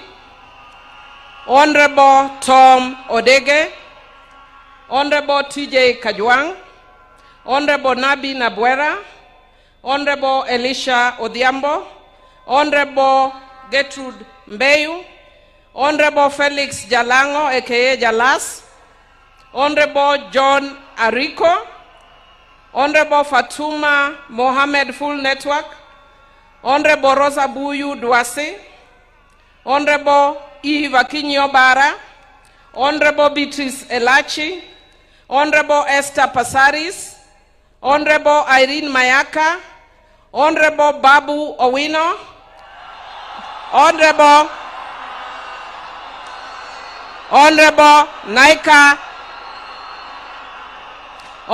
Naika Johnson, Honorable Oku Kaunya, Honorable Samuel Atandi, Chair of Budget, Honorable Shakil Shabir, Honorable Oyula, Honorable Mark Nyabita, Honorable Aduma Owuor, Honorable Joshua Ngeno, Honorable Tindi Mwale, Honorable Buddy Twalib, Honorable Dr. Lillian Gogo, Honorable Jared Okello, Honorable Koyo Wura, Honorable Mishi Mboko, who is also a PSC commissioner, Honorable Paul Abuor, myself, Emilio Odhiambo, of course, Honorable Chonga, Honorable Raphael Wanjala, Honorable Dixon Maungu, Honorable Dr. James Nyikal, who is also the chairman of Dual, Honorable Oscar Nabulindo, Honorable Peter Masara,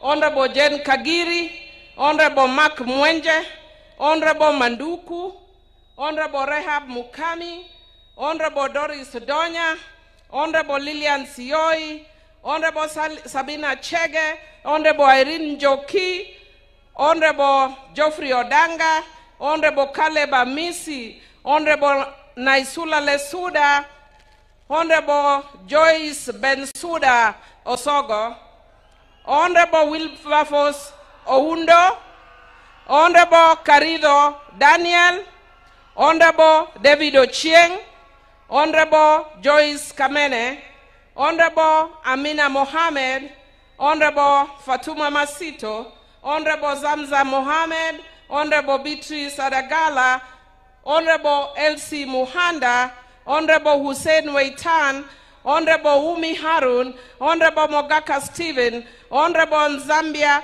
Honorable Mawade, Honorable Stephen Mule, Honorable Caroline Geleche, Honorable George Kariuki, Honorable Jale Rokelo, Honorable Steve Mogaka, Honorable Cynthia Muge, Honorable Dalian Karido, Honorable Alpha Ondieki Miruka, Honorable Ikawa Fred, Honorable Clemens Lawyer, Honorable Karoli Omondi, Honorable Mpuri Aburi. I think I mentioned Shakil Shabir. Who have I left out? I can't see you, so Irene, please help me. Maybe as Honorable Joshua Oron.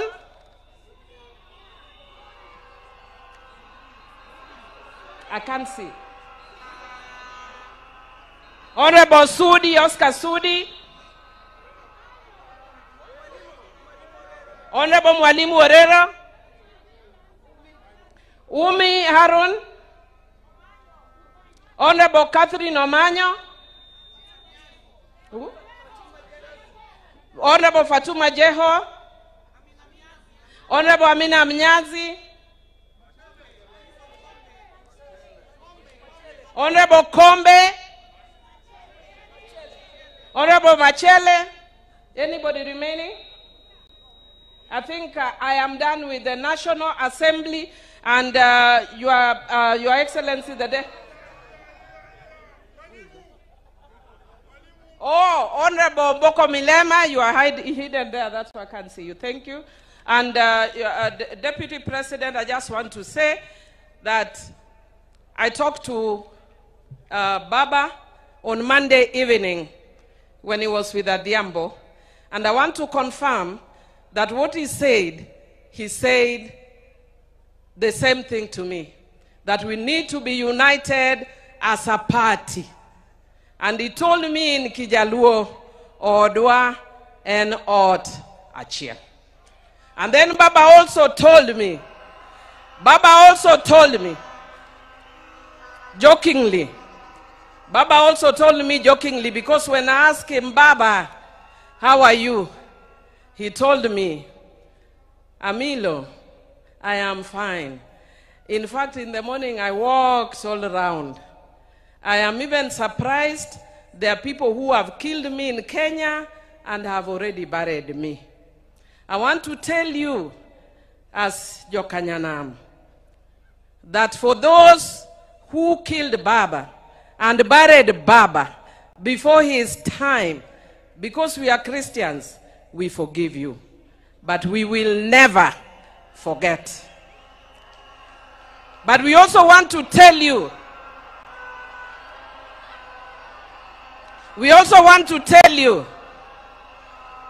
that for those who stood with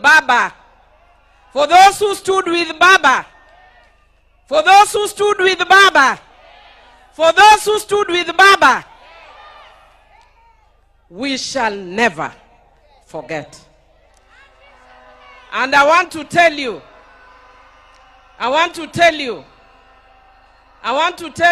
want to thank you, Your Excellency, President William Samoei Ruto, that you do not understand. I know some of us look strong. I was in State House the morning you broke the news, and amongst the Luo, in the political class that day, I was the only ODM person. Jothurwa ana winjoga kajiwacho ne piny no chama. I didn't understand what piny no chama meant until the president broke the news as we sat around a table. And he said, I have bad news. I think it was 7 in the morning. And he said, even before he said I knew, I don't know how I knew. And Mr. President, Your Excellency, the longest journey I have walked, if you don't know, was from your office to where I left my car. I almost collapsed twice. I am strong, but the death of Baba is the hardest thing that those of us from Luo Nyanza and in Kenya, those who believe in his ways, have had to deal with. And when you sent us, you removed the women, and I thank you for your sensitivity. And you told us to go and stand with Mama Ida. I thank you for that sensitivity, for remembering Mama. As a woman, I know what it is. We shall never forget. Thank you, thank you, thank you, thank you, and God bless you. Let me take this opportunity to invite Ledama Olekina to welcome the Senate. And as he is coming, Jokanyanam, Donguyena Mundagone Baboriti, Donguyena Mundagone Baboriti, Donguyena Mundagone Baboriti, Agone Baboriti, Aguambo, Baba, Wod Mary, Piny Dung Buru Kionge Baba.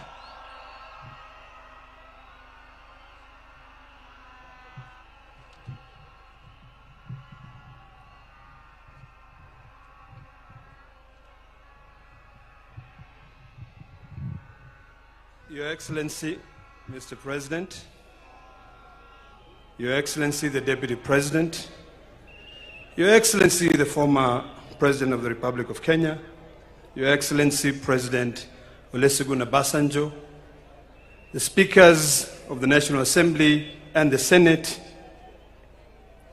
all mourners here, the ODM fraternity, good afternoon. I stand here today before I introduce my colleagues in the Senate.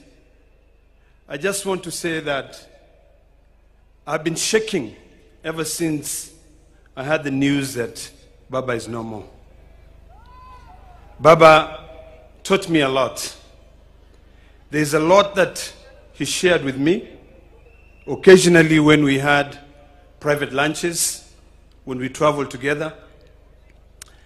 And I remember, because this is very personal to me, that on the day that we lost our election at Bomas of Kenya, and I was admitted at the hospital after having been hit, Baba called me and told me one thing. He said to me, my son, what is important is the unity of this country. Your health is more important. Our victory has just been delayed, but it is inevitable. It is coming. Today, I want to speak to all of us here that Baba spoke for us for generations. He spoke for us for decades. Baba is no longer there to speak for us. It is now us, it is upon us to be able to speak for ourselves, to make sure that we do what is right for Baba. Before Baba went, he showed us the way. He brought us to the broad-based government. And I want to tell you, that is where we are. And Mr. President, I want to assure you that, you know, we always say that Baba is right. Baba was right when he was alive, and Baba is still right when he's lying and when he's in heaven. Baba will always tell us, go right, and would not question. And I want to assure you, Mr. President, for what you've done for us, we shall remain united to be able to go the way Baba wanted us to go, to remain in the broad-based government. There are challenges ahead, but we are determined. let me take this opportunity to introduce my colleagues in the Senate. I'd like to request all my colleagues in the Senate to please stand up.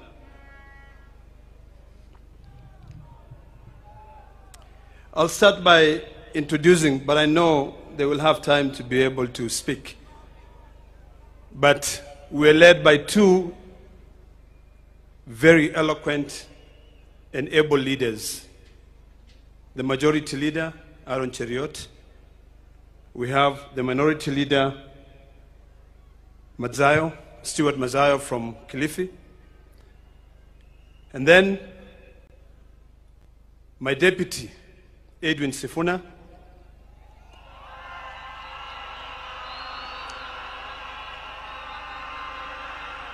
Who is also the Secretary General for the ODM party.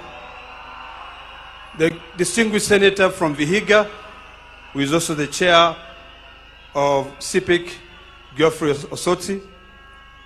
Then I have a man who's never gone to law school but is a lawyer. The senator from Busia, Okiya Omtata. My dear sister, Senator Hamida, who's always been right where Baba is, nominated senator. And then we have the women's president, Beth Siango, nominated senator from ODM. Then we have senior counsel, who is also a member of the Parliamentary Service Commission, and senator from Nyamira, his name is running away from my head, Okongo Omogeni. And then we have a young man who I love and respect, who has always been very, very close to Baba, Senator Eddie Okech. Thank you for what you did for Baba. We have Baba's daughter from the north, Senator Hezena Lemalatia. Then we have my brother, Senator from Homa Bay, a man I love so much, and a man who loved Baba so much. Senator Moses Kajwang, who is also the chair of PAC. Then we have Bunge FM. Her name is Senator Miraj from Mombasa. We also have a former governor of Uasin Gishu County, Senator Governor Mandago. We have, the next is Senator Catherine Muma, who is also a member of the Speaker's panel. We have a distinguished senator from Homa Bay, and her name is Beatrice Ogola. And then we have a man who speaks Swahili, and a very good man from Embu, and his name is Senator Mundigi.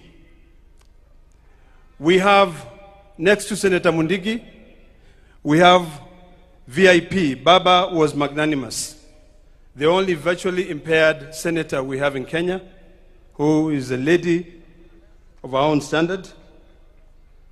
Her name is Senator Crystal Asige. Next to Crystal Asige, we have a senator from Nairobi, and her name is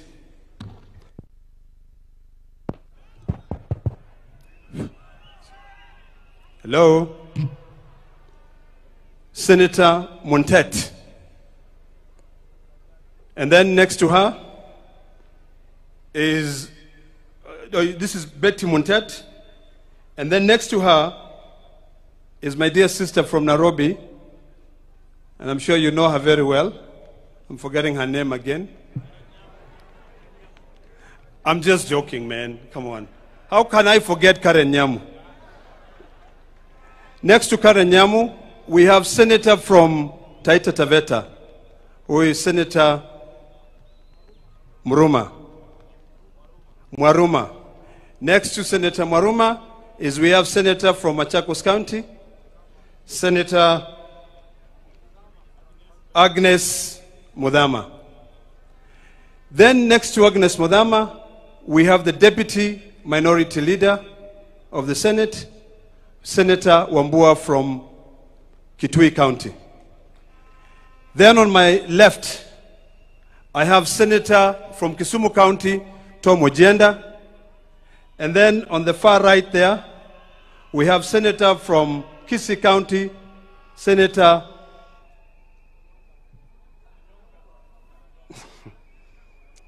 Onyonka. And then finally, we also have a Senator from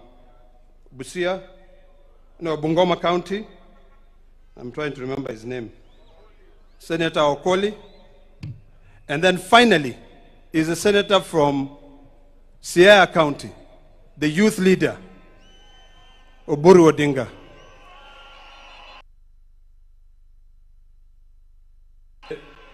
Deputy President, this is a message for all of us here in Kenya. I know a lot of people are expecting that the ODM will fight, that the ODM will have different facets.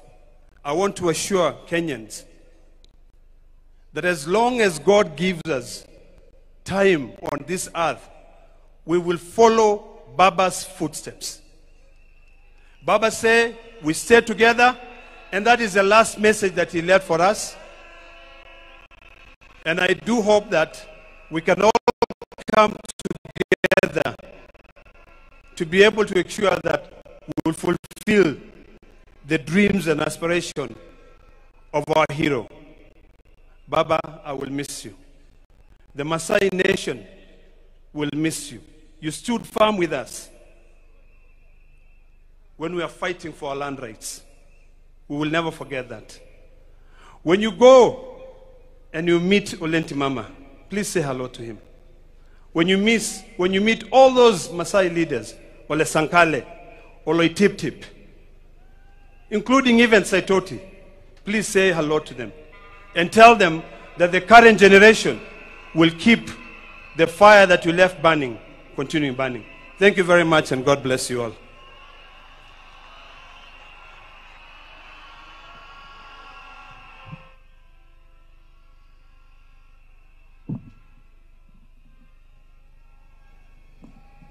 I now want to invite the chair of ODM, Governor Gladys Wanga, to come and invite a few speakers from the party.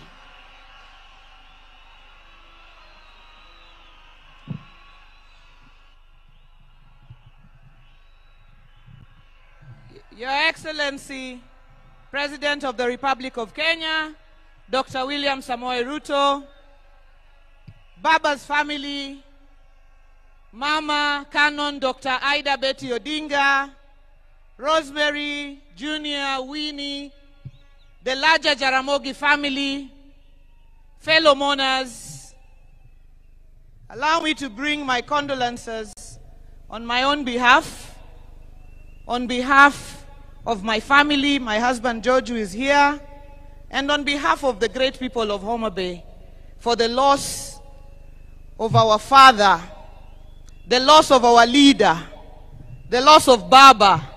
We celebrate the life of a patriot.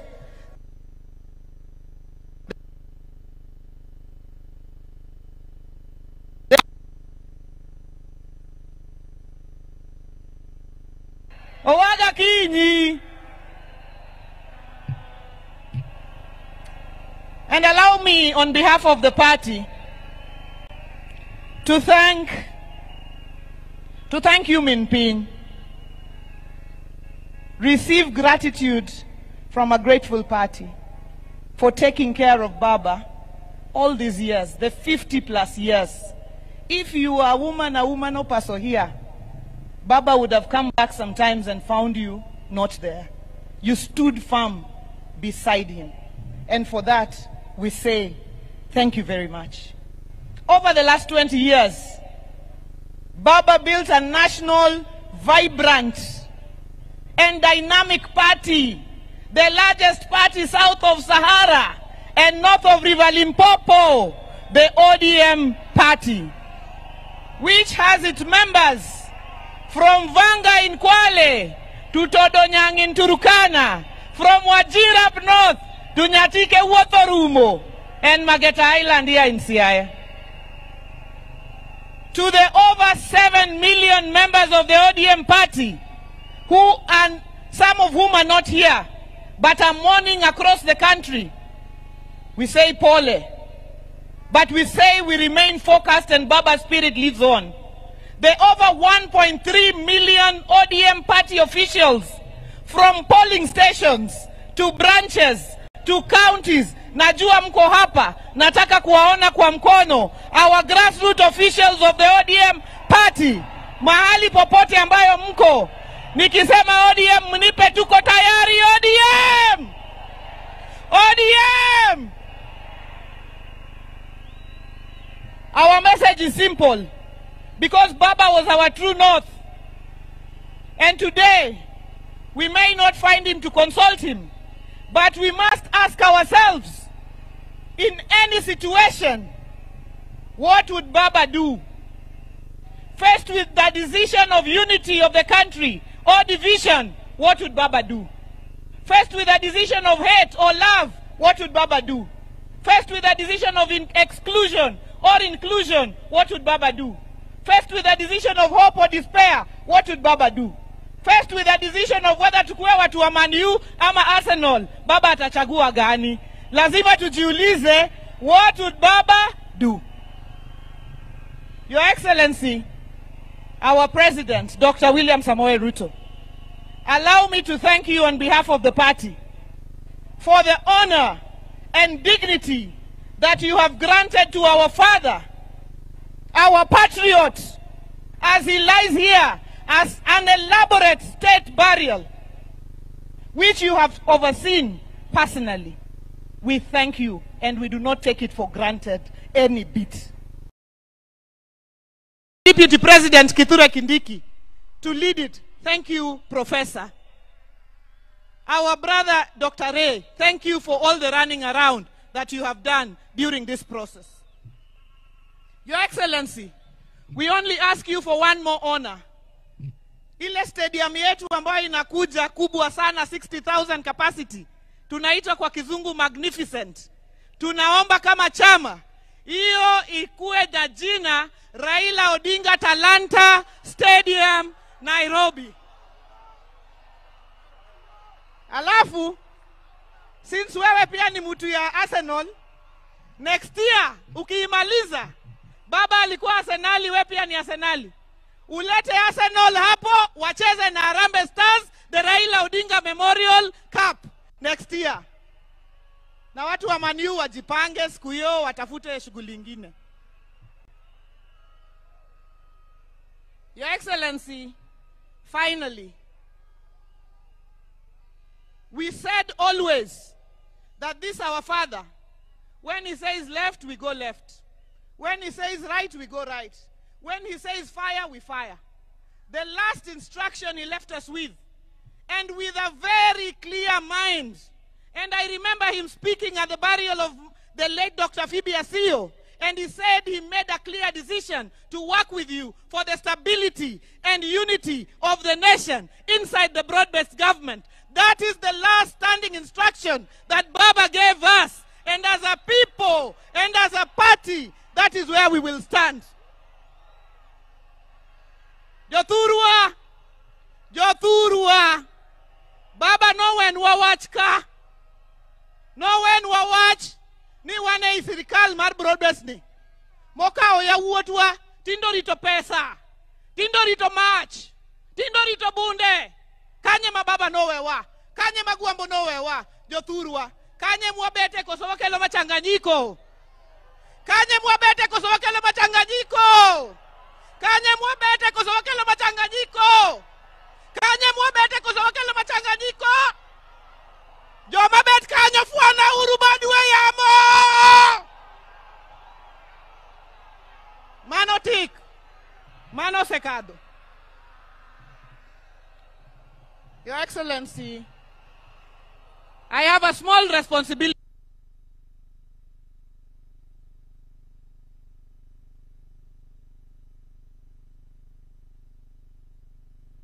Leta nini? Sasa DJ asilete nini? Bas. Your Excellency, I have a small responsibility to invite certain members, just a few, of our ODM party to also get an opportunity to say very brief tributes to Baba. We have, the care is not a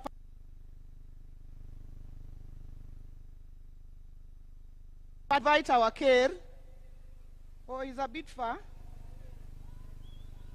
So as the care comes, because it will take a bit of time, I want to invite somebody to invoke the spirits. And since Ajiki, Winnie already invited Nyabungu to invoke the spirits, I want to invite Owaka as he comes. Please invoke the spirits of Ramogi so that they can come down.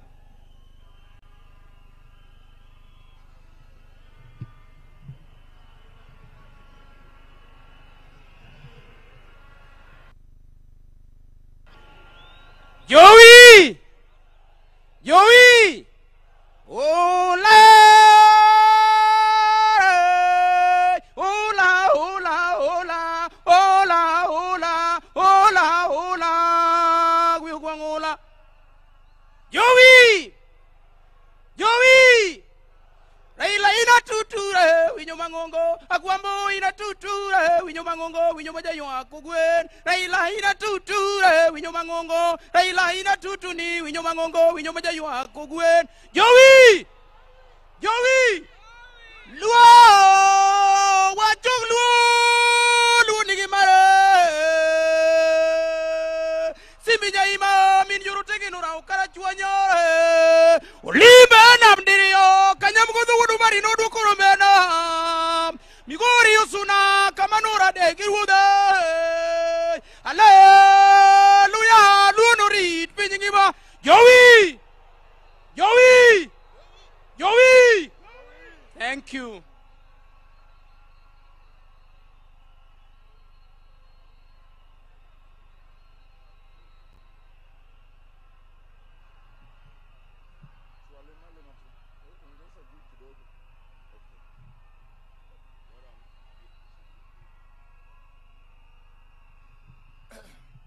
His Excellency, the President of the Republic of Kenya, Dr. Samoei Ruto, Mama Ida, Genyithinde duto, gi familia majo Jaramogi. Akelo numos mamara mondo ukaw kuyo mamara kako dungiranda musiep Raila. Jokanyana muntie. Jokanyana muntie. Joluo untie. Adwa wuyo kodu matina inya. Adwa wuyo kubu kodu ngamange kuom ngamangeyo. Raila wunya lego musiepna. Akwa umondo uchiki tu jokanyana. Joluo untie. Satana zindwe. Satana zindwe. Akwa Uganda luo. Akwa Uganda luo. Nikech wan gi welo. Welo mwa kuonde duto. Mondo uyuak Raila gi kwe. Mondo welo biwa gi kwe. Kapok adhi nyime, to akwayo jodongo mwa kamoro amora ma jaduong'. Ng'ama iluongo ni jaduong'. Miluongo ni elda mondo amalo ting' bade. Jaduong' yoyote kama entie. Jodongo mwa Mombasa. Jodongo mwa Nakuru. Jodongo mwa Kitale. Jaduong' mwa kamoro amora. Jokanyana mutie. Adwa wacho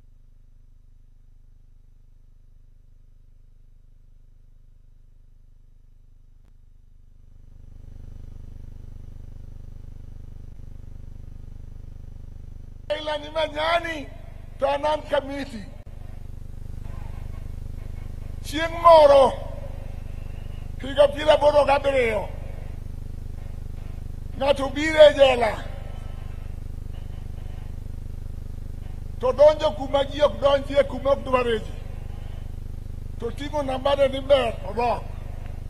Bang' juma achiel ochako duogo kendo ochako dok. Chieng' mar adek oduogo to okona niya, nawe luor ka dhako, gimokele ka gimalich ahinya, ni bunde gi pesa ma Raila nomiye, to ne wan ji 4 kende, ne wan go kuch 2 gi Jabaluyi 1. Na malo minago ni ng'ani ubi ni jogo senego Raila ibiro nega dibilo koni. Uwinjo wachno. Aneno mang'eny e sirikal marach manenego ji. Achiegni gi weyou, to adwa wachonu ni oganda mondo oriwre.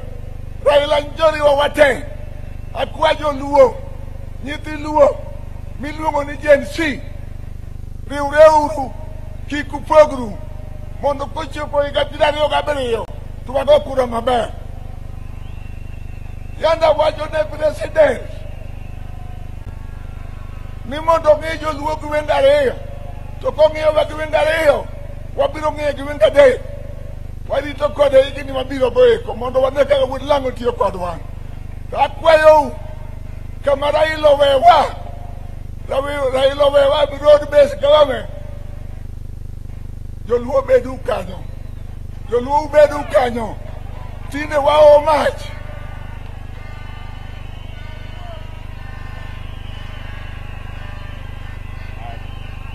Awacho duka weu niya, nyocha an ga ogudu mar wakoni, joluo makonge mayando kelona, to joluo gi openja, ito Bwana Ker, joluo ma ungo gi gin milion adi. Ang'wen, to konu timang'o gi mon, uwinjo wachni, ang'o mondo mon nyuol, akwayo ni kawuono, kuwa ka, duchak Raila te.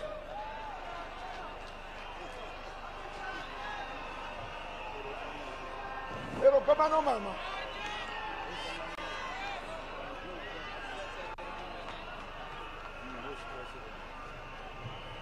Koro kigoko kainya nikech chako Raila ok tich mayot. At this juncture, allow me to ask all MCAs, wherever you are, to please rise. MCAs wote tafadhali muamuke, so that you're recognized. Our speakers of the county assemblies, we recognize you. Asanteni sana. God bless you for coming. Mketi tafadhali. And now let me invite the Honorable Dr. James Nyikal, MP for Seme, Chair of the Health Committee, and Chairman of Duol, to come and speak on behalf of all MPs of this region.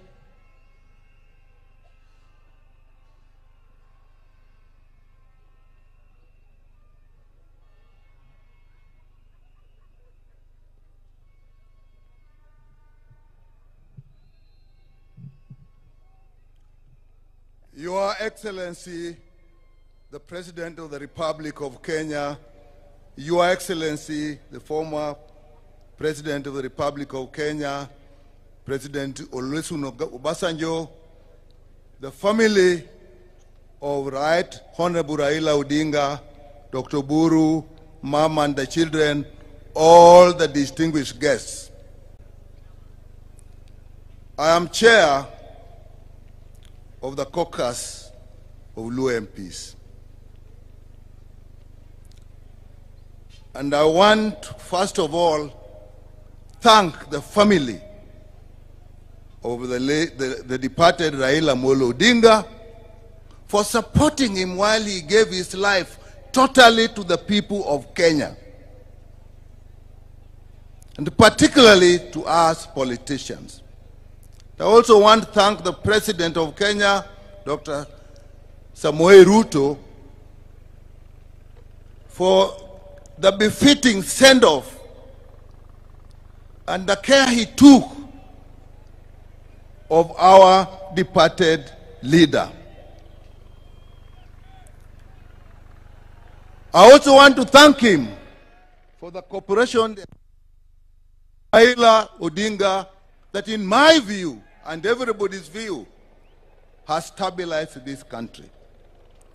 We, as a caucus, will work within the ideals of our party, ODM. That is the party of Raila, whose ideals are a united one Kenya, respect for democracy, respect for justice and human rights, and above all, service to the people. Raila believed the only purpose of power is to improve the welfare of people and give them the services they deserve. To that extent, he hated corruption. And those are the ideals of the party he has left us, and those are the ideals we shall live with. The last consultation we have with him as a caucus, he told us, as you work with the government, which is the broad-based government, make sure Kenyans get services that they deserve. Going forward, I will advise you. But now he's gone.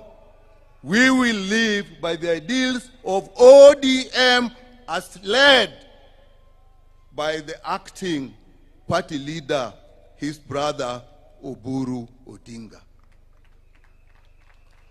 ODM, Juthurwa, Raila no wacho ni mane party wa mbaka mwago kwa dimugi keduol.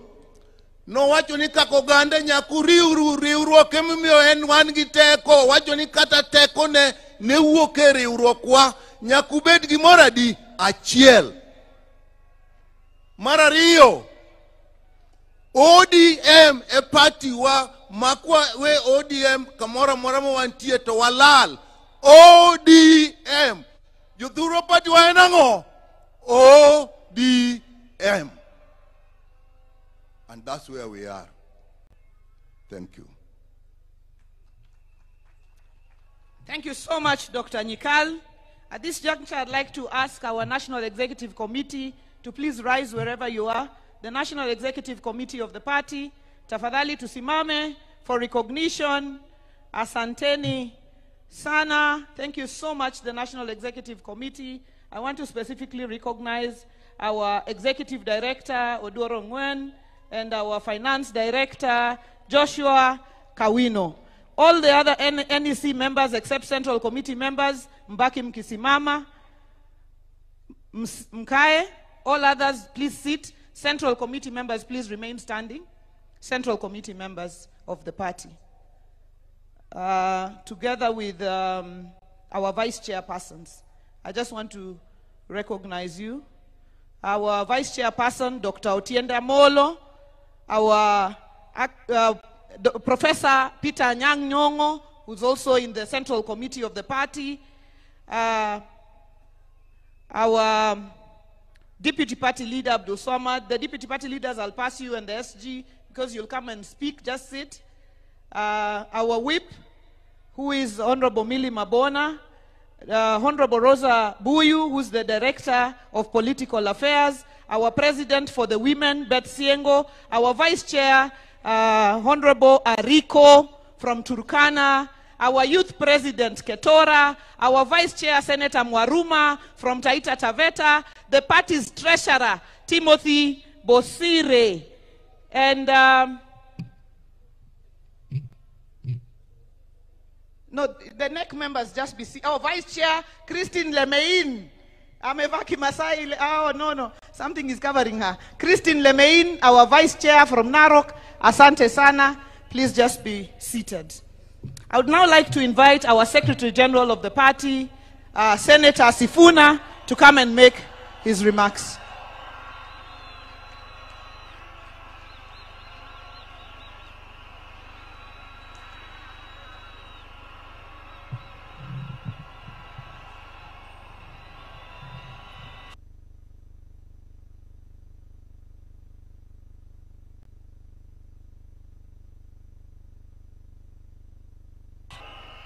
Asante sana kwa familia ya baba yetu, rafiki yetu, kiongozi wetu, rafiki yetu ambaye ametulea sisi vijana katika siasa, wakiongozwa na Mama Aida, ndugu yangu Raila Junior, na dada zangu wawili Winnie na Rosemary.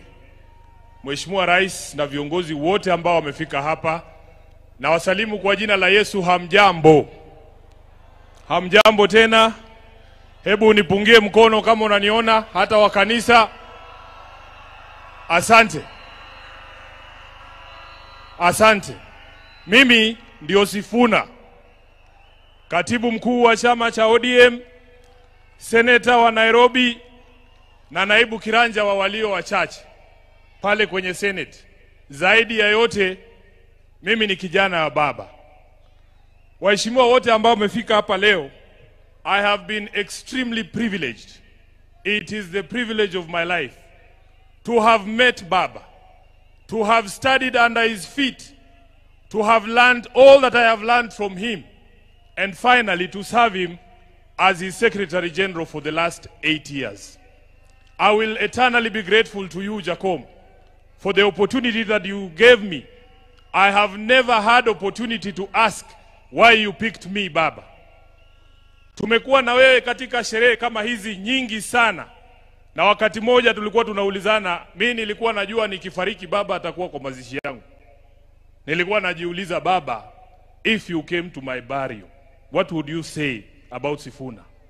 Na nikajiuliza, what will I say on that dreadful day when we have to bury our Baba, our mentor, our leader?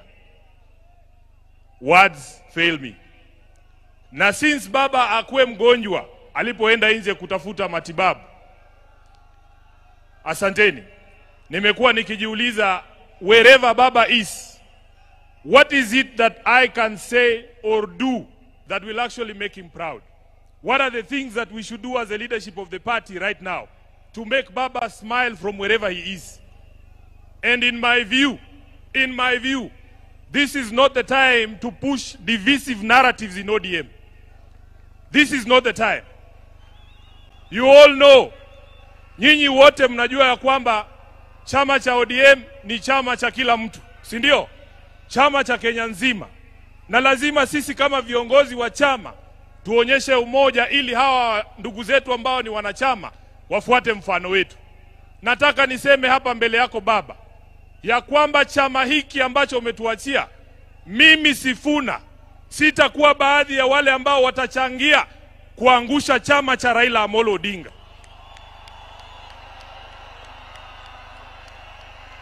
Baba, because ODM is one of your biggest legacies, Your Excellency Baba, I as Sifuna will do everything in my power to keep this party united and together. Even in the face of open provocation, Baba, you know what I am talking about. You know why I'm saying that. So, mimi nataka niseme ya kwamba vile Reverend Wesonga ametuambia hapa, Baba alikuwa anasikiza wananchi. Baba alikuwa anasikiza wananchi. Na mimi nataka kuencourage wanachama wa ODM. Sisi viongozi sasa tunyamaze kidogo, tusikie nyinyi mnasema nini. Nyinyi mtuambie mnataka tufanye nini na chama cha Baba Raila Amolo Odinga. Namaliza nikisema Baba Raila Amolo Odinga alizungumza wazi mbele ya nchi nzima tarehe 22 mwezi uliopita mbele ya hawa wabunge katika hoteli ya Agile pale Nairobi. Baba aliongea kwa kinywa chake mwenyewe, na waomba viongozi msiingize maneno kwa mdomo ya mtu ambaye amelala. Alisema yeye mwenyewe, akasema kama chama lazima tujiandae kwa ajili ya uchaguzi wa mwaka 2027. Na wale ambao wanaeneza mambo mengine hapa, Baba alisema, who has told you? Who has told you? Who has told you? Kwa hivyo sisi tutafuata the last standing instruction ya Baba ambaye alitoa chini ya siku 23 ambazo zimepita kabla afariki. Kwa hayo mengi, ni jukumu langu pia kama katibu mkuu wa chama Mheshimiwa Rais, ilinivunja moyo sana kwamba baba alitoka Nairobi bila kusikia sauti za watu wa Nairobi wakisema tuko tayari. Sasa ni jukumu la hawa ambao wamefika hapa leo. Nataka mseme chant ya chama cha ODM mpaka baba ajue anazikwa na wanachama wa ODM. Nikisema ODM tunasema tuko tayari. Muko tayari? Muko tayari? ODM! ODM! ODM! Asanteni sana, Mungu awabariki.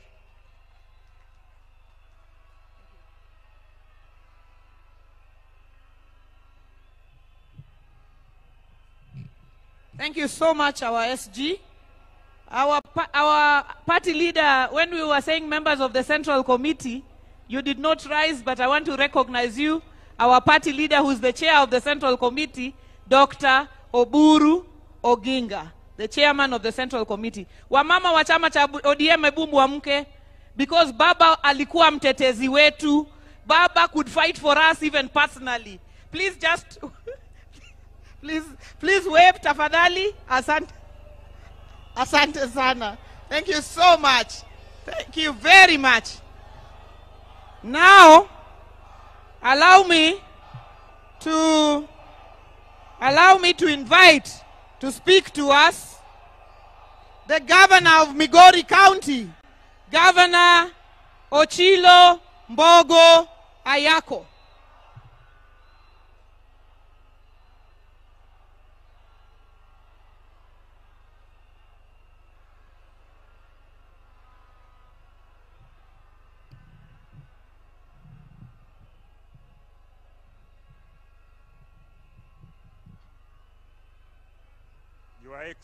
Your Excellency, the President of the Republic of Kenya, Your Excellency, Madam Aida Betty Odinga, all the dignitaries present and all the protocols observed.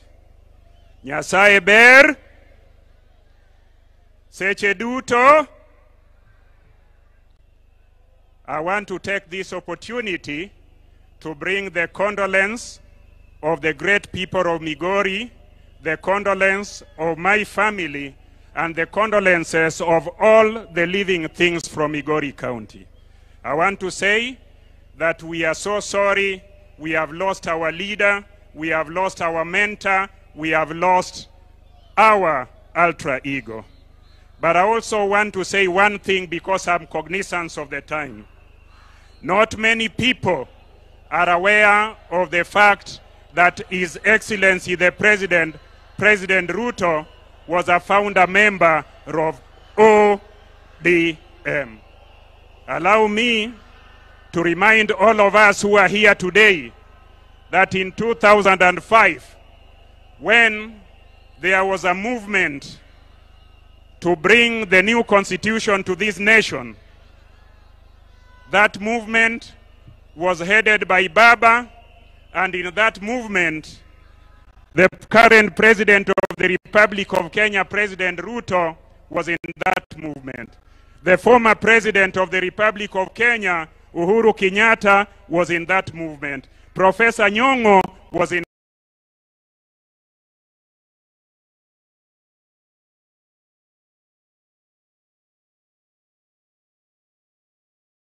that movement. Na hata mimi Ochilo Ayako, I was in that movement. I am saying so in remembrance of Baba, because Baba knew how to put teams together. Baba brought everybody as a team and ensured that he was focused that Kenyans were to have a new constitution. And mimi nikiwa mtu wake wa mkono wakati huo, I was a minister and a young one, one that was very fearful. So I went to Baba and asked him, you are a minister in this new administration. I am the youngest minister in this new administration. And you have said we should take a stand for the people of Kenya. I am saying so to confirm that Baba never betrayed the people of Kenya when the interest of the people of Kenya was ahead of everybody. Baba sacrificed everything he wanted. So I want to say, tukumbuke Baba, tumkumbuke kwa ile msimamo alichukua, na sisi zote tuendelee hivyo. Asanteni sana na Mungu atubariki. Thank you so much. As we remember that we are in the solemn occasion of sending off our father, our leader, our statesman, an occasion being watched from across the world. I would now like to invite to speak to us the founding Secretary General of the ODM party and the Governor of Kisumu County, His Excellency Professor Peter Anyang' Nyong'o.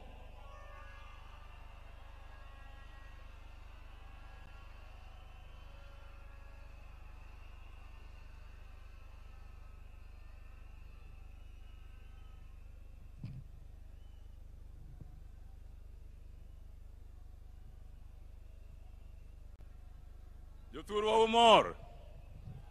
Okang'eno umor nikech waiko wuodo malich ahinya, ok onyal bedo joma mor. ODM! ODM! ODM! Atimo mos ni piny mangima. Kwa biro kaka wuono, niwago riti, jatendwa mageno, mosegero piny Kenya ga Afrika mangima. Kawanka in front of our father, Dr. Basanjo from Nigeria. Mwasetiyogo kinde mang'eny, ODM, Karaila and myself, we have visited him at his farm, and he gave us strong support in the struggle for the second liberation. Secondly, I want to say today, I have known Baba for a long time. He is my Rika. When there was in 2005, a very important decision to be made in this nation between the Kilifi draft constitution and the Bomas draft constitution. The Kilifi draft basically denied Kenyans the opportunity to have devolution and wanted Kenya to continue as highly centralized nation. The type that Mzee Jomo Kenyatta handed over to Moi, Moi continued with it. By the time that referendum was held, the nation was ready for change. And Baba led the orange color. There were two colors, or two symbols for that referendum: bananas and oranges. Bananas were defenders of the old constitution and the centralized government. Orange was for change and for devolution. That is the origin of the Orange Democratic Movement. Orange Democratic Movement cannot continue as a party without strong support of devolution and giving services to the grassroots of our nation. And therefore today we sit here mourning and said goodbye to the father of ODM, to the father of making sure that every government that comes after that referendum will continue to focus on service to the people, will continue to hold the common man as the common man and woman at the center of government and government policies. On Monday, the 3rd of October, Dennis Onyango called me on Sunday and told me that you need to go and see Baba on tomorrow, the 3rd of October. I left Kisumu in the evening of Sunday to make sure that I was at Jacom's house very early in the morning. We spent a whole morning together. And he said, Owadgi Mary, he used to call me Owadgi Mary, the brother of Mary. And I would call him Iwonya Lego. Owadgi Mary, adwani time gimoroka. Kaukinde ni, monindiki e pepa moro. Manyalo deal with this issue of tribalism. The word tribe came from the colonialists. As far as Kenyans are concerned, we knew people as Jo, Jo Luo, Jo Kikuyu, Jakamba, the people of. And therefore the word tribe is a retrogressive word and concept. Do a paper on the issue of nationalities and the state, the modern state, so that the central committee of the party can discuss it and put it before the party has the understanding of the people of the party on tribalism and the death of tribalism and the birth of nationalities are the only progressive concept in democratic times. ODM! ODM! Asanteni sana.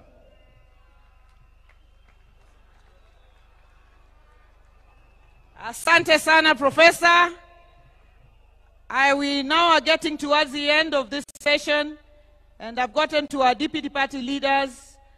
Before I invite the first, let me recognize Honorable Walter Owino, MP Awendo, who is also here with us. Let me now invite Senator Godfrey Osotsi, Senator of Vihiga, and deputy party leader of the ODM party.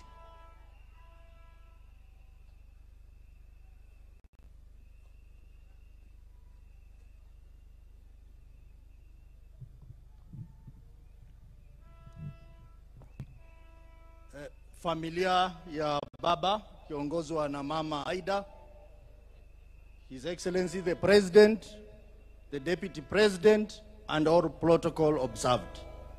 Mimi yangu ni fupi. Kwanza tupokee salamu ya baba. Salamu ya baba kwa hewa. Ya kwanza, tarehe 2 mwezi huu itabaki kama siku muhimu sana. Kwa sababu baba Raila Amolo Odinga alikaa pale hoteli ya Serena the whole of afternoon mpaka late in the evening, na alikuwa na summon watu, anawaita na waongelesha. Mimi am lucky, I was one of the people. Nikiwa kule Senate, baba akaniita, nikakaa na yeye pale Serena, na hiyo siku baba was in high spirit na alifungua roho mambo yake. Baada ya hiyo, nikishaenda nyumbani 1 hour later, nikaambiwa kwamba unaitwa urudi pale Serena. Nikapata pale Serena Mheshimiwa Gladys Wanga, Mheshimiwa Junet Mohamed, Mheshimiwa Rosa Buyu na Mheshimiwa Odoro Ngwen kwa mkutano na baba. Na hiyo baba akauliza swali kwamba hii mkutano ambao tulikuwa tunapanga kubwa ODM at 20, akasema kwamba yeye anasafiri anaenda kule India. Akatuuliza hii mkutano mnatakaje, iendelee ama isiendelee? Na akatupa nafasi kila mmoja wetu tuseme kama mkutano itaendelea ama haitaendelea.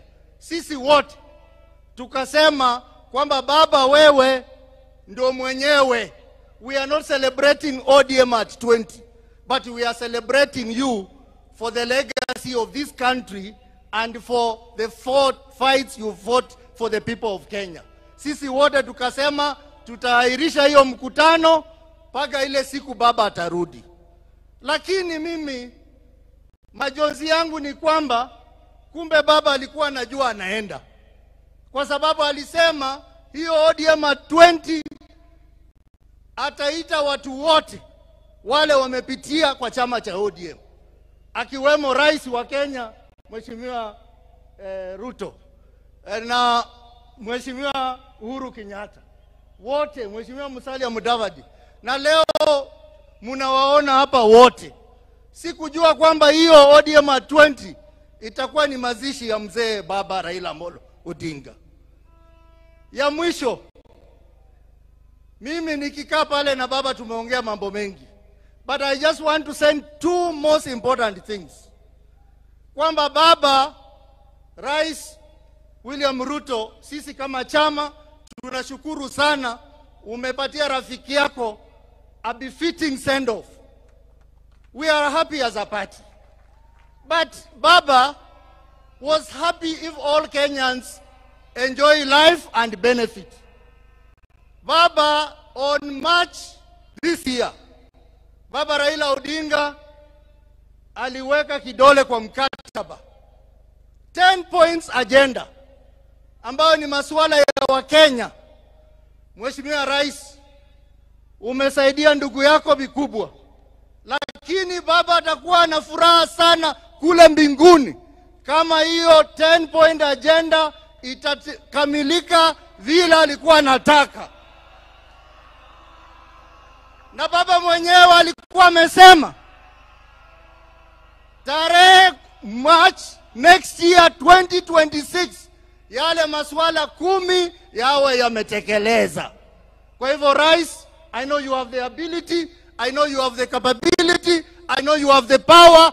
Please make baba happy in heaven. Ya mwisho, chama cha ODM. I want to join the other leaders who have spoken before me to say many people are saying outside there that now that Baba has gone, the party is gone. I want to tell you today that Baba has left a strong team of able, brave individuals who are ready to run this party. We will sit down. We will take our time to mourn Baba. After mourning Baba, we will constructively engage internally. And then we will pick our pieces and ODM will stand strong as a single political party in Kenya that will continue to drive the vision of Baba. Asanteni sana. Wacha tuseme ODM! ODM! Asanteni sana, Mungu wabariki.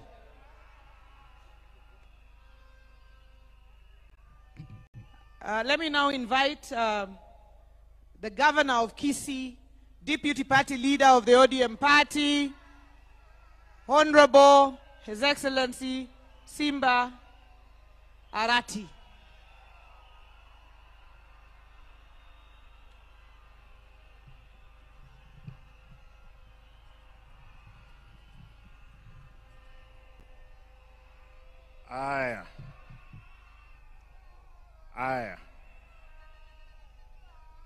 Your Excellency, the President of Kenya, Mama Aida, distinguished family members, fellow mourners. Allow me, I wanted to read a long speech that I had, but because of time, I'll speak as the deputy party leader of ODM. Kwanza, mnikubalie, mimi kama Simba Arati, gavana wa Kisii, nilete rambirambi zangu na familia yangu na watu wangu wote wa jamii ya Omogusi. Pili, nataka nirudie, mimi leo hii kuwa gavana. Baba Raila aliniteua kuwa kansela kule Nairobi kwa miaka 5. Baadaye nikiwa nanyanganywa tiketi yangu ya ubunge, baba akaamua anipe tiketi ile. Nikakuwa mbunge wa 2 kule Nairobi kwa tiketi ya chama. Na hata wakati nilikwenda Kisii kusimama kama gavana, hawakuamini kwamba ningechukua. Baba akanipa tiketi ile. Nimesoma katika darasa la baba. Amenipa mtihani. Nimepita mtihani. Baba ananipigia simu akiwa hapa. Mara ya kwanza mwezi uliopita akaniambia nikatoka Nairobi kuja kumuona. Tukaongea. Akaniambia nirudi Nairobi niende kukutana na Rais Ruto. Tuongee mambo ya chama na viongozi wa Kisii kukutana na yeye. Baadaye wiki moja kabla hajaenda kule India, mzee amenitafuta kwa simu. Akaniambia nataka simu ya bibi yangu. Alikuwa anataka amuongeleshe. Nikampea, wakaongea. Wakakubaliana kwamba wiki hiyo angesafiri kule Uchina kwenda kutibiwa. Lakini baadaye nikaondoka Kisii mara moja kuelekea Nairobi kumuona. Nikaenda nyumbani, nikakutana na mama Aida. Nikampata. Mzee alikuwa Serena. Akaniambia, Simba, usije Serena, uje nyumbani. Tukakutana. Mzee akaniambia, Simba, nataka niende Malindi kwa siku 2. Nitarudi nione kama nakwenda India ama naenda Uchina. Tukakubaliana na baba, akaenda Malindi, akarudi. Tukakutana na Mheshimiwa William Ruto, rais wetu.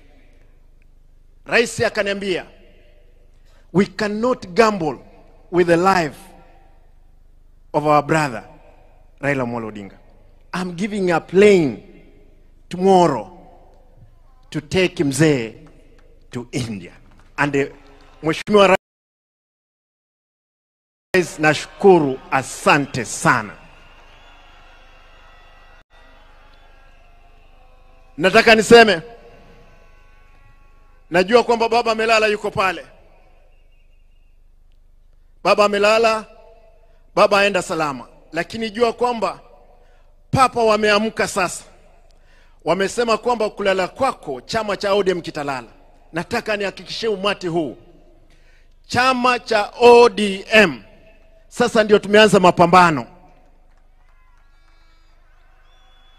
Mapambano ndio tumeanza. Baba, utafurahia mahali utakuwa, safari ambayo tuko nayo. Nataka niwahakikishie wanachama wa chama. Wanga, nipe dakika moja, mimi nalia. Dakika moja. Nataka niwahakikishie wanachama, wale ambao hapa, wale walikuwa napinga baba, wale walio dhurumu baba, wengine wako hapa ndani.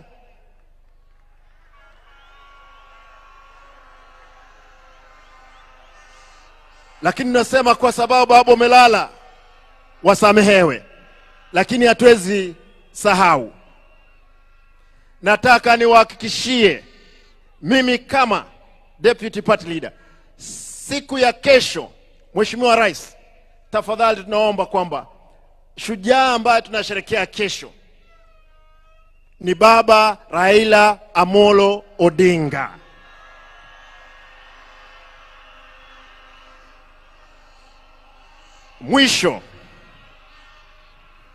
Mwisho mnikubalie tuimbe huu wimbo peke yake, bado mapambano. Vijana msilale, vijana msilale, bado mapambano. Hebu tusimame juu tafadhali. Huo wimbo lazima tukumbushane, kwa sababu mapambano sasa ndio tumeanza kuelekea mbele. Vijana msilale, vijana msilale, bado mapambano, mapambano, mapambano, bado mapambano. ODM msilale, ODM msilale, bado mapambano, mapambano, mapambano, bado mapambano. Asanteni. Lazima kura za 2027, sisi kama chama lazima tushinde uchaguzi huo pamoja, lazima tutashinda. Asanteni, Mungu awe nanyi.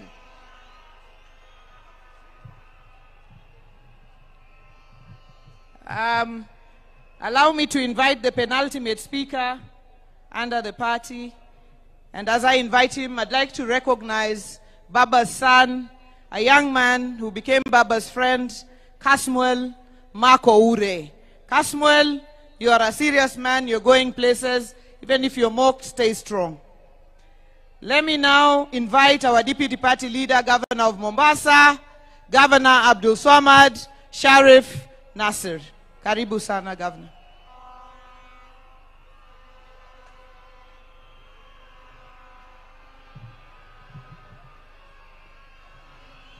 Aya, baada ya kufuata itifaki zote, mimi nimekaa hapa na nikaona kila mmoja anayeongea anaongea lile ambalo kwamba baba alikuwa amemwambia. Lakini mimi kwa unyenyekevu niko na barua ambayo kwamba nimemwandikia baba, yale ambao yameweza kujiri kuanzia alipokuwa ameenda mbele ya haki na mpaka sasa hivi. Baba, katika barua ambayo kwamba nakuandikia, nimeona watu wengi hapa, aliyeongea Kijaluo, aliyeongea Kiingereza. Mimi nitaomba niongee Kiswahili ili sije wengine wakaona na wasengenya, na ndio maana siongee Kijaluo hii leo. Baba, katika mazishi yako, baba, katika mazishi yako ni mazishi ambayo kwamba ni ya maajabu. Dunia nzima inaweza kuomboleza na wewe, jamii, marafiki, familia, wale ambao kwamba alikuwa ni wako wa ndani.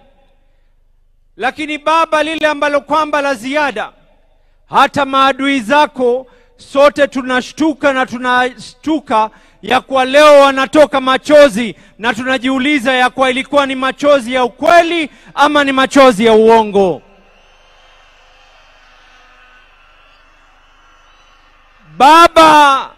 Baba, ulituonesha ya kwa chama cha ODM ni chama ambacho kwamba ni lazima kitetee watu. Baba, katika ile hali ya kupima hali ya maji na unga, chama pale ambao kwamba ulituacha sisi katika uongozi, baba, tuliamua ya kwa Daktari Oburu aweze kushikilia nafasi yako, tukikaa chini tuweze kuendelea. Na nina imani baba, pale ulipo ni jambo ambalo kwamba tumelifaa la maana. Baba Agwambo Tinga, baba, katika hikma yako ulituambia tunaingia katika mambo ya broad based. Baba, tulikaa masaa na wewe tukaulizana, je, tuingie katika broad based ama tusiingie? Na sote tukakubaliana ya kuwa tuingie katika serikali ya broad based. Baba, nakupatia uhakikisho hivi sasa hivi, hatukukusaliti wakati uko hai na hatutakusaliti wakati umefariki. Tutakaa ndani ya serikali ya broad based. Baba, tutakataa kuweza kukusaliti.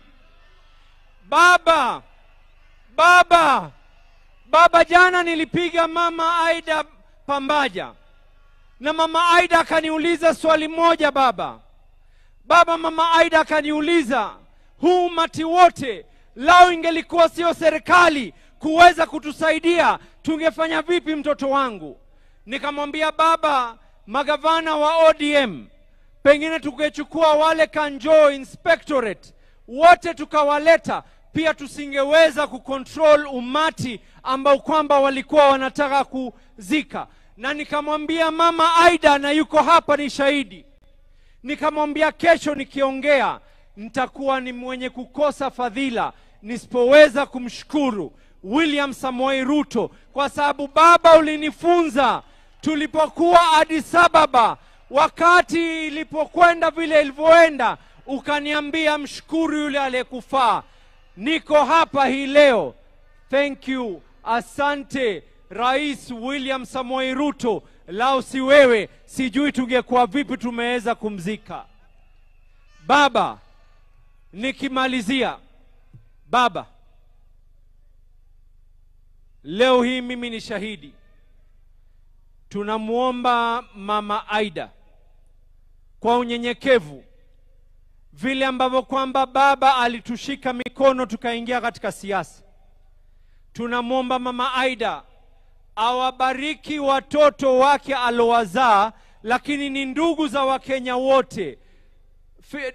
Junior, Rosie na Winnie, musituache mkono. The ODM party needs you and we can be able to songe katika hii safari mbele. Mimi nimesikia wengi wakiongea habari ya mwaka 2027. Nimesikia wengi wakiongea mambo ya mwaka 2027. Gladys, point zangu mbili za mwisho nataka kuweka. Ya kwanza, baba, ulikuwa umetunuku Mombasa na ukaniamini niweze kuweka sherehe za miaka 20. Ikifika Novemba, baba, Mombasa inafanya sherehe. Tunasherekea miaka 20 ya ODM na tunasherekea miaka yako yale ambao kwamba uliweza kupeana. Na hata hii leo baba, kuna delegates kutoka Mombasa wako hapa. Kuna MCAs wa Mombasa wako hapa. Kuna assembly na leadership yao yote iko hapa baba. Yote kwa sababu yako. Baba, ikifika mwaka 2027, mambo mawili yatatendeka katika hii Kenya. Wana ODM nisikizeni kwa makini. Mambo mawili yatatendeka katika hii Kenya na kuonesha nguvu zetu. Hii by elections zinazokuja, sote hapa tutaingia mashinani kuhakikisha tumeshinda by elections zile ambazo kwamba zilioko katika maeneo ya Kasipul, maeneo ya Ugenya, maeneo ya Magarini. Watu watajitokeza kwa heshima yako baba, na kila mmoja hapa atatoka na kuweza kuhakikisha ataweza kuinua uso wako, ili ikifika mwaka 2027 baba, mambo ni mawili. Umetufunza ya kuwa kuna njia nyingi ya kuwa kanga. Tunasema hivi, mwaka 2027 hatukai katika upinzani. Mwaka 2027 we will not be in the opposition. Mambo mawili yatafanyika. Agosti tunapiga kura. September we are either in government or we are government. Joey! Joey! Joey!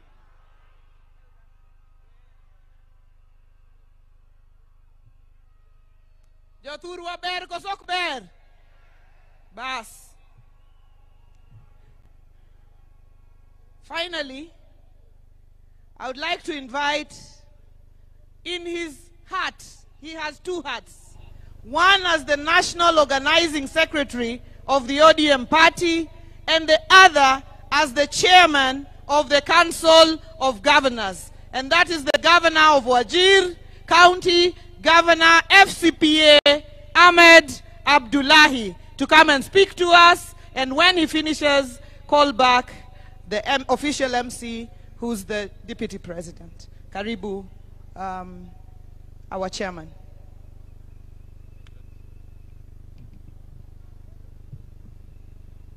Your Excellency, the President of the Republic of Kenya, William Samoei Ruto, Mama Aida, and the entire Odinga family,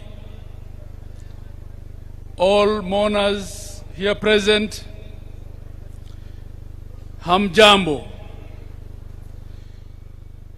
Your Excellencies, allow me to introduce the Excellency Governors of the various counties who are here. Excellency Governors, please stand up. And after I call your name, please be seated. We had here on stage Her Excellency Governor Gladys Wanga, Governor of Homa Bay. We also had up here on stage Governor Professor Peter Anyang' Nyong'o, Governor of Kisumu County. We had here the two party leaders, Governor of Mombasa, Abdul Samad Sharif Nasir, and Governor of Kisii County, Excellency Simba Arati.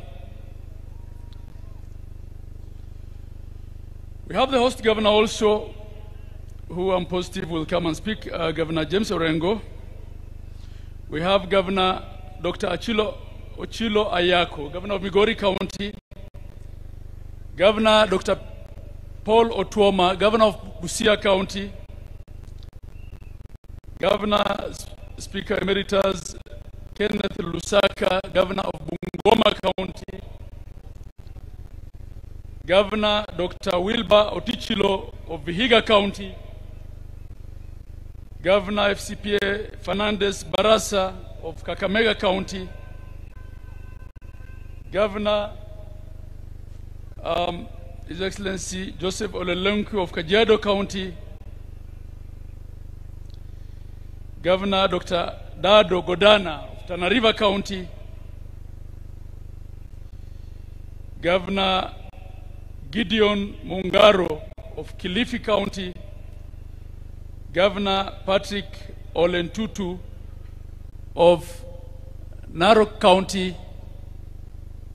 Have I missed any governor? Oh yes. Her Excellency Wavinya Ndeti and of Machakos County, His Excellency and Governor Kangata Wabarua of Murang'a. Asante, Your Excellency. Your Excellency and the family. Mama Aida and the family, kindly accept my condolences, the condolences of my family. Your Excellency. The condolences, Your Excellency and the family. Mama Aida and the family, kindly accept my condolences, the condolences of my family, the condolences of the people of Wajir County, the condolences of the people of Northern Kenya and the Northeast, and the condolences of the 47 governors of Kenya and the Secretariat and the staff of the Council of Governors.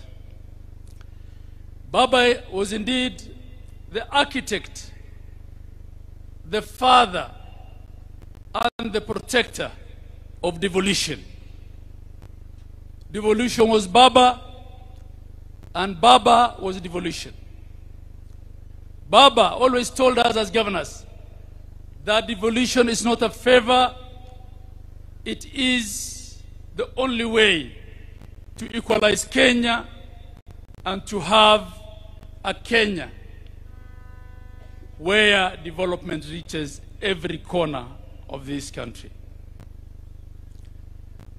Baba will be missed at the Council of Governors.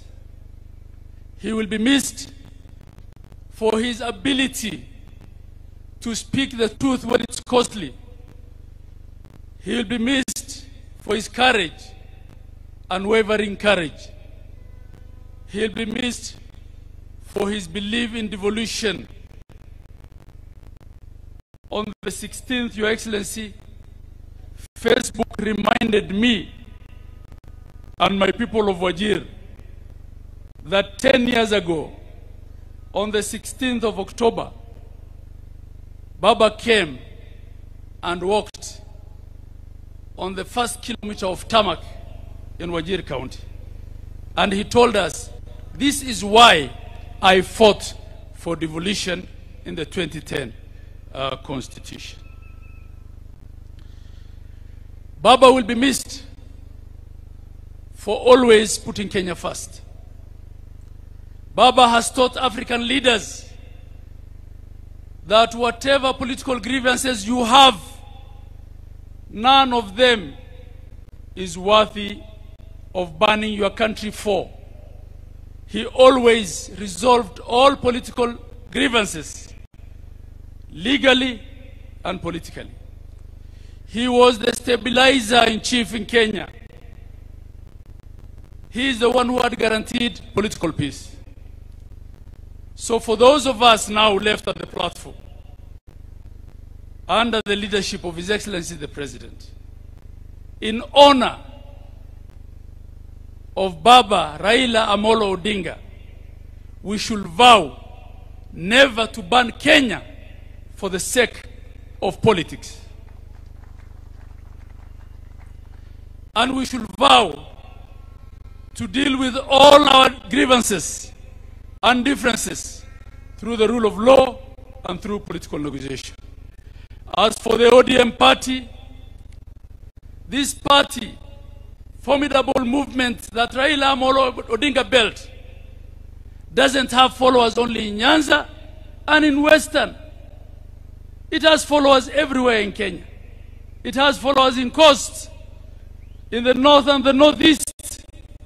It has followers in Masaini. It has followers everywhere, in every former province and in every county in Kenya.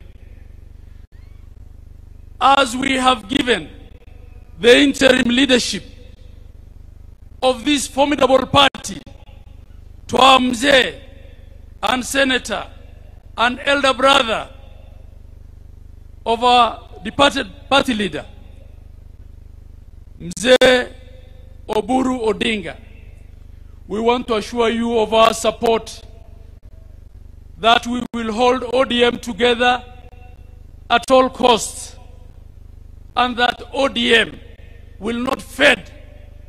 The legacy of Raila Amolo Odinga cannot fade. In his honor, we will ensure that ODM is one. And Your Excellency, I want to join everyone who thanked you for offering our party leader a state funeral befitting of him. He left us in broad-based, we will remain in broad-based. Fare thee well, Baba. Joey. I also want to recognize all the deputy governors, and there are very many of them here, who have also taken time to be with us here and to attend this important last function of Baba. I want to thank you. With that, may I then return the mic back to the official MC. I thank you all.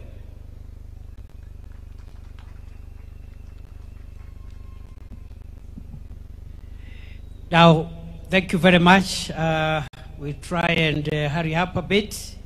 I'm going to call a number of speakers here, and every one of you, you come in quick succession, 2-3 minutes, pay your tributes. Ngoja Mishi, takuita, I'll call you Mishi, just go back. Let me call Governor James Orengo, and after him, I want to call the experts that Baba donated in the broad-based government. So after James Orengo, I will call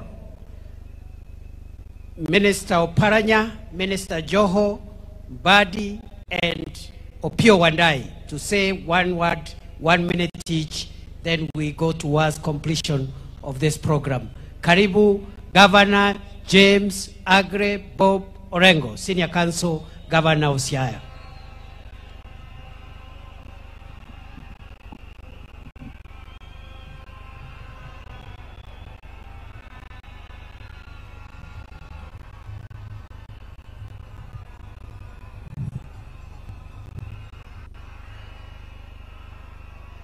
Kapo kawacho gimoro, akoya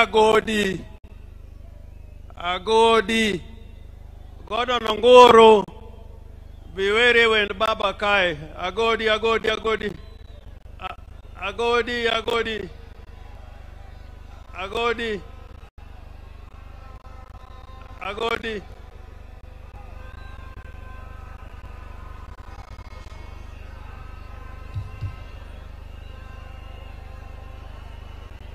DJ.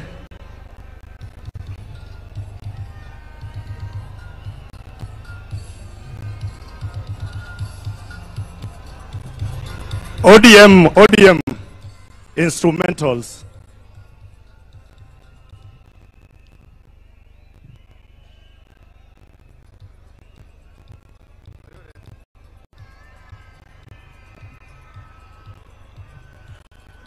Wana nyangu huo josuba nyakwale kana tuma jawaya we awe na molotinga pokena nwangu mipimogo ni Raila to pokena nwangu mipimogo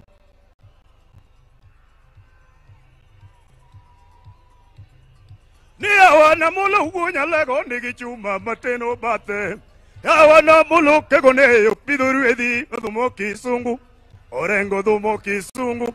Ni Ruto dumo kisungu. Wandai dumo kisungu. Ni Jogi dumo kisungu mutamo wat. Munataka nani? Munataka nani? Wakenya, munapenda nani? Amolo, tinga uonya lego, romo wangeni wadinonu. Wangeni turodogo, ni wangeni wadinonu. Wangeni turomogo, ni katek to uderu. Wangeni wiyego, munataka nani? Tunapenda baba, Amolo Odinga. Tunapenda baba, Raila Odinga. Agwambo uonya lego ni wuothorumo. Anitinga koro riti ni sechorumo. Agwambo uonya lego ni sechorumo.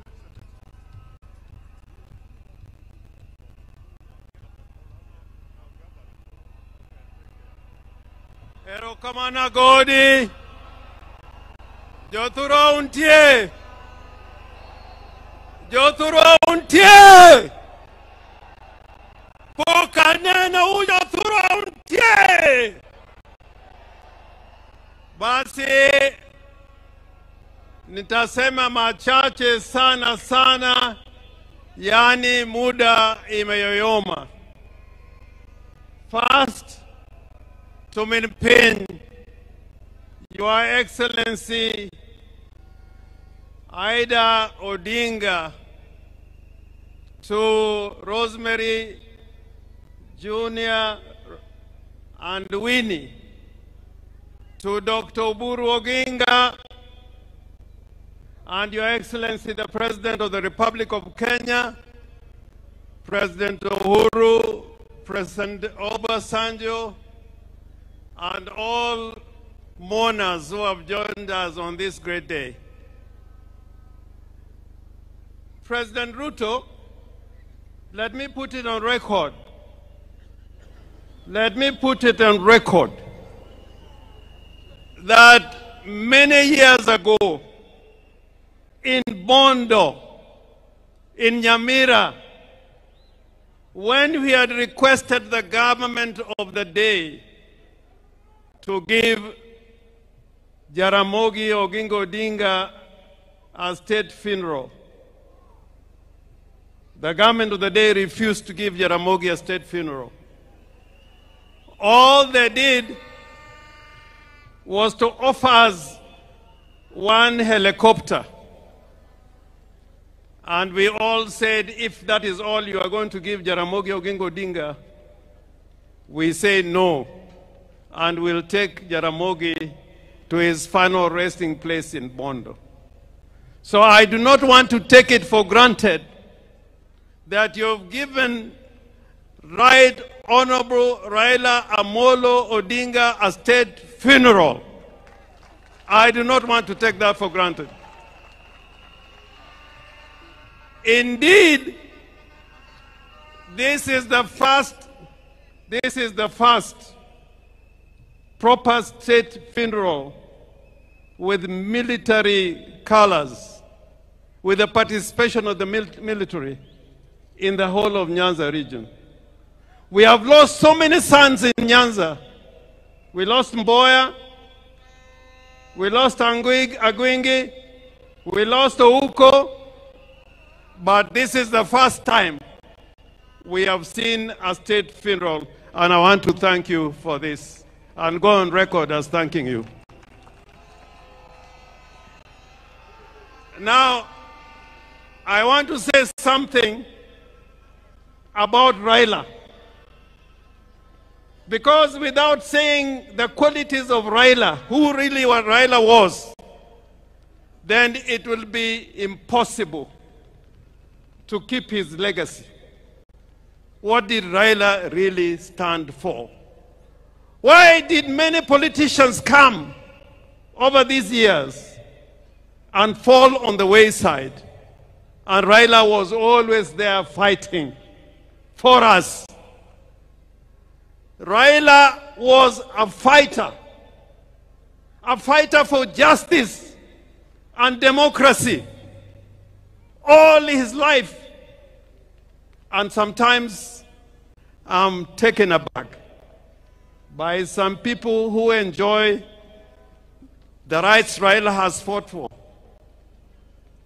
including political parties.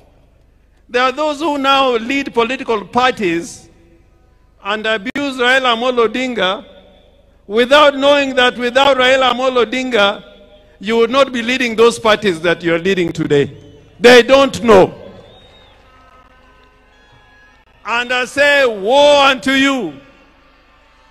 I say, woe unto you.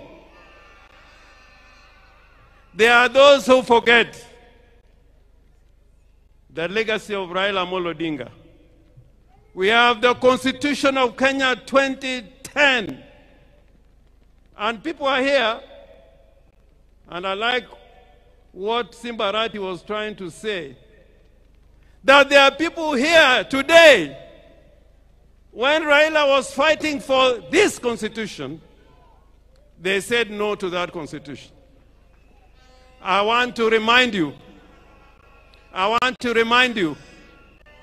that without Raila Amolo Odinga, we will not be having this constitution. So Raila was courageous. He was a brave man. I remember after the elections in 2017, when his votes were stolen,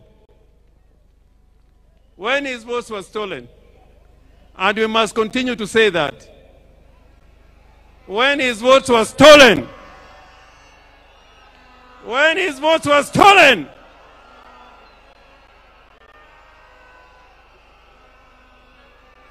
Raila decided with a few of us that he was going to be sworn as a people's president at Uhuru Park.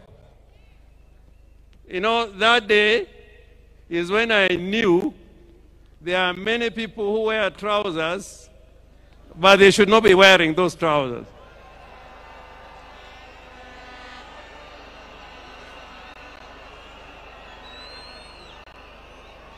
But Raila said,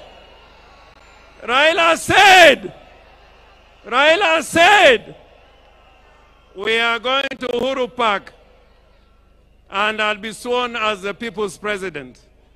Did Raila go or he did not go?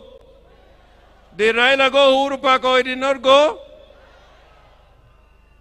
I remember many times when Raila has been tear-gassed and was nearly killed.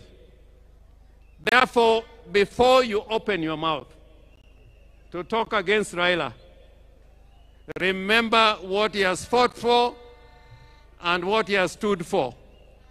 And today, I want to remind all Kenyans, that the legacy of Raila Amolo Odinga will not be kept by mere speech.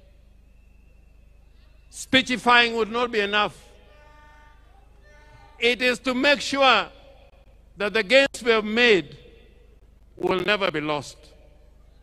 You should never give any space for gains that Kenya has gained to be lost. That is the only way of keeping the true legacy of Raila Amolo Odinga. And President Ruto, I am confident that when you consider the agreement that you have between the party ODM and UDA, that both of you witnessed, that this will be fulfilled, because that will keep the legacy and spirit of Raila burning and burning and burning and burning.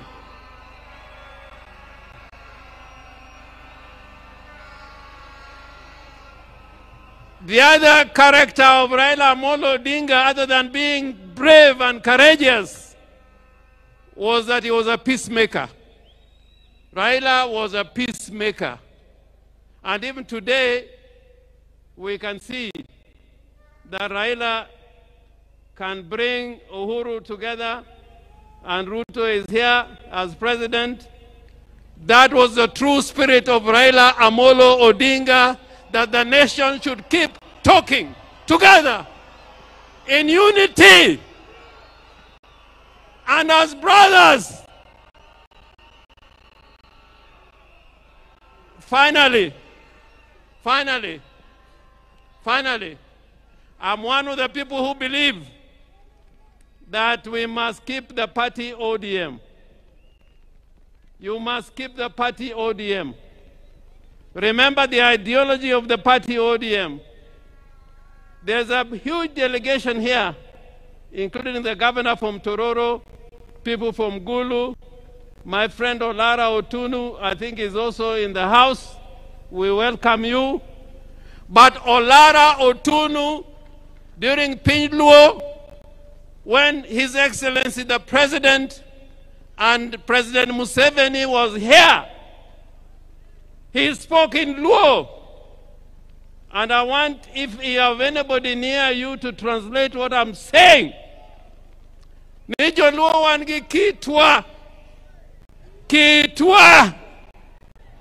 Kitwa. Kitwa. Kitwa.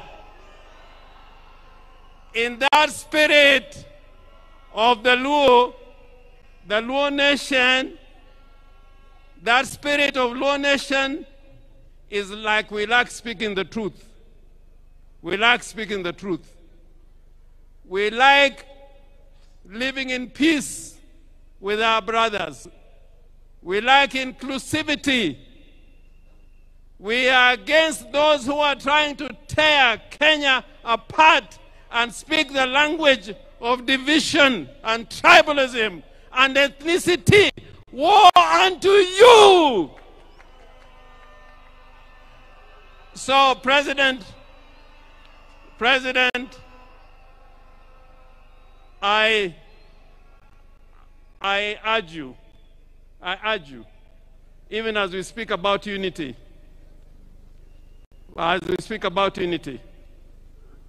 let us not kill political parties. Political parties are the foundation of democracy. Any arrangements we enter into don't kill political parties. In 1963, political parties were killed, and it took us 20 years to fight to revive political parties. So jothurwa awacho nuka geno ni wabed gimoro achiel, odu en odu, od meru kataka chwer mane odu, wabed kanyakla, wati kanyakla, mondo Kenya obed gimoro achiel. I thank you so much, Mr. President.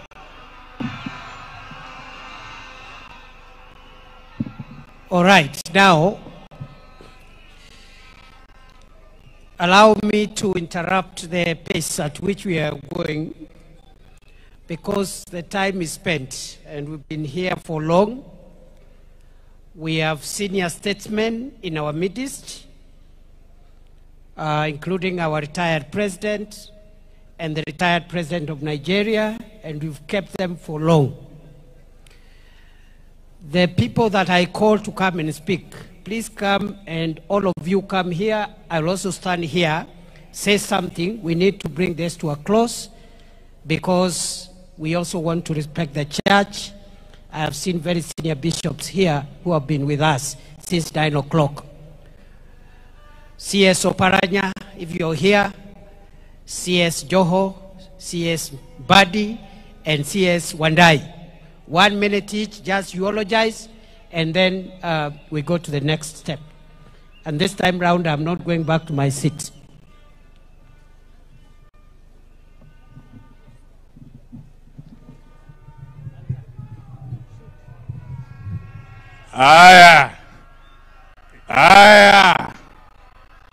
Your Excellency, President William Ruto, Mama Aida and the family, together with the Greater Jaramogi family, I bring my condolences. Baba was particularly many things to me. He was my father figure. He was my mentor. He was my advisor. And above all, he was my role model.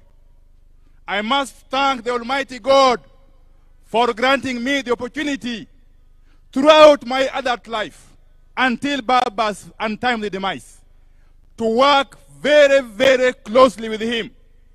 Some of the things that we went through, there were good times, and indeed there are also bad times. But the bad times were too many. Some of these things I can only perhaps in the future record in a book. As I conclude, as we send off this giant of a man today, let me say this. Early this year, Your Excellency, Baba Raila Amolo Odinga did pay me a visit in my office at the ministry. And he told me that work for your country selflessly, that support your government fully. He concluded by telling me, Your Excellency, that he has been in many political arrangements. He has been in many political partnerships. But he has come to learn that, Your Excellency, President William Ruto, you are sincere. He also told me that you have demonstrated to him utmost goodwill. And therefore, as I conclude, one lasting tribute, the only lasting tribute we can pay to Baba and to perpetuate his legacy is to enhance and continue with the partnership that he started with President William Ruto. There are people, Your Excellency, who have worked before with Baba, but all that time Baba ended up with the short end of the stick. Baba ended up with a raw deal. We must applaud you, Your Excellency, on this day when we send off Baba, that you have done us proud as a community of this region. Thank you very much, and may God bless you. Asante.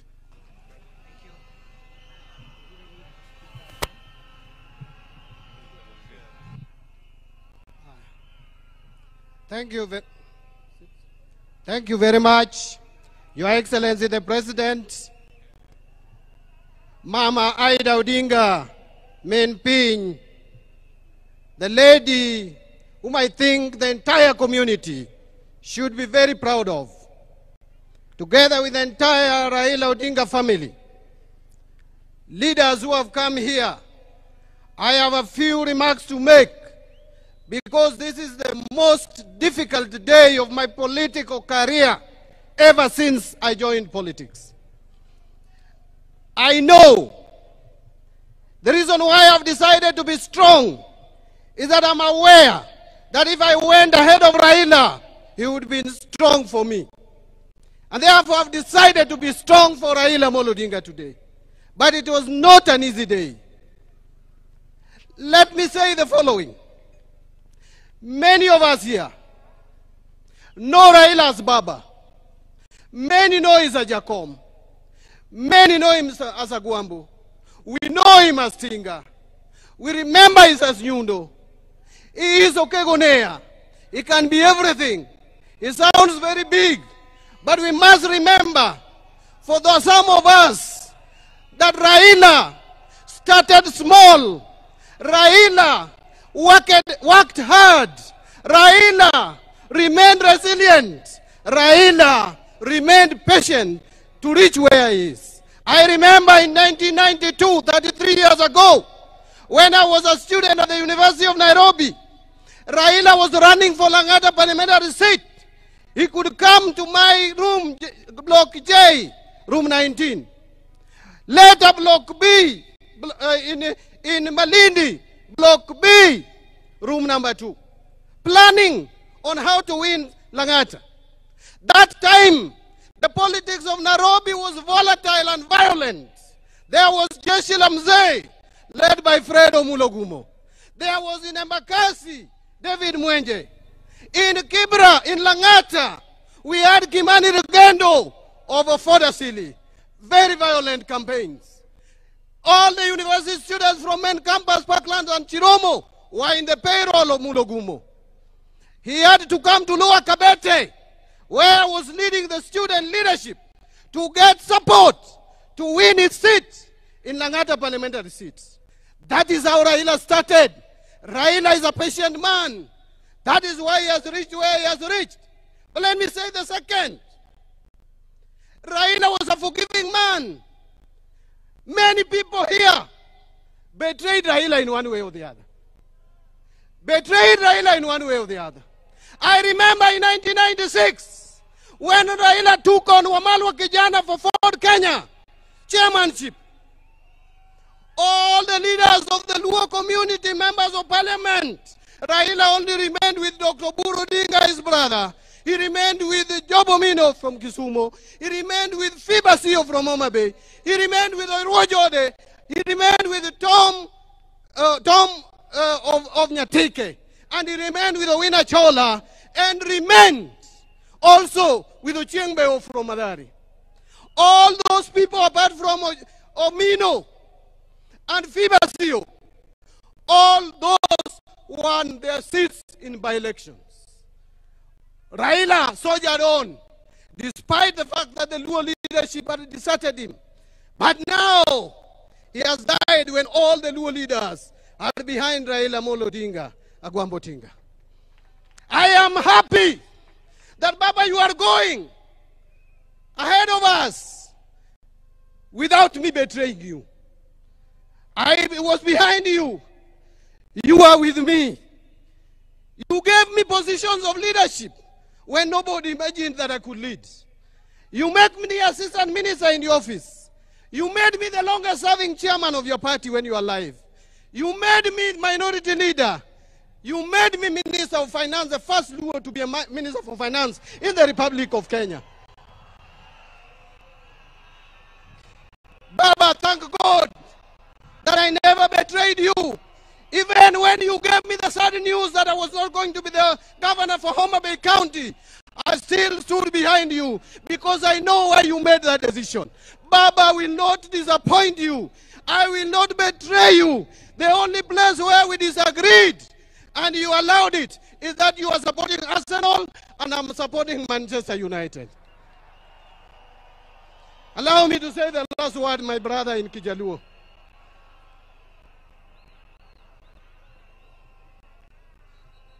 Joturwa, Joturwa, Joturwa, Musa wakaiwa, kane Nyasaye oneno ka jo Israel osetagore igni nomiyogi Musa. Musa nowuotho e bungu, ji nondhogo Musa, jo Israel nomondhoge, but notero jo Israel mogik e dho river Jordan, kane oneno Kanaan loka cha. To kono jo Israel ni Kanaan cho, piny mang'ich, piny man gi mor kich, piny mantie chak, but ok nachop kodu. Abro weyo nu ji e toka ka, joma biro tero u Kanaan. Abro weyo nu Joshua, abro weyo nu Harun, jogi biro kawo, biro chopo kodu Kanaan.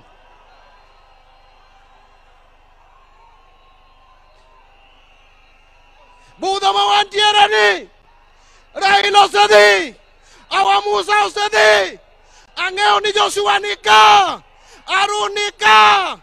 Kisomo Deuteronomy chapter 34 verse 8, kisomo Numbers chapter 20 verse 29, jo Israel kane Musa otho, Harun botho, ne gikwayo 30 days magi ywago go jogi, wakwayo 30 days kako oganda mondo wamon Raila. Bang 30 days wabiro miyo direction kama oganda Luo dhiye. My last word, my last word, my last word, as a community, Your Excellency, and I want to tell you this, don't be shaken. As a community, there is something we believe in, that a leader, before he dies, A leader knows his death, but he doesn't talk about his death. He will show his people before he dies what he wants to be done. He will show his people where to take everything that he has. Raila showed us. Raila showed us before he died that he wanted us to be in government. As a community, as a party, we will be in broad-based government. We will support broad-based government. We will work with you.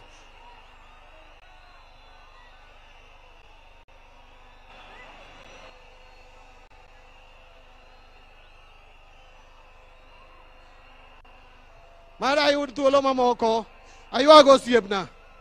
Lakini wawegi kanyo. Wawegi kanyo. I want to leave you with one verse.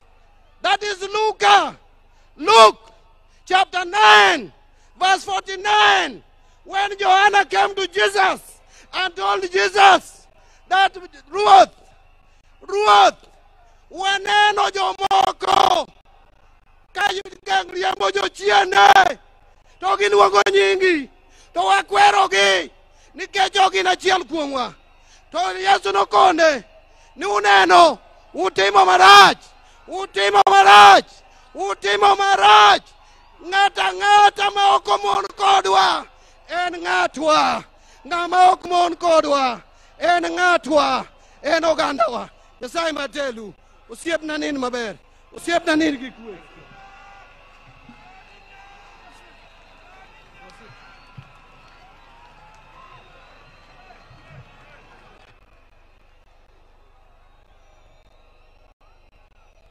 Your Excellency, the President of the Republic of Kenya, Mamangu Mama Aida, and the Odinga family. Your Excellency, let me confess that kwa muda mrefu, I have never been in a situation where I have struggled to think of what I'm going to say about someone.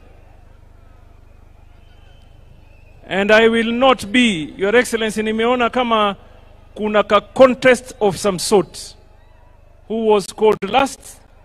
Who spoke about what? Who was assured what? Who was informed of the unknown? But for me, Your Excellency, I want to take this opportunity. Number one, to pray for Raila Amolo Odinga. May his soul rest in eternal peace. Your Excellency, I was a very young man. I was a very young man from Kisauni, where nobody knew me or had an idea of who I am. When I developed the ambition of wanting to become a leader, Your Excellency, there's a guy called John Mwai Ndiwo. He was living in Mombasa, nikamwendea nipeleke kwa Raila. Babangu hajakuwa kwa siasa, mamangu hajakuwa kwa siasa, shangazi yangu hajakuwa kwa siasa, Hassan Joho hajulikani na mtu yoyote. I walked to see Raila na akanibeba mkono. Nikawa mbunge, nikawa governor, na sasa mimi ni waziri. Na mimi, Your Excellency, nataka tuchukue fursa hii mimi mwenyewe kibinafsi. Nimwombee Mwenyezi Mungu Raila aende apumzike na kutana na wazee wetu mbele ya haki. Na lile la muhimu, Mbadi said here that he has never betrayed Raila. I want to tell Mbadi, you are not on your own. Mimi, I have never betrayed Raila.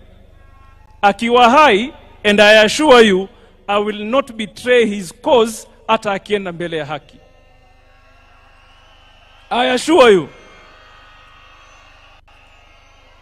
And some of us, mimi, siwezi kuwa mahali ambaye Raila kunipeleka. Tuelewane? Siwezi kuwa mahali ambaye Raila hakunipeleka. And I must say it today here, I was taken to government of William Ruto by Raila Amolo Odinga. And Your Excellency, that is where I belong, and that is where I shall stay. La mwisho, watu ya ODM, many speakers have heard you, munasema, we want to assure you, chama haiendi mahali, chama isambaratiki, chama haiwezi vunjika. Mimi, the values of the party, the values and the principles of the party, zimewekwa katika roho yangu na Baba Raila Amolo Odinga. And I want to tell you, whoever imagines that anaweza kuvunja chama cha ODM, yeye ndio tutamfukuza, my friend, na ahame, chama kitabaki. Tuelewane namna hiyo.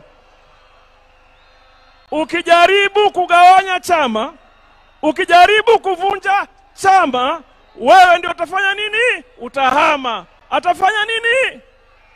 Atafanya nini? The party will be here to do what? To stay. Mwenyezi Mungu awalinde na wabariki. Asanteni sana.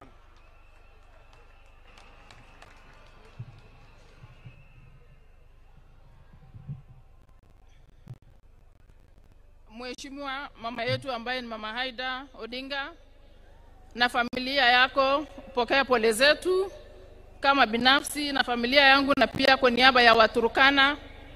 Wewe ni mama yangu kisiasa na nitatamka hivi leo kwamba tuko hapa kutambua kwamba tutakaa na baba vile alivyokuwa hai ama atupo. Wakati nilianza siasa, it was early in my early 20s. Mama wa kwanza aliyeintroduce kwa siasa juu aliona talenta niliyokuwa nayo ni Mama Daktari Haida Odinga, akiwa patron wakati huo wa League of Women Voters. Hapo ndio aliona talenta niliyokuwa nayo. Baadaye hapo baba akanipata. Wacha nikwambie Mheshimiwa Rais, kuanzia 2002 wakati nilianza kupiga kura, sijawahi piga kura nje ya Raila Amolo Odinga. Kwa yale majukumu baba amenipa katika uongozi wa chama na hata yale mengine amenipa nje ya chama, sijawahi piga kinyume, nimedeliver sote. Wacha tu niseme kwa upana. Wakati baba aliniweka kwa mambo ya BBI, nilivote yote kati ya governor aliyokuwa wakati huo alikuwa hataki, sisi tulikuwa tunataka, na kwa sababu nilipewa hiyo majukumu nilideliver hicho kitu almost 90%. Kwa mambo ya kura nimekuanga agent wa baba na Turkana is very clear. Tuna voting zaidi ya 70% kwa baba. Kwa yale mengine baba alinipa ni kusimamia kura ya ODM kama commissioner. Hiyo yote nilifanya wakati huo. Na ya mwisho ni wakati aliniambia nimchaguliwe running mate wake katika Azimio. Nilideliver wish ambaye ilikuwa baina ile mbili alikuwa ameniweka. Nikiwa mama wa kike peke yake katika hiyo jukumu. Na hata wakati ya mawaziri, wakati alinipigia simu akaniambia anataka wewe ujumuike na watu fulani hapa huwe mawaziri, niliamua nikasema baba upendavyo ndio nitatenda. Na hata wakati nilikuwa waziri ambaye nimeingia kwenye mamlaka ya cabinet secretary kwa mara ya kwanza, wacha niseme leo wasi baba mwenyewe amekuwa akinishauri vile nitaelekeza na nitafanya mambo ya community integration. Kwa hivyo mimi nakwambia Mheshimiwa Rais, wakati ulikuwa unafanya campaign, hata wewe mwenyewe ukija Turkana ulikuwa unaniona vizuri na msimamo, na huo msimamo wakati wa mwisho baba siku moja ndio akaenda kwenye dunia hii ya pili, aliniambia nyinyi mkae serikalini kwa sababu hapo ndio nimewaachia. Kwa hivyo Mheshimiwa Rais, wewe unajua tu tutawacha mambo yote, lakini yale baba alituacha hivyo hivyo. Na kwa wenye wanasema hao ni ODM tucheseni hapa Nyanza, lakini jueni ODM iko Kenya mzima. Na sisi tutafanya vile tumekuwa tukifanya. So ile ya Western na Luo mcheze tu, lakini kwetu kwingine tuko penye tumekuwa. Asante sana, tuko kazi.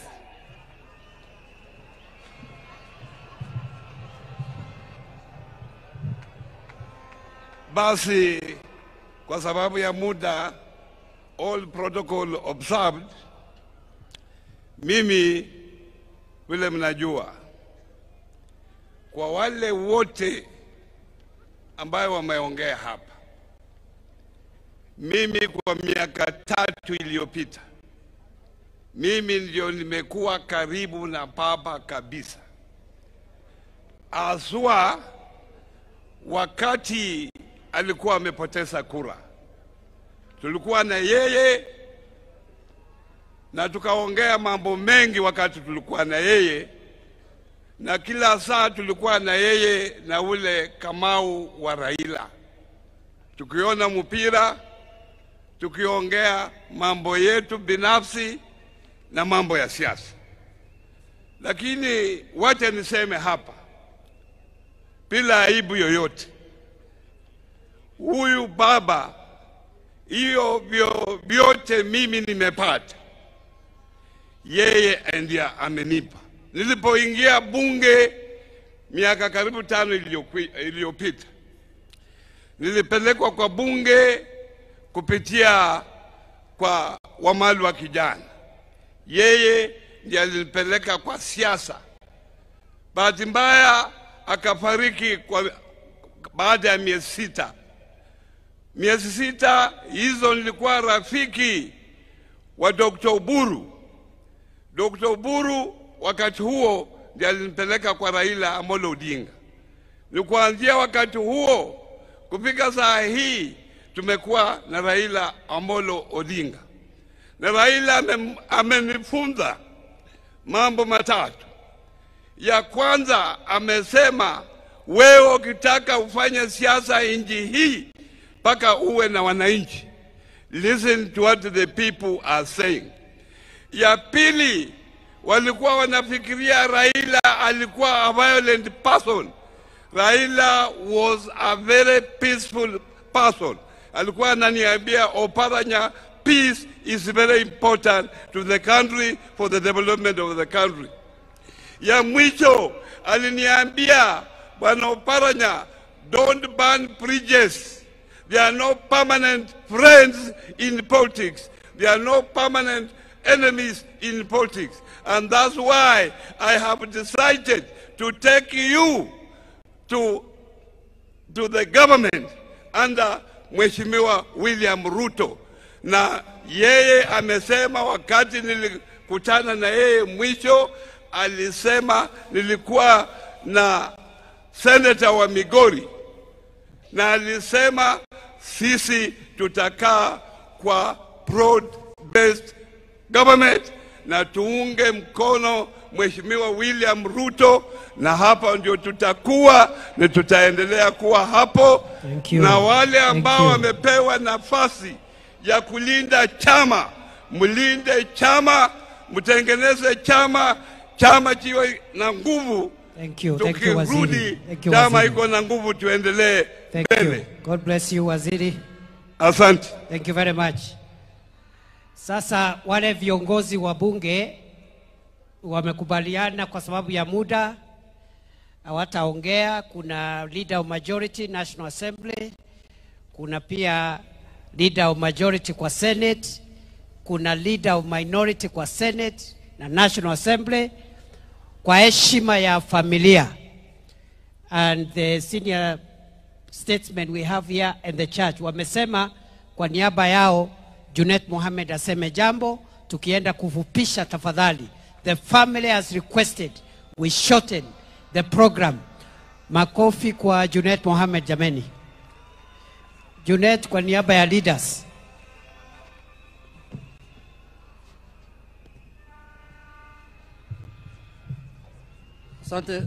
Asante sana Mheshimiwa Deputy President. Mimi nitakuwa fupi kwa maneno. Mama Aida Odinga ambaye ni mama yangu na madada zangu na mandugu, His Excellency the President. Mimi leo ni ngumu sana roho yangu kutoa rambirambi kwa baba. Mimi baba alikuwa kwa mambo mingi kwangu. Mimi nilikutana na baba nikiwa na miaka 24. The year 2001. Miaka 23 na 4 ingine sijaona kiongozi ingine, sijaona chama ingine. Chama yangu ilikuwa baba na baba ndiye alikuwa baba yangu. Baba alinifanya meya ya Migori nikiwa na miaka 25. Aliniwekelea hapo.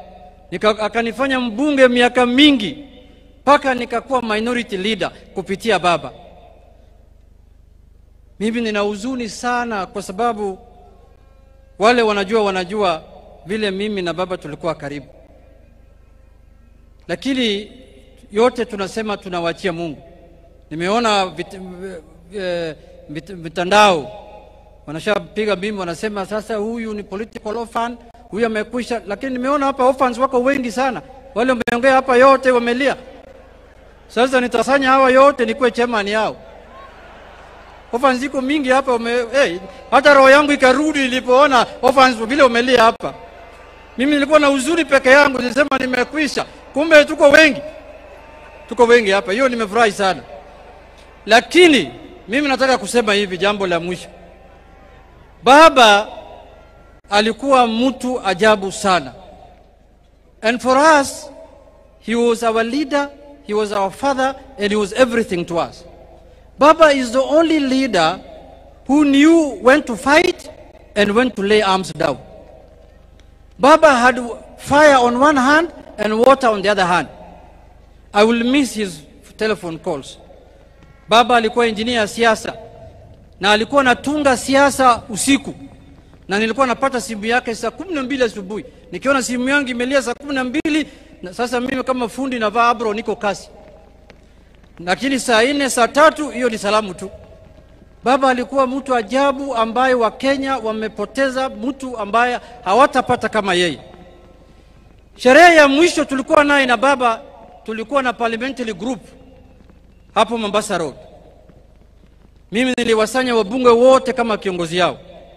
Baba alituongelesha pale kwa dhati, and he was very clear that day. It's one of the strongest speech he has made for the time I've known him.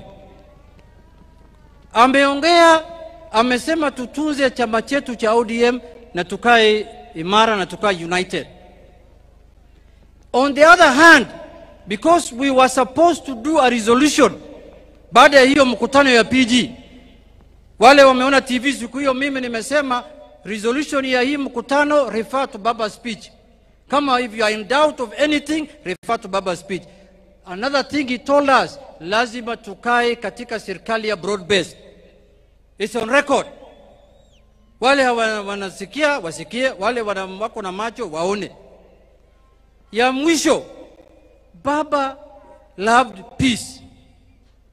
Unajua mara mingi Baba makes very serious, important, fundamental, monumental decisions for the country.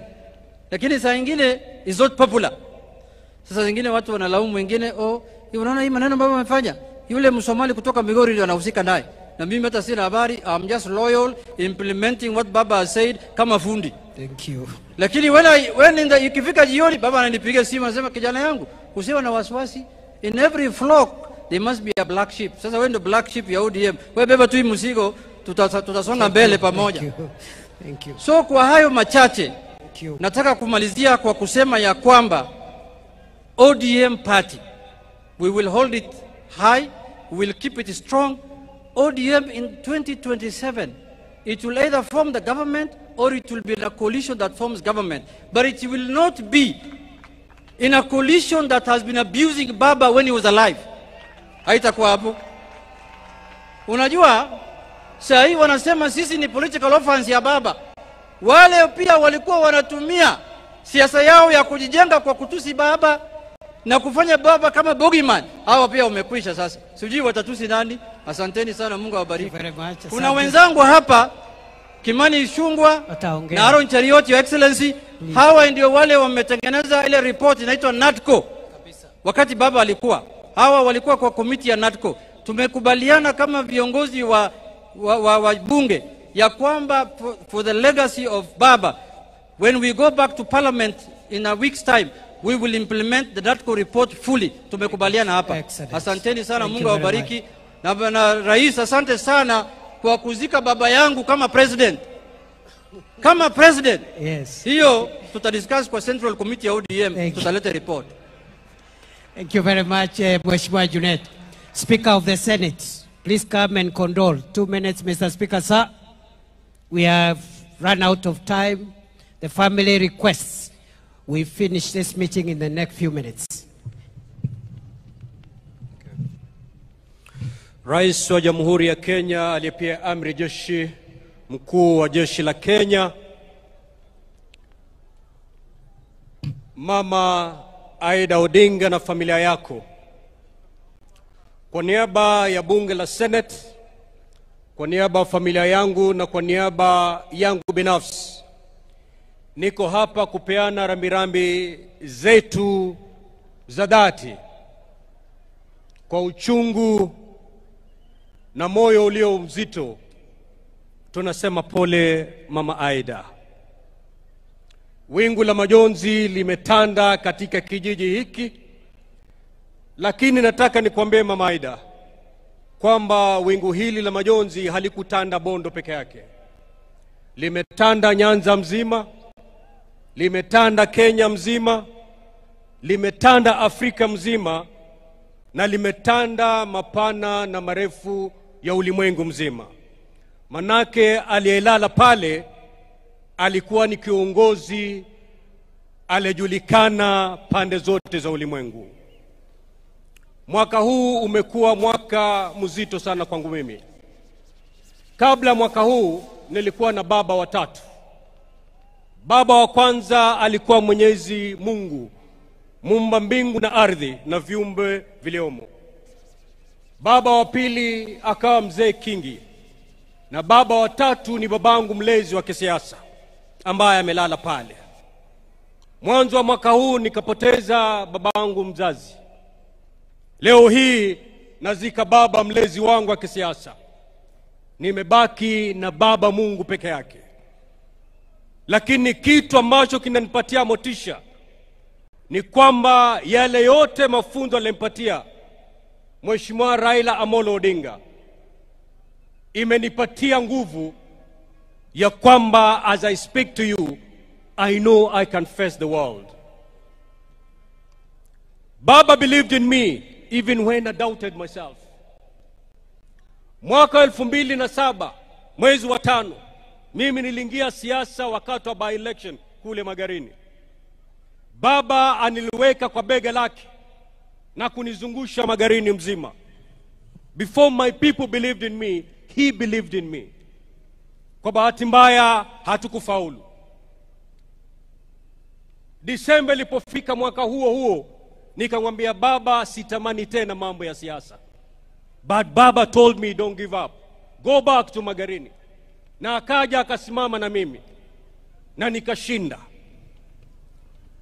La maajabu, the only dream I had as a young man then was to be the MP of Magarini to represent my people. But Raila had big dreams for me. He had bigger plans for me. Wakati machafuko yalipomalizika, walipokuja pamoja na Mwai Kibaki rais wetu kuunda serikali, wakati walipokuwa wanataja baraza la mawaziri, mimi sikushughulika because I knew I can never be a cabinet minister.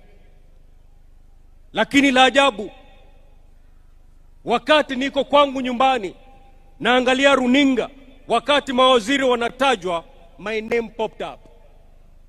To my shock. Why? Because Raila believed in me and I doubted myself. Na hilo halikutosha. Kama mjuavyo, serikali ya nusu mkate ilikuwa na mawaziri 40. 20 wa Mheshimiwa Raila Odinga na 20 ya Mwai Kibaki. 40 ministers. The youngest was me. Lakini wakati waziri Henry Kosgei alipatikana na shida katika wizara yake, ikalazimika aondoke kwa muda. Hiyo wizara yake ilibidi ipatiwe mtu. Mheshimiwa Raila Odinga, mbali na kuona vigogo vya kisiasa ambao walikuwa mawaziri, he decided to give me 2 ministries to run. That's a man who believed in me when I doubted myself. Today, I've lost my dad. Baba, nenda salama. Asanteni. Asante Mheshimiwa Speaker. Speaker Wetangula.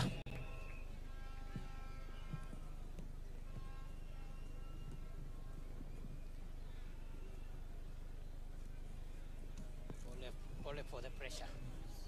3.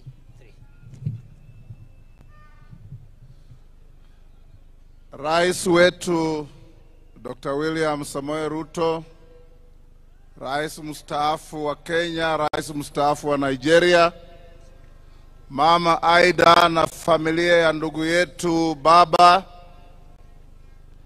waheshimiwa wote mlioko hapa, waheshimiwa wananchi na kanisa letu, yangu itakuwa mafupi sana. Nimekuja kuomboleza huyu shujaa, ndugu yangu, baba wa taifa la Kenya. Mheshimiwa Raila is one of the greatest sons of our soil. He goes to his maker as a public guarantor and a public trustee kwa uongozi wa nchi yetu. Amekuwa katika kila nafasi ya kuleta uwiano katika nchi yetu, na mwandishi wa vitabu vingi vya Kiswahili kutoka Tanzania anaitwa Shaban bin Robert, katika kitabu kinaitwa Kusadikika, alisema mara mingi inji uficha mashujaa wake mpaka janga kuu litokee. Mnamo mwaka wa 2007 janga kuu litokea Kenya. Kenya ikawa karibu kupasuka mara pili mara tatu. Hardliners wakasema we want secession. Ndiyo inji ikafichua ushujaa wa baba. Akaketi na mpinzani wake mkuu Mheshimiwa Mwai Kibaki, na wakaleta amani ambayo imedumu nchi yetu. He fought a strong fight, but he remained loyal to this country. Kama spika wa bunge la kitaifa, naleta rambirambi za wabunge wote ambao waliketi kwa masaa wakitoa wasifu wa ndugu yetu baba. Pia nimetoa stakabadhi zake za bunge. I've extracted from the Hansard Honorable Raila's contributions in parliament to this country. Nimeziweka pamoja na nakala za zile wabunge walisema kutokea viongozi wetu Juneti na Ichungwa na wabunge wote. Nimeletea Mama Aida na familia ili katika library yao wajue huyu shujaa mwenye walituletea nchi yetu alisema maneno ya kujenga nchi yetu. Nikimalizia ni kuwa rai wa Kenya na rais wetu William Ruto, vile muliketi na mheshimiwa baba mukasema Kenya ni kubwa kuliko mtu binafsi, hapo ndiyo shikilia, na sisi tutashikilia hapo. Tushike nchi yetu tuende mbele, tusilete siasa ya furugu ya kikabila ya kugawanya wananchi. That is not what Baba wanted. Baba, even at the lowest in his political career, he preached peace. After 2017, nikimalizia, baada ya kura na wametangaza mshindi, hakuwa yeye. Akanichukua mimi na mheshimiwa Kalonzo tukaenda South Africa kwa mbuga ya wanyama inaitwa Madwekwe.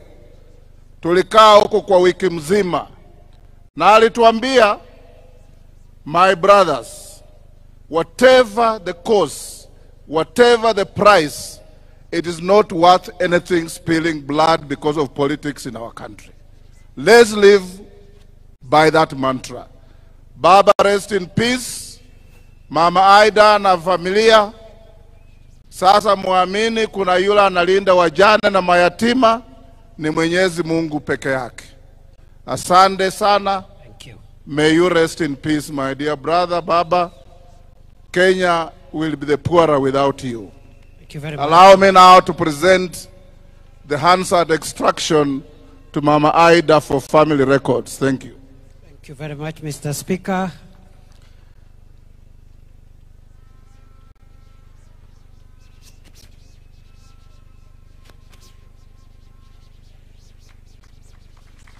Thank you. Asante Mheshimiwa Speaker.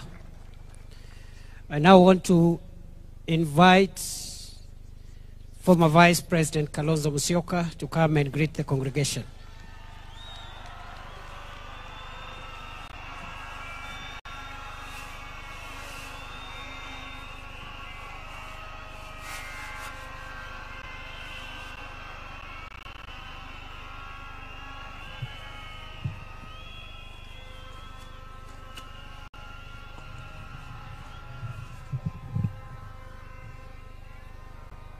Mama Aida na jamii yote ya ndugu yetu Raila Amolo Odinga, Your Excellency President William Ruto,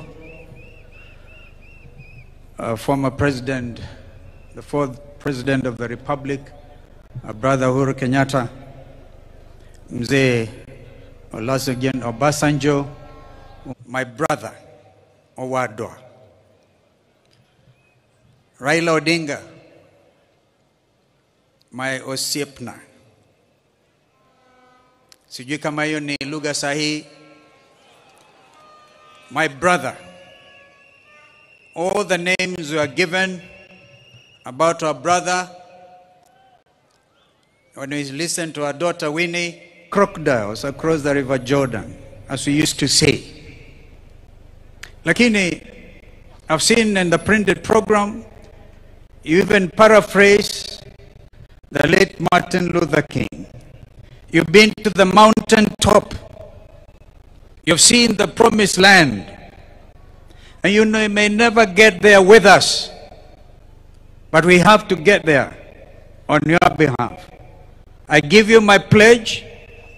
Those values you stood for.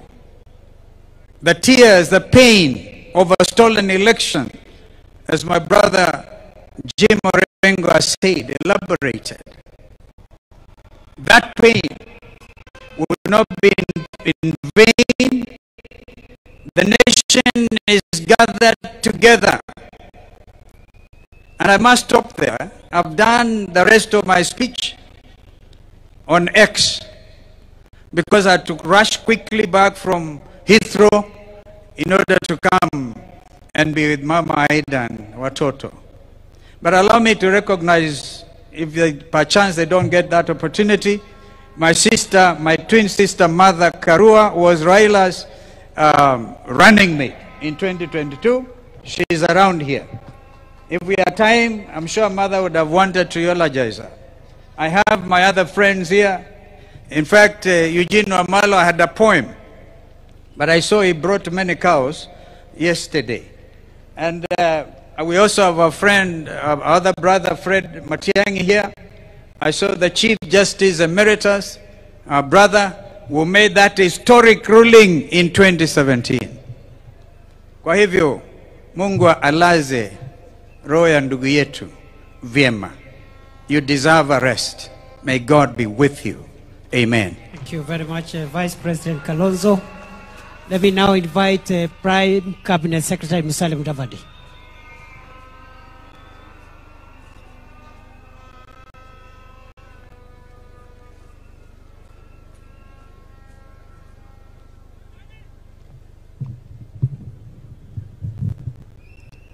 Your Excellency, the President of the Republic of Kenya, the Honorable William Samoei Ruto, Mama Aida Odinga and her family, and with that, Your Excellency, let me ride on all the protocols that have been observed in the interest of time. First, to Mama Aida and the family, let me extend my deepest condolences and those of my wife and family to you and your children. Your friend, Sister Tessie, did ask me to step forward and tell you that she really conveys her condolences.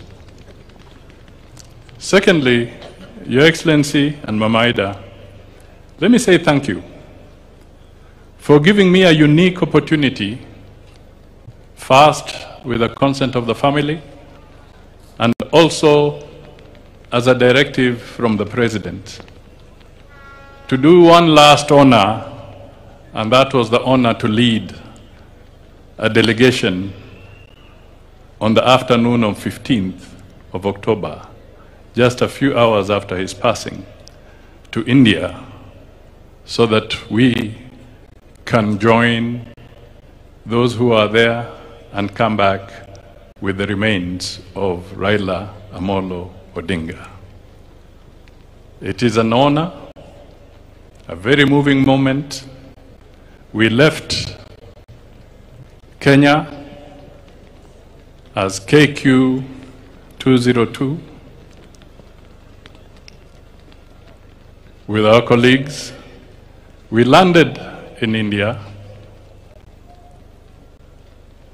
and we joined Winnie, Ruth, Dr. Lunya, Morris Ugeto, and the Kenyan High Commissioner to India at the military stand where the president, the Prime Minister of Raila of India had actually said that the government of India grants all the respect, military respect possible within the shortest time possible to Raila.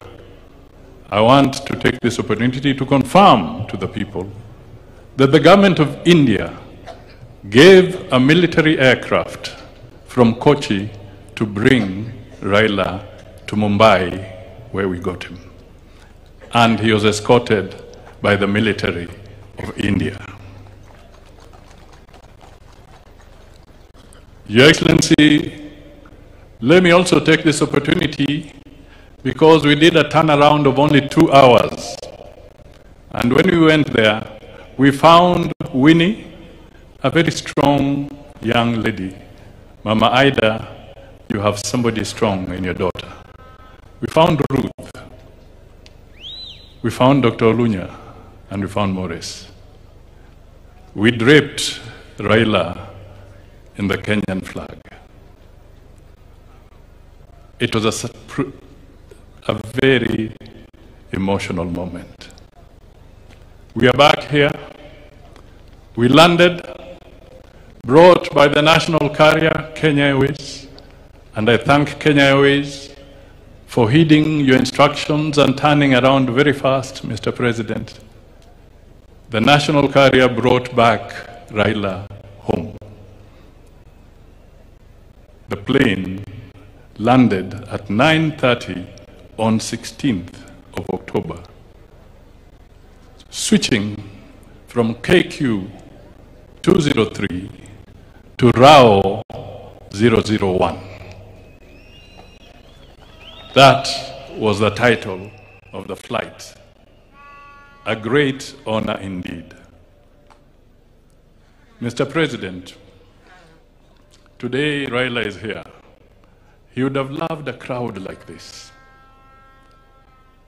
This was his moment of excitement, his fodder. But today, Raila speaks to us in silence, total silence. This silence is loud.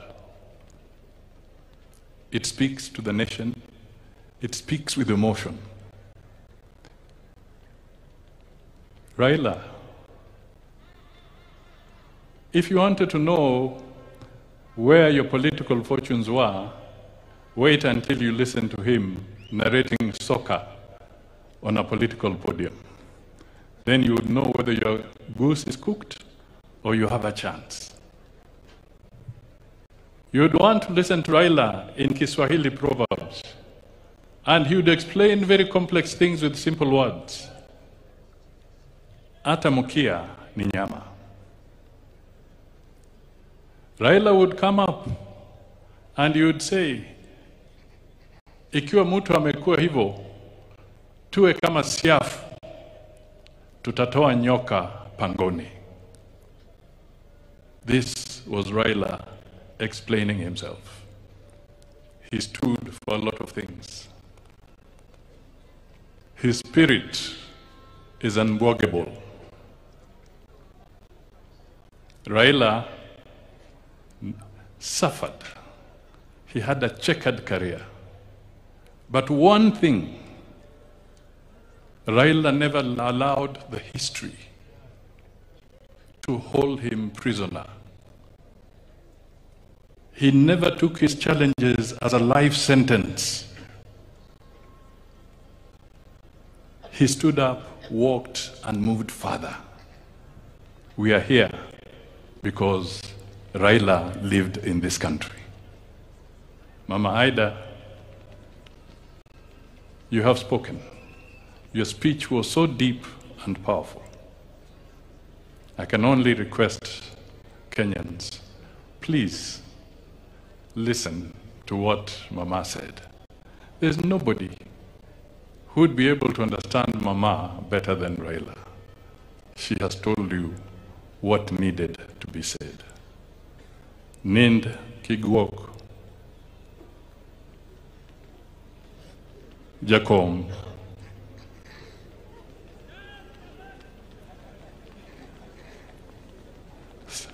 rest in peace, Jakom. Nindagikwe. Nindagikwe. Nindagikwe, Jakom. Ward Mary. Nindagikwe. I have utilized. And in better times, Mr. Deputy President, I worked with Raila. And I remember when he brought fire into my belly, and I would go there saying, Nasa Hawa. We would say, Nasa Uhuru, Nasa Ruto. But today, while Raila lies there, I'm at Nasa Sisi Wote. May his soul rest in eternal peace. Thank you. Thank you. Asante sana, Prime Cabinet Secretary. Don't know whether this mic is loud enough. Thank you very much, Honorable Musalia Mudavadi. I am extremely sorry for the many people who wanted to speak, but they couldn't speak because of time. Allow me to report that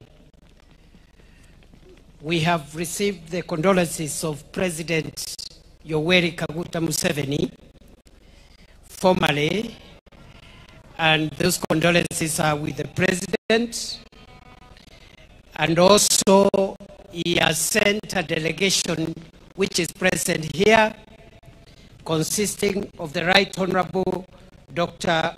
Ruhakana Rugunda, former Prime Minister of Uganda, and the Honorable John Mulimba, State Minister for Foreign Affairs. I also want to confirm what Stephen Kalonzo Musyoka said here, former Vice President, that we have other guests, but I assume we just recognize them for now. Kalonzo spoke on their behalf. Even me, I'm not going to make a speech. I've just been emceeing, and I want to end this role so that we can move and do the other ceremony, which is getting late. I therefore want to request now that very briefly we go presidential. We start with the condolences of His Excellency Uhuru Muigai Kenyatta, former President of Kenya, and the fourth President of Kenya.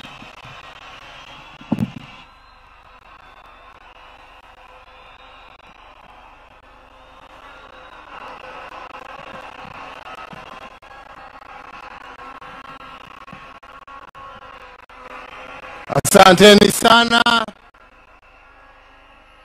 Thank you. Asante sana.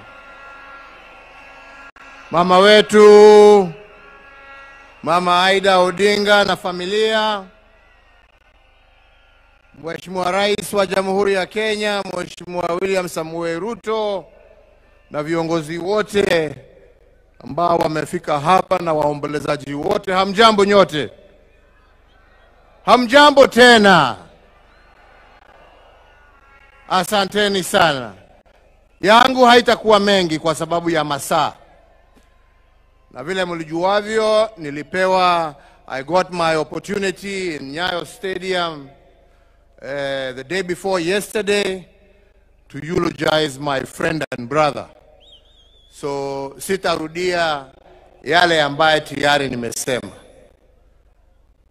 Yale yamebaki siku ya leo ni tena kumwambia dada wetu mkubwa Aida na watoto wake na familia yote ya marehemu Raila Amolo Odinga, tuko hapa tena kuambieni pole.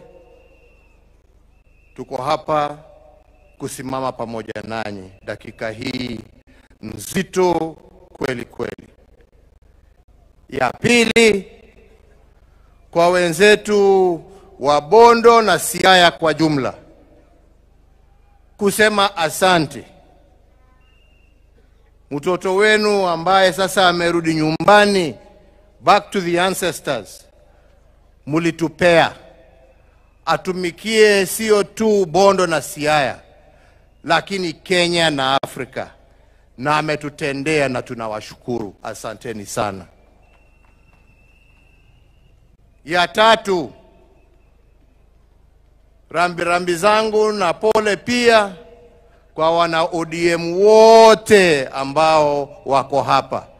Asanteni kwa kutupa kiongozi ambaye amesaidia kuunganisha hii nchi. Asanteni sana.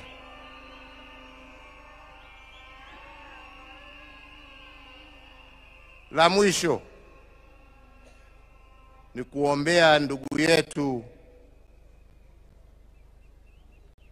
atembee safari ya amani. Mungu amuongoze kwa safari hii yake ya mwisho. We shall miss you, Jacob. We shall miss you. We shall miss you as a friend, a brother, and a leader of this nation. We shall miss your insights. We shall miss your thoughtfulness. We shall miss your wisdom.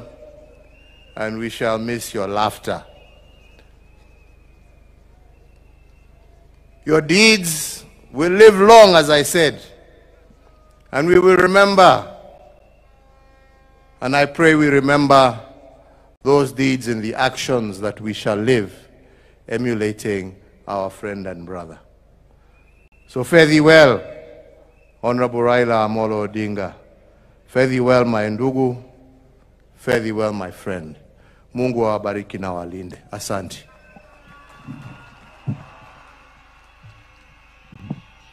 Asante Mheshimiwa Rais Uhuru Kenyatta.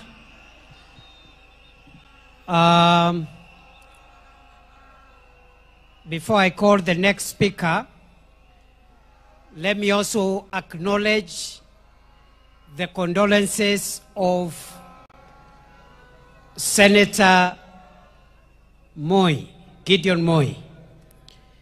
He has not been able to come here. He was at the airport with us when we were receiving the remains of our leader.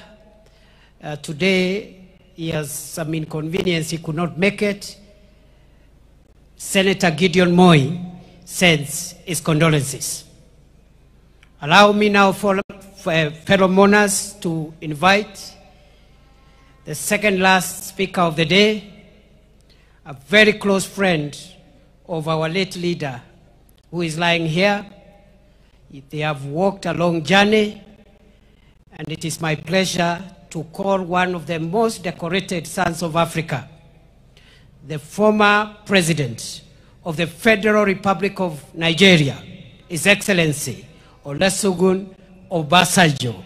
Mr. President, you're welcome.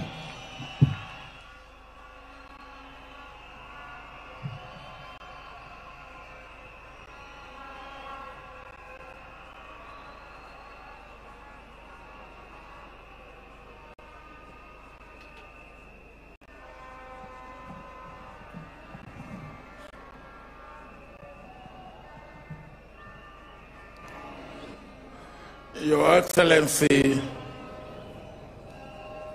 the President of the Republic of Kenya, my dear brother, Dr. Ruto, my dear sister, Your Excellency, Ida Odinga,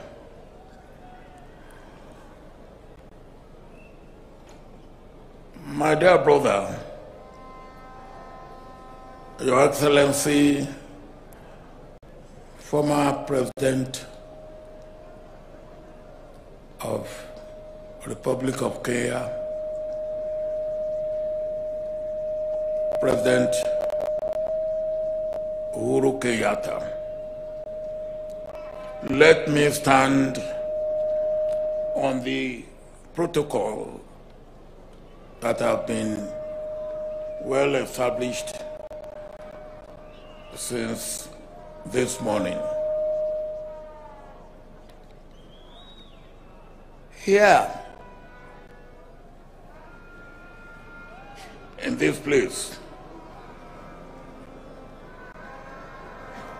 I was with Raila on his invitation 31 years ago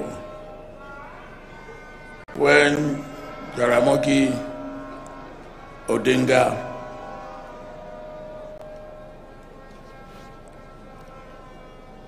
was buried in this place. I was the special guest of honor on that occasion. And the person who made it happen was Raila Odinga. Since that time, we have deepened our friendship, our brotherhood, our working together for our two countries, for Africa, and indeed for the world. Over the years, I have come to know Raila very well.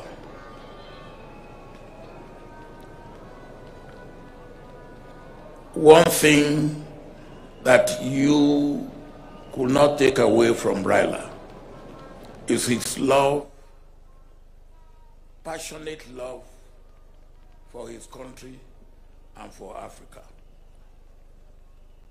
And that is what made our relationship to continue to grow from strength to strength. At this juncture, Mr. President, I want to thank you most sincerely for all that you have done to make this day a great day that it has been for our brother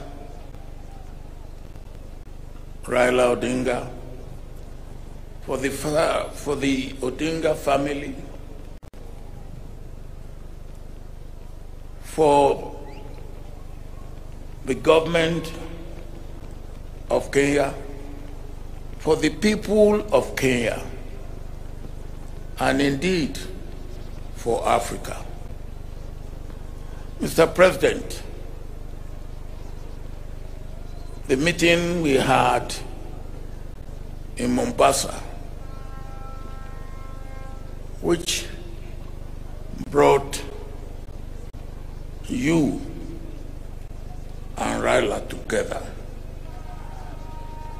and which led to you making room for ODM and other parties in your government, is what make this day a pleasant day that it has been for all the people of Kenya. And indeed, it is for me a lesson for all of us in Africa, a lesson of understanding, a lesson of tolerance, a lesson of love, a lesson of accommodation, a lesson that our nation, our continent, is bigger than any individual or group of individuals in our country. That is a good lesson that we must learn. One thing that I always like about Raila is his sense of humor. Anytime we met, no matter how serious the situation may be, you can be sure that Raila will turn the tension to something to laugh about. And for me, I've lost a brother, I've lost a friend, I've lost a confidant, I've lost a co-worker in the vineyard of Africa. Sleep in the bosom of your Creator. Adieu, Raila Odinga.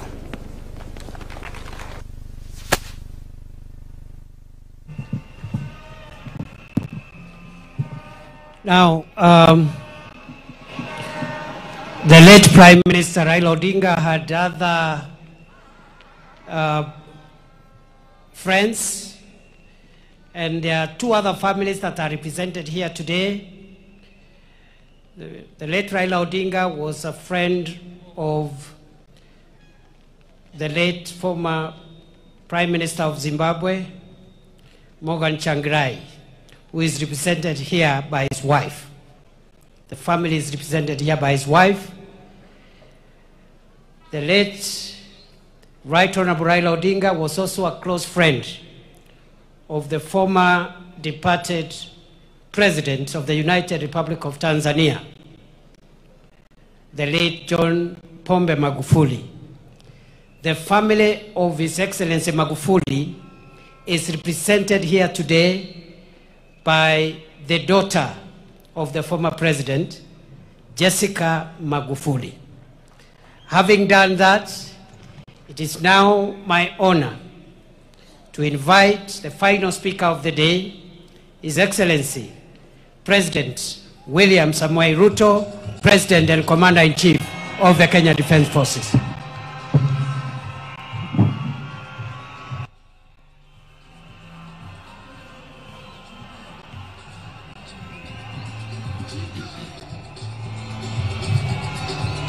Asante.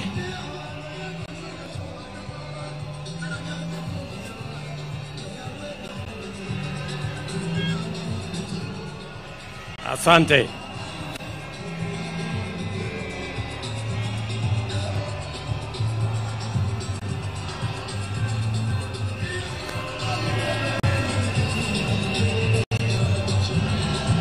Thank you. Thank you very much. Thank you very much. Asanteni sana. Asanteni sana. Mama Aida Odinga, mke wa ndugu yetu, rafiki yetu, kiongozi wetu, pamoja na watoto wake Rosemary Junior na Winnie. Familia ya Jaramogi Oginga Odinga kiongozwa hapa na Senator Daktari Oburu Oginga. Rais wa 4 wa Jamhuri ya Kenya, Rais wa zamani wa Jamhuri ya Nigeria, ndugu viongozi wetu wa dini, maaskofu na wananchi wa hapa Siaya na Wakenya wenzangu wote ambao mnahudhuria mazishi haya. Napenda kuwasalimu hamjambo. Amoso ujodurwa. Amoso ujodurwa. Jodurwa untie. Jodurwa Bwana asifiwe.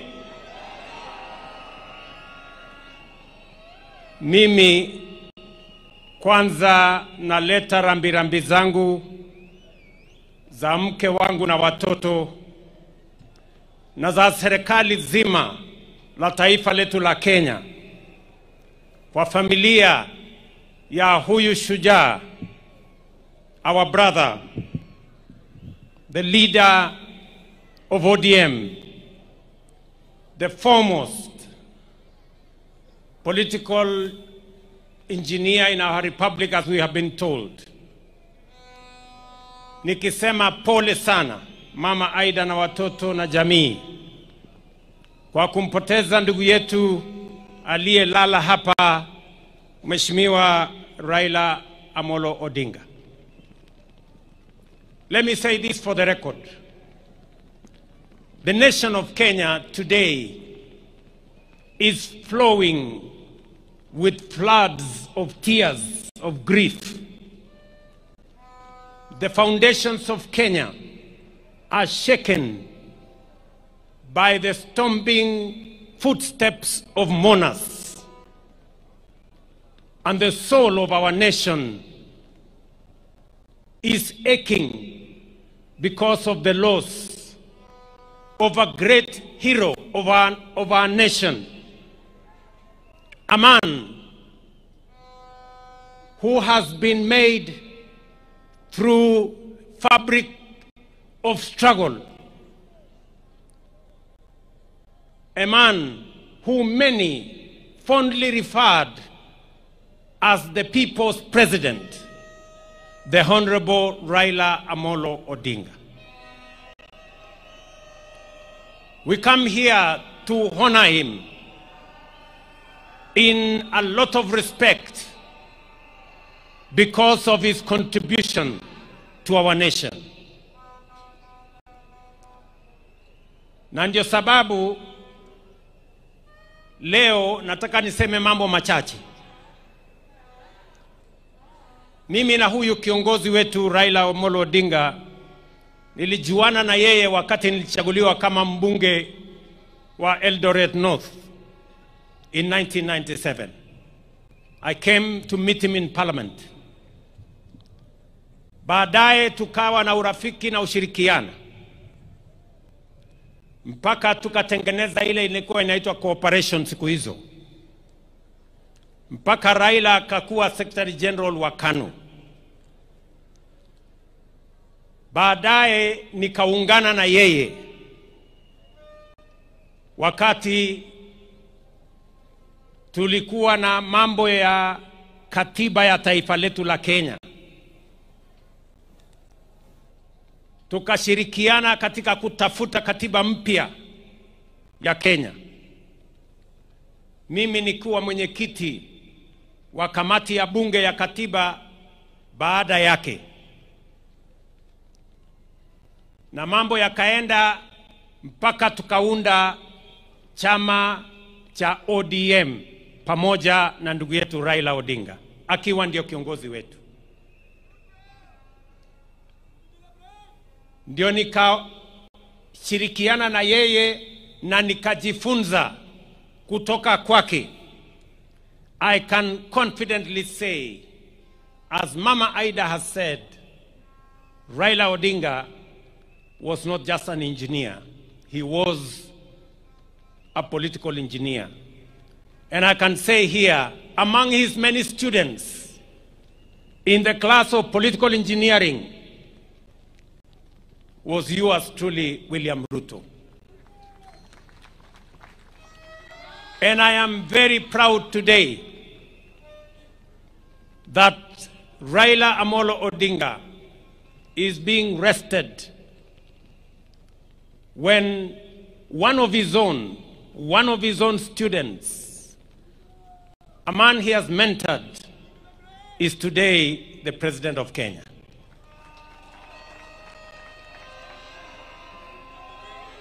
Mimi nataka niseme hivi. Mheshimiwa Raila Amolo Odinga, katika uchaguzi uliopita wa 2022, watu wengi ambao walikuwa wananiunga mkono walikuwa wanashangaa sana kwamba mimi si kuwa na wasiwasi wowote na uchaguzi wa 2022, kwa sababu mashindano ilikuwa kati ya Raila na mwanafunzi wake. And therefore it didn't matter to me the outcome of the election of 2022. Either Raila Odinga was going to win or his political student William Ruto was going to win. And that is why hata wakati waliniuliza watu wengi, wewe bwana, wewe unawezaje kushindana na Uhuru Kenyatta na Raila Odinga wakiwa pamoja?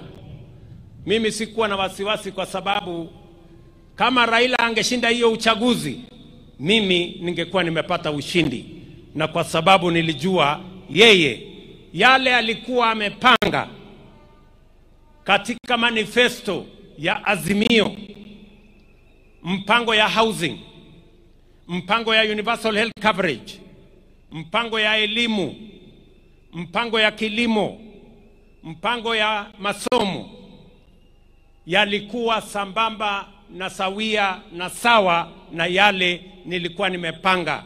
It is just a student and his teacher. And that is why I can now reveal here today that immediately after the election, a few months, and there are witnesses sitting in our midst today, I looked for Baba. A few months after the election, nikamwambia mheshimiwa, tukaketi chini na yeye, nikamwambia mheshimiwa Prime Minister, wewe ni mwalimu wangu. Kwa umri mimi natoshana kuwa kijana wako. Kwa mapenzi ya Mungu mimi ndio rais wa Kenya. Nikamweleza mheshimiwa Raila, kwa hii serikali mimi nataka nikupatie mambo machache. Nikamwambia, kwanza, kama utasimama 2027 kuwania urais, ama kama utaunga mkono mtu mwingine, mimi hainijalishi. Mimi ninataka kama kijana wako niliyejifunza siasa chini yako, nataka nikushughulikie, kwa sababu wewe, you have made a huge sacrifice for our nation. You have made a huge contribution to our nation. And I told Baba, I want, as a person who has learned in your political school of politics, I know you have made a huge contribution to Kenya. I know you have paid a huge personal sacrifice, family sacrifice, community sacrifice. I want to right the wrongs that have been done to you in our nation. And we agreed with the former Prime Minister, and I told him without condition, I will do whatever he wanted me to do, especially to make sure that the sacrifices he had made for our nation, the contribution that he had made for our nation, we right any wrong that may have happened. Mimi namshukuru Mungu kwamba baadaye katika safari hii ya siasa, Mungu alinipatia nafasi, mbali na changamoto nyingi zilizokuweko, Mungu akanipatia nafasi nijumuishe chama ya ODM katika serikali ya Kenya.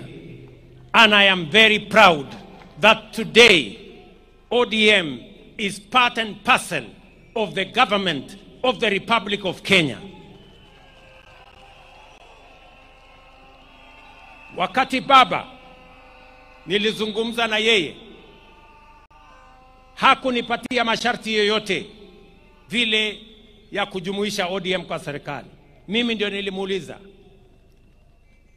baba, mimi nataka waziri wa fedha wa kwanza wa kutoka Nyanza, mimi na wewe tupatie nafasi hiyo. Baba akanipatia huyu mungwana anaitwa Nyang', huyu John Mbadi. Leo I am very proud that Baba and I made the decision to have John Mbadi as the Minister of Finance of Kenya. Today, inflation has come down to 4% from 9.6%. Exchange rate has come down from 165 to 129. Today, our inflation, I have said, exchange rate, our interest rates have come down, and Kenya is now the 6th largest economy in the world, in Africa. This man, John Mbadi, anatosha ama atoshi? Wengine waliniambia ya kwamba hatoshi kwa sababu anatoka mahali fulani. Nikasema nitamfanya waziri nione what is going to happen. Na leo we have seen what has happened. I am very proud of the decisions that we have made. And so are all the other ministers that we are now joined together in this administration. Mimi nataka niwaeleze ndugu zangu. Najua ya kwamba mimi ni kiongozi wa chama ya UDA katika Kenya Kwanza.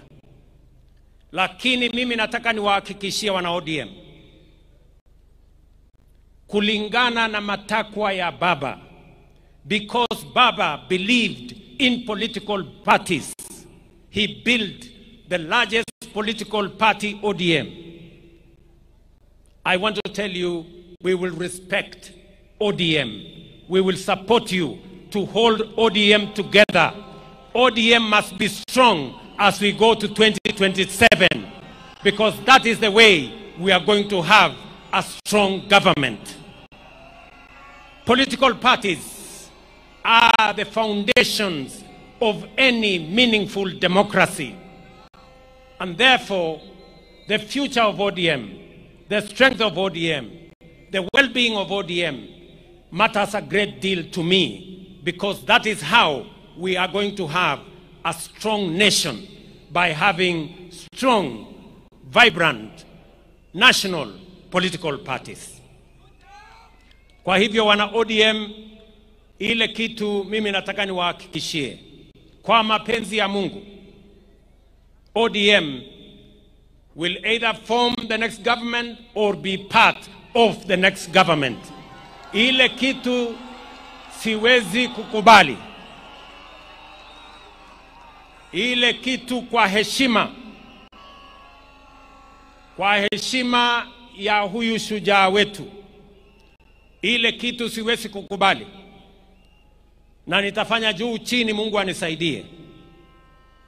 Ni wale ambao wanataka kung'oa chama ya ODM na kwenda kuchezea karata ya upinzani kule nje. Hiyo haitawezekana.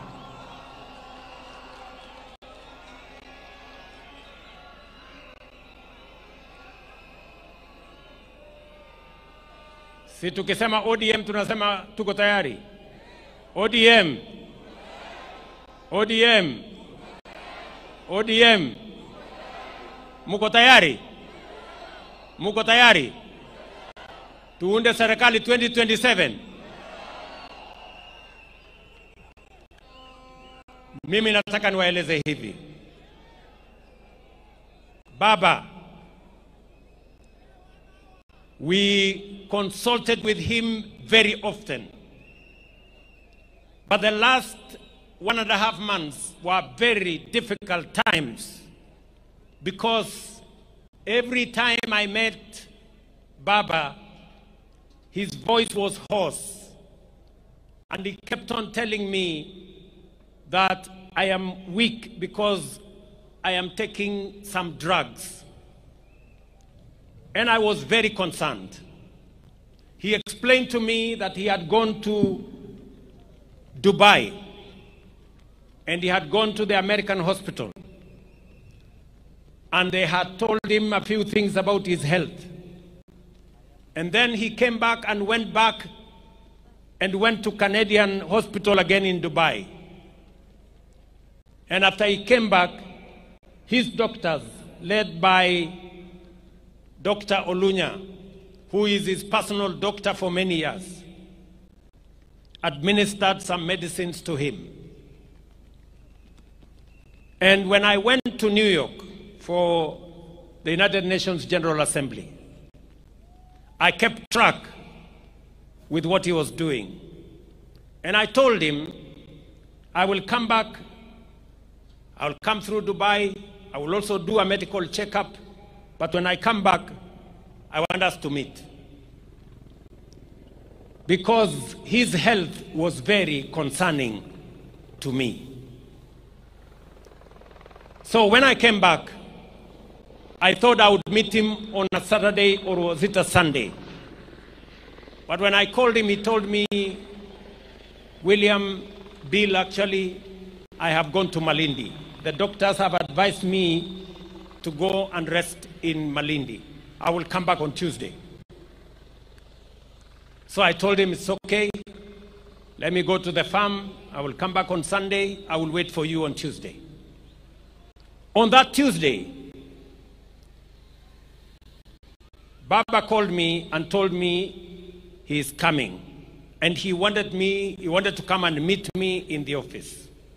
I told him, because you're not feeling very well, you go home, I will come home in the evening.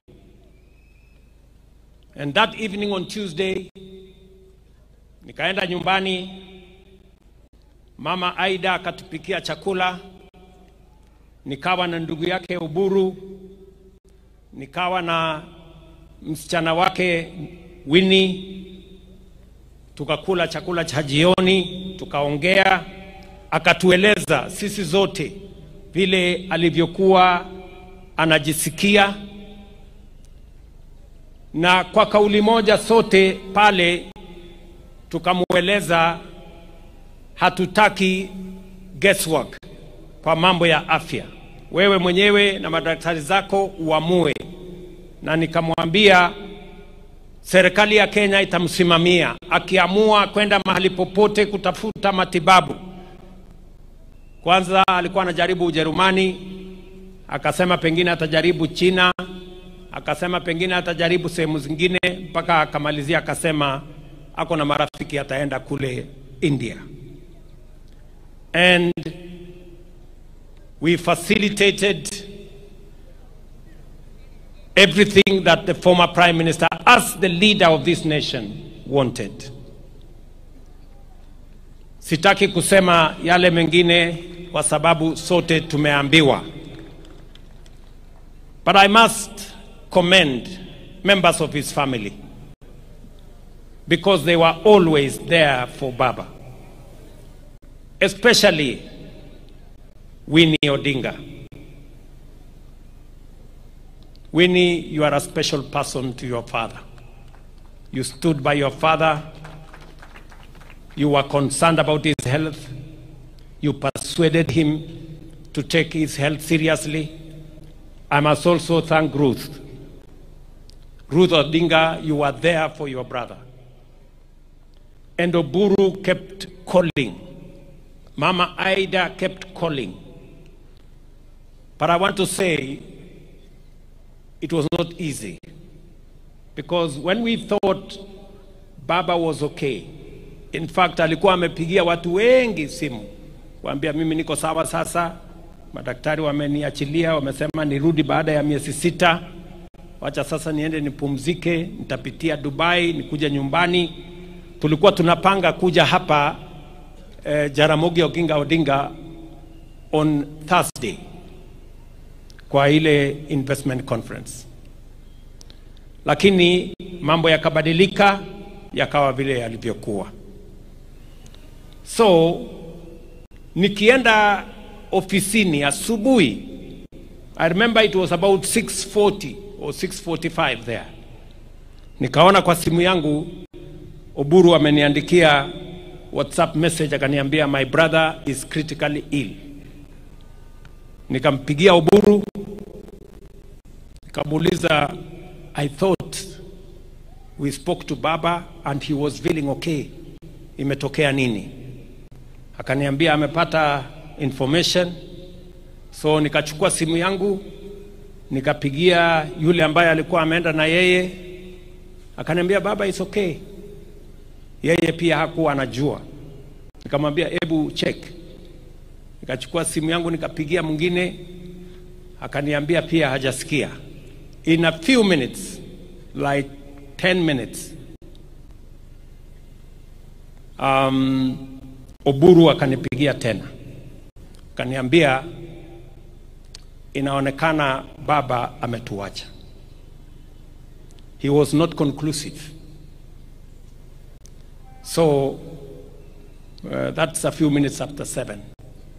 After 2 minutes, Winnie akanipigia, akaniambia, first I told her, please Winnie, don't tell me any bad news. But of course she said, the bad news have happened. My father is no more. And those were very, very difficult moments.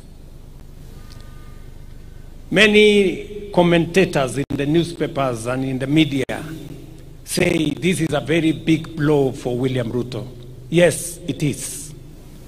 It is a very big blow.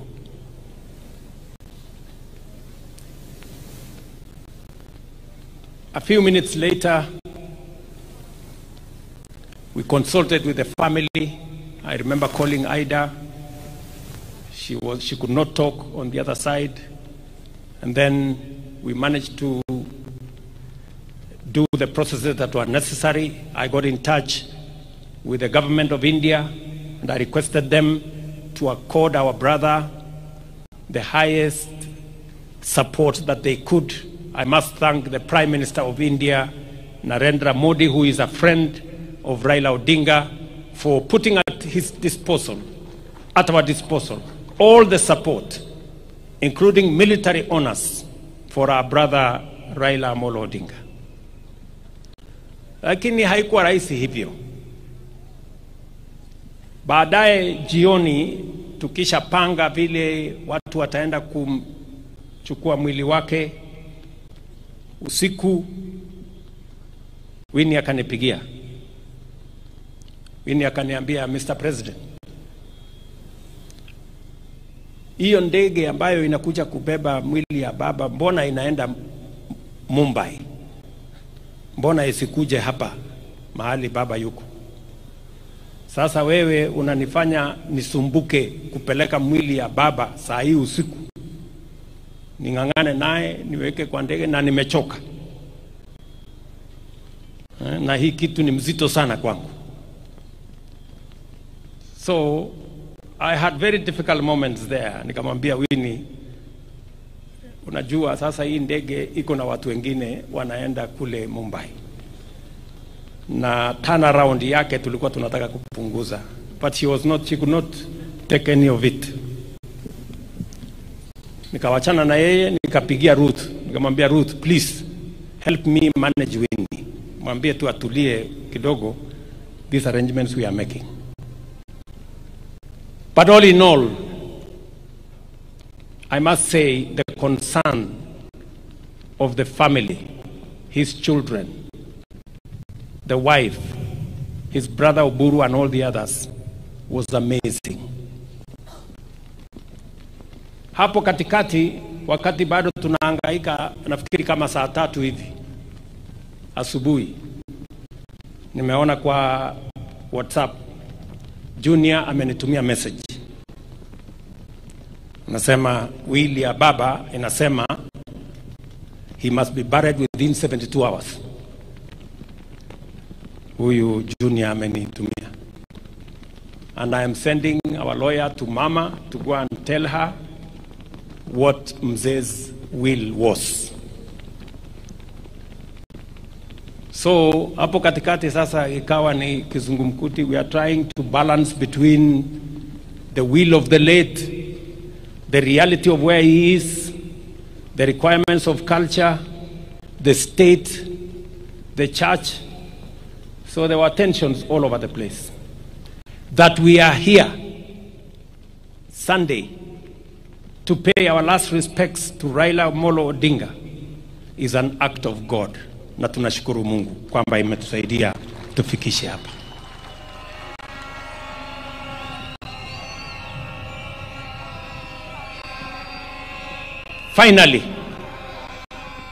Finally, as I must say this to the people of our nation, because this is the assignment that the Honorable Raila Odinga and I will mention who else were working on. Mumesikia Mama Aida Odinga bila ameongea. Amesema Raila was very concerned about our country and the state of our development. All of us know that Raila kept on telling us about South Korea, about Malaysia, about Singapore, and about those countries that were with Kenya 60 years ago. And he was very concerned that Kenya was still a third world country. You have heard from Haida herself. It was a major concern for the Honorable, the late Prime Minister. And wacha niwaeleze wa Kenya, the last 3 months,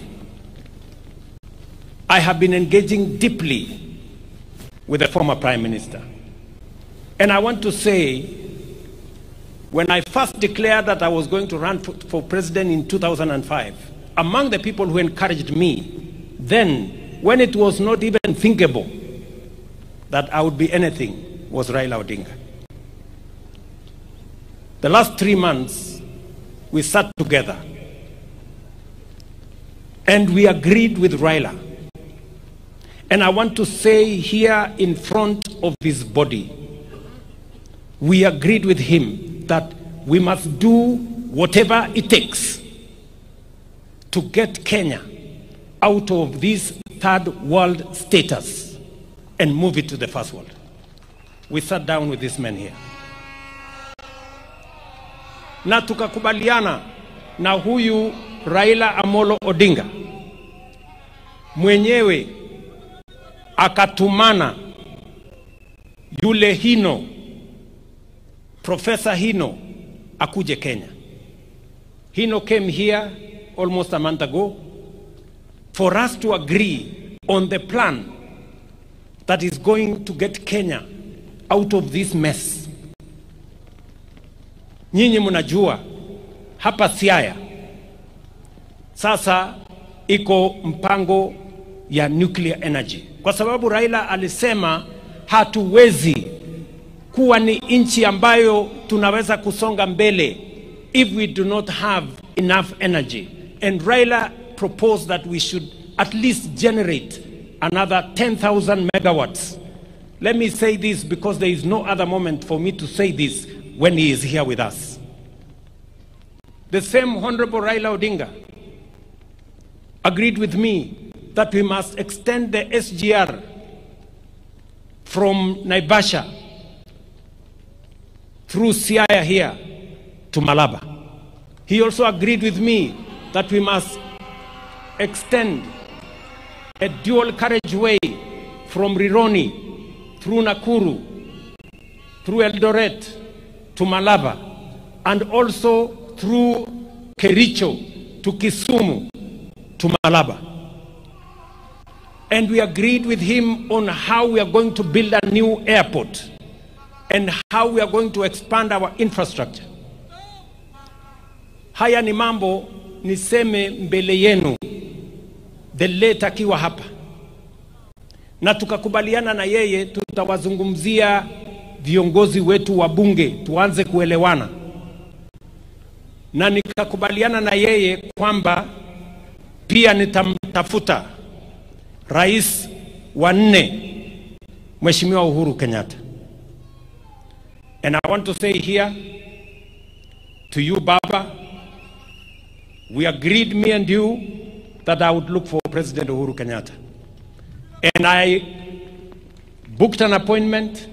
I sat down with President Uhuru Kenyatta, and we discussed what I had discussed with Prime Minister about the future of our country, how to think big, how to get rid of the average and the usual and the normal and the ordinary, so that we can stretch this nation to the extraordinary and to the excellent.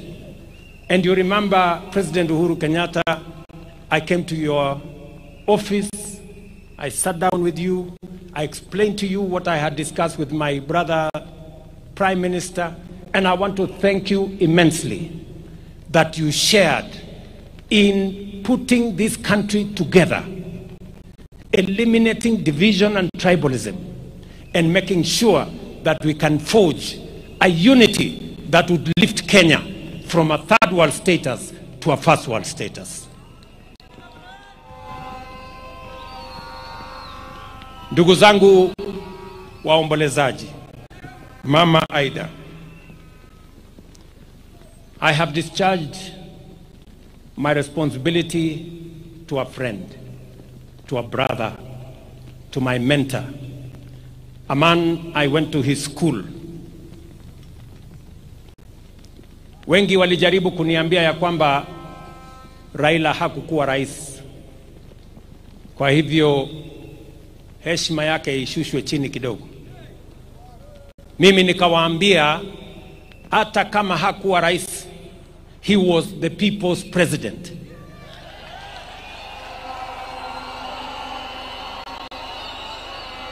Na kwa hivyo apatiwe heshima ya kutoshana na rais.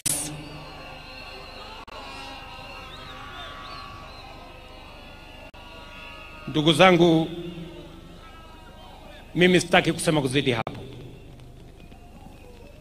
Nataka nimheshimu Mama Aida kwa kutusaidia kuchunga huyu kiongozi wetu, watoto wake by standing with their father, familia nzima ya Jaramogi for the contribution they have made and for allowing Raila to be part and parcel of many families, not just the Jaramogi family. He became part of the family of Kenya.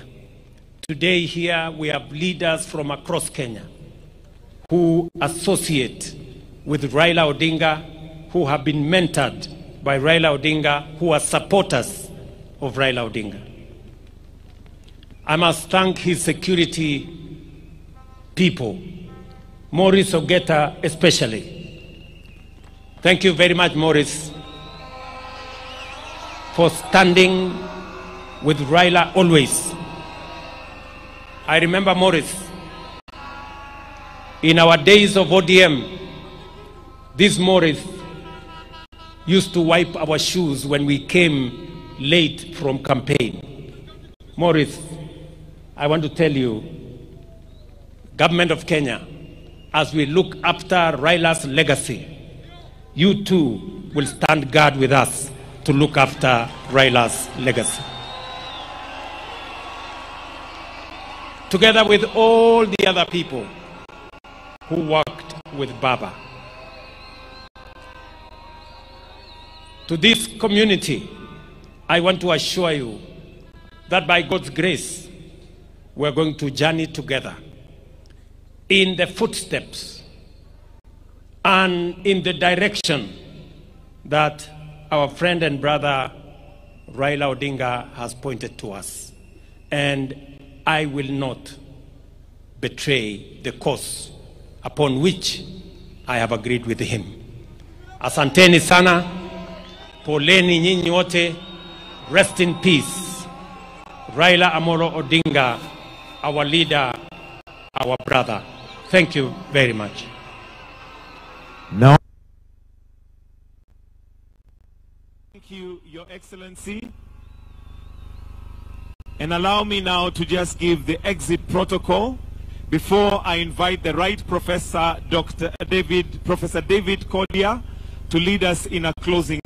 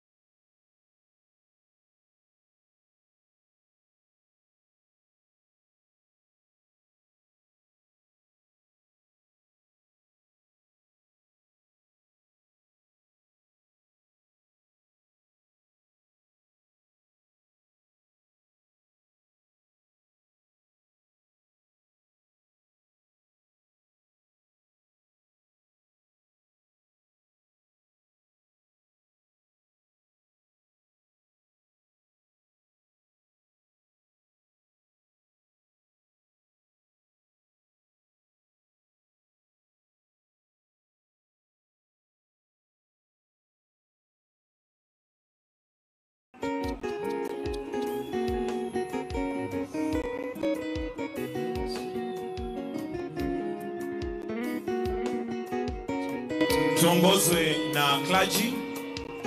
After that we shall have the caskets, followed closely by the family and His Excellency the President.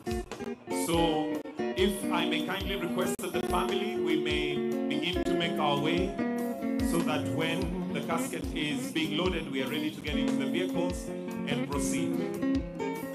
Nyikwara Mogia Juang, akwayo mawantiere no.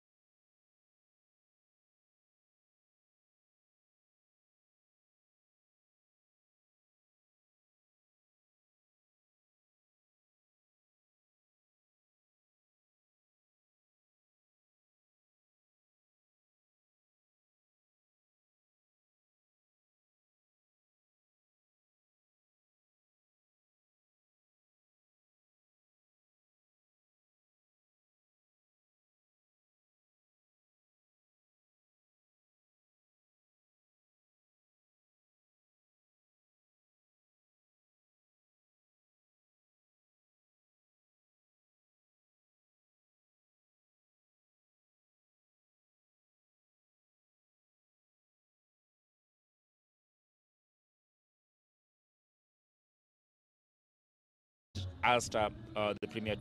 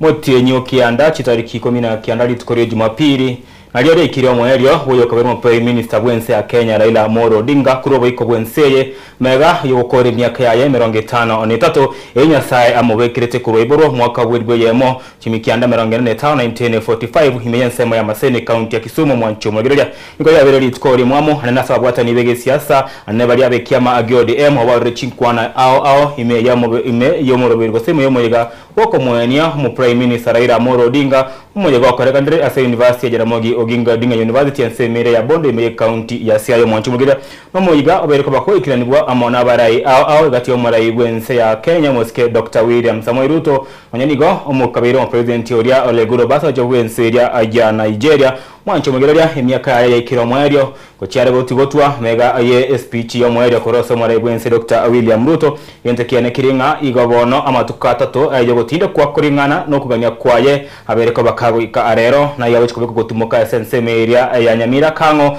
imbarabare enoboina abwa atatu mwabo nabo igobwa bamo mwaba no bora senseyo oteba oboina bo muroyo monene Fidel Odinga mwancho muyeria enka ayaye oboda famu tayigo chagotinde kwa okono karengana gose kugania akwaye me studio unabonega ninde amono magari etogo chikokoregeria igoro yomoyega wetwa rero Raila Amolo Odinga tunyo kwando soboime unachinsa bune chiwendere kurusuwe University ya Jaramogi Odinga goko irwa mbake Nsemere ya Nyamira kango asago chia agotinde kwa ninere Faith Mauti na wego ono mwanasiasa na nigo tochukuri ngoria amange karibu biamono biamono nda kani kwanza kutuma rambirambi zangu kwa familia ya the Right Honorable Raila Amolo Odinga mimi na familia yangu na hata on behalf of Wanyagetingeons ni maitenga Raila na renge baba pia wa community yetu kama Kisii na tulimfuata kwa miaka mingi so tunaomba kuwa Mungu amweke moyo wake mahali pema peponi. Faith asogo chakera kigima ngakiora munyere baba tutarachiko kwanda umuyega petu kalero hime ya University ya Jaramogi inche muna na kinire miaka ya neonsi ndo chenga I've known Raila all my life wonega inde miaka 28 na going back as early as 6 to 7 kinde primary Kisii primary school na bonko nyara kuinyora Raila gakoba a very outspoken leader mbari ngi wochari Kisii Stadium and anytime that walikuwa wanakuja pale una a public school Kisii primary school ya ringange ni stadium ukonyora tu arenge kweguribaga ku break so we would go kwanyara tukwenda tore tuategerera so for a very long time growing up I've always admired Raila na I can proudly say that I have voted for him twice That was 2017 and 2022, and he was my president. Yes. Igo isi chintuna chonsi Raila Amolo Odinga kabaga kobetebe kwake kwabere kabago ko mwakire kura yao. Yes. Ari tukuri rero omuberoye no kibiti wali tukuri goro sense media ya sia ya bondo nabo igo korera masaba 7 sichinkwana au chabere echi igo kwanwa na barai au nanyeni igo na abana abenkayaye. Turetumo chakire Ruth Odinga oyure mwisiko mwabo no yogatebanga igatamerete gari no rwechinga kichiria acheku ngakiria na kunyara agakomenyo onere ine Ruth Odinga nabaka kwana na kumunyera na kumotogera Raila Odinga sana konire na kwanira igoro ye ekiama keria GDM egento kero kanage kwera litukurigima arero ne kiama GDM kebaki gukwanira asa mutukabwango iga batebire buna baba osira kwaye nigo kwabere gogochika kare go chikonegaria mono ese kiama GDM tobe tokoro kumusana gati kiama GDM gati abarayibandi na babedu ndisifuna tobadere buna babo wino yoro mubunge wemba kasi east timaiti Ruth Odinga nabaka woteba inga nakubaragiria sana gose kuba mucha bali abakotete kuno no barayibwe kiame ikyo nago batebinga nanye bametisi gya chakrete timeti ngakyo ire nkwana ya Ruth Odinga inje ndatebega basonge bawuchi batebanga where there is smoke there is fire igwe koro kinga nonye gocha guikarit koria rero kurura ila asira igo meaning rumbles have started inside the party, and finally they are releasing their cut of worms. What you'll want to say, I would want to echo what Ruth has said. ODM as a party is beyond just a few individuals. ODM it was a national movement. It was a national movement. Figures like the former president was part of the forming members wa ODM. Yes, Nonya Kalonzo. But we know that walitoka wakamwacha. Now, when they did that, now Raila took the mantle to make it more than just a community party and made it a national movement. Tutaweza kuona hiyo ikiplay out in the future kabisa na tunaona already factions zimeshaanza ku create. We have others ambao wana support Babu Wino. Tumeona how people are chanting bantuwa mbabu chinga nare yang nande na wate nare spirited mono kora kiama. And we are also seeing a family Dr. Oburu who has been given the party leadership, acting party leadership as of now. Lakini I would want people to just understand that the ODM party goes beyond Luo Nyanza. It goes beyond a family, Yoweri Raila's family, and it's now a national party. And in honor of Raila Gintobara Kore, no kuensure kuwa waachiramo na bo Dr. Burara Rangiri Babu kama ni the two factions that are both loud waisara ansebara na kibako wako gendreri legacy ya Raila Odinga. Ruth, yani Faith. Umora iwe kama GDM yosire Raila Amolo Odinga na igasire chinga kama GDM kyari gucengera emyaka 20 korogia cyagitibwe na tokote abari abange mabako mukwandra abara inkwara ragokwana inga narangireti umuyego mo nesense mere yasana akabokwandra sana ine ringa na maene igo na maete ngusira gucia na onya kamente ngusira gucia nore no kwegenanga na chore to muraigete na tigete muraigete se wiriaye urajikoiro burayigwe keme kyo GDM entonda tebe entonkiro tokuruka premonitions. Premonitions okonyora ndiri spirit yawe yagote egokoranga ngocha usirori. You see, I think barorire you nonya nabarwaire una bono tata rira sirete igarang nabokoranga na rochenga ngochi ari gosira. So same thing na His Excellency the Right Honorable Raila Odinga nabon inchaso ko kwa nindo chenga na maitengo chigukware una toigure babo sifuna bagukwana toigure abarayi bari bonse bakwana ritkoria rero bagotebanga Raila na batebetia mangana gite ekworo kinga na maito gukukwa engocha kure one oikire gusira inkike ko barbono next. I think as of now ntoko preemptive match because ndo maite bado ODM as a party nere within Azimio coalition, and at the same time due to the last handshake ya happened in 2024 after maandamano bado nandi nesweti ODM into the government. But when I Raila was more than just a leader of ODM. Riria tenenete wenda go shake hands na the president, current president William Ruto.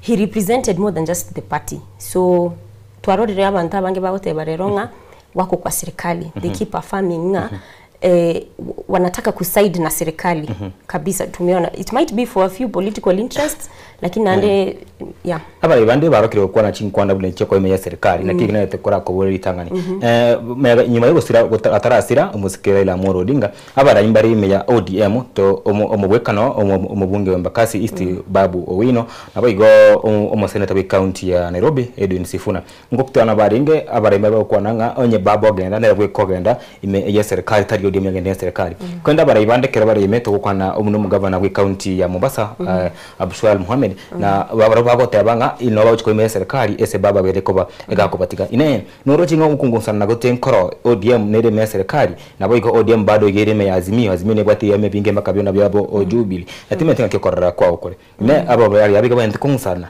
kuwatka ne chinkona cha ronkwara chinkwana go charinge chinkwana chintindi kigima nabo twarorabo twaroringa ya abange bata giteko otebya abantu nga gose abantu to mean the government ya bonega nga no tore serikali because nto maitenga Raila na nyarite kubwata abantu abango koboko igo bona abange bobwetenga buna bono Raila asirire gose baba buna asirire nga na kito gokora so they are trying to scramble go claim positions chabo bonega in hope nga serikali never favor retain seats chiri babwate yes that's what I'm thinking igo roche ayenga kio sokora kwao ekiame kigia ODM taraje gosko guchimotu ekiame kigia ODM igo kwenete korauna abasaye bari me ekiame kio segwa kwebo muntu tutego muntu re mo machwanto ari reguna umuro mwabo Buru Odinga nere oire buno mutene umura intenda bwekiame kesi bonega ento bwate abara ibande buna oire Odinga no ari nende oire na Raila simya kemenge anabate abanga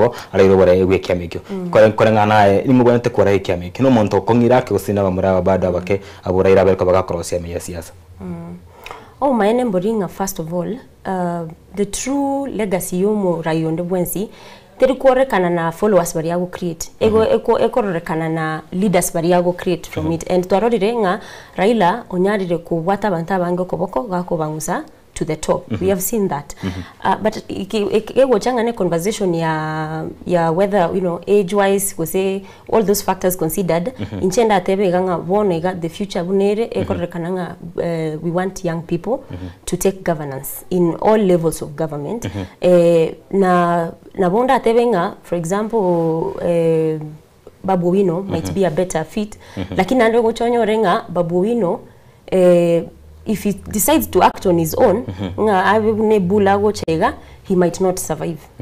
Dr. Oburu Nere is coming in with age. You won't mean anything in a few years because when nature takes its course and God forbid anything happens, we'll go back to the same power struggles. So na wega niringa una ekiombe kia ODM na baranyare ko ekiombe kia ODM na baranyare ko koraki korora who is best fitted, but bamanyenga they are working together because tote bemba bora that privilege yuko right ichamekyo how do they bring in experience ya abantu bari babere kyombe na barabu myaka mingi because to wate babombadi babo rengo bonse no bari nande na baranyare ku work na babu bamukonye that is if Babu Nero Rai Mantolini. Na gotigara sense mejo Raila Odinga osire kari kingpin ye ensemo ya South Nyanza ensemo oya bogere. Na stitching chintuna chinde kwa renga bono ntotagete ko chutwara umuntu Raila kingpin kuro sense me ya bogere.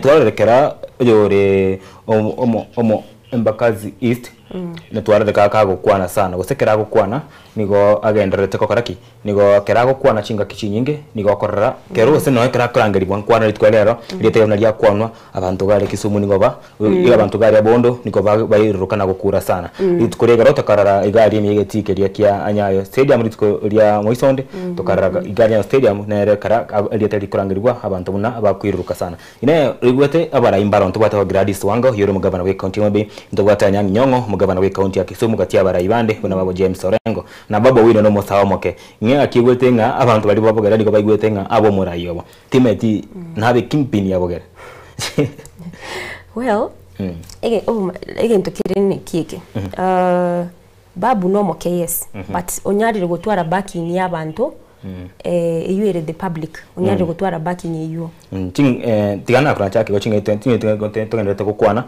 ndo chenga ese chibicha chiri mwancho muligereria nigo mubere onya gusira Raila Amolo Odinga onya kwenye prime minister bwense ya Kenya bronogere tigabwe nigo hagenderete koirwa kurwese barerie kurwa ese Bondo University bare yone rero turumboka goika ajaika imeyo boda farm yere enkayaye ndoro chengo boina bwa yebe kwa sokoli tukorega rorie mambya bone iga igo bwerde kabisa abana jeshi bekerengo keria agia KDF mwancho muligereria no bare igabwe nende nigo babege tubarende bayisaine kwene kianga oyo kabire omu prime minister bwense ya Kenya Raila Amolo Odinga ngoto gutware essential ere yo boikiranuke gima none nigo bateine garia no kabisa erinde kwene kianga mu biro isatinde chonsi kurbonega ngikonyera mu biro yo nigo bakoreirwe masaba yari twereye mu kabisa asegeti kere school giajera mu Odinga University kutoka ime ya Bonde county ya Siaya asomo gabana kwe county ya bakaba aka abikirana James Orengo none nigo baba ko chinkwana achinyi ngo bare ndiga botingiria sensemeria ya Nyamira Kango asawe tukobaka gotindo ku mwancho muligeria nyoranga Raila Odinga tari chigotinde kwesenka yaye ime ya Oboda farm korengana no kugania kwaje nigateta tinde kwensemo na abibori baye na mbere ikaransanse na kulingoria bono nigo banche ntenga Raila Odinga ayo chigotinde kwa mbarambare no esembera ya osobo ina abwata tomu abo ya gosira Jaramogi Odinga esabari yaye nigagenderete bonega egoturumbuka kurwe bare egoturumbuka kurwe ensemo ya University area ya Jaramogi Odinga eturumbuke na gwetanya ensemo yenkaya ya Boda farm gwikanse matake iko ase chimbera chiria chaise amona tato mwabo chiabekure na nawo tukubeko kubiko gotino kwa gosego tumokari tukoria rero omwanchu mugeria mugereti chibicha chire asembeo igabuka gima ne chibicha achia tiaye gosene chibicha sa chikobeko gotumuka na nyakindo che kabisa gabu ngane chipigipigi cha presidential escort chibibiye cyo mwancho mugeria nigotogo kirora enga kientambe gose amatuko amange chigotume kwa kero murai bwense akwende imeye gabune area ya jamhuri imeyega area ya national kweli tuklarero nigo presidential escort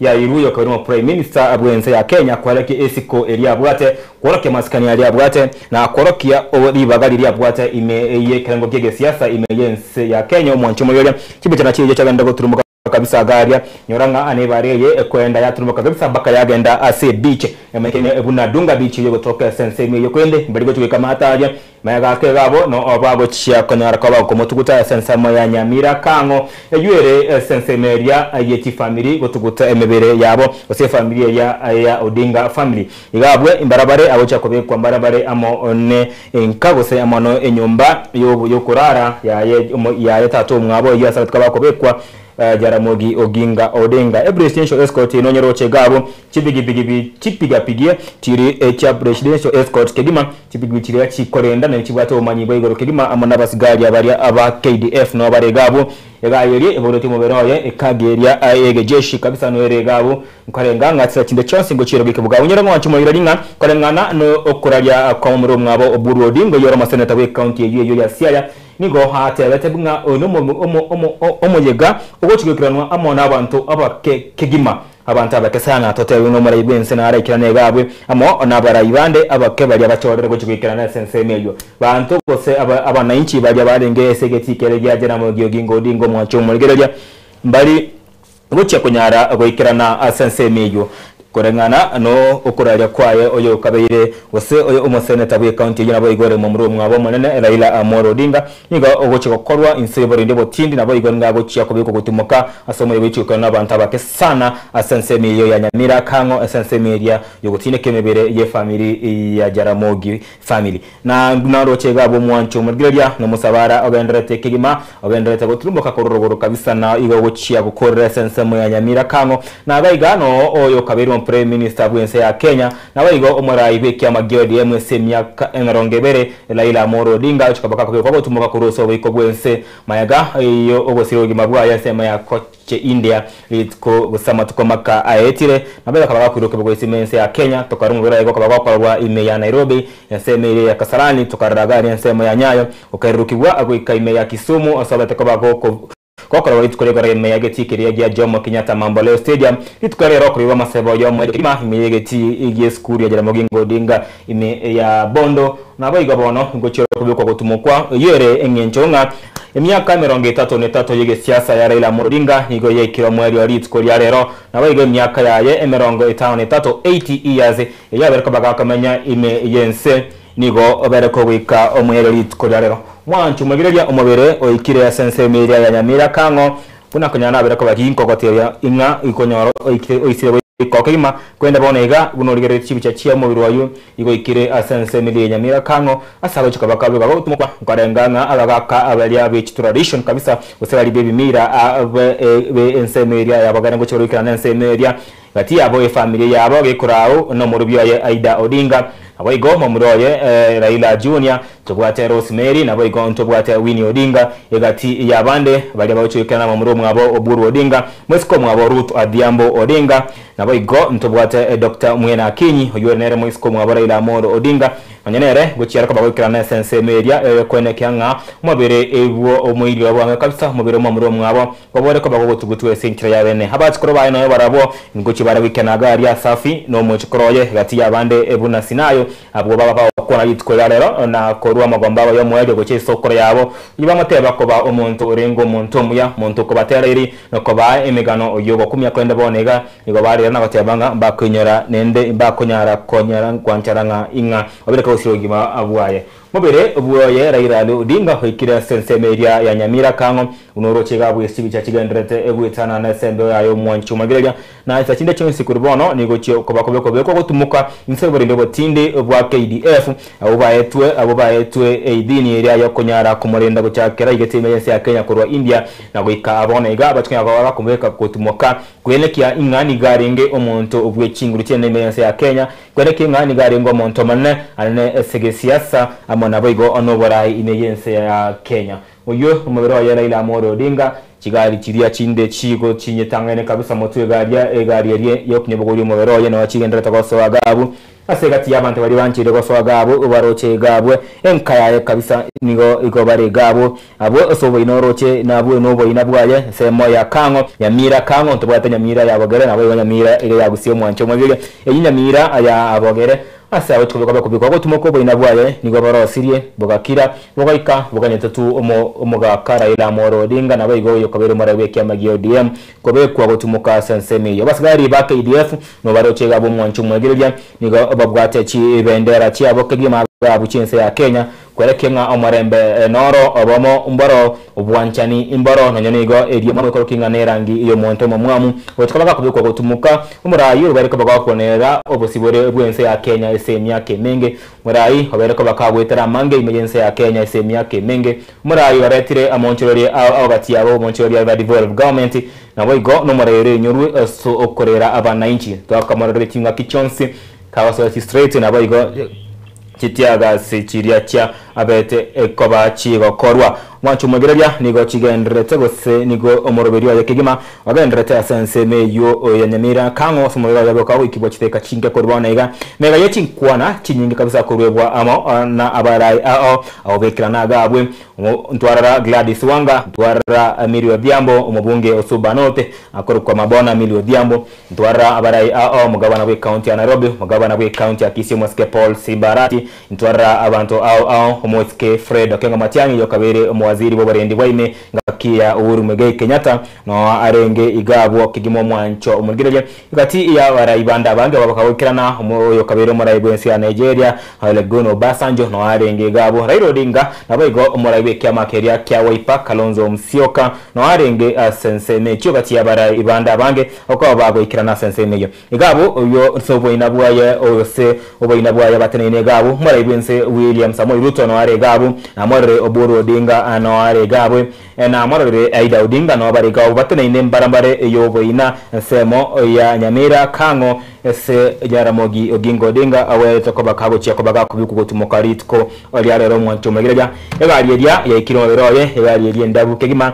egabo abana jeshi nigo banyonche kana ine nawe go marandi na rega bukatigati kwene kianga no muntu gochi no muntu orengo muntu gwe Kristo no muntu orenge muntu mwanchinya sae buna mo bishop buria abwe kanseria LSK kansema ya bonda takao kwana ritko olie chuma imegeti keria akianya stadium ayege memochi o Nairobi wono hawoche gotinde kwa inse yoborende botinde abana jeshi bekengo keria ya KDF babegete abande chianga chimbariri bwate binaje ibirabu nechukwa bikina umutwe abande babegete chianga chindabo abachianga chindabo nkora ngamba rina abana jeshi bensemeria ya Navy basekerengo keria kya Navy abachikomokora omweberio bwo mwejo abachikomokora enyangi ayo mwerio mwancho megelia chibicha achiaye kango nkorengano chiganete egweta gabu timbaki ngochi komoso imefeite ntoro chimubero ikiregaje chimsa chinde chonse kurbona iga nkorenga ngochi are kobaka gutugutwa murayibwense no aregage berekabo kwana amangana amangi ekegima tibe tinkira kwande koriye sabari yaye na ogwanchiri kwa gutinde kwense meria ya kango kurinde tachigotinde kwense meria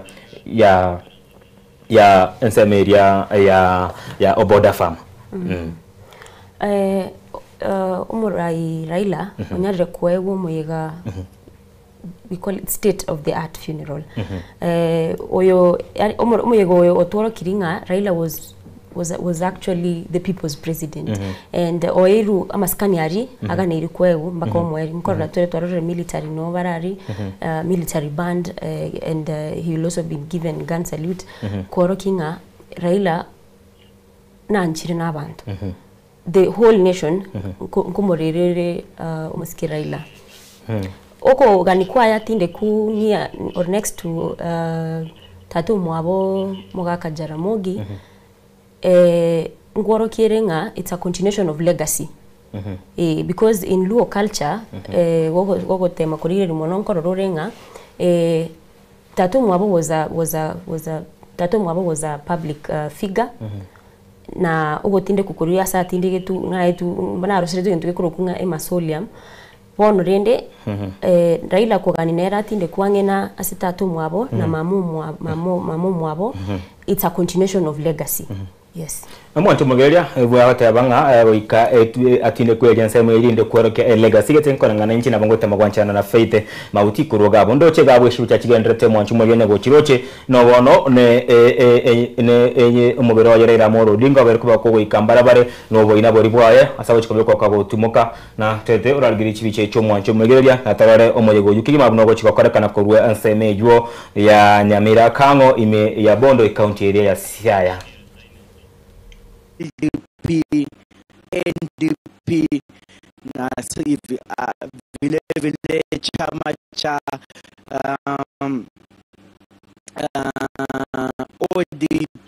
ODM na hivi sasa muungano rasmi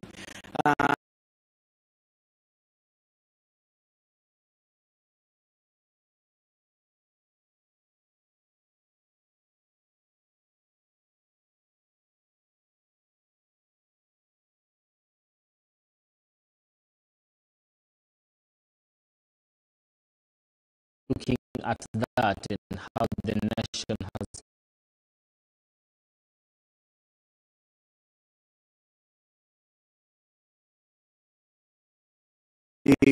wahubiri kutoka kanisa la Anglikana na vile vile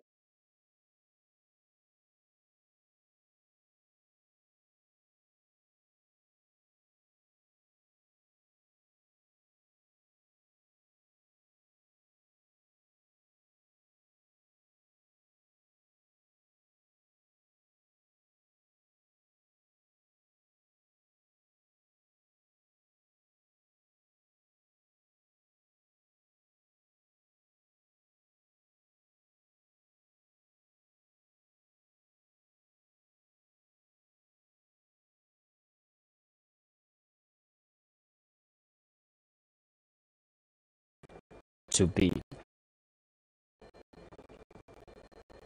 Right, that is also on the political scene. We did see other leaders, you know, say that Raila Odinga before we get to that, of course, Aida Odinga, of course, was also eulogizing the husband.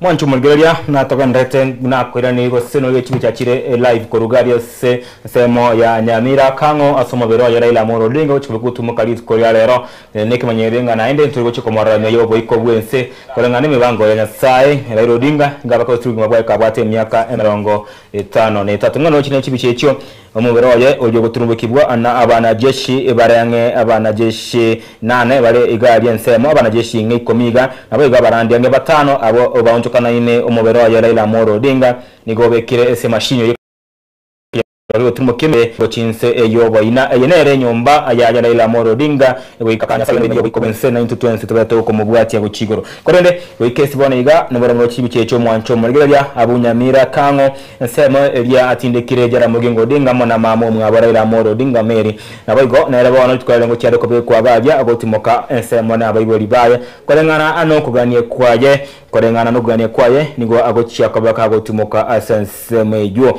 inga mwiro yolenda turumbuka angora asengora eyere inga eyo moirato eriyo moiro kabisa gochikorora enyombe eyo ya Raila Amolo Odinga ogose ekofne ya Raila Amolo Odinga kuruso biko gwense bune turumbuka abungora igo erene kamane inga omobero ye bono ko kwero gotumuka na abakenya bonse goikabanchane nga omuruti abo bwege siasa Raila Amolo Odinga obeire koba aka gosiro mwancho mugeria kinsa 10 inechite kamera ngebe na isano chia amar inechite kamera ngebe na isano etite kamera ngeta na ibere cyawo margo abo mwancho mugeria na dio obona Raila Amolo Odinga abere koba gakobe kuwa agotimoka nyaranga mega yemero bidie Jonsi mega yaye egotubwa no wina bolya bwa yakorosi bwe nyombere kwa gacho ikakoera nigo chibendera gete chirie cyatumika nego jeshi kigo cyekwera nwagose kigo cyakwegwa Aida Odinga kwarakia inganero tigaire asenkeyo inga nere bono oirire ekebago kyo omonene ebwenka ndabotambe kero mubaka bosira senka yeto omusubati go semurubyaye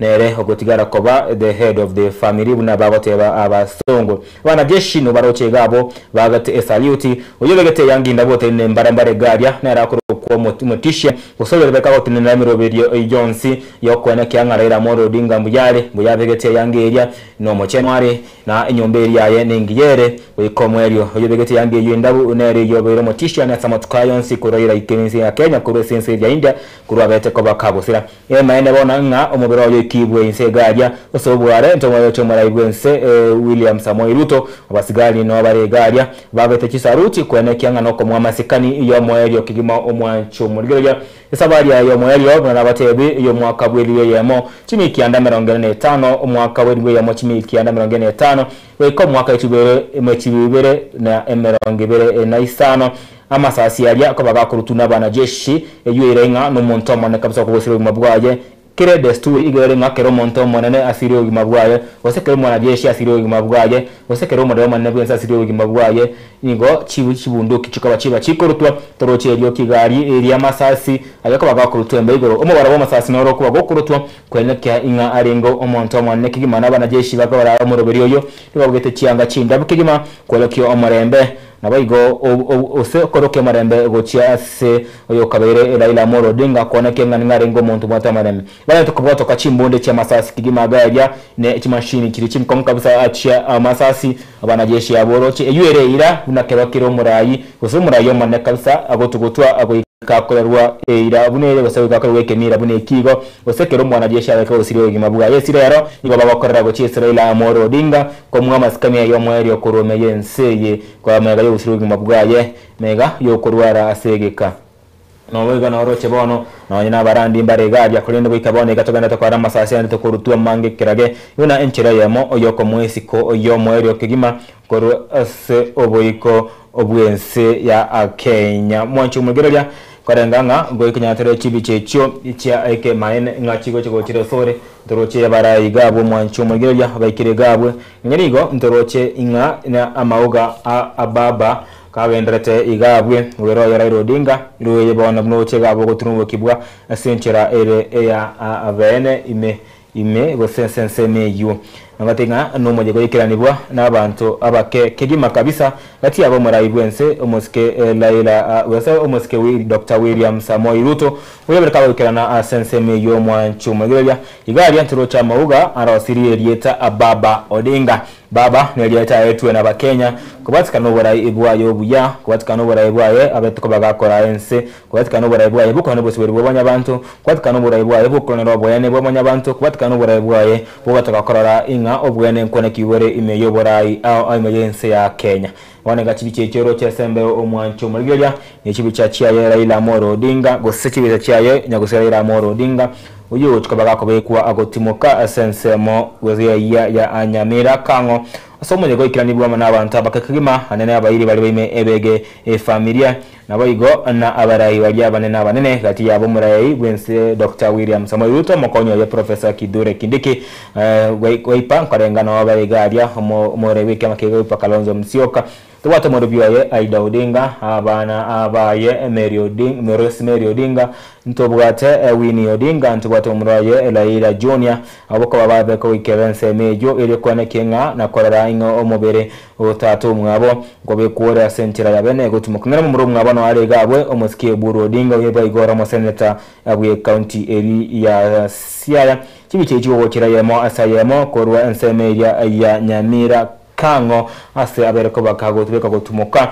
asabe tukubeko gutumuka roche ngotumuki bware kabisa bari amona abasigari esentira ya benda abasigari abakore mu roberi oyo tayi basigari bande bonsi ko nabasigari abaria abe kerengo kelikuberendi bwigoro community ya Kenya borendi boria abwa Kenya Defence Force bamanya kenebuna ADF no muriga abwa mwareke yuma chiche chigogotera asenchera ere ya bene korwa so umugondo yu Onyamira kango nyoranga abwa yenere mbare gabwe manyekenga oboda farm korende korengana imira bya abantu abange no nebire yabagusi kera muntu asiri bumwa bwaye ndo tindi kwambara mbare amo mbare yenkayaye nyene musubati otinde kweka basoboka bokobe nye no musacho otinde kwasa kuboke gukudyo korende korengana nere Raila Amolo Odinga ni gwanchete achi kobe kugutumuka mbare ene oboina abwata atumwabo amo na mamo mwabo ekirondo che sabari ya mweri yo bikobwense agenda te ko sibugaria nabatebe bendereria ego chikubusibwa omweri nigo chikoyirwa samako kaye umurubyoje Aida Odinga eryo komonyarana komotigera esiko na kwenekia ingarengo monto bwesikene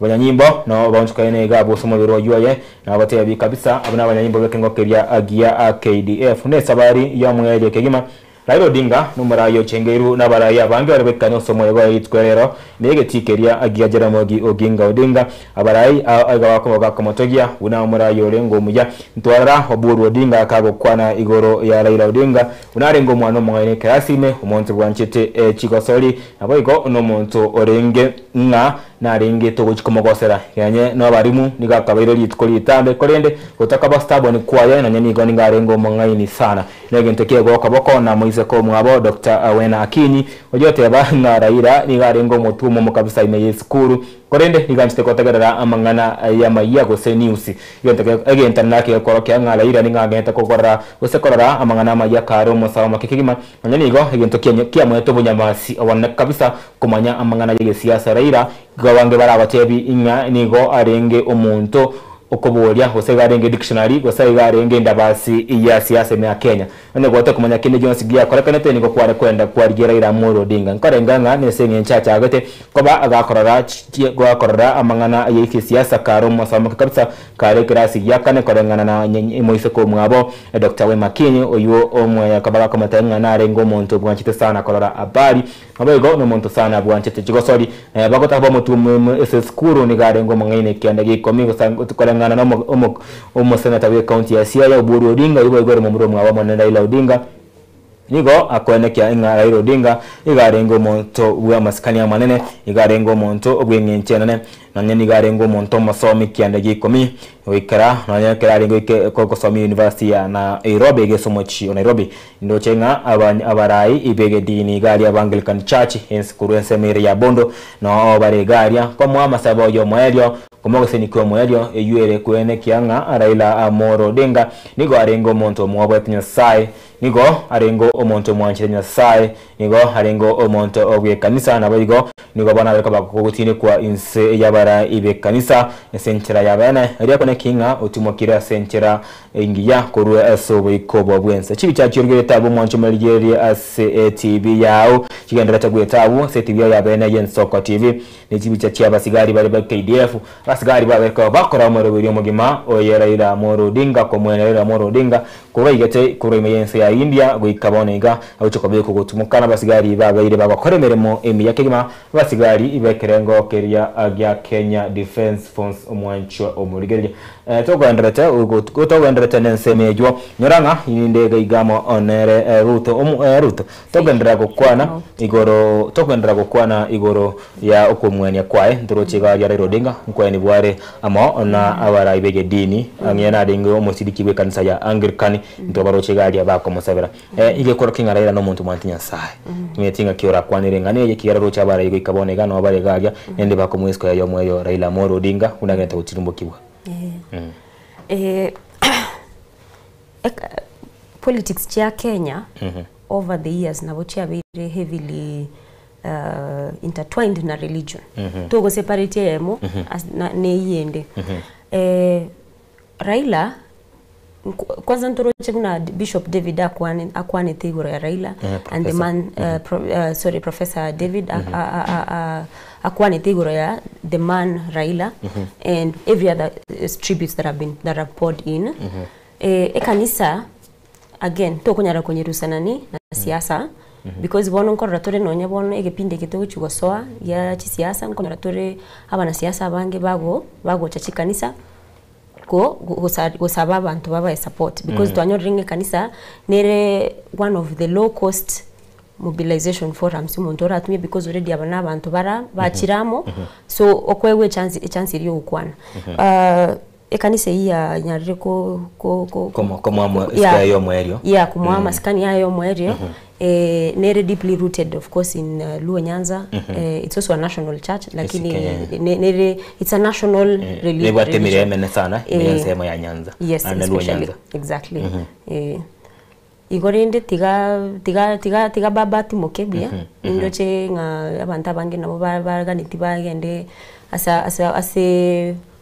asago chiko his final resting place igorende many people now baganiti ba joini bagendari but of course due to security reasons na wera very impossible buya mono kabisa sawote banga abantu abange banete kwende sengencho ya omugo security mbaye kunyara kwanchira kuikansa seneja mwacho mweje mnogere tiga buno mobero ya Raila Amolo Odinga obanete guturumbuka asengora kigima imse yo wina enyomba yaye rabe nyomba yaye so ikobwonsi kurabona iga asaka bakabatumoka agoikaka anaka mwancho mweje ine bicha yaye guturumbuka tiga ya chinga kindo chenga familia yaye basukirange sana abacho korobaye omurubyo yaye abayiri baye nabo igo omubura bamuraba mwaba mwasubati bamwabo ije kwenekya nga yo moyiri wabo kigima kusekwenekya nga Raila Amolo Odinga yo bena barabwese myake yonsi kobaka gutumuka na kwenekya nga ikamane baba buna bakumuruka obeire ko baga kobekwa agotumoka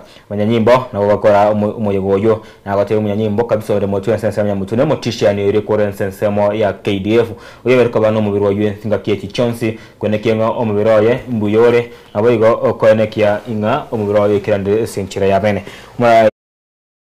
wense ya Kenya omwancho murigereria bonega obereko bako ogoye kutumuka sentera ire ya bene abakenya babereko babwe soke chimiliyoni chaba Kenya tokarra abandu omwancho murigereria alitkolie gorogaria ime ya Jomo Kenyatta International Stadium ime ya Momboleo igaria hasa beteko bagakurigereribwa amo ona abarayi abange kime isegetikere ya Jomo Kenyatta weseke menyekene una Momboleo Stadium mewe mugara ya wikibone ndege jeshi asegetikere ya Moi International Airport ritkolie goroma kwende bonega omwancho murigereria tigabu Raila Amolo Odinga obeire koba gakobe kwa gotindi gosabira koba kwa gotimoka che ingakiecho ndochenga nyine amasasi na batayati yakorutwa yere buna eira ya botambe masasi angere korutwa ya gatori ya ruturwe masasi yakorutwa atari makomwanchwa omurgeya kwene kyanga eno omonto otigoturwe no monto ore obwesiko esiko enene tali monto ne bwensi nabo tabinga omwancho omurgeya bali abakorwe esiko buni yega nabarayibense abantu abanne serikali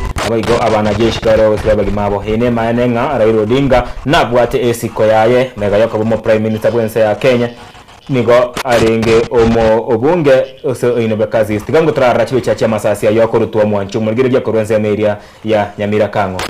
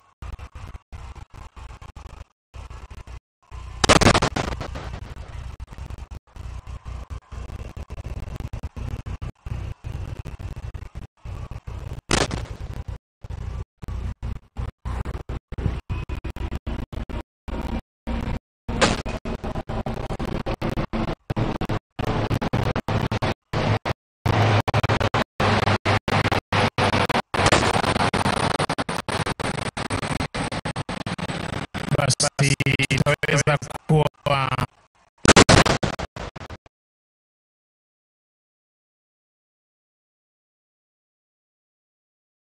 twarere amasasi gakorutwa sensemeria komwesiko oyo mweyo mwancho omorigereria nyora inga abantu ligogose ningo abantu bawutine kwa korengana na maskani ari bayire meyensa ya Kenya murairwense kera aberika gusira niga kuruturwa masasi gose kiganisho gichesiko emarongo eberene ya mokorende sensema ya Raila Odinga uyobete kwa omo prime minister era niga twararega kuruturwa amasasi 10 ina kianda igoro yembeo kwena kya SK area nyora ngo mwanchu mwireria korengana an ne ekeraski okige siasa abakuruturwa masasi kirwa kuna kigina tekiro monto ko kuruturwa reme ya siasa kwende na baraibari baigoro betelengo kegoro mono naboigo nabanajeshi bere ko gusiria amagimabo emeyense ya Kenya mwancho mwireria chibiche cyo kwa kirwa chegabo igo chiarenge chibicha chia Raila Amolo Odinga kakaba ko bisko mwero nabanajeshi bari bagete cyanga chinda kabisa anabanajeshi bakubika cyanga chinda bona abanajeshi bege kerengo keria ya Kenya Navy awari ko bako mwisiko yo mwero kurobo ikobwense ebuna ere edesuri yabarai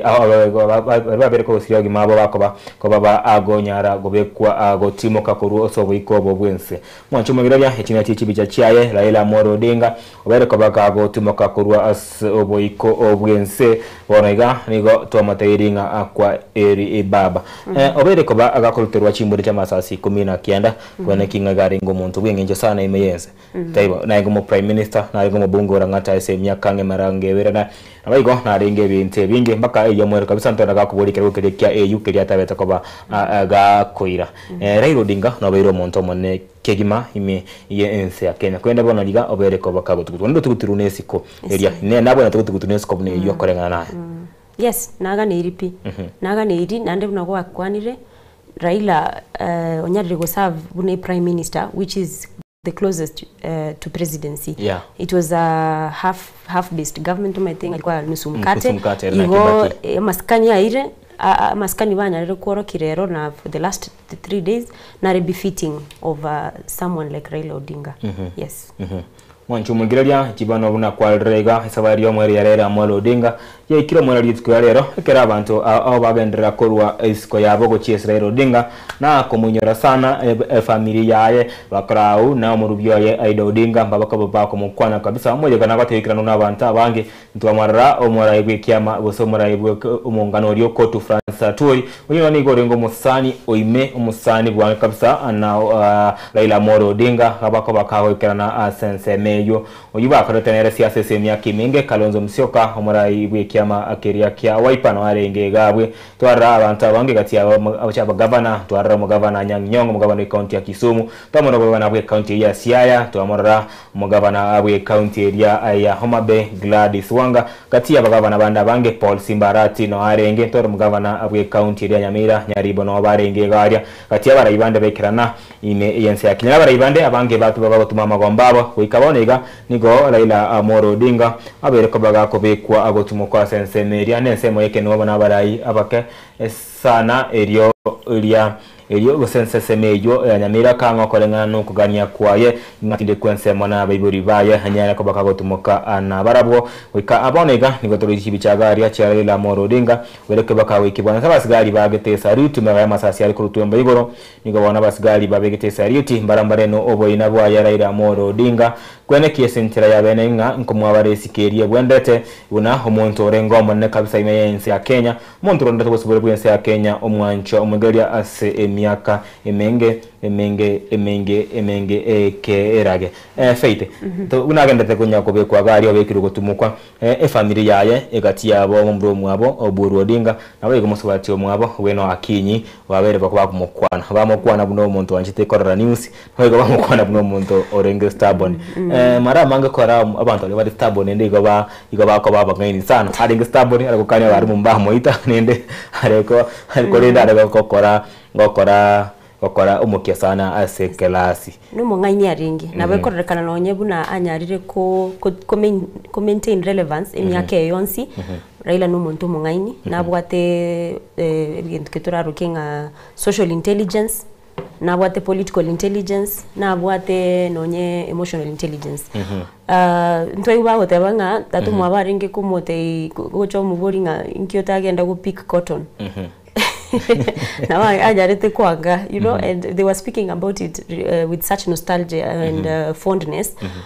Koro kinonyenga relationship abantu ababwate na siblings mbaki niribuya no bwanchani kero montra bokwana no bwanchani goro ya Raila and how they're definitely gonna miss him and you're gonna miss him as a country too. Tuarra sana wabera kwa baka matoje kuna mwezi kumwa bakinya tebanga Raila litukeri moniga misetiko ande skuru korena mamo mwabo akamusabira liba kwenda kareke skuru mwabo ataka kumwita agakora ki akamukani mki ko ngitera no tebenga go kuruga abo no muntu obwate stand yae. Yes, of course. Mbia bato atwara baigurada a chance yoko teibi yoko kina kwae because tumepata a reflection into his childhood but unabona into mu experience as an adult as a politician na botoko nyara gotebanga no muntu ore ne stand and his stand has always been with the people. Raila no muntu very people centered all through. Kinda tebe. No matter the situation, he always puts his people's interest first, and you could not change that stand. Any decision Baba Nyarire gokora, it was always centered on abantu bari asakuru aba mutumete osigari ko barwanirira. So yes, na to kwandari bagari araira aso ukoba bomba na kwarosia abantu abange wikababire aba nemenya na unyamasi abo nemenya siasa ditukoregaro ntwaro cheyo ikanete garia oyirengenera no muiri oyosno musani oyebwange kabisa sema tukameka oyore kuerende oyore omoraibu kya makira kya Roots Party George Wajakoya tokora agenda ke gotegire linki kigendrete ku Rwense media Nyamira kango tokora nato chikukwandra igoro ya Raila amone emirimo yaye yokubaegeria osena kubatieria abana siasa awo imeyense akate ngo mwache mugeria tabo twari kibiche cyo kigendrete se ku Rwense media ya Nyamira kango se Raila Amolo Odinga tukubaka kubekwa gusabe kubaka kubekwa gotumoka chinsa chingo chiteka chinke chia etire.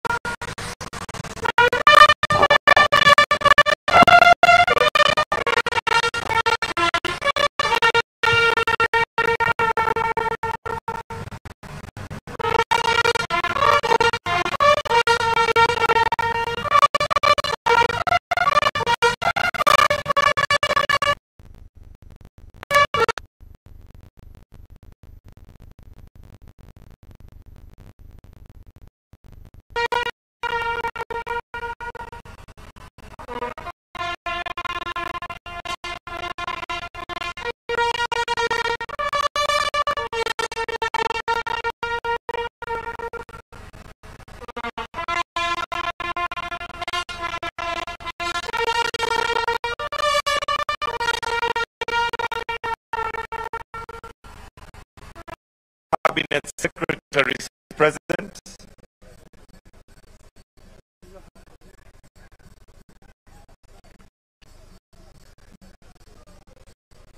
Cabinet Secretaries present.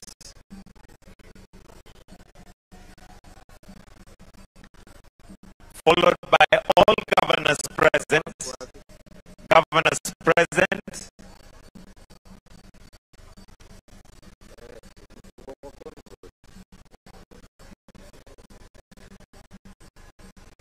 Governors present.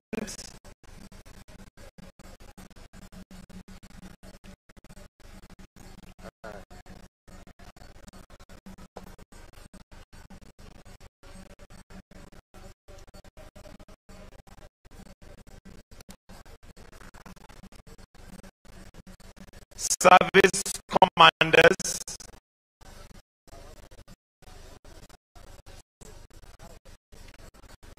ODM party leadership. The ODM party leadership present.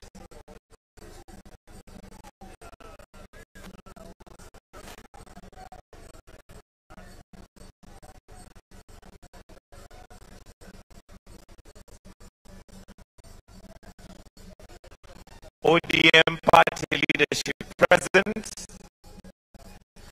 followed by Parliamentary Service Commission,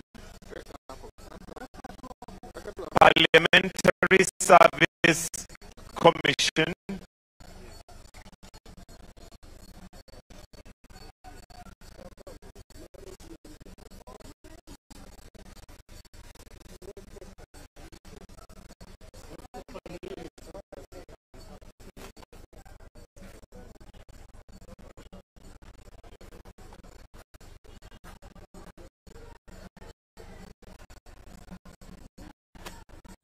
then for now, the last that we'll lay for now is by Maurice Ogeta.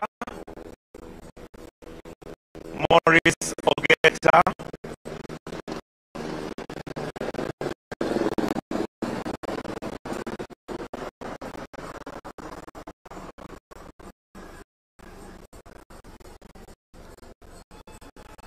And just to mention that other wreaths will be laid after the covering of the grave, so will still remain.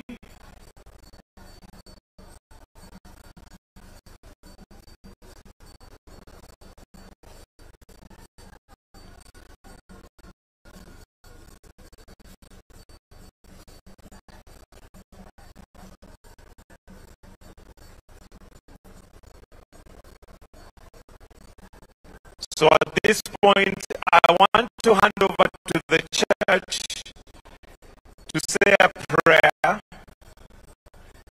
Then we will release His Excellency, the President, as we continue with the wreath. So at this point, allow me to hand over to the church for a prayer, after which we will, His Excellency may leave at his own pleasure, as the grave is covered, and will continue with the wreaths after that. So for now, the church, give us a prayer, then we can release His Excellency the President to leave at his own pleasure. The prayer. Yes, let us have the last prayer. Lord, you are always a very precious gift to our life and to the life of others, especially for the family of the late former Prime Minister. Thank you for everything, for the good things we have witnessed,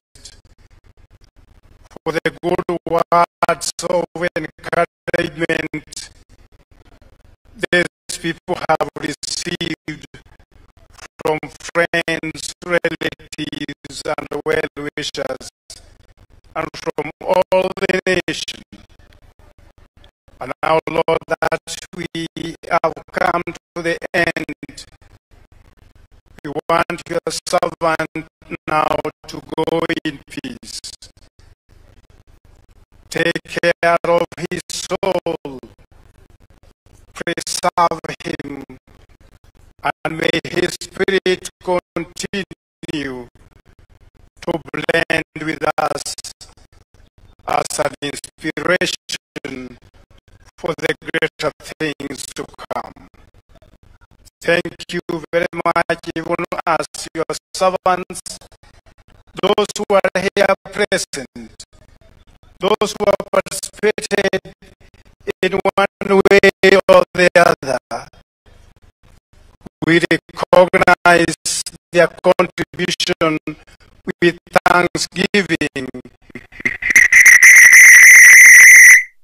Abuto Amurare, Oyokabere Murai, Wense ya Kenya Uhuru Kenyatta, Tomorre Murai, William Samoei Ruto, wakati yabara Ivande, Waikaransete Abuto Roche Muske Paul Simbarati, Mugavana we County ya Kisii, na Waigo, Oromo Konyi, Ibu Monyakirobo, Osomo Konyi, Ibu Muteneli we Kiamekyo Ogia ODM, na Waigo, na Wabare Garia, Wakorekana Kawana Magombo, Amanene Kirage, Waikaransete Garia, Ngati yabara Ibaria, Waikoba Pako Yano, Wakwa Okonene Kirage, Faith, Muske Paul Simbarati, Wabarekana sana, Wawidin Sifuna, Wawate Virengeria vingi sana. Timu tukoseka mbebe Omola Yobo, Obaraete, Kubatie na Kubarochege siasa.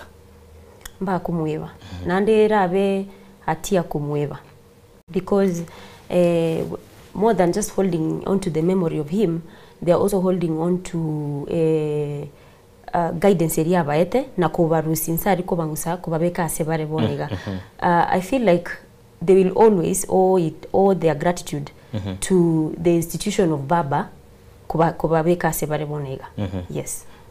Se igere vinte kongsana gochie mwanchu moyele gochia asa kongsana gochia sabara ibalia nya baba berko baga korusia bakobara kubatieria nakoba ebyoge biria byege siasa emeyense ya Kenya chingaki Raila Amolo Odinga mwanchu moyele abere koba akagosira karenganga no gano tokotoma ngora ya ugoche me studio nechira banko bagikoyo soma essential ya mawati abanga kuri kwa Nigeria kiribo life is vanity, do what makes me happy akora kiriya tegete ekiegera nseye ne gweta ere gati abantana bene tegotoma chi mokobaiga Faith Murai Oyokabere Murai gose Oyokabere mo Prime Minister bwense ya Kenya na wigo ore orenge omo Murai bwe kama kirigyo de mwese myaka 20 usirwe gimabwaye arituko ense ya Kenya guchigo chengera chikwende chiria cha amashuja ine takweti mukwana ngo yani okure engakeri ya mashuja iyo ere litukori yankyo yoche korekana nsemo ya Kitui sinkore ngabare ango chibare wikano okure imbaramba nilituko ya mashuja era mwenyene okure bune shuja. Absolutely. Raila ni shuja. Raila ni maite nonye bonega enkwana nero gatia banta bange bagotema ko reduce legacy ya umugaka Raila otebanga umaite bintu amangana amangina rakare kukwanunsa lakini onde once yobata maiso osonde once yora access history na bakoranga Raila has been our hero. Raila has been involved in democratic struggles kurwe 1982 ndorochenga nonyero monyene nonye umuberoye weka has undergone a lot of pain on behalf of us. The democracy to konyara go enjoy right now was because abantu na Raila banyarete go fight for us.